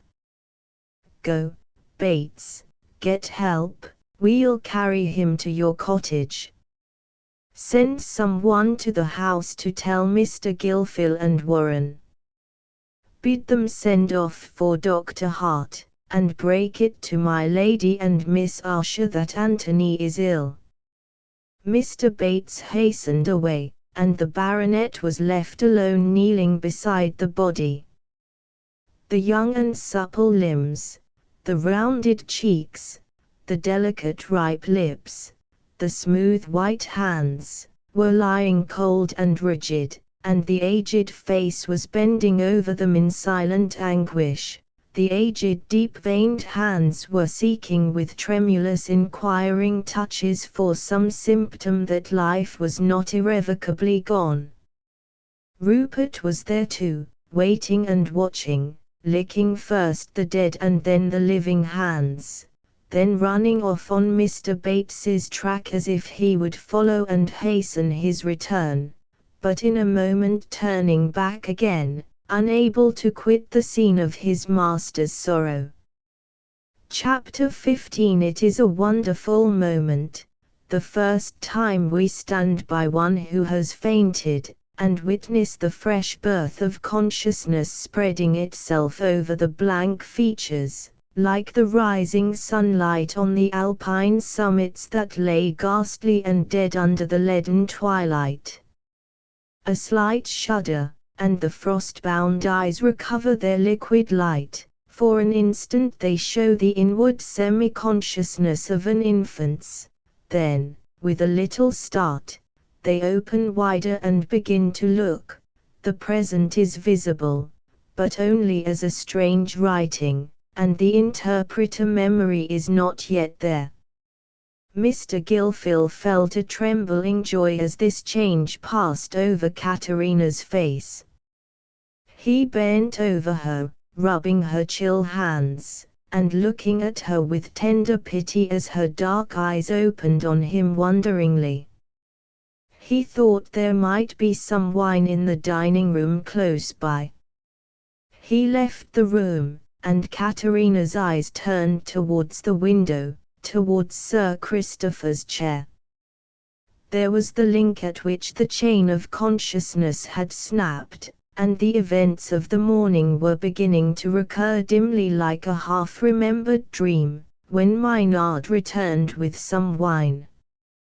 He raised her, and she drank it, but still she was silent, seeming lost in the attempt to recover the past, when the door opened, and Mr. Warren appeared with looks that announced terrible tidings. Mr. Gilfil, dreading lest he should tell them in Caterina's presence, hurried towards him with his finger on his lips, and drew him away into the dining room on the opposite side of the passage. Caterina, revived by the stimulant, was now recovering the full consciousness of the scene in the rookery. Anthony was lying there dead. She had left him to tell Sir Christopher. She must go and see what they were doing with him. Perhaps he was not really dead, only in a trance. People did fall into trances sometimes. While Mr. Gilfil was telling Warren how it would be best to break the news to Lady Cheverel and Miss Usher, anxious himself to return to Caterina, the poor child had made her way feebly to the great entrance door, which stood open. Her strength increased as she moved and breathed the fresh air, and with every increase of strength came increased vividness of emotion, increased yearning to be where her thought was, in the rookery with Anthony. She walked more and more swiftly, and at last, gathering the artificial strength of passionate excitement, began to run. but now she heard the tread of heavy steps, and under the yellow shade near the wooden bridge she saw men slowly carrying something. Soon she was face to face with them. Anthony was no longer in the rookery. They were carrying him stretched on a door, and there behind him was Sir Christopher, with the firmly set mouth, the deathly paleness, and the concentrated expression of suffering in the eye, which mark the suppressed grief of the strong man. The sight of this face, on which Katerina had never before beheld the signs of anguish, caused a rush of new feeling which for the moment submerged all the rest. She went gently up to him, put her little hand in his, and walked in silence by his side. Sir Christopher could not tell her to leave him, and so she went on with that sad procession to Mr. Bates's cottage in the Mosslands, and sat there in silence, waiting and watching to know if Anthony were really dead. She had not yet missed the dagger from her pocket, she had not yet even thought of it. At the sight of Anthony lying dead, her nature had rebounded from its new bias of resentment and hatred to the old sweet habit of love. The earliest and the longest has still the mastery over us, and the only past that linked itself with those glazed unconscious eyes, was the past when they beamed on her with tenderness.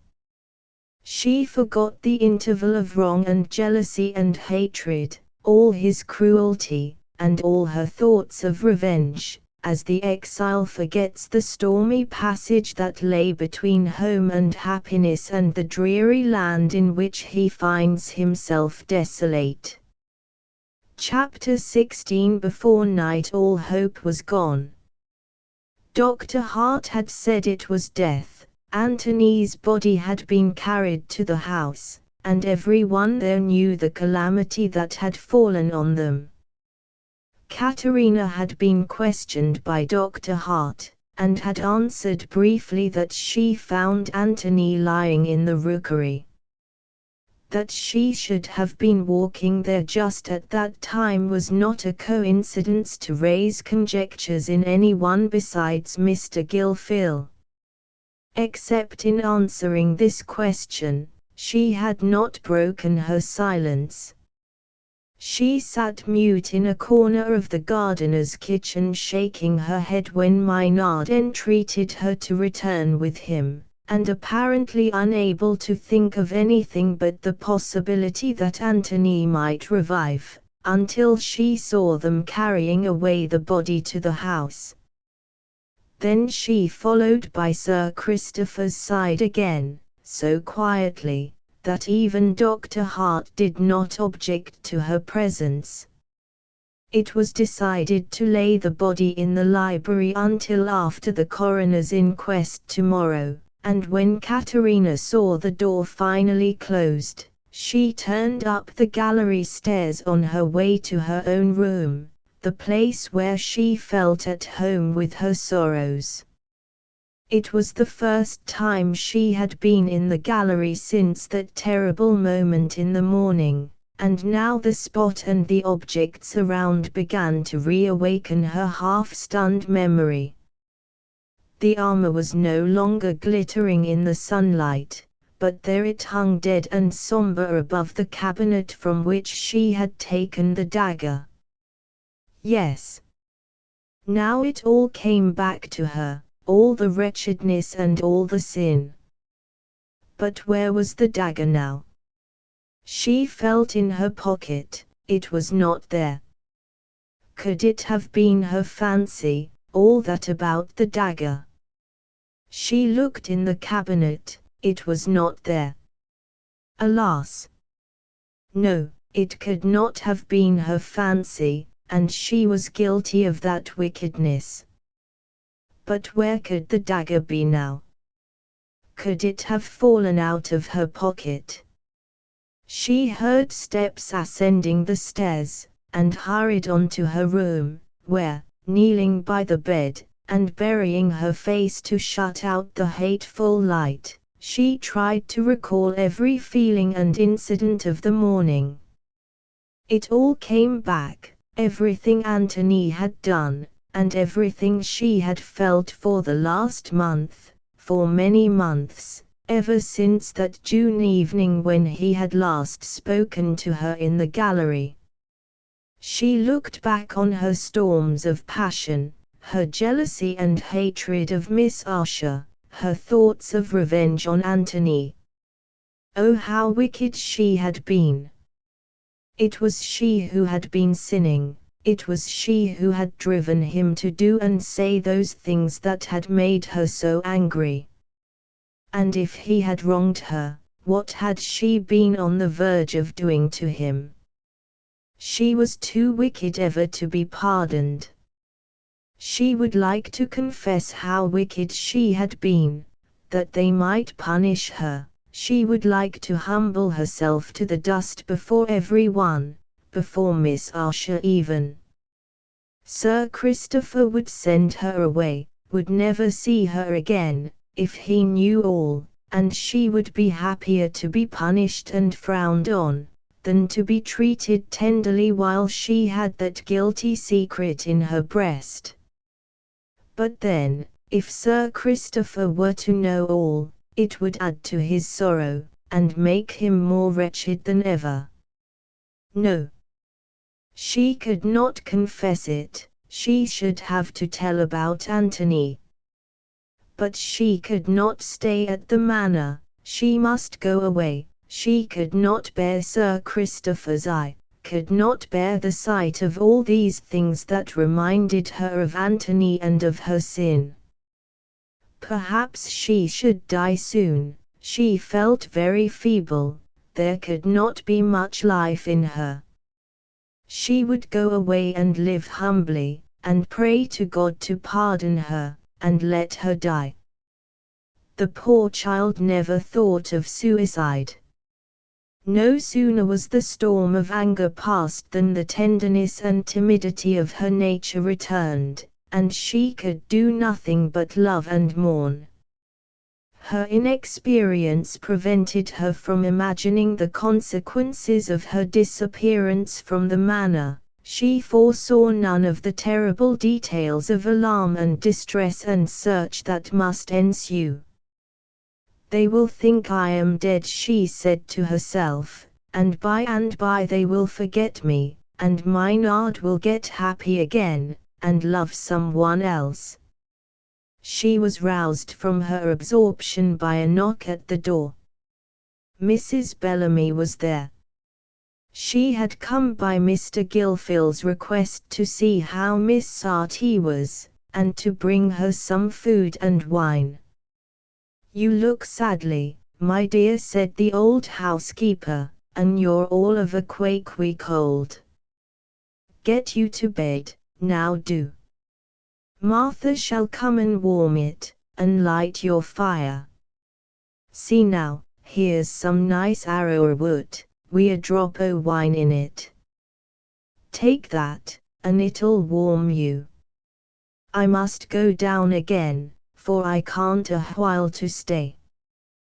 There's so many things to see to, and Miss Usher's in hysterics constant, and her maid's ill i' bed, a poor creaky thing, and Mrs. Sharp's wanted every minute.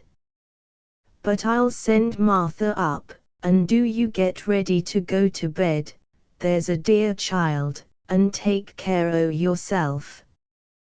"Thank you, dear mammy," said Tina, kissing the little old woman's wrinkled cheek. "I shall eat the arrowroot, and don't trouble about me any more tonight. I shall do very well when Martha has lighted my fire. Tell Mr. Gilfil I'm better. I shall go to bed by and by, so don't you come up again, because you may only disturb me. Well, well, take care o' yourself, there's a good child, and God send you may sleep." Katerina took the arrowroot quite eagerly, while Martha was lighting her fire. She wanted to get strength for her journey, and she kept the plate of biscuits by her that she might put some in her pocket.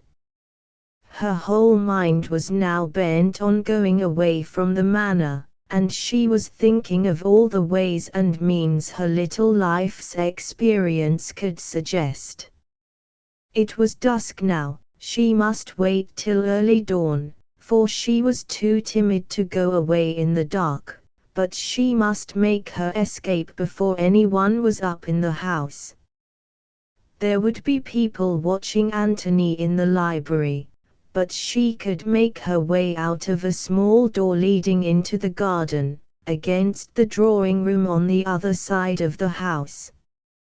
She laid her cloak, bonnet, and veil ready, then she lighted a candle, opened her desk, and took out the broken portrait wrapped in paper.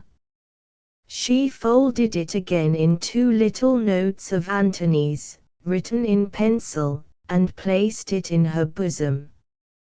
There was the little china box, too, Dorcas's present, the pearl earrings, and a silk purse, with 15 7-shilling pieces in it, the presents Sir Christopher had made her on her birthday, ever since she had been at the manor. Should she take the earrings and the 7-shilling pieces? She could not bear to part with them. It seemed as if they had some of Sir Christopher's love in them. She would like them to be buried with her. She fastened the little round earrings in her ears, and put the purse with Dorcas's box in her pocket. She had another purse there, and she took it out to count her money, for she would never spend her 7-shilling pieces. She had a guinea and 8 shillings, that would be plenty. So now she sat down to wait for the morning, afraid to lay herself on the bed lest she should sleep too long. If she could but see Anthony once more and kiss his cold forehead. But that could not be. She did not deserve it. She must go away from him, away from Sir Christopher, and Lady Cheverel, and Maynard, and everybody who had been kind to her, and thought her good while she was so wicked.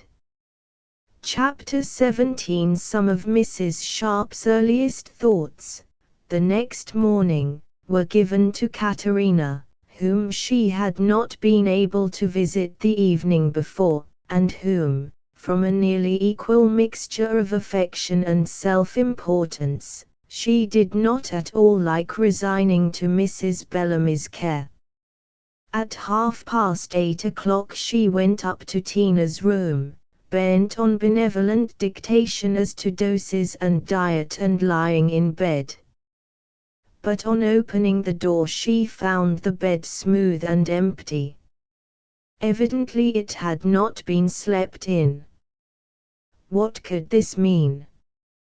Had she sat up all night, and was she gone out to walk? The poor thing's head might be touched by what had happened yesterday. It was such a shock, finding Captain Wybrow in that way. She was perhaps gone out of her mind. Mrs. Sharp looked anxiously in the place where Tina kept her hat and cloak. They were not there, so that she had had at least the presence of mind to put them on. Still the good woman felt greatly alarmed, and hastened away to tell Mr. Gilfil, who, she knew, was in his study. Mr. Gilfil, she said, as soon as she had closed the door behind her, my mind misgives me dreadful about Miss Sarti. What is it? Said poor Maynard, with a horrible fear that Caterina had betrayed something about the dagger. She's not in her room, and her bed's not been slept in this night, and her hat and cloak's gone. For a minute or two Mr. Gilfil was unable to speak. He felt sure the worst had come. Katerina had destroyed herself. The strong man suddenly looked so ill and helpless that Mrs. Sharp began to be frightened at the effect of her abruptness. "Oh, sir, I'm grieved to my heart to shock you so, but I didn't know who else to go to." "No, no, you were quite right." He gathered some strength from his very despair. It was all over, and he had nothing now to do but to suffer and to help the suffering. He went on in a firmer voice, "Be sure not to breathe a word about it to anyone. We must not alarm Lady Cheverel and Sir Christopher. Miss Sarti may be only walking in the garden. She was terribly excited by what she saw yesterday, and perhaps was unable to lie down from restlessness. Just go quietly through the empty rooms, and see whether she is in the house. I will go and look for her in the grounds." He went down, and, to avoid giving any alarm in the house, walked at once towards the Mosslands in search of Mr. Bates, whom he met returning from his breakfast. To the gardener he confided his fear about Katerina, assigning as a reason for this fear the probability that the shock she had undergone yesterday had unhinged her mind, and begging him to send men in search of her through the gardens and park, and inquire if she had been seen at the lodges, and if she were not found or heard of in this way, to lose no time in dragging the waters round the manor. "God forbid it should be so, Bates, but we shall be the easier for having searched everywhere." "Truce to me, Mr. Gilfil. But I'd ha' worked for day wage all the rest o' my life, reether than anything should ha' happened to her." The good gardener, in deep distress, strode away to the stables that he might send the grooms on horseback through the park. Mr. Gilfil's next thought was to search the rookery. She might be haunting the scene of Captain Wibrow's death.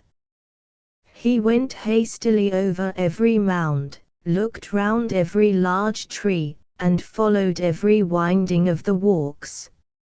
In reality he had little hope of finding her there, but the bare possibility fenced off for a time the fatal conviction that Katerina's body would be found in the water. When the rookery had been searched in vain, he walked fast to the border of the little stream that bounded one side of the grounds.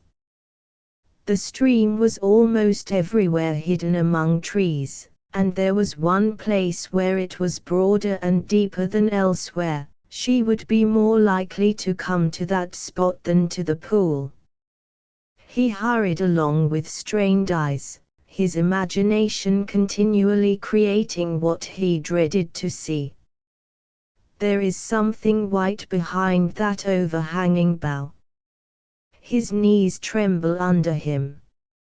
He seems to see part of her dress caught on a branch, and her dear dead face upturned. O God, give strength to thy creature, on whom thou hast laid this great agony. He is nearly up to the bough, and the white object is moving. It is a waterfowl, that spreads its wings and flies away screaming. He hardly knows whether it is a relief or a disappointment that she is not there. The conviction that she is dead presses its cold weight upon him none the less heavily. As he reached the great pool in front of the manor, he saw Mr. Bates, with a group of men already there, preparing for the dreadful search which could only displace his vague despair by a definite horror, for the gardener, in his restless anxiety, had been unable to defer this until other means of search had proved vain. The pool was not now laughing with sparkles among the water lilies. It looked black and cruel under the somber sky, as if its cold depths held relentlessly all the murdered hope and joy of Maynard Gilfil's life. Thoughts of the sad consequences for others as well as himself were crowding on his mind. The blinds and shutters were all closed in front of the manor, and it was not likely that Sir Christopher would be aware of anything that was passing outside, but Mr. Gilfil felt that Caterina's disappearance could not long be concealed from him. The coroner's inquest would be held shortly, she would be inquired for, and then it would be inevitable that the baronet should know all. Chapter 18. At 12 o'clock, when all search and inquiry had been in vain, and the coroner was expected every moment, Mr. Gilfil could no longer defer the hard duty of revealing this fresh calamity to Sir Christopher, who must otherwise have it discovered to him abruptly. The baronet was seated in his dressing-room, where the dark window curtains were drawn so as to admit only a sombre light. It was the first time Mr. Gilfil had had an interview with him this morning, and he was struck to see how a single day and night of grief had aged the fine old man.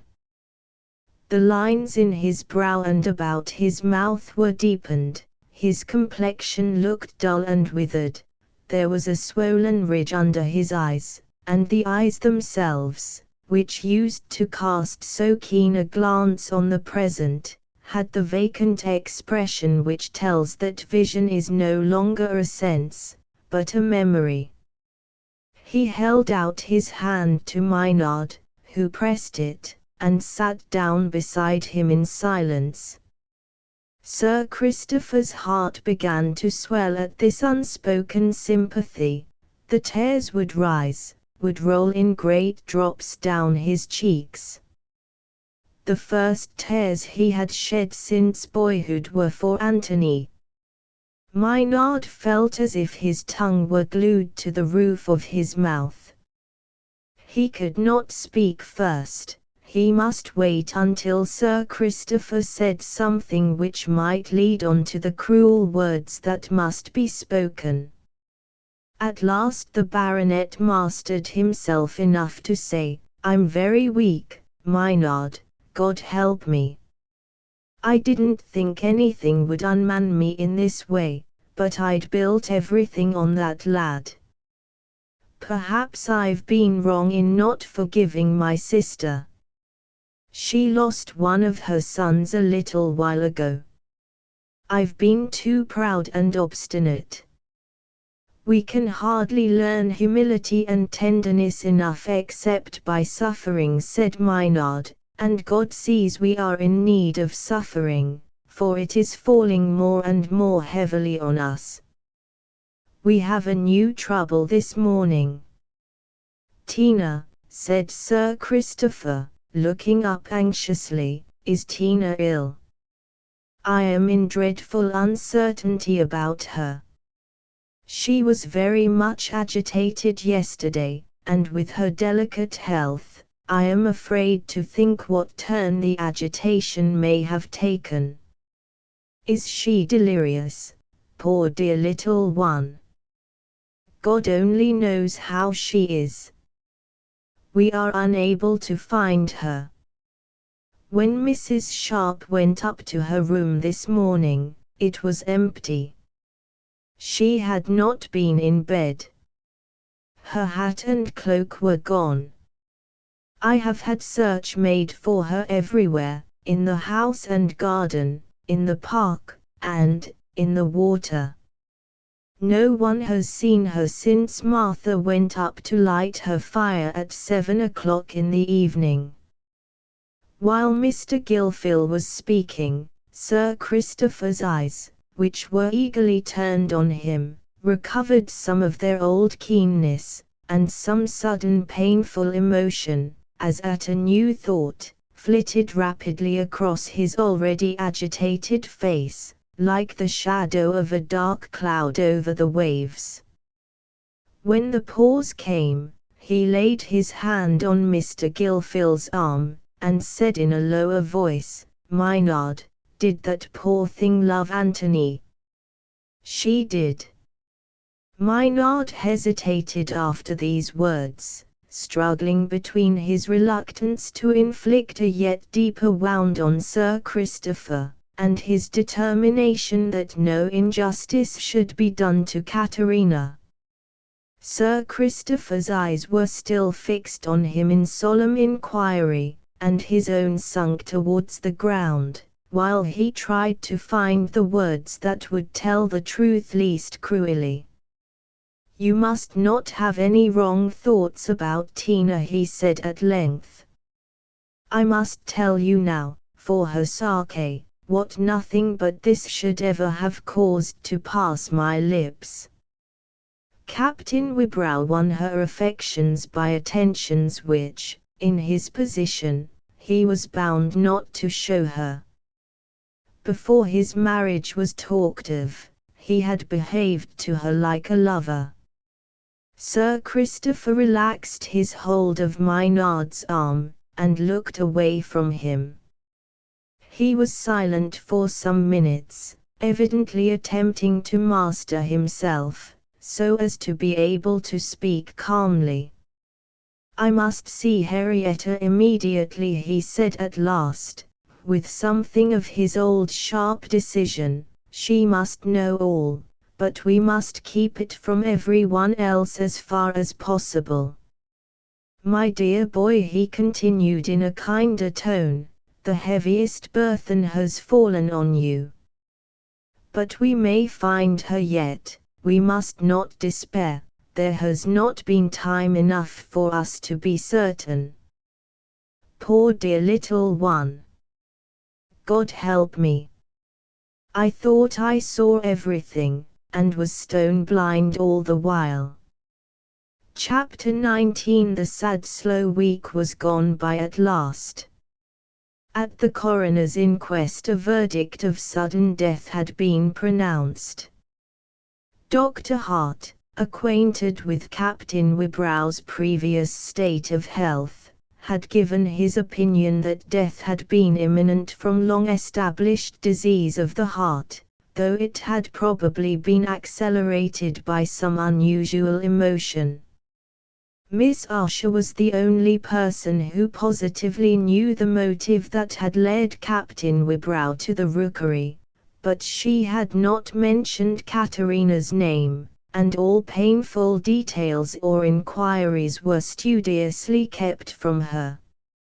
Mr. Gilfil and Sir Christopher, however, knew enough to conjecture that the fatal agitation was due to an appointed meeting with Caterina. All search and inquiry after her had been fruitless, and were the more likely to be so because they were carried on under the prepossession that she had committed suicide. No one noticed the absence of the trifles she had taken from her desk, no one knew of the likeness, or that she had hoarded her 7-shilling pieces, and it was not remarkable that she should have happened to be wearing the pearl earrings. She had left the house, they thought, taking nothing with her. It seemed impossible she could have gone far, and she must have been in a state of mental excitement that made it too probable she had only gone to seek relief in death. The same places within 3 or 4 miles of the manor were searched again and again. Every pond, every ditch in the neighborhood was examined.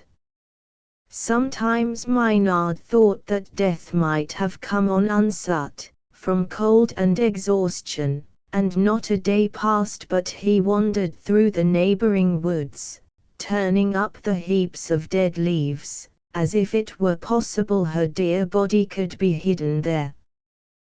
Then another horrible thought recurred, and before each night came he had been again through all the uninhabited rooms of the house, to satisfy himself once more that she was not hidden behind some cabinet, or door, or curtain, that he should not find her there with madness in her eyes, looking, and yet not seeing him.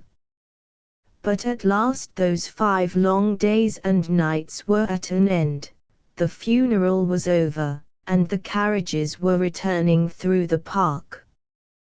When they had set out, a heavy rain was falling, but now the clouds were breaking up, and a gleam of sunshine was sparkling among the dripping boughs under which they were passing. This gleam fell upon a man on horseback who was jogging slowly along, and whom Mr. Gilfil recognized, in spite of diminished rotundity, as Daniel Knott, the coachman who had married the rosy-cheeked Dorcas 10 years before. Every new incident suggested the same thought to Mr. Gilfil, and his eye no sooner fell on Knott than he said to himself, "Can he be come to tell us anything about Caterina?" Then he remembered that Caterina had been very fond of Dorcas, and that she always had some present ready to send her when Knott paid an occasional visit to the manor. Could Tina have gone to Dorcas? But his heart sank again as he thought, very likely Knott had only come because he had heard of Captain Wibrow's death, and wanted to know how his old master had borne the blow. As soon as the carriage reached the house, he went up to his study and walked about nervously, longing, but afraid, to go down and speak to Knott, lest his faint hope should be dissipated. Anyone looking at that face, usually so full of calm goodwill, would have seen that the last week's suffering had left deep traces. By day he had been riding or wandering incessantly, either searching for Caterina himself, or directing inquiries to be made by others. By night he had not known sleep, only intermittent dozing, in which he seemed to be finding Caterina dead, and woke up with a start from this unreal agony to the real anguish of believing that he should see her no more. The clear grey eyes looked sunken and restless, the full careless lips had a strange tension about them, and the brow, formerly so smooth and open, was contracted as if with pain. He had not lost the object of a few months' passion, he had lost the being who was bound up with his power of loving, as the brook we played by or the flowers we gathered in childhood are bound up with our sense of beauty. Love meant nothing for him but to love Caterina. For years, the thought of her had been present in everything, like the air and the light. And now she was gone, it seemed as if all pleasure had lost its vehicle, the sky, the earth, the daily ride, the daily talk might be there, but the loveliness and the joy that were in them had gone forever. Presently, as he still paced backwards and forwards, he heard steps along the corridor, and there was a knock at his door.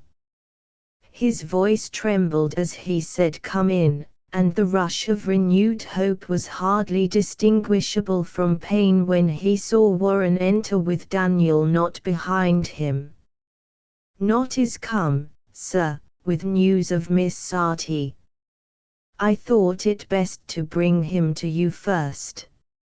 Mr. Gilfil could not help going up to the old coachman and wringing his hand, but he was unable to speak, and only motioned to him to take a chair, while Warren left the room. He hung upon Daniel's moon face, and listened to his small piping voice, with the same solemn yearning expectation with which he would have given ear to the most awful messenger from the land of shades. "It war Dorkeys, sir, would have me come, but we knowed nothing o' what's happened at the manor. She's frightened out on her wits about Miss Sarti, and she would have me saddle Blackbird this morning, and leave the plough fin, to come and let Sir Christopher and my lady know. P'raps you've heard, sir, we don't keep the cross keys at Slopperton now. A uncle o' mine died 3 year ago, and left me a legacy. He was bailiff to Squire Ramble, as had them their big farms on his hands, and so we took a little farm o' 40 acres or thereabouts, because Dorkeys didn't like the public when she got mwathered we children. As pretty a place as Ivia you see, sir, we water at the back convenient for the cattle." "For God's sake," said Maynard, "tell me what it is about Miss Sarti. Don't stay to tell me anything else now." "Well, sir," said Not, rather frightened by the parson's vehemence, "she come to our house I the carrier's cart o' Wednesday, when it was welly 9 o'clock at night, and Dorkeys run out, for she heard the cart stop, and Miss Sarti throwed her arms round Dorkeys's neck and says, 'Take me in, Dorkeys, take me in,' and went off into a swound, like. And Dorkeys calls out to me, 'Dan'l,' she calls, and I run out and carried the young miss in, and she come round arter a bit, and opened her eyes, and Dorkeys got her to drink a spoonful o' rum and water. We've got some capital rum as we brought from the Cross Keys, and Dorkeys won't let nobody drink it. She says she keeps it for sickness, but for my part, I think it's a pity to drink good rum when your mouth's out o' taste. You may just as well have doctor's stuff.' However, Dorkeys got her to bed, and there she's lay Ivia sin, stupid like, and niver speaks, and only takes little bits and sups when Dorkeys coaxes her. And we begun to be frightened, and couldn't think what had made her come away from the manor, and Dorkeys was afeard there was summat wrong. So this morning she could hold no longer, and would have no nay but I must come and see, and so I've rode 20 mile up o' Blackbird, as thinks all the while he's a plough fin, and turns sharp round, every 30 yards, as if he was at the end of a furrow. I've had a sore time wi' him, I can tell you, sir." "God bless you, Not, for coming," said Mr. Gilfil, wringing the old coachman's hand again. "Now go down and have something and rest yourself. You will stay here tonight, and by I shall come to you to learn the nearest way to your house. I shall get ready to ride there immediately, when I have spoken to Sir Christopher." In an hour from that time Mr. Gilfil was galloping on a stout mare towards the little muddy village of Callum, 5 miles beyond Slopperton. Once more he saw some gladness in the afternoon sunlight, once more it was a pleasure to see the hedgerow trees flying past him, and to be conscious of a good seat while his black kitty bounded beneath him, and the air whistled to the rhythm of her pace. Katerina was not dead, he had found her, his love and tenderness and long-suffering seemed so strong, they must recall her to life and happiness. After that week of despair, the rebound was so violent that it carried his hopes at once as far as the utmost mark they had ever reached. Katerina would come to love him at last, she would be his.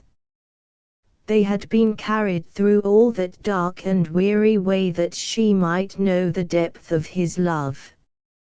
How he would cherish her, his little bird with the timid bright eye, and the sweet throat that trembled with love and music.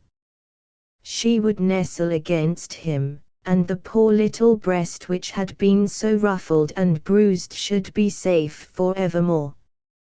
In the love of a brave and faithful man there is always a strain of maternal tenderness. He gives out again those beams of protecting fondness which were shed on him as he lay on his mother's knee.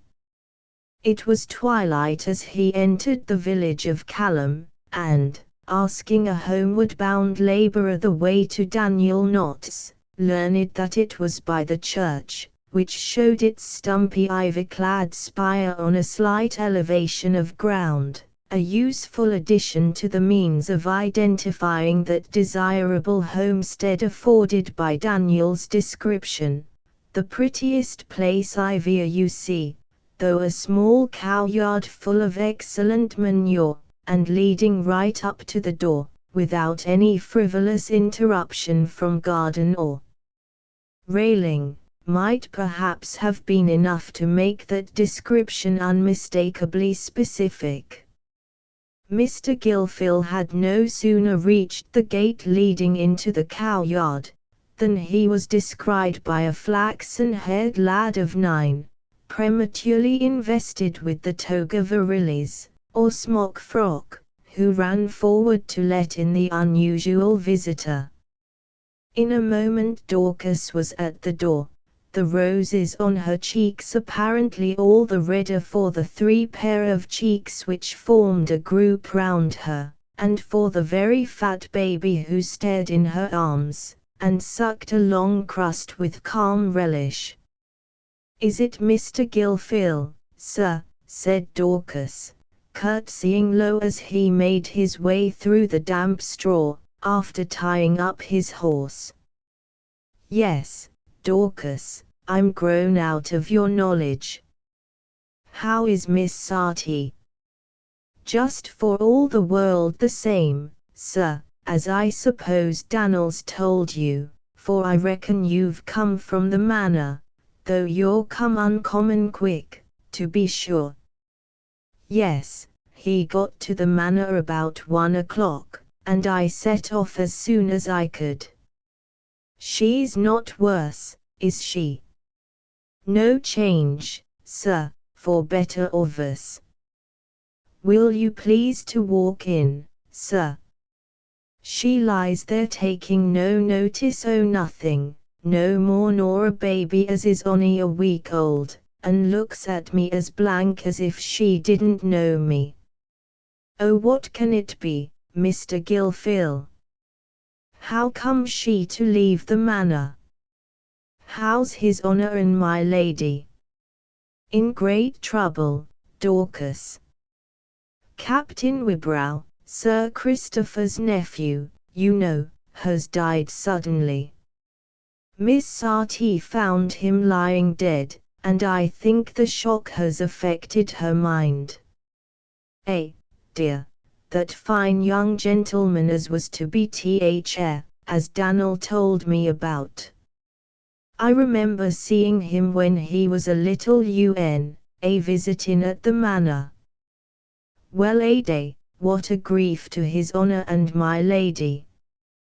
But that poor Miss Tina, and she found him lying dead. Oh dear, oh dear." Dorcas had led the way into the best kitchen, as charming a room as best kitchens used to be in farmhouses which had no parlours, the fire reflected in a bright row of pewter plates and dishes, the sun-scoured deal tables so clean you longed to stroke them, the salt coffer in one chimney corner, and a 3-cornered chair in the other, the walls behind handsomely tapestried with flitches of bacon, and the ceiling ornamented with pendant hams. "Sit ye down, sir, do," said Dorcas, moving the 3-cornered chair, "and let me get you something after your long journey." Here, Becky, come and take the baby. Becky, a red-armed damsel, emerged from the adjoining back kitchen, and possessed herself of baby, whose feelings or fat made him conveniently apathetic under the transference. What'll you please to take, sir, as I can give you? I'll get you a rasher o' bacon I no time, and I've got some tea, or belike you'd take a glass o' rum and water. I know we've got nothing as you're used to eat and drink, but such as I have, sir, I shall be proud to give you. Thank you, Dorcas, I can't eat or drink anything. I'm not hungry or tired. Let us talk about Tina. Has she spoken at all? Never since the first words. Dear Dorcas, says she, take me in, and then went off into a faint, and not a word has she spoken since. I get her to eat little bits and sups o' things, but she takes no notice o' nothing. I've took up Bessie wi' me now and then. Here Dorcas lifted to her lap a curly-headed little girl of 3, who was twisting a corner of her mother's apron, and opening round eyes at the gentleman. Folks'll take notice o' children sometimes when they won't o' nothing else. And we gathered the autumn crocuses out o' th orchard, and Bessie carried em up in her hand, and put em on the bed. I knowed how fond Miss Tina was o' flowers and them things, when she was a little un. But she looked at Bessie and the flowers just the same as if she didn't see em. It cuts me to th heart to look at them eyes o' hers. I think they are bigger nor ivier, and they look like my poor baby's as died, when it got so thin. Oh dear, its little hands you could see through em. But I've great hopes if she was to see you, sir, as come from the manor, it might bring back her mind, like. Maynard had that hope too, but he felt cold mists of fear gathering round him after the few bright warm hours of joyful confidence which had passed since he first heard that Katerina was alive. The thought would urge itself upon him that her mind and body might never recover the strain that had been put upon them, that her delicate thread of life had already nearly spun itself out. Go now, Dorcas, and see how she is, but don't say anything about my being here. Perhaps it would be better for me to wait till daylight before I see her, and yet it would be very hard to pass another night in this way. Dorcas set down little Bessie, and went away. The 3 other children, including young Daniel in his smock frock, were standing opposite to Mr. Gilfil, watching him still more shyly now they were without their mother's countenance. He drew little Bessie towards him, and set her on his knee. She shook her yellow curls out of her eyes, and looked up at him as she said, "Zoo tome to tzed yardy. Zoo make her peak. What zoo do to her? 'Tis her. Do you like to be kissed, Bessie?" "Det," said Bessie, immediately ducking down her head very low, in resistance to the expected rejoinder. "We've got 2 pups," said young Daniel, emboldened by observing the gentleman's amenities towards Bessie. "Shall I show em your? One's got white spots." "Yes, let me see them." Daniel ran out, and presently reappeared with 2 blind puppies, eagerly followed by the mother, affectionate though mongrel, and an exciting scene was beginning when Dorcas returned and said, there's never any difference in her hardly. I think you needn't wait, sir. She lies very still, as she Alice does. I've put 2 candle i' the room, so as she may see you well. You'll please t excuse the room, sir, and the cap as she has on, it's one o' mine. Mr. Gilfil nodded silently, and rose to follow her upstairs. They turned in at the first door, their footsteps making little noise on the plaster floor. The red-checkered linen curtains were drawn at the head of the bed, and Dorcas had placed the candles on this side of the room, so that the light might not fall oppressively on Caterina's eyes. When she had opened the door, Dorcas whispered, "I'd better leave you, sir, I think." Mr. Gilfil motioned assent, and advanced beyond the curtain.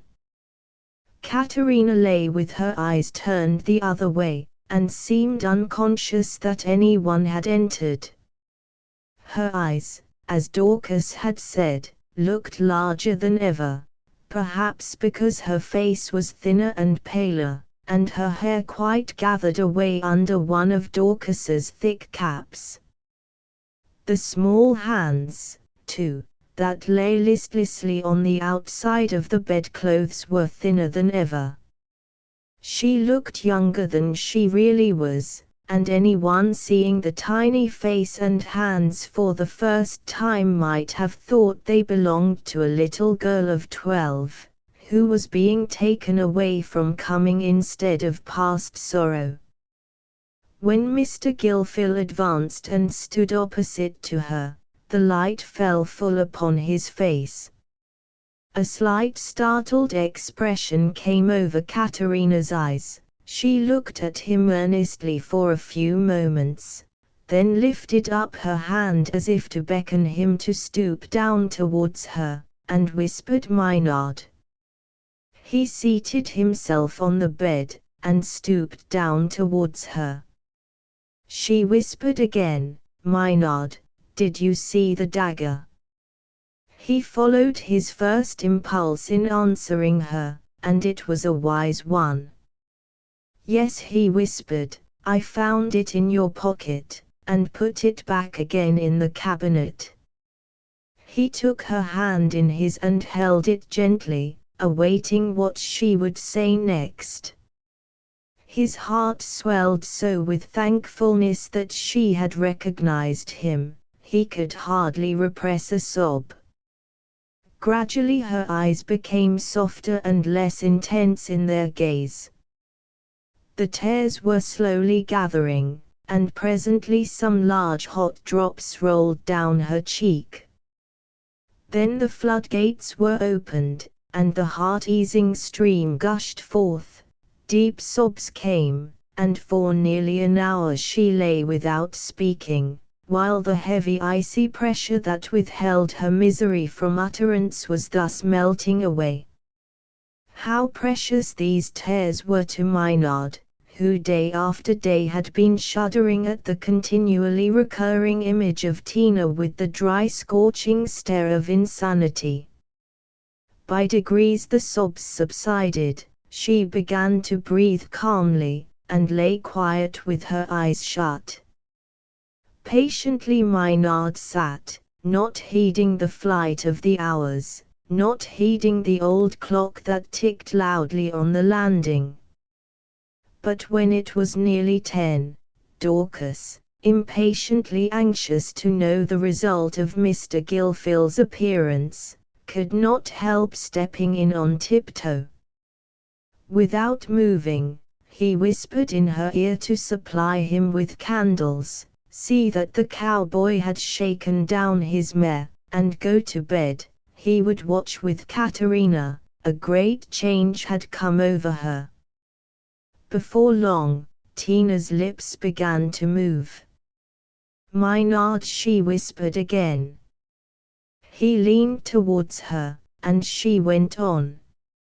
"You know how wicked I am, then. You know what I meant to do with the dagger.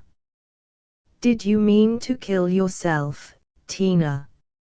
She shook her head slowly, and then was silent for a long while. At last, looking at him with solemn eyes, she whispered, "To kill him." Tina, my loved one, you would never have done it. God saw your whole heart, He knows you would never harm a living thing. He watches over His children, and will not let them do things they would pray with their whole hearts not to do. It was the angry thought of a moment, and He forgives you. She sank into silence again till it was nearly midnight. The weary enfeebled spirit seemed to be making its slow way with difficulty through the windings of thought, and when she began to whisper again, it was in reply to Maynard's words. But I had had such wicked feelings for a long while. I was so angry, and I hated Miss Asher so, and I didn't care what came to anybody, because I was so miserable myself. I was full of bad passions. No one else was ever so wicked. Yes, Tina, many are just as wicked. I often have very wicked feelings, and am tempted to do wrong things, but then my body is stronger than yours, and I can hide my feelings and resist them better. They do not master me so. You have seen the little birds when they are very young and just begin to fly, how all their feathers are ruffled when they are frightened or angry. They have no power over themselves left, and might fall into a pit from mere fright. You were like one of those little birds. Your sorrow and suffering had taken such hold of you, you hardly knew what you did. He would not speak long, lest he should tire her, and oppress her with too many thoughts. Long pauses seemed needful for her before she could concentrate her feelings in short words. But when I meant to do it was the next thing she whispered, it was as bad as if I had done it. No, my Tina, answered Maynard slowly, waiting a little between each sentence, we mean to do wicked things that we never could do, just as we mean to do good or clever things that we never could do. Our thoughts are often worse than we are, just as they are often better than we are. And God sees us as we are altogether, not in separate feelings or actions, as our fellow men see us. We are always doing each injustice injustice, and thinking better or worse of each other than we deserve, because we only hear and see separate words and actions. We don't see each other's whole nature. But God sees that you could not have committed that crime. Katerina shook her head slowly, and was silent. After a while, I don't know, she said, I seemed to see him coming towards me, just as he would really have looked, and I meant to do it. But when you saw him, tell me how it was, Tina. I saw him lying on the ground and thought he was ill. I don't know how it was then, I forgot everything. I knelt down and spoke to him, and he took no notice of me, and his eyes were fixed, and I began to think he was dead. And you have never felt angry since? Oh no, no, it is I who have been more wicked than anyone, it is I who have been wrong all through. No, Tina, the fault has not all been yours, he was wrong, he gave you provocation. And wrong makes wrong. When people use us ill, we can hardly help having ill feeling towards them. but that second wrong is more excusable. I am more sinful than you, Tina. I have often had very bad feelings towards Captain Wybrow, and if he had provoked me as he did you, I should perhaps have done something more wicked. Oh, it was not so wrong in him, he didn't know how he hurt me. How was it likely he could love me as I loved him? And how could he marry a poor little thing like me? Maynard made no reply to this, and there was again silence, till Tina said, "Then I was so deceitful, they didn't know how wicked I was." Padroncello didn't know, his good little monkey he used to call me, and if he had known, oh how naughty he would have thought me. My Tina, we have all our secret sins, and if we knew ourselves, we should not judge each other harshly. Sir Christopher himself has felt, since this trouble came upon him, that he has been too severe and obstinate. In this way, in these broken confessions and answering words of comfort, the hours wore on, from the deep black night to the chill early twilight, and from early twilight to the first yellow streak of morning parting the purple cloud. Mr. Gilfil felt as if in the long hours of that night the bond that united his love forever and alone to Caterina had acquired fresh strength and sanctity. It is so with the human relations that rest on the deep emotional sympathy of affection. Every new day and night of joy or sorrow is a new ground, a new consecration, for the love that is nourished by memories as well as hopes, the love to which perpetual repetition is not a weariness but a want, and to which a separated joy is the beginning of pain. The cocks began to crow, the gate swung, there was a tramp of footsteps in the yard, and Mr. Gilfil heard Dorcas stirring. These sounds seemed to affect Caterina, for she looked anxiously at him and said, "Maynard, are you going away?" "No, I shall stay here at Calais until you are better, and then you will go away too." "Never to the manor again, oh no. I shall live poorly, and get my own bread." "Well, dearest, you shall do what you would like best. But I wish you could go to sleep now. Try to rest quietly, and by you will perhaps sit up a little. God has kept you in life in spite of all this sorrow. It will be sinful not to try and make the best of his gift.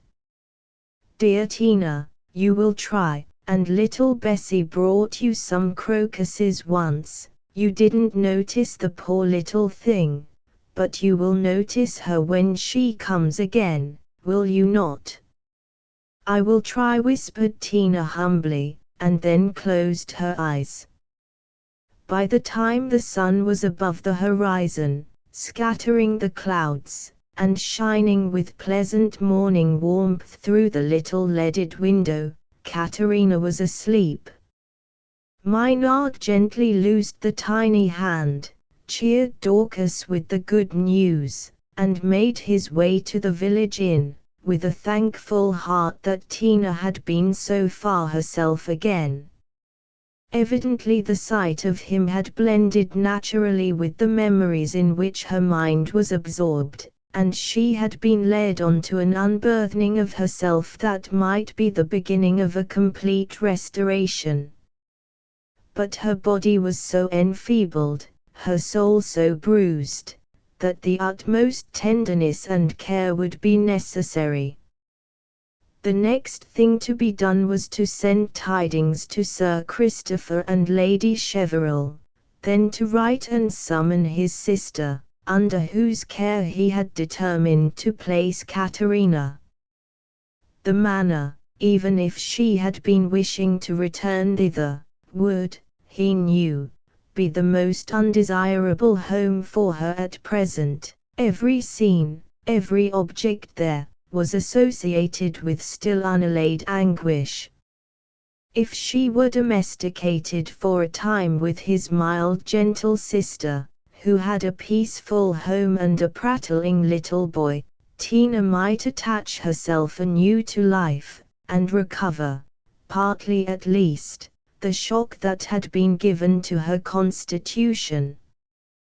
When he had written his letters and taken a hasty breakfast, he was soon in his saddle again, on his way to Slopeta, where he would post them, and seek out a medical man, to whom he might confide the moral causes of Katerina's enfeebled condition.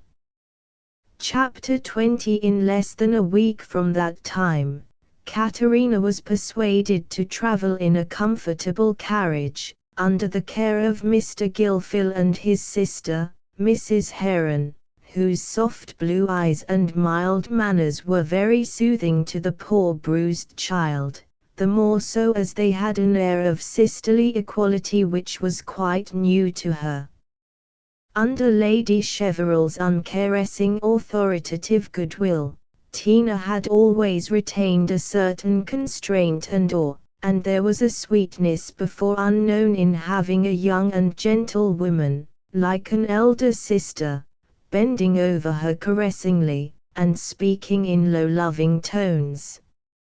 Maynard was almost angry with himself for feeling happy while Tina's mind and body were still trembling on the verge of irrecoverable decline, but the new delight of acting as her guardian angel, of being with her every hour of the day, of devising everything for her comfort, of watching for a ray of returning interest in her eyes, was too absorbing to leave room for alarm or regret.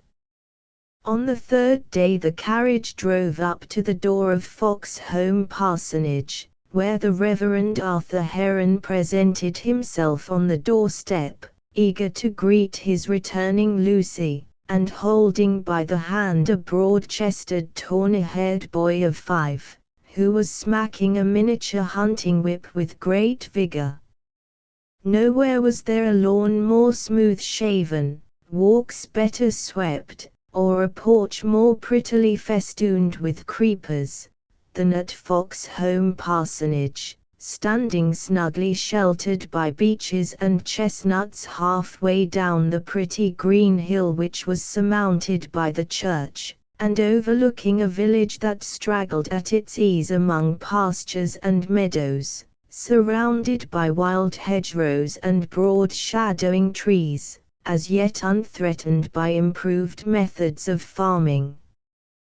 Brightly the fire shone in the great parlor, and brightly in the little pink bedroom, which was to be Katerina's, because it looked away from the churchyard, and onto a farm homestead, with its little cluster of beehive ricks, and placid groups of cows, and cheerful matin sounds of healthy labor. Mrs. Heron, with the instinct of a delicate, impressible woman, had written to her husband to have this room prepared for Katerina. Contented speckled hens, industriously scratching for the rarely found corn, may sometimes do more for a sick heart than a grove of nightingales. There is something irresistibly calming in the unsentimental cheeriness of top-knotted pullets, unpetted sheepdogs, and patient cart horses enjoying a drink of muddy water.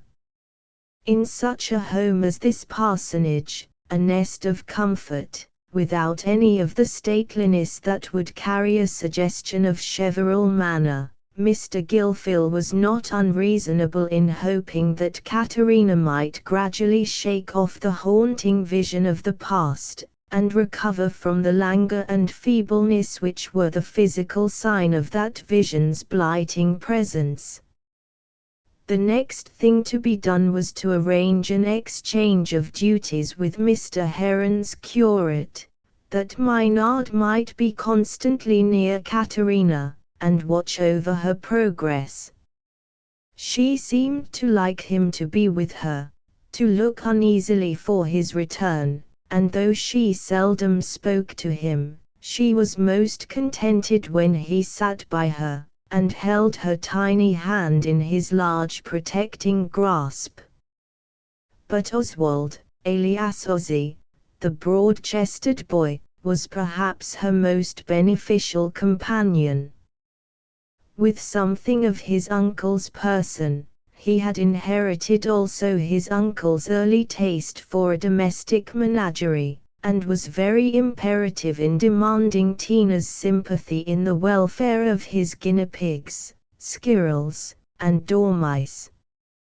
With him she seemed now and then to have gleams of her childhood coming athwart the leaden clouds, and many hours of winter went by the more easily for being spent in Oz's nursery. Mrs. Heron was not musical, and had no instrument, but one of Mr. Gilfil's cares was to procure a harpsichord, and have it placed in the drawing-room, always open, in the hope that some day the spirit of music would be reawakened in Katerina, and she would be attracted towards the instrument. But the winter was almost gone by, and he had waited in vain. The utmost improvement in Tina had not gone beyond passiveness and acquiescence, a quiet grateful smile, compliance with Oswald's whims, and an increasing consciousness of what was being said and done around her. Sometimes she would take up a bit of women's work, but she seemed too languid to persevere in it, her fingers soon dropped, and she relapsed into motionless reverie. At last, it was one of those bright days in the end of February, when the sun is shining with a promise of approaching spring. Maynard had been walking with her and Oswald round the garden to look at the snowdrops, and she was resting on the sofa after the walk. Ozzy, roaming about the room in quest of a forbidden pleasure, came to the harpsichord, and struck the handle of his whip on a deep bass note. The vibration rushed through Katerina like an electric shock. It seemed as if at that instant a new soul were entering into her, and filling her with a deeper, more significant life. She looked round, rose from the sofa, and walked to the harpsichord. In a moment her fingers were wandering with their old sweet method among the keys, and her soul was floating in its true familiar element of delicious sound, as the water plant that lies withered and shrunken on the ground expands into freedom and beauty when once more bathed in its native flood. Maynard thanked God. An active power was reawakened, and must make a new epoch in Katerina's recovery. Presently there were low liquid notes blending themselves with the harder tones of the instrument, and gradually the pure voice swelled into predominance. Little Ozzy stood in the middle of the room, with his mouth open and his legs very wide apart, struck with something like awe at this new power in Tintin as he called her, whom he had been accustomed to think of as a playfellow not at all clever, and very much in need of his instruction on many subjects. A genie soaring with broad wings out of his milk jug would not have been more astonishing. Katerina was singing the very air from the Orfeo which we heard her singing so many months ago at the beginning of her sorrows. It was Hoppedutto, Sir Christopher's favourite, and its notes seemed to carry on their wings all the tenderest memories of her life, when Cheverel Manor was still an untroubled home. The long happy days of childhood and girlhood recovered all their rightful predominance over the short interval of sin and sorrow. She paused, and burst into tears, the first tears she had shed since she had been at Foxholm. Maynard could not help hurrying towards her, putting his arm round her, and leaning down to kiss her hair. She nestled to him, and put up her little mouth to be kissed. The delicate tendrilled plant must have something to cling to. The soul that was born anew to music was born anew to love. Chapter 21. On the 30th of May, 1790, a very pretty sight was seen by the villagers assembled near the door of Foxholm Church. The sun was bright upon the dewy grass, the air was alive with the murmur of bees and the trilling of birds. The bushy blossoming chestnuts and the foamy flowering hedgerows seemed to be crowding round to learn why the church bells were ringing so merrily, as Maynard Gilfil, his face bright with happiness, walked out of the old Gothic doorway with Tina on his arm. The little face was still pale, and there was a subdued melancholy in it, as of one who sups with friends for the last time, and has his ear open for the signal that will call him away. But the tiny hand rested with the pressure of contented affection on Maynard's arm, and the dark eyes met his downward glance with timid answering love. There was no train of bridesmaids, only pretty Mrs. Heron leaning on the arm of a dark-haired young man hitherto unknown in Foxholm, and holding by the other hand little Ozzy, who exulted less in his new velvet cap and tunic, than in the notion that he was bridesman to Tintin. Last of all came a couple whom the villagers eyed yet more eagerly than the bride and bridegroom, a fine old gentleman, who looked round with keen glances that cowed the conscious scapegraces among them, and a stately lady in blue and white silk robes, who must surely be like Queen Charlotte. "Well, that there's what I call a picture," said old Mr. Ford, a true Staffordshire patriarch, who leaned on a stick and held his head very much on one side, with the air of a man who had little hope of the present generation, but would at all events give it the benefit of his criticism. Young men nowadays, the report squashy things, the look well enough, but the wounty wear, the wounty wear. There's ne'er you'll carry his ears like that Sir Christopher Chuvel. "You'll bet ye 2 pots," said another of the seniors, "as that youngster a walking wi' Parson's wife LLB Sir Christopher's son, he favours him." "Nay, y'all bet that we as big a fool as Yezen, has no son at all. As I understand, has the navy as is estate. The coachman as puts whoop at White House tell me as there war another navy, a deal finer chap look at nor this as died in a fit, all on a sudden, and so this here un's got up purchased it." At the church gate Mr. Bates was standing in a new suit, ready to speak words of good omen as the bride and bridegroom approached. He had come all the way from Cheverel Manor on purpose to see Miss Tina happy once more, and would have been in a state of unmixed joy but for the inferiority of the wedding nosegays to what he could have furnished from the garden at the manor. "God Almighty bless ye both, and send ye long life and happiness," were the good gardener's rather tremulous words. "Thank you, Uncle Bates, always remember Tina," said the sweet low voice, which fell on Mr. Bates's ear for the last time. The wedding journey was to be a circuitous route to Shepperton, where Mr. Gilfil had been for several months inducted as vicar. This small living had been given him through the interest of an old friend who had some claim on the gratitude of the Oldinport family, and it was a satisfaction both to Maynard and Sir Christopher that a home to which he might take Caterina had thus readily presented itself at a distance from Cheverel Manor.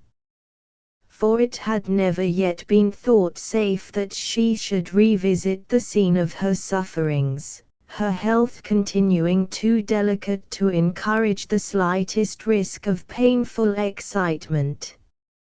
In a year or two, perhaps, by the time old Mr. Critchley, the rector of Cumbermoor, should have left a world of doubt, and when Caterina would very likely be a happy mother, Maynard might safely take up his abode at Cumbermoor, and Tina would feel nothing but content at seeing a new little black-eyed monkey running up and down the gallery and gardens of the manor. A mother dreads no memories, those shadows have all melted away in the dawn of baby's smile.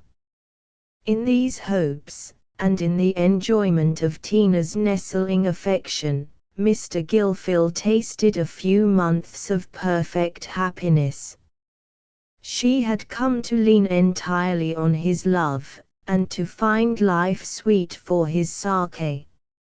Her continual languor and want of active interest was a natural consequence of bodily feebleness, and the prospect of her becoming a mother was a new ground for hoping the best. But the delicate plant had been too deeply bruised, and in the struggle to put forth a blossom it died. Tina died, and Maynard Gilfil's love went with her into deep silence for evermore. Epilogue. This was Mr. Gilfil's love story, which lay far back from the time when he sat, worn and grey, by his lonely fireside in Shepperton Vicarage. Rich brown locks, passionate love, and deep early sorrow, strangely different as they seem from the scanty white hairs, the apathetic content, and the unexpectant quiescence of old age, are but part of the same life's journey, as the bright Italian plains, with the sweet addio of their beckoning maidens, are part of the same day's travel that brings us to the other side of the mountain, between the sombre rocky walls and among the guttural voices of the valley. To those who were familiar only with the grey-haired vicar, jogging leisurely along on his old chestnut cob, it would perhaps have been hard to believe that he had ever been the Maynard Gilfil who, with a heart full of passion and tenderness, had urged his black Kitty to her swiftest gallop on the way to Calais, or that the old gentleman of caustic tongue, and bucolic tastes, and sparing habits, had known all the deep secrets of devoted love, had struggled through its days and nights of anguish, and trembled under its unspeakable joys. And indeed the Mr. Gilfil of those late Shepperton days had more of the knots and ruggedness of poor human nature than there lay any clear hint of in the open-eyed loving Maynard. But it is with men as with trees, if you lop off their finest branches, into which they were pouring their young life juice, the wounds will be healed over with some rough boss, some odd excrescence, and what might have been a grand tree expanding into liberal shade, is but a whimsical misshapen trunk. Many an irritating fault, many an unlovely oddity, has come of a hard sorrow, which has crushed and maimed the nature just when it was expanding into plenteous beauty, and the trivial erring life which we visit with our harsh blame, may be but as the unsteady motion of a man whose best limb is withered. And so the dear old vicar, though he had something of the knotted whimsical character of the poor lopped oak, had yet been sketched out by nature as a noble tree. The heart of him was sound, the grain was of the finest, and in the grey-haired man who filled his pocket with sugar plums for the little children, whose most biting words were directed against the evil-doing of the rich man, and who, with all his social pipes and slipshod talk, never sank below the highest level of his parishioners' respect, there was the main trunk of the same brave, faithful, tender nature that had poured out the finest, freshest forces of its life current in a first and only love, the love of Tina. Janet's Repentance Chapter 1. No, said Lawyer Dempster, in a loud, rasping, oratorical tone, struggling against chronic huskiness, as long as my Maker grants me power of voice and power of intellect, I will take every legal means to resist the introduction of demoralizing, methodistical doctrine into this parish. I will not supinely suffer an insult to be inflicted on our venerable pastor, who has given us sound instruction for half a century. It was very warm everywhere that evening, but especially in the bar of the Red Lion at Mileby, where Mr. Dempster was seated mixing his third glass of brandy and water. He was a tall and rather massive man, and the front half of his large surface was so well dredged with snuff, that the cat, having inadvertently come near him, had been seized with a severe fit of sneezing, an accident which, being cruelly misunderstood, had caused her to be driven contumeliously from the bar. Mr. Dempster habitually held his chin tucked in, and his head hanging forward, weighed down, perhaps, by a preponderant occiput and a bulging forehead, between which his closely clipped coronal surface lay like a flat and new-mown table-land. The only other observable features were puffy cheeks and a protruding yet lipless mouth. Of his nose I can only say that it was snuffy, and as Mr. Dempster was never caught in the act of looking at anything in particular, it would have been difficult to swear to the color of his eyes. Well, I'll not stick at giving myself trouble to put down such hypocritical cant, said Mr. Tomlinson, the rich miller.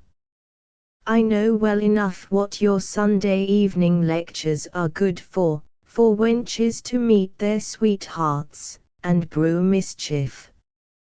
There's work enough with the servant maids as it is, such as I never heard the like of in my mother's time, and it's all along o' your schooling and new-fangled plans. Give me a servant as can neither read nor write, I say, and doesn't know the year o' the Lord as she was born in. I should like to know what good those Sunday schools have done, now. Why, the boys used to go a bird's nesting of a Sunday morning, and a capital thing too, ask any farmer, and very pretty it was to see the strings o' hegs hanging up in poor people's houses. You'll not see 'em nowhere now.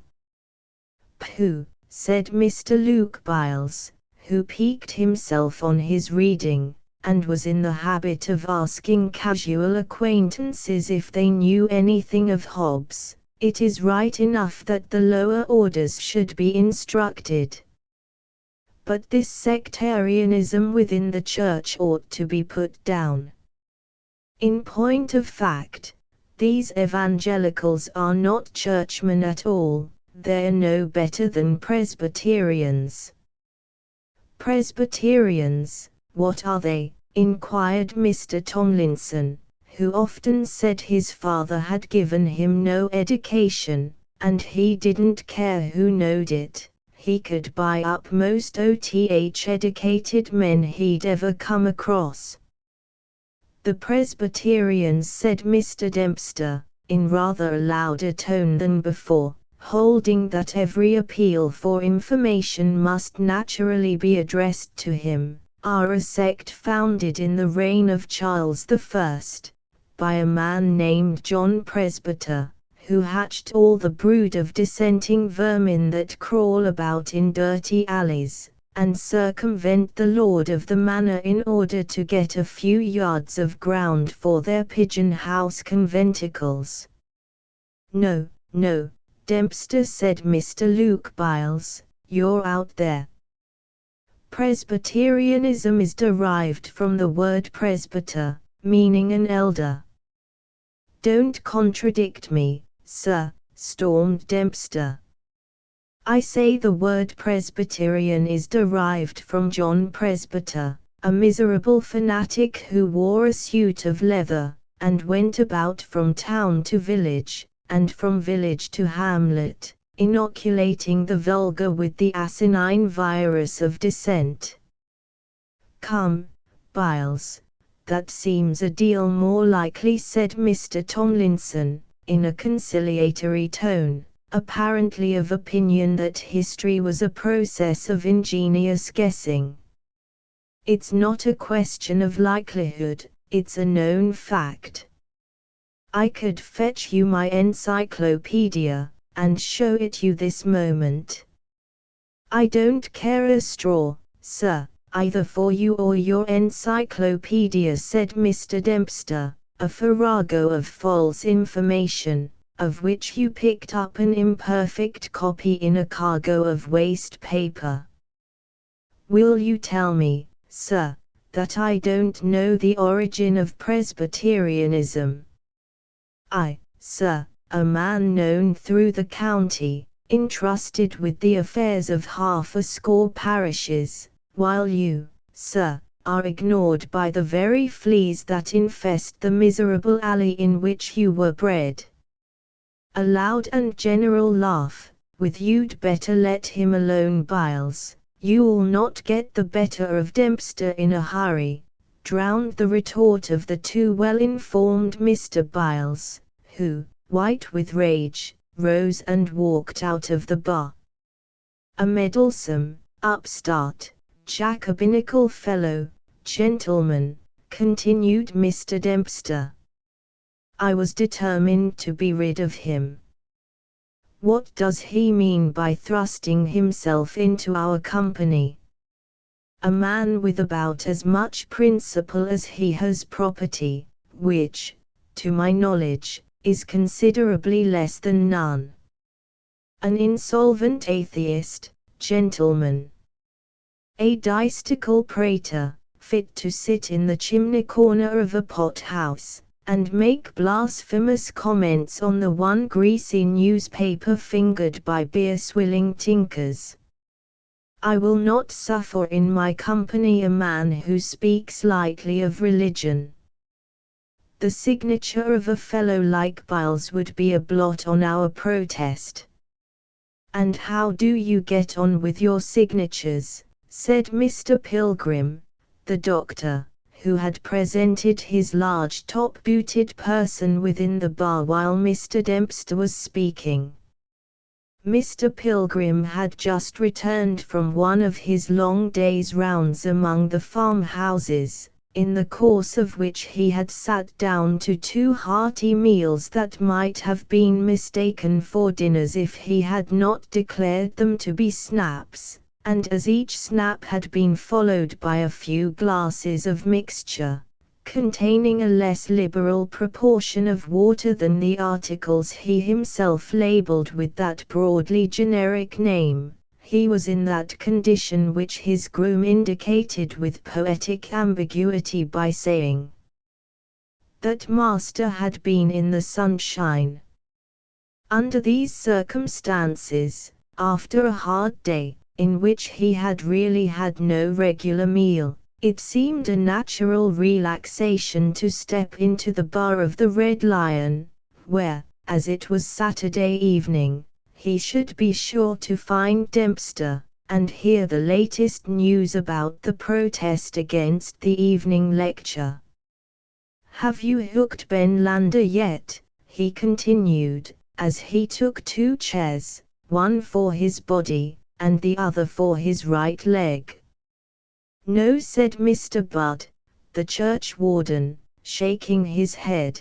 "Ben Lander has a way of keeping himself neutral in everything, and he doesn't like to oppose his father. Old Lander is a regular Trianet." "But we haven't got your name yet, Pilgrim." "Tut tut," Bud said Mr. Dempster, sarcastically, "you don't expect Pilgrim to sign. He's got a dozen Trianet livers under his treatment. Nothing like cant and Methodism for producing a superfluity of bile." "Oh, I thought, as Pratt had declared himself a Trianet, we should be sure to get Pilgrim on our side." Mr. Pilgrim was not a man to sit quiet under a sarcasm, nature having endowed him with a considerable share of self-defensive wit. In his most sober moments he had an impediment in his speech, and as copious gin and water stimulated not the speech but the impediment, he had time to make his retort sufficiently bitter. "Why, to tell you the truth, Bud," he spluttered, "there's a report all over the town that Deb Trounter swears you shall take her with you as one of the delegates, and they say there's to be a fine crowd at your door the morning you start, to see the row. Knowing your tenderness for that member of the fair sex, I thought you might find it impossible to deny her. I hang back a little from signing on that account, as Prendergast might not take the protest well if Deb Trounter went with you." Mr. Budd was a small, sleek-headed bachelor of 45, whose scandalous life had long furnished his more moral neighbors with an after-dinner joke. He had no other striking characteristic, except that he was a courier of choleric temperament, so that you might wonder why he had been chosen as clergyman's churchwarden, if I did not tell you that he had recently been elected through Mr. Dempster's exertions, in order that his zeal against the threatened evening lecture might be backed by the dignity of office. "Come, come, Pilgrim," said Mr. Tomlinson, covering Mr. Budd's retreat, "you know you like to wear the crier's coat, green o' one side and red o' the other. You've been to hear Triang preach at Paddiford Common, you know you have." "To be sure I have, and a capital sermon too." "It's a pity you were not there." "It was addressed to those void of understanding." "No, no, you'll never catch me there," returned Mr. Tomlinson, not in the least stung. "He preaches without book, they say, just like a dissenter. It must be a rambling sort of a concern." "That's not the worst," said Mr. Dempster. "He preaches against good works, says good works are not necessary to salvation, a sectarian, antinomian, Anabaptist doctrine. Tell a man he is not to be saved by his works, and you open the floodgates of all immorality. You see it in all these canting innovators. They are all bad ones by the sly, smooth-faced, drawling, hypocritical fellows, who pretend ginger isn't hot in their mouths, and cry down all innocent pleasures. Their hearts are all the blacker for their sanctimonious outsides. Haven't we been warned against those who make clean the outside of the cup and the platter? There's this Triang, now, he goes about praying with old women, and singing with charity children, but what has he really got his eye on all the while? A domineering ambitious Jesuit, gentlemen, all he wants is to get his foot far enough into the parish to step into Crewe's shoes when the old gentleman dies. Depend upon it, whenever you see a man pretending to be better than his neighbors, that man has either some cunning end to serve, or his heart is rotten with spiritual pride. As if to guarantee himself against this awful sin, Mr. Dempster seized his glass of brandy and water, and tossed off the contents with even greater rapidity than usual. "Have you fixed on your third delegate yet?" said Mr. Pilgrim, whose taste was for detail rather than for dissertation. "That's the man," answered Dempster, pointing to Mr. Tomlinson. "We start for Elmstoke Rectory on Tuesday morning, so, if you mean to give us your signature, you must make up your mind pretty quickly, Pilgrim." Mr. Pilgrim did not in the least mean it, so he only said, "I shouldn't wonder if Triang turns out too many for you, after all. He's got a well-oiled tongue of his own, and has perhaps talked over Prendergast into a determination to stand by him." "Very little fear of that," said Dempster, in a confident tone. "I'll soon bring him round. Triang has got his match. I've plenty of rods in pickle for Triang." At this moment Boots entered the bar, and put a letter into the lawyer's hands, saying, "There's Trower's man just come into the yard wi' a gig, sir, an' he's brought this here letter." Mr. Dempster read the letter and said, "Tell him to turn the gig, I'll be with him in a minute.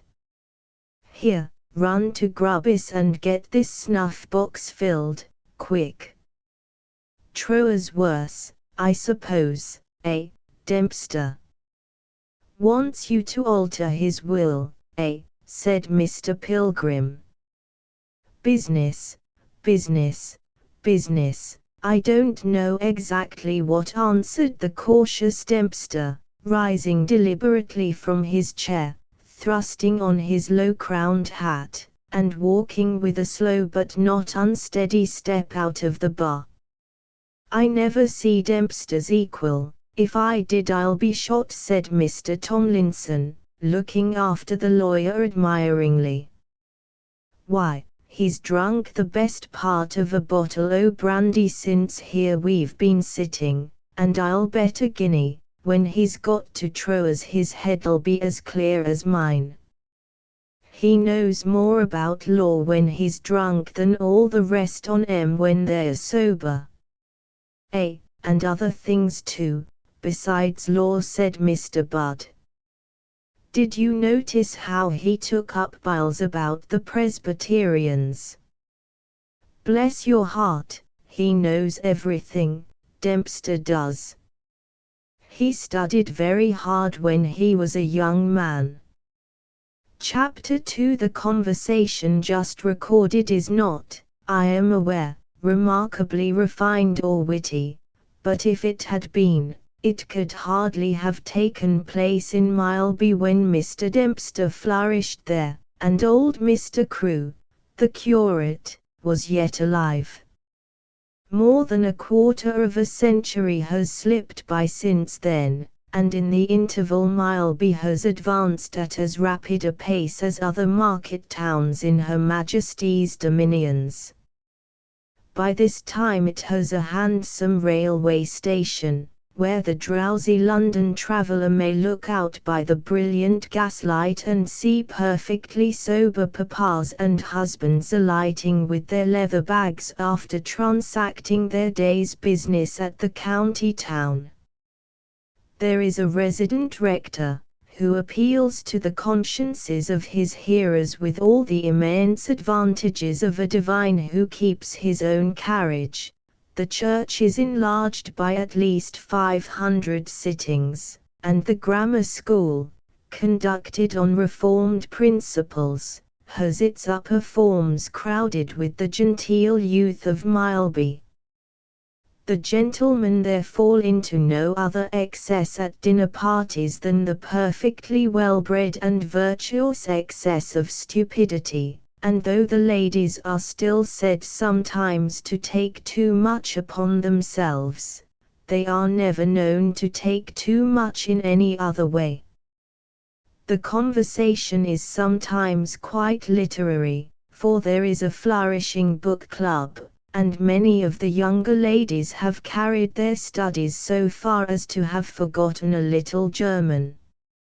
In short, Mileby is now a refined, moral, and enlightened town, no more resembling the Mileby of former days than the huge, long-skirted, drab greatcoat that embarrassed the ankles of our grandfathers resembled the light paletot in which we tread jauntily through the muddiest streets, or than the bottle-nosed Britons, rejoicing over a tankard, in the old sign of the two travellers at Mileby, resembled the severe-looking gentlemen in straps and high collars whom a modern artist has represented as sipping the imaginary port of that well-known commercial house.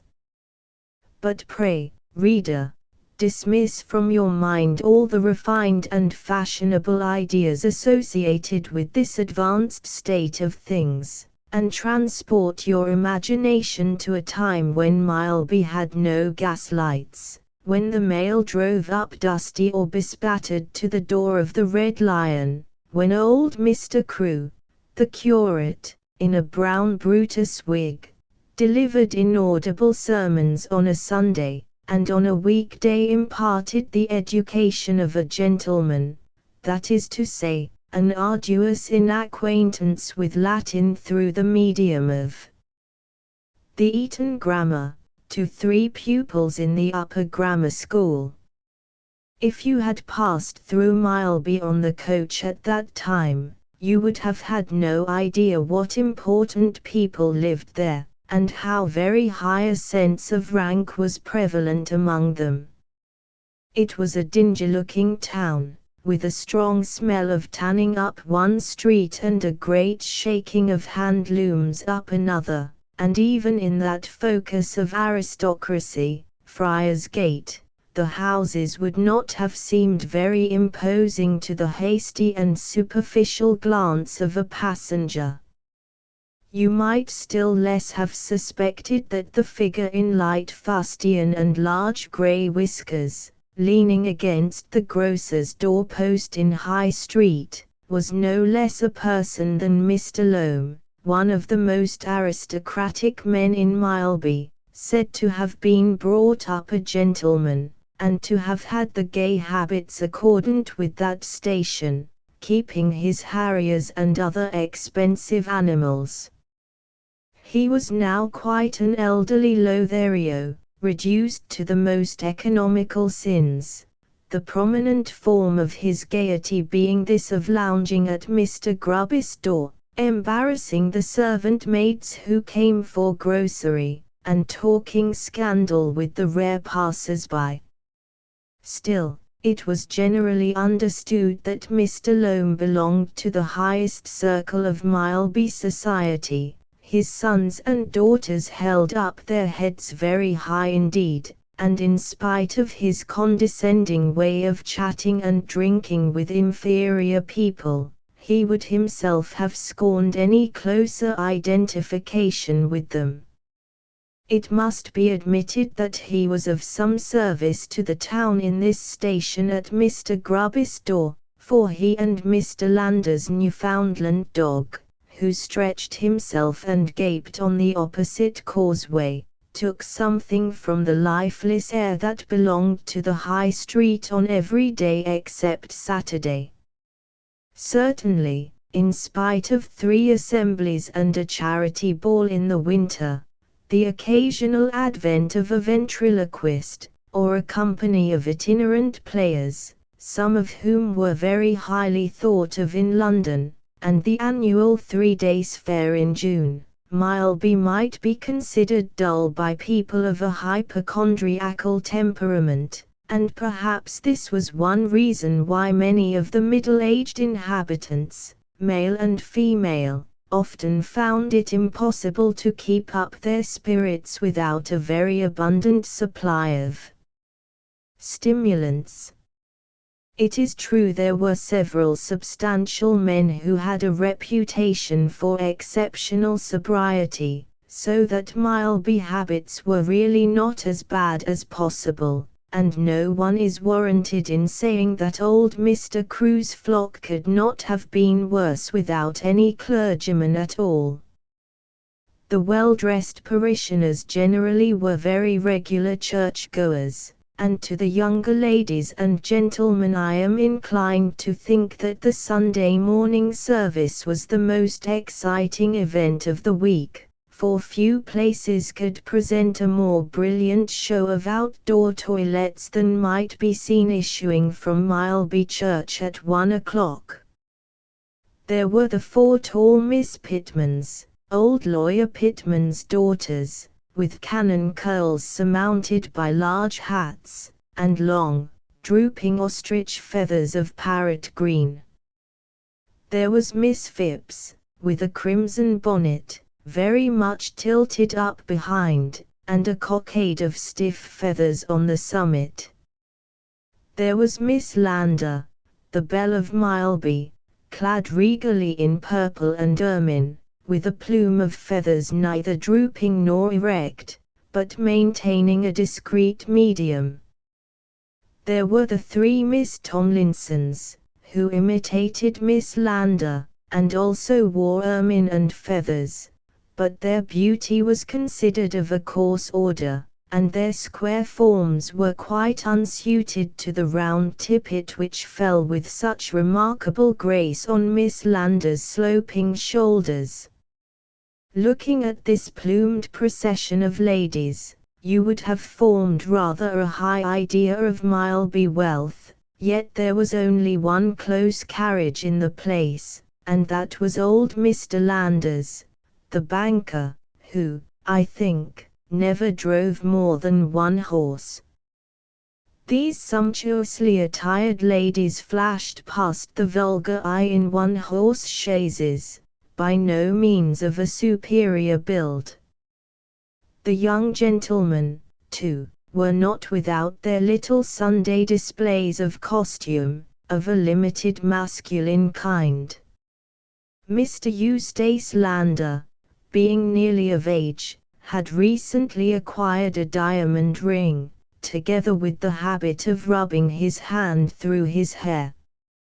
He was tall and dark, and thus had an advantage which Mr. Alfred Phipps, who, like his sister, was blonde and stumpy, found it difficult to overtake, even by the severest attention to shirt studs, and the particular shade of brown that was best relieved by gilt buttons.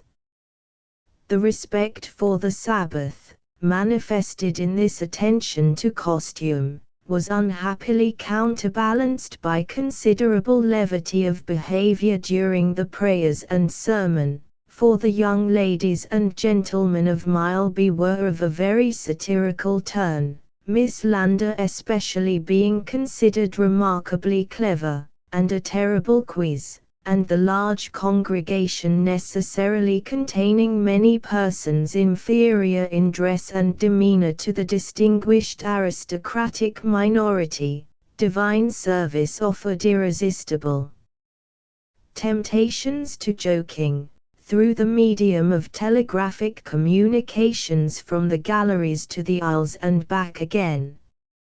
I remember blushing very much, and thinking Miss Lander was laughing at me, because I was appearing in coat-tails for the first time, when I saw her look down slyly towards where I sat, and then turn with a titter to handsome Mr. Bob Loam, who had such beautiful whiskers meeting under his chin.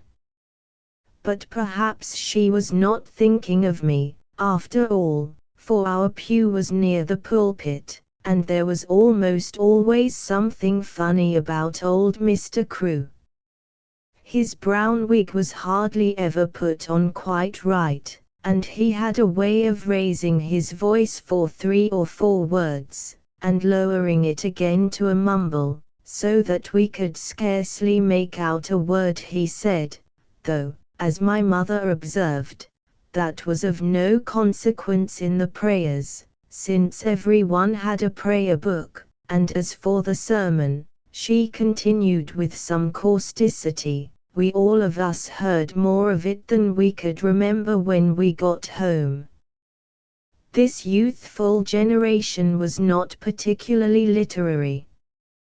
The young ladies who frizzed their hair, and gathered it all into large barricades in front of their heads, leaving their occipital region exposed without ornament, as if that, being a back view, was of no consequence, dreamed as little that their daughters would read a selection of German poetry, and be able to express an admiration for Schiller, as that they would turn all their hair the other way, that instead of threatening us with barricades in front, they would be most killing in retreat, and, like the Parthian, wound us as they fly.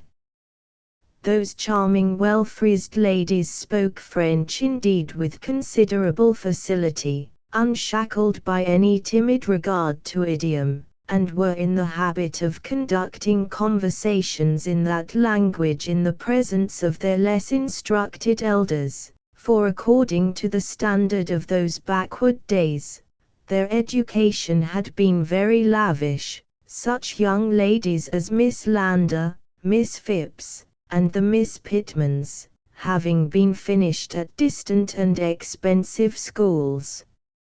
Old Lawyer Pitman had once been a very important person indeed, having in his earlier days managed the affairs of several gentlemen in those parts, who had subsequently been obliged to sell everything and leave the country, in which crisis Mr. Pitman accommodatingly stepped in as a purchaser of their estates, taking on himself the risk and trouble of a more leisurely sale, which, however, happened to turn out very much to his advantage.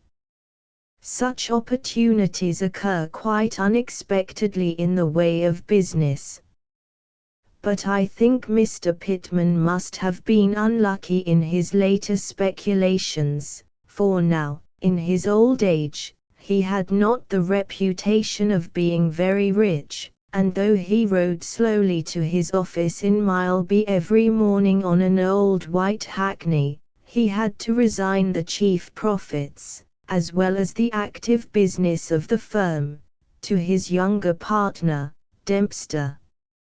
No one in Mileby considered old Pitman a virtuous man, and the elder townspeople were not at all backward in narrating the least advantageous portions of his biography in a very round unvarnished manner.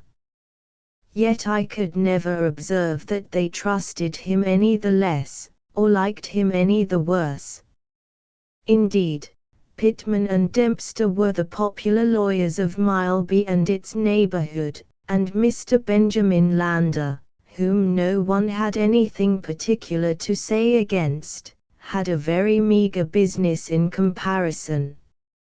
Hardly a landholder, hardly a farmer, hardly a parish within 10 miles of Mileby, whose affairs were not under the legal guardianship of Pitman and Dempster, and I think the clients were proud of their lawyers' unscrupulousness, as the patrons of the fancies are proud of their champions' condition.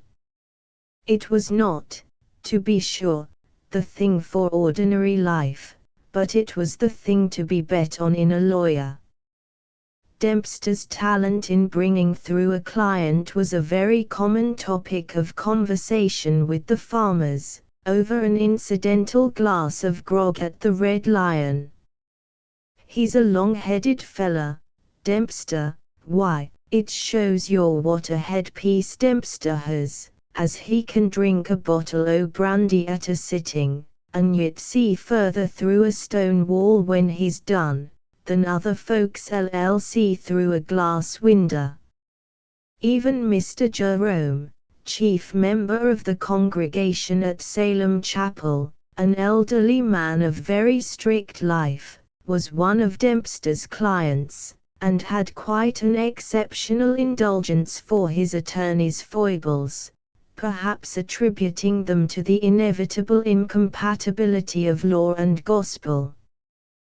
The standard of morality at Mileby, you perceive, was not inconveniently high in those good old times, and an ingenious vice or two was what every man expected of his neighbor.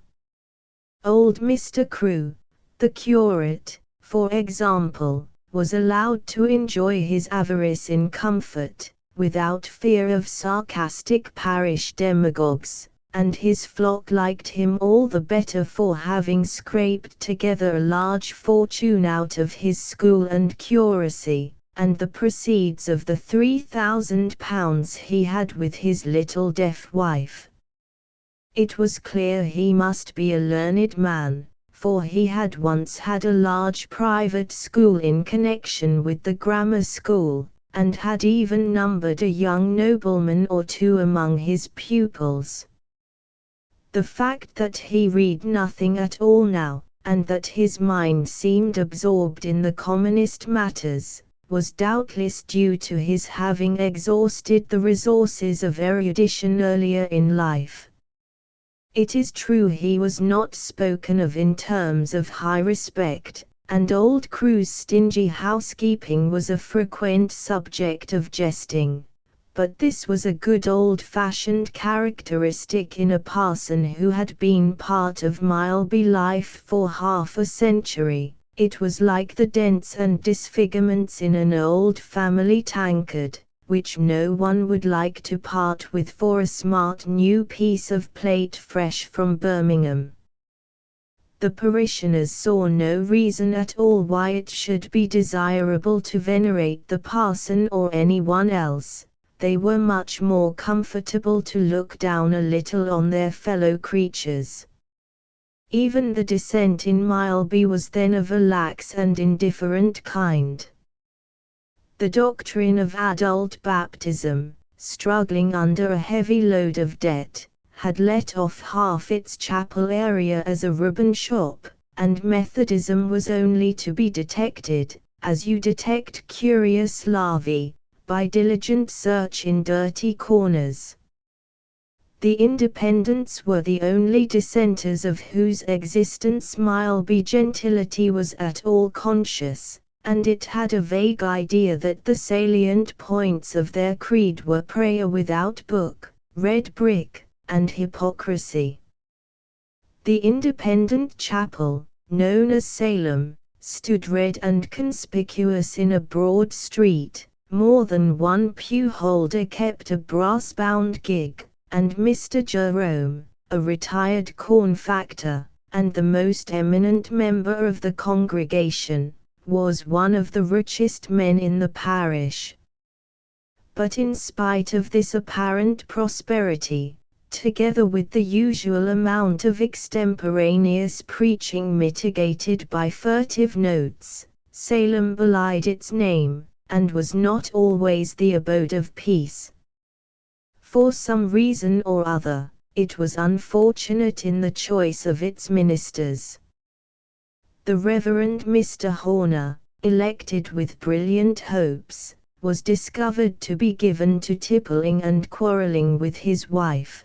The Reverend Mr. Rose's doctrine was a little too high, verging on antinomianism. The Reverend Mr. Stickney's gift as a preacher was found to be less striking on a more extended acquaintance, and the Reverend Mr. Smith, a distinguished minister much sought after in the iron districts, with a talent for poetry, became objectionable from an inclination to exchange verses with the young ladies of his congregation.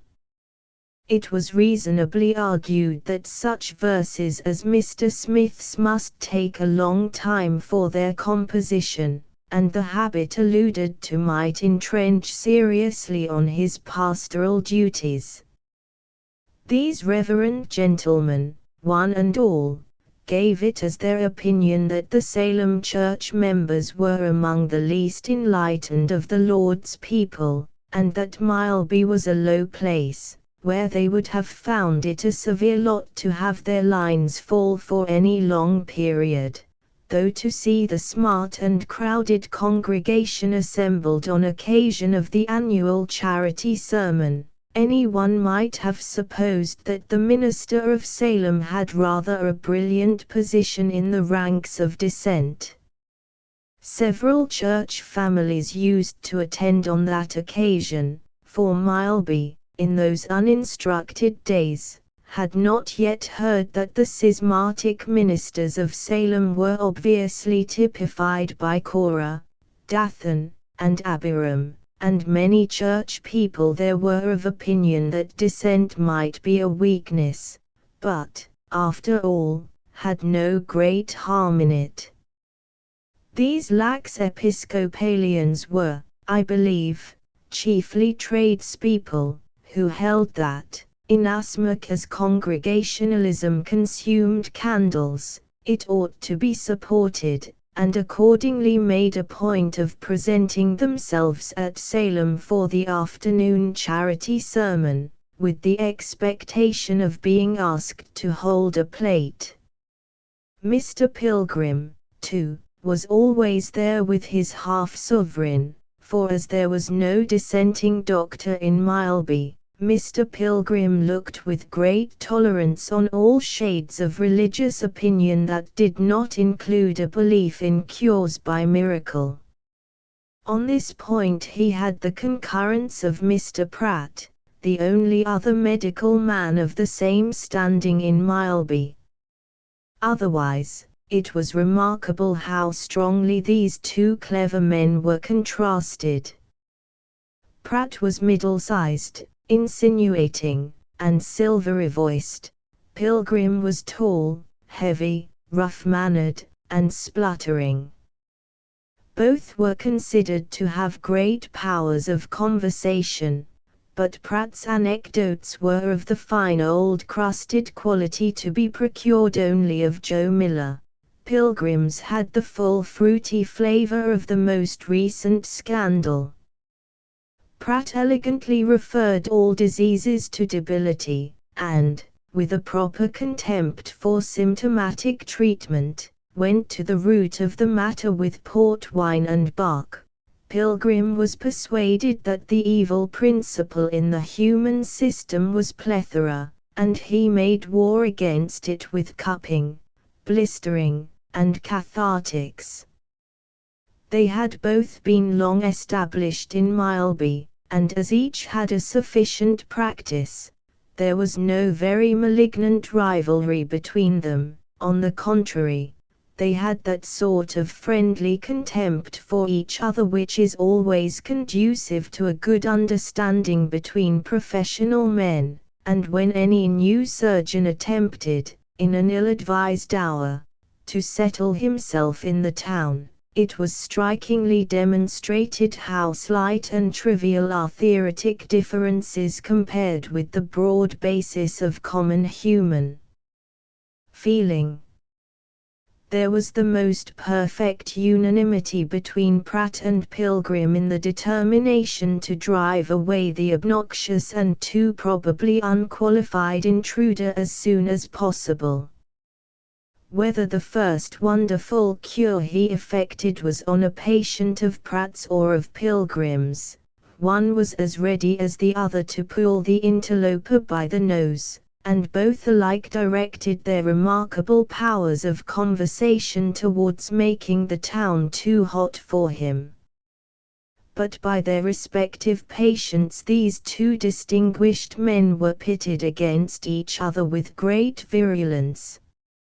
Mrs. Loam could not conceal her amazement that Mrs. Phipps should trust her life in the hands of Pratt, who let her feed herself up to that degree. It was really shocking to hear how short her breath was, and Mrs. Phipps had no patience with Mrs. Loam, living, as she did, on tea and broth, and looking as yellow as any crow flower, and yet letting Pilgrim bleed and blister her and give her lowering medicine till her clothes hung on her like a scarecrow's. On the whole, perhaps, Mr. Pilgrim's reputation was at the higher pitch, and when any lady under Mr. Pratt's care was doing ill, she was half disposed to think that a little more active treatment might suit her better. But without very definite provocation no one would take so serious a step as to part with the family doctor, for in those remote days there were few varieties of human hatred more formidable than the medical. The doctor's estimate, even of a confiding patient, was apt to rise and fall with the entries in the day book, and I have known Mr. Pilgrim discover the most unexpected virtues in a patient seized with a promising illness.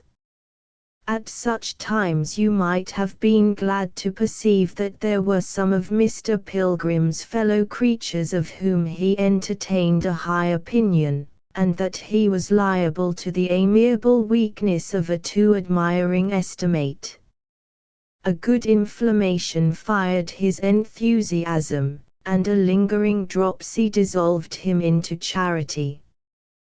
Doubtless this crescendo of benevolence was partly due to feelings not at all represented by the entries in the day book, for in Mr. Pilgrim's heart, too, there was a latent store of tenderness and pity which flowed forth at the sight of suffering.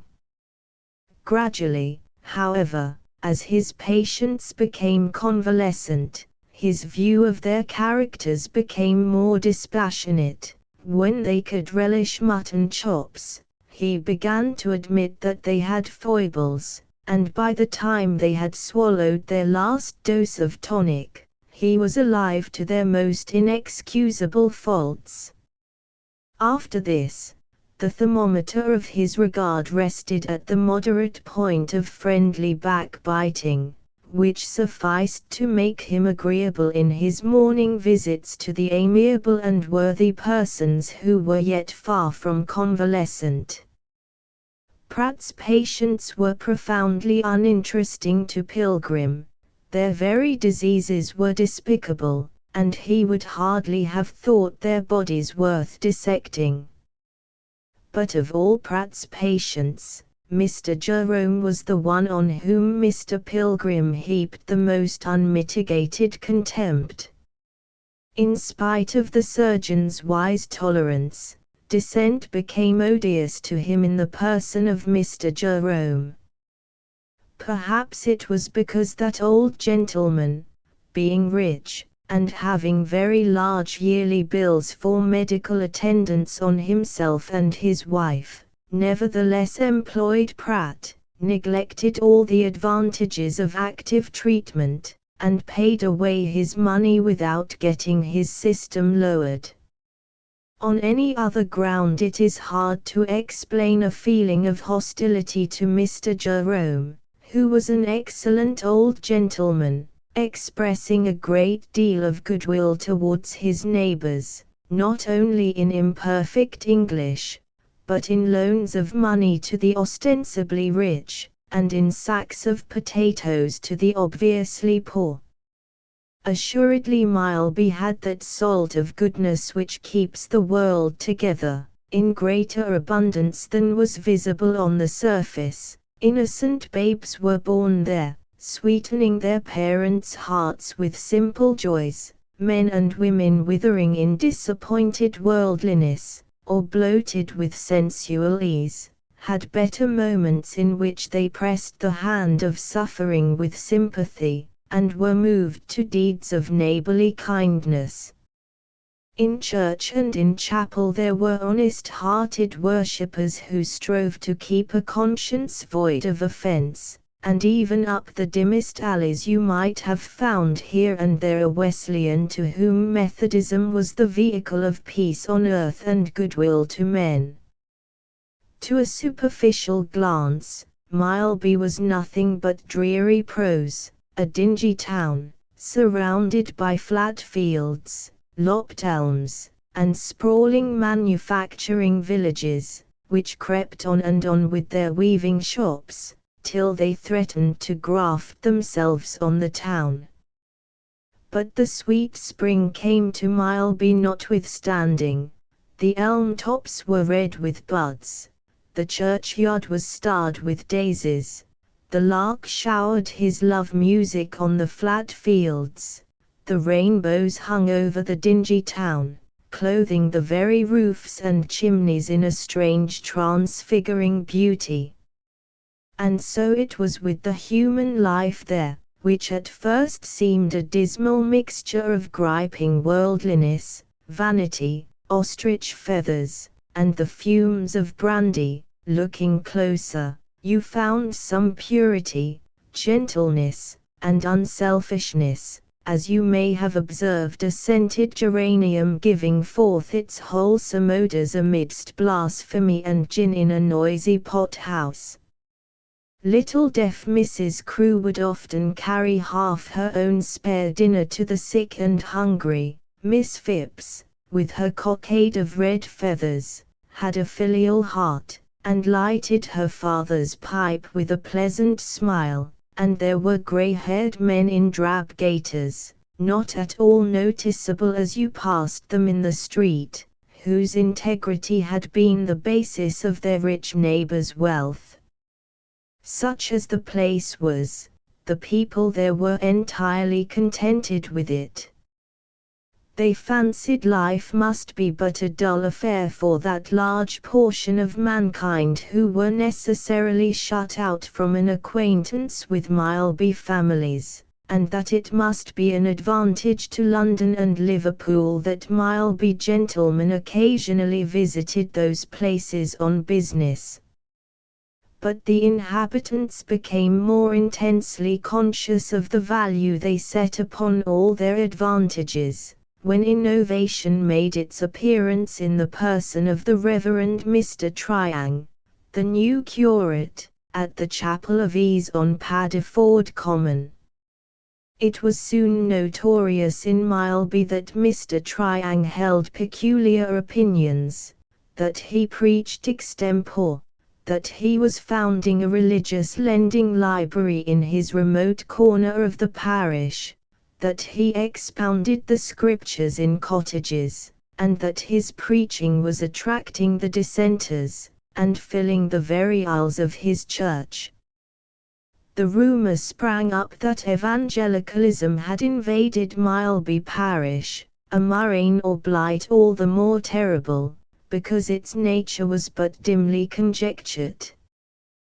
Perhaps Mileby was one of the last spots to be reached by the wave of a new movement, and it was only now, when the tide was just on the turn, that the limpets there got a sprinkling.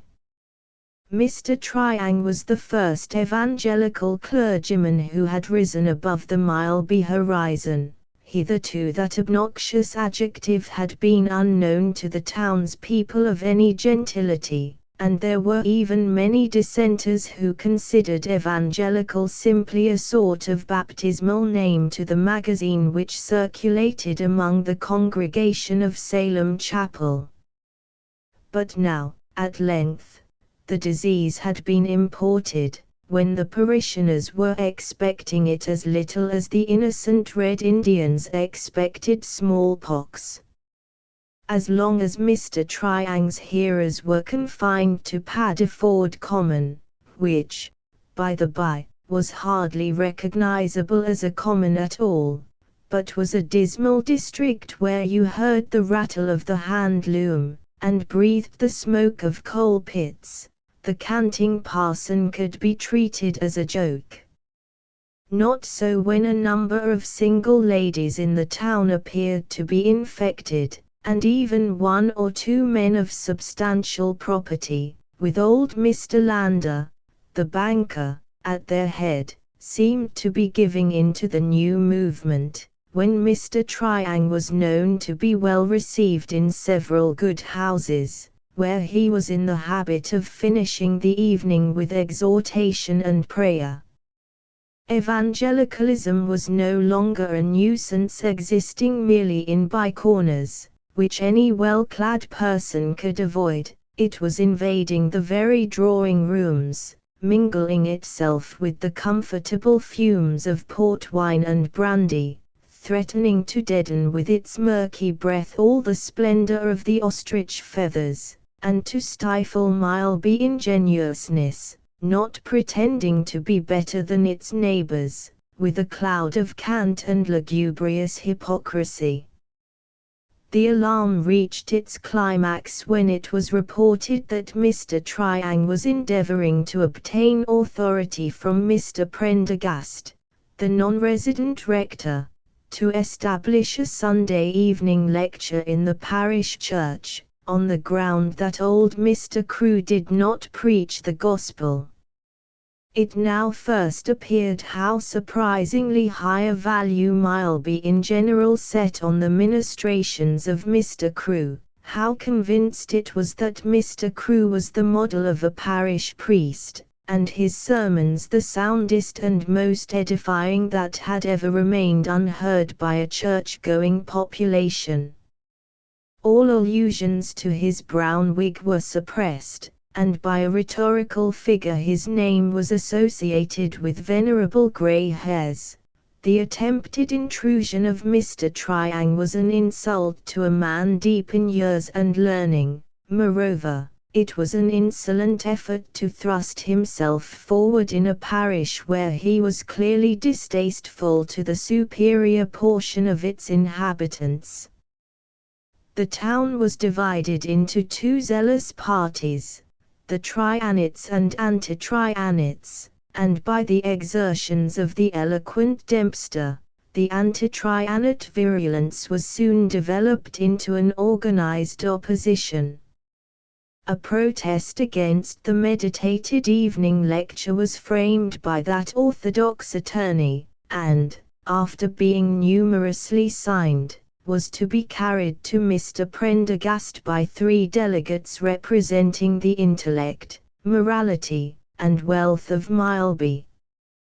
The intellect, you perceive, was to be personified in Mr. Dempster, the morality in Mr. Budd, and the wealth in Mr. Tomlinson, and the distinguished triad was to set out on its great mission, as we have seen, on the 3rd day from that warm Saturday evening when the conversation recorded in the previous chapter took place in the bar of the Red Lion. Chapter 3. It was quite as warm on the following Thursday evening, when Mr. Dempster and his colleagues were to return from their mission to Elmstoke Rectory, but it was much pleasanter in Mrs. Linnet's parlour than in the bar of the Red Lion. Through the open window came the scent of mignonette and honeysuckle. The grass plot in front of the house was shaded by a little plantation of guelders roses, syringas, and laburnums. The noise of looms and carts and unmelodious voices reached the ear simply as an agreeable murmur, for Mrs. Linnet's house was situated quite on the outskirts of Paddiford Common, and the only sound likely to disturb the serenity of the feminine party assembled there, was the occasional buzz of intrusive wasps, apparently mistaking each lady's head for a sugar basin. No sugar basin was visible in Mrs. Linnet's parlour, for the time of tea was not yet, and the round table was littered with books which the ladies were covering with black canvas as a reinforcement of the new Paddiford Lending Library. Miss Linnet, whose manuscript was the neatest type of zigzag, was seated at a small table apart, writing on green paper tickets, which were to be pasted on the covers. Miss Linnet had other accomplishments besides that of a neat manuscript, and an index to some of them might be found in the ornaments of the room. She had always combined a love of serious and poetical reading with her skill in fancy work, and the neatly bound copies of Dryden's Virgil, Hannah More's sacred dramas, Falconer's Shipwreck, Mason on Self-Knowledge, Rasselas and Burke on the Sublime and Beautiful, which were the chief ornaments of the bookcase, were all inscribed with her name, and had been bought with her pocket money when she was in her teens. It must have been at least 15 years since the latest of those purchases, but Miss Linnet's skill in fancy work appeared to have gone through more numerous phases than her literary taste, for the japanned boxes, the alum and sealing wax baskets, the fan dolls, the transferred landscapes on the fire screens, and the recent bouquets of wax flowers, showed a disparity in freshness which made them referable to widely different periods.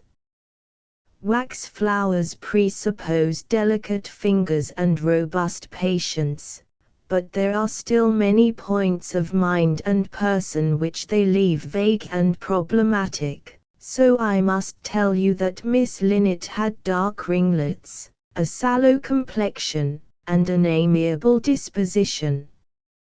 As to her features, there was not much to criticize in them, for she had little nose, less lip, and no eyebrow, and as to her intellect, her friend Mrs. Pettifer often said, she didn't know a more sensible person to talk to than Mary Linnet.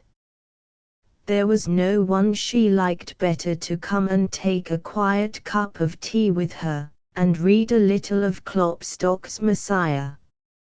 Mary Linnet had often told her a great deal of her mind when they were sitting together. She said there were many things to bear in every condition of life, and nothing should induce her to marry without a prospect of happiness. Once, when Mrs. Pettifer admired her wax flowers, she said, "Ah, Mrs. Pettifer, think of the beauties of nature." She always spoke very prettily, did Mary Linnet, very different, indeed, from Rebecca. Miss Rebecca Linnet, indeed, was not a general favourite. While most people thought it a pity that a sensible woman like Mary had not found a good husband, and even her female friends said nothing more ill-natured of her than that her face was like a piece of putty with 2 Scotch pebbles stuck in it, Rebecca was always spoken of sarcastically, and it was a customary kind of banter with young ladies to recommend her as a wife to any gentleman they happened to be flirting with, her fat, her finery, and her thick ankles sufficing to give piquancy to the joke, notwithstanding the absence of novelty.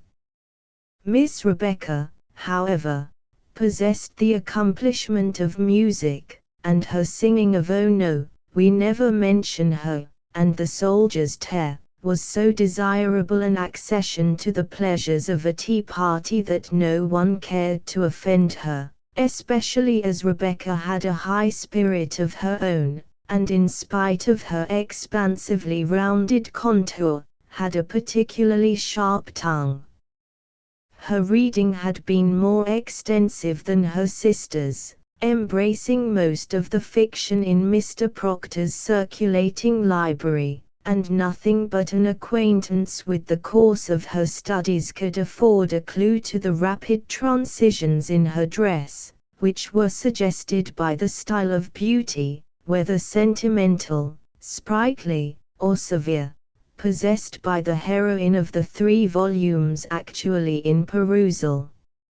A piece of lace, which drooped round the edge of her white bonnet one week, had been rejected by the next, and her cheeks, which, on Whit Sunday, loomed through a Turnerian haze of network, were, on Trinity Sunday, seen reposing in distinct red outline on her shelving bust, like the sun on a fog bank. The black velvet, meeting with a crystal clasp, which one evening encircled her head, had on another descended to her neck, and on a third to her waist, suggesting to an active imagination either a magical contraction of the ornament, or a fearful ratio of expansion in Miss Rebecca's person. With this constant application of art to dress, she could have had little time for fancy work, even if she had not been destitute of her sister's taste for that delightful and truly feminine occupation. And here, at least, you perceive the justice of the Mileby opinion as to the relative suitability of the two Miss Linnets for matrimony. When a man is happy enough to win the affections of a sweet girl, who can soothe his cares with crochet, and respond to all his most cherished ideas with beaded urn rugs and chair covers in German wool, he has, at least, a guarantee of domestic comfort, whatever trials may await him out of doors. What a resource it is under fatigue and irritation to have your drawing room well supplied with small mats, which would always be ready if you ever wanted to set anything on them. And what styptic for a bleeding heart can equal copious squares of crochet, which are useful for slipping down the moment you touch them?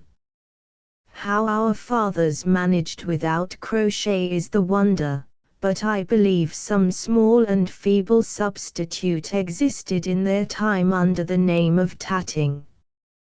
Rebecca Linnet, however, had neglected tatting as well as other forms of fancy work. At school, to be sure, she had spent a great deal of time in acquiring flower painting, according to the ingenious method then fashionable, of applying the shapes of leaves and flowers cut out in cardboard, and scrubbing a brush over the surface thus conveniently marked out. But even the spill cases and hand screens which were her last half-year's performances in that way were not considered eminently successful, and had long been consigned to the retirement of the best bedroom. Thus there was a good deal of family unlikeness between Rebecca and her sister, and I am afraid there was also a little family dislike. But Mary's disapproval had usually been kept imprisoned behind her thin lips, for Rebecca was not only of a headstrong disposition, but was her mother's pet, the old lady being herself stout, and preferring a more showy style of cap than she could prevail on her daughter Mary to make up for her. But I have been describing Miss Rebecca as she was in former days only, for her appearance this evening, as she sits pasting on the green tickets, is in striking contrast with what it was 3 or 4 months ago. Her plain grey gingham dress and plain white collar could never have belonged to her wardrobe before that date, and though she is not reduced in size, and her brown hair will do nothing but hang in crisp ringlets down her large cheeks, there is a change in her air and expression which seems to shed a softened light over her person, and make her look like a peony in the shade, instead of the same flower flaunting in a parterre in the hot sunlight. No one could deny that evangelicalism had wrought a change for the better in Rebecca Linnet's person, not even Miss Pratt, the thin stiff lady in spectacles, seated opposite to her, who always had a peculiar repulsion for females with a gross habit of body. Miss Pratt was an old maid, but that is a no more definite description than if I had said she was in the autumn of life. Was it autumn when the orchards are fragrant with apples, or autumn when the oaks are brown, or autumn when the last yellow leaves are fluttering in the chill breeze? The young ladies in Mileby would have told you that the Miss Linnets were old maids, but the Miss Linnets were to Miss Pratt what the apple-scented September is to the bare, nipping days of late November.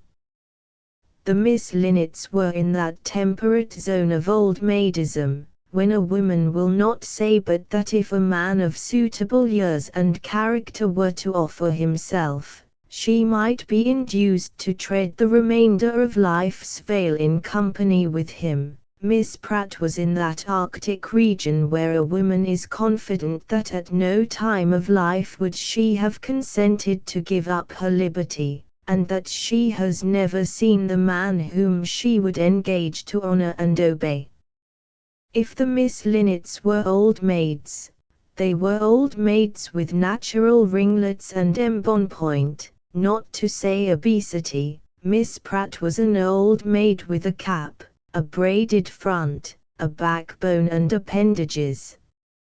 Miss Pratt was the one blue stocking of Mileby, possessing, she said, no less than 500 volumes, competent, as her brother the doctor often observed, to conduct a conversation on any topic whatever, and occasionally dabbling a little in authorship, though it was understood that she had never put forth the full powers of her mind in print. Her letters to a young man on his entrance into life, and De Courcy, or the Rush Promise, A Tale for Youth, were mere trifles which she had been induced to publish because they were calculated for popular utility, but they were nothing to what she had for years had by her in manuscript. Her latest production had been 6 stanzas, addressed to the Reverend Edgar Triang, printed on glazed paper with a neat border, and beginning, "Forward, young wrestler for the truth." Miss Pratt, having kept her brother's house during his long widowhood, his daughter, Miss Eliza, had had the advantage of being educated by her aunt, and thus of imbibing a very strong antipathy to all that remarkable woman's tastes and opinions.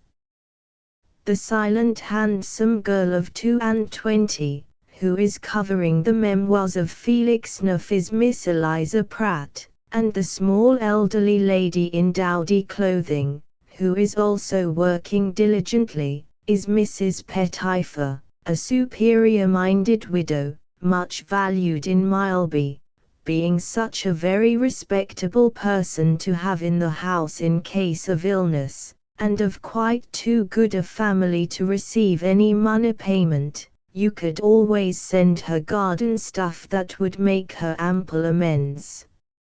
Miss Pratt has enough to do in commenting on the heap of volumes before her, feeling it a responsibility entailed on her by her great powers of mind to leave nothing without the advantage of her opinion. Whatever was good must be sprinkled with the chrism of her approval. Whatever was evil must be blighted by her condemnation.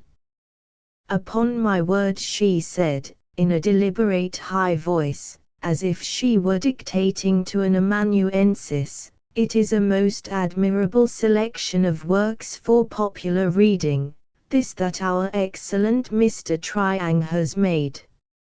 I do not know whether, if the task had been confided to me, I could have made a selection, combining in a higher degree religious instruction and edification with a due admixture of the purer species of amusement.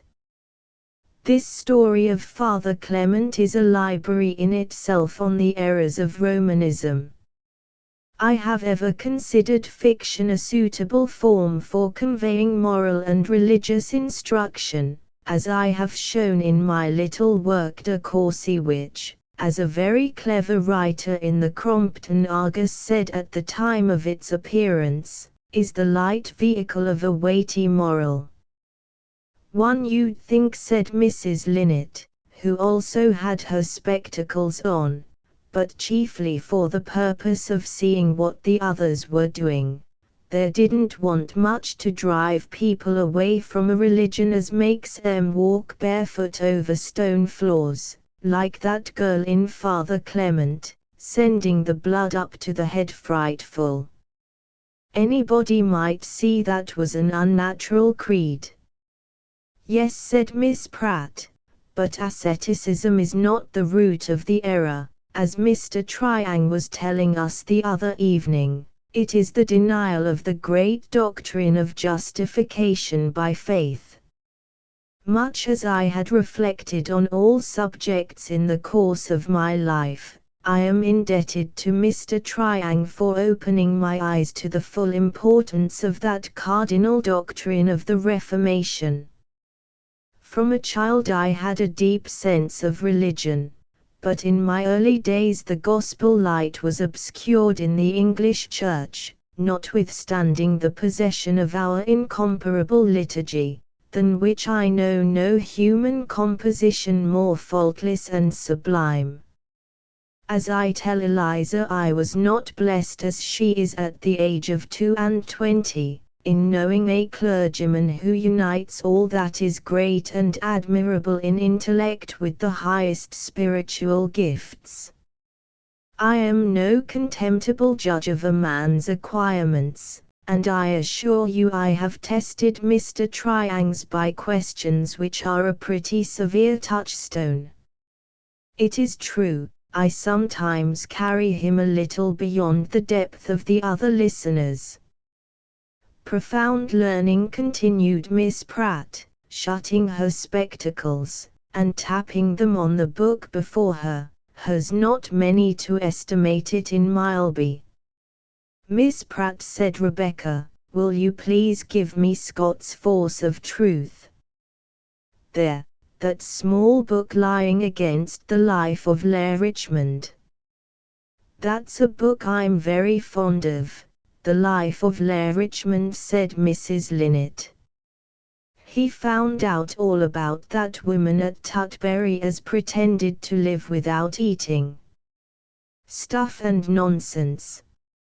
Mrs. Linnet had become a reader of religious books since Mr. Triang's advent, and as she was in the habit of confining her perusal to the purely secular portions, which bore a very small proportion to the whole, she could make rapid progress through a large number of volumes. On taking up the biography of a celebrated preacher, she immediately turned to the end to see what disease he died of, and if his legs swelled, as her own occasionally did. She felt a stronger interest in ascertaining any earlier facts in the history of the dropsical divine, whether he had ever fallen off a stage-coach, whether he had married more than one wife, and, in general, any adventures or repartees recorded of him previous to the epoch of his conversion. She then glanced over the letters and diary, and wherever there was a predominance of Zion, the river of life, and notes of exclamation, she turned over to the next page, but any passage in which she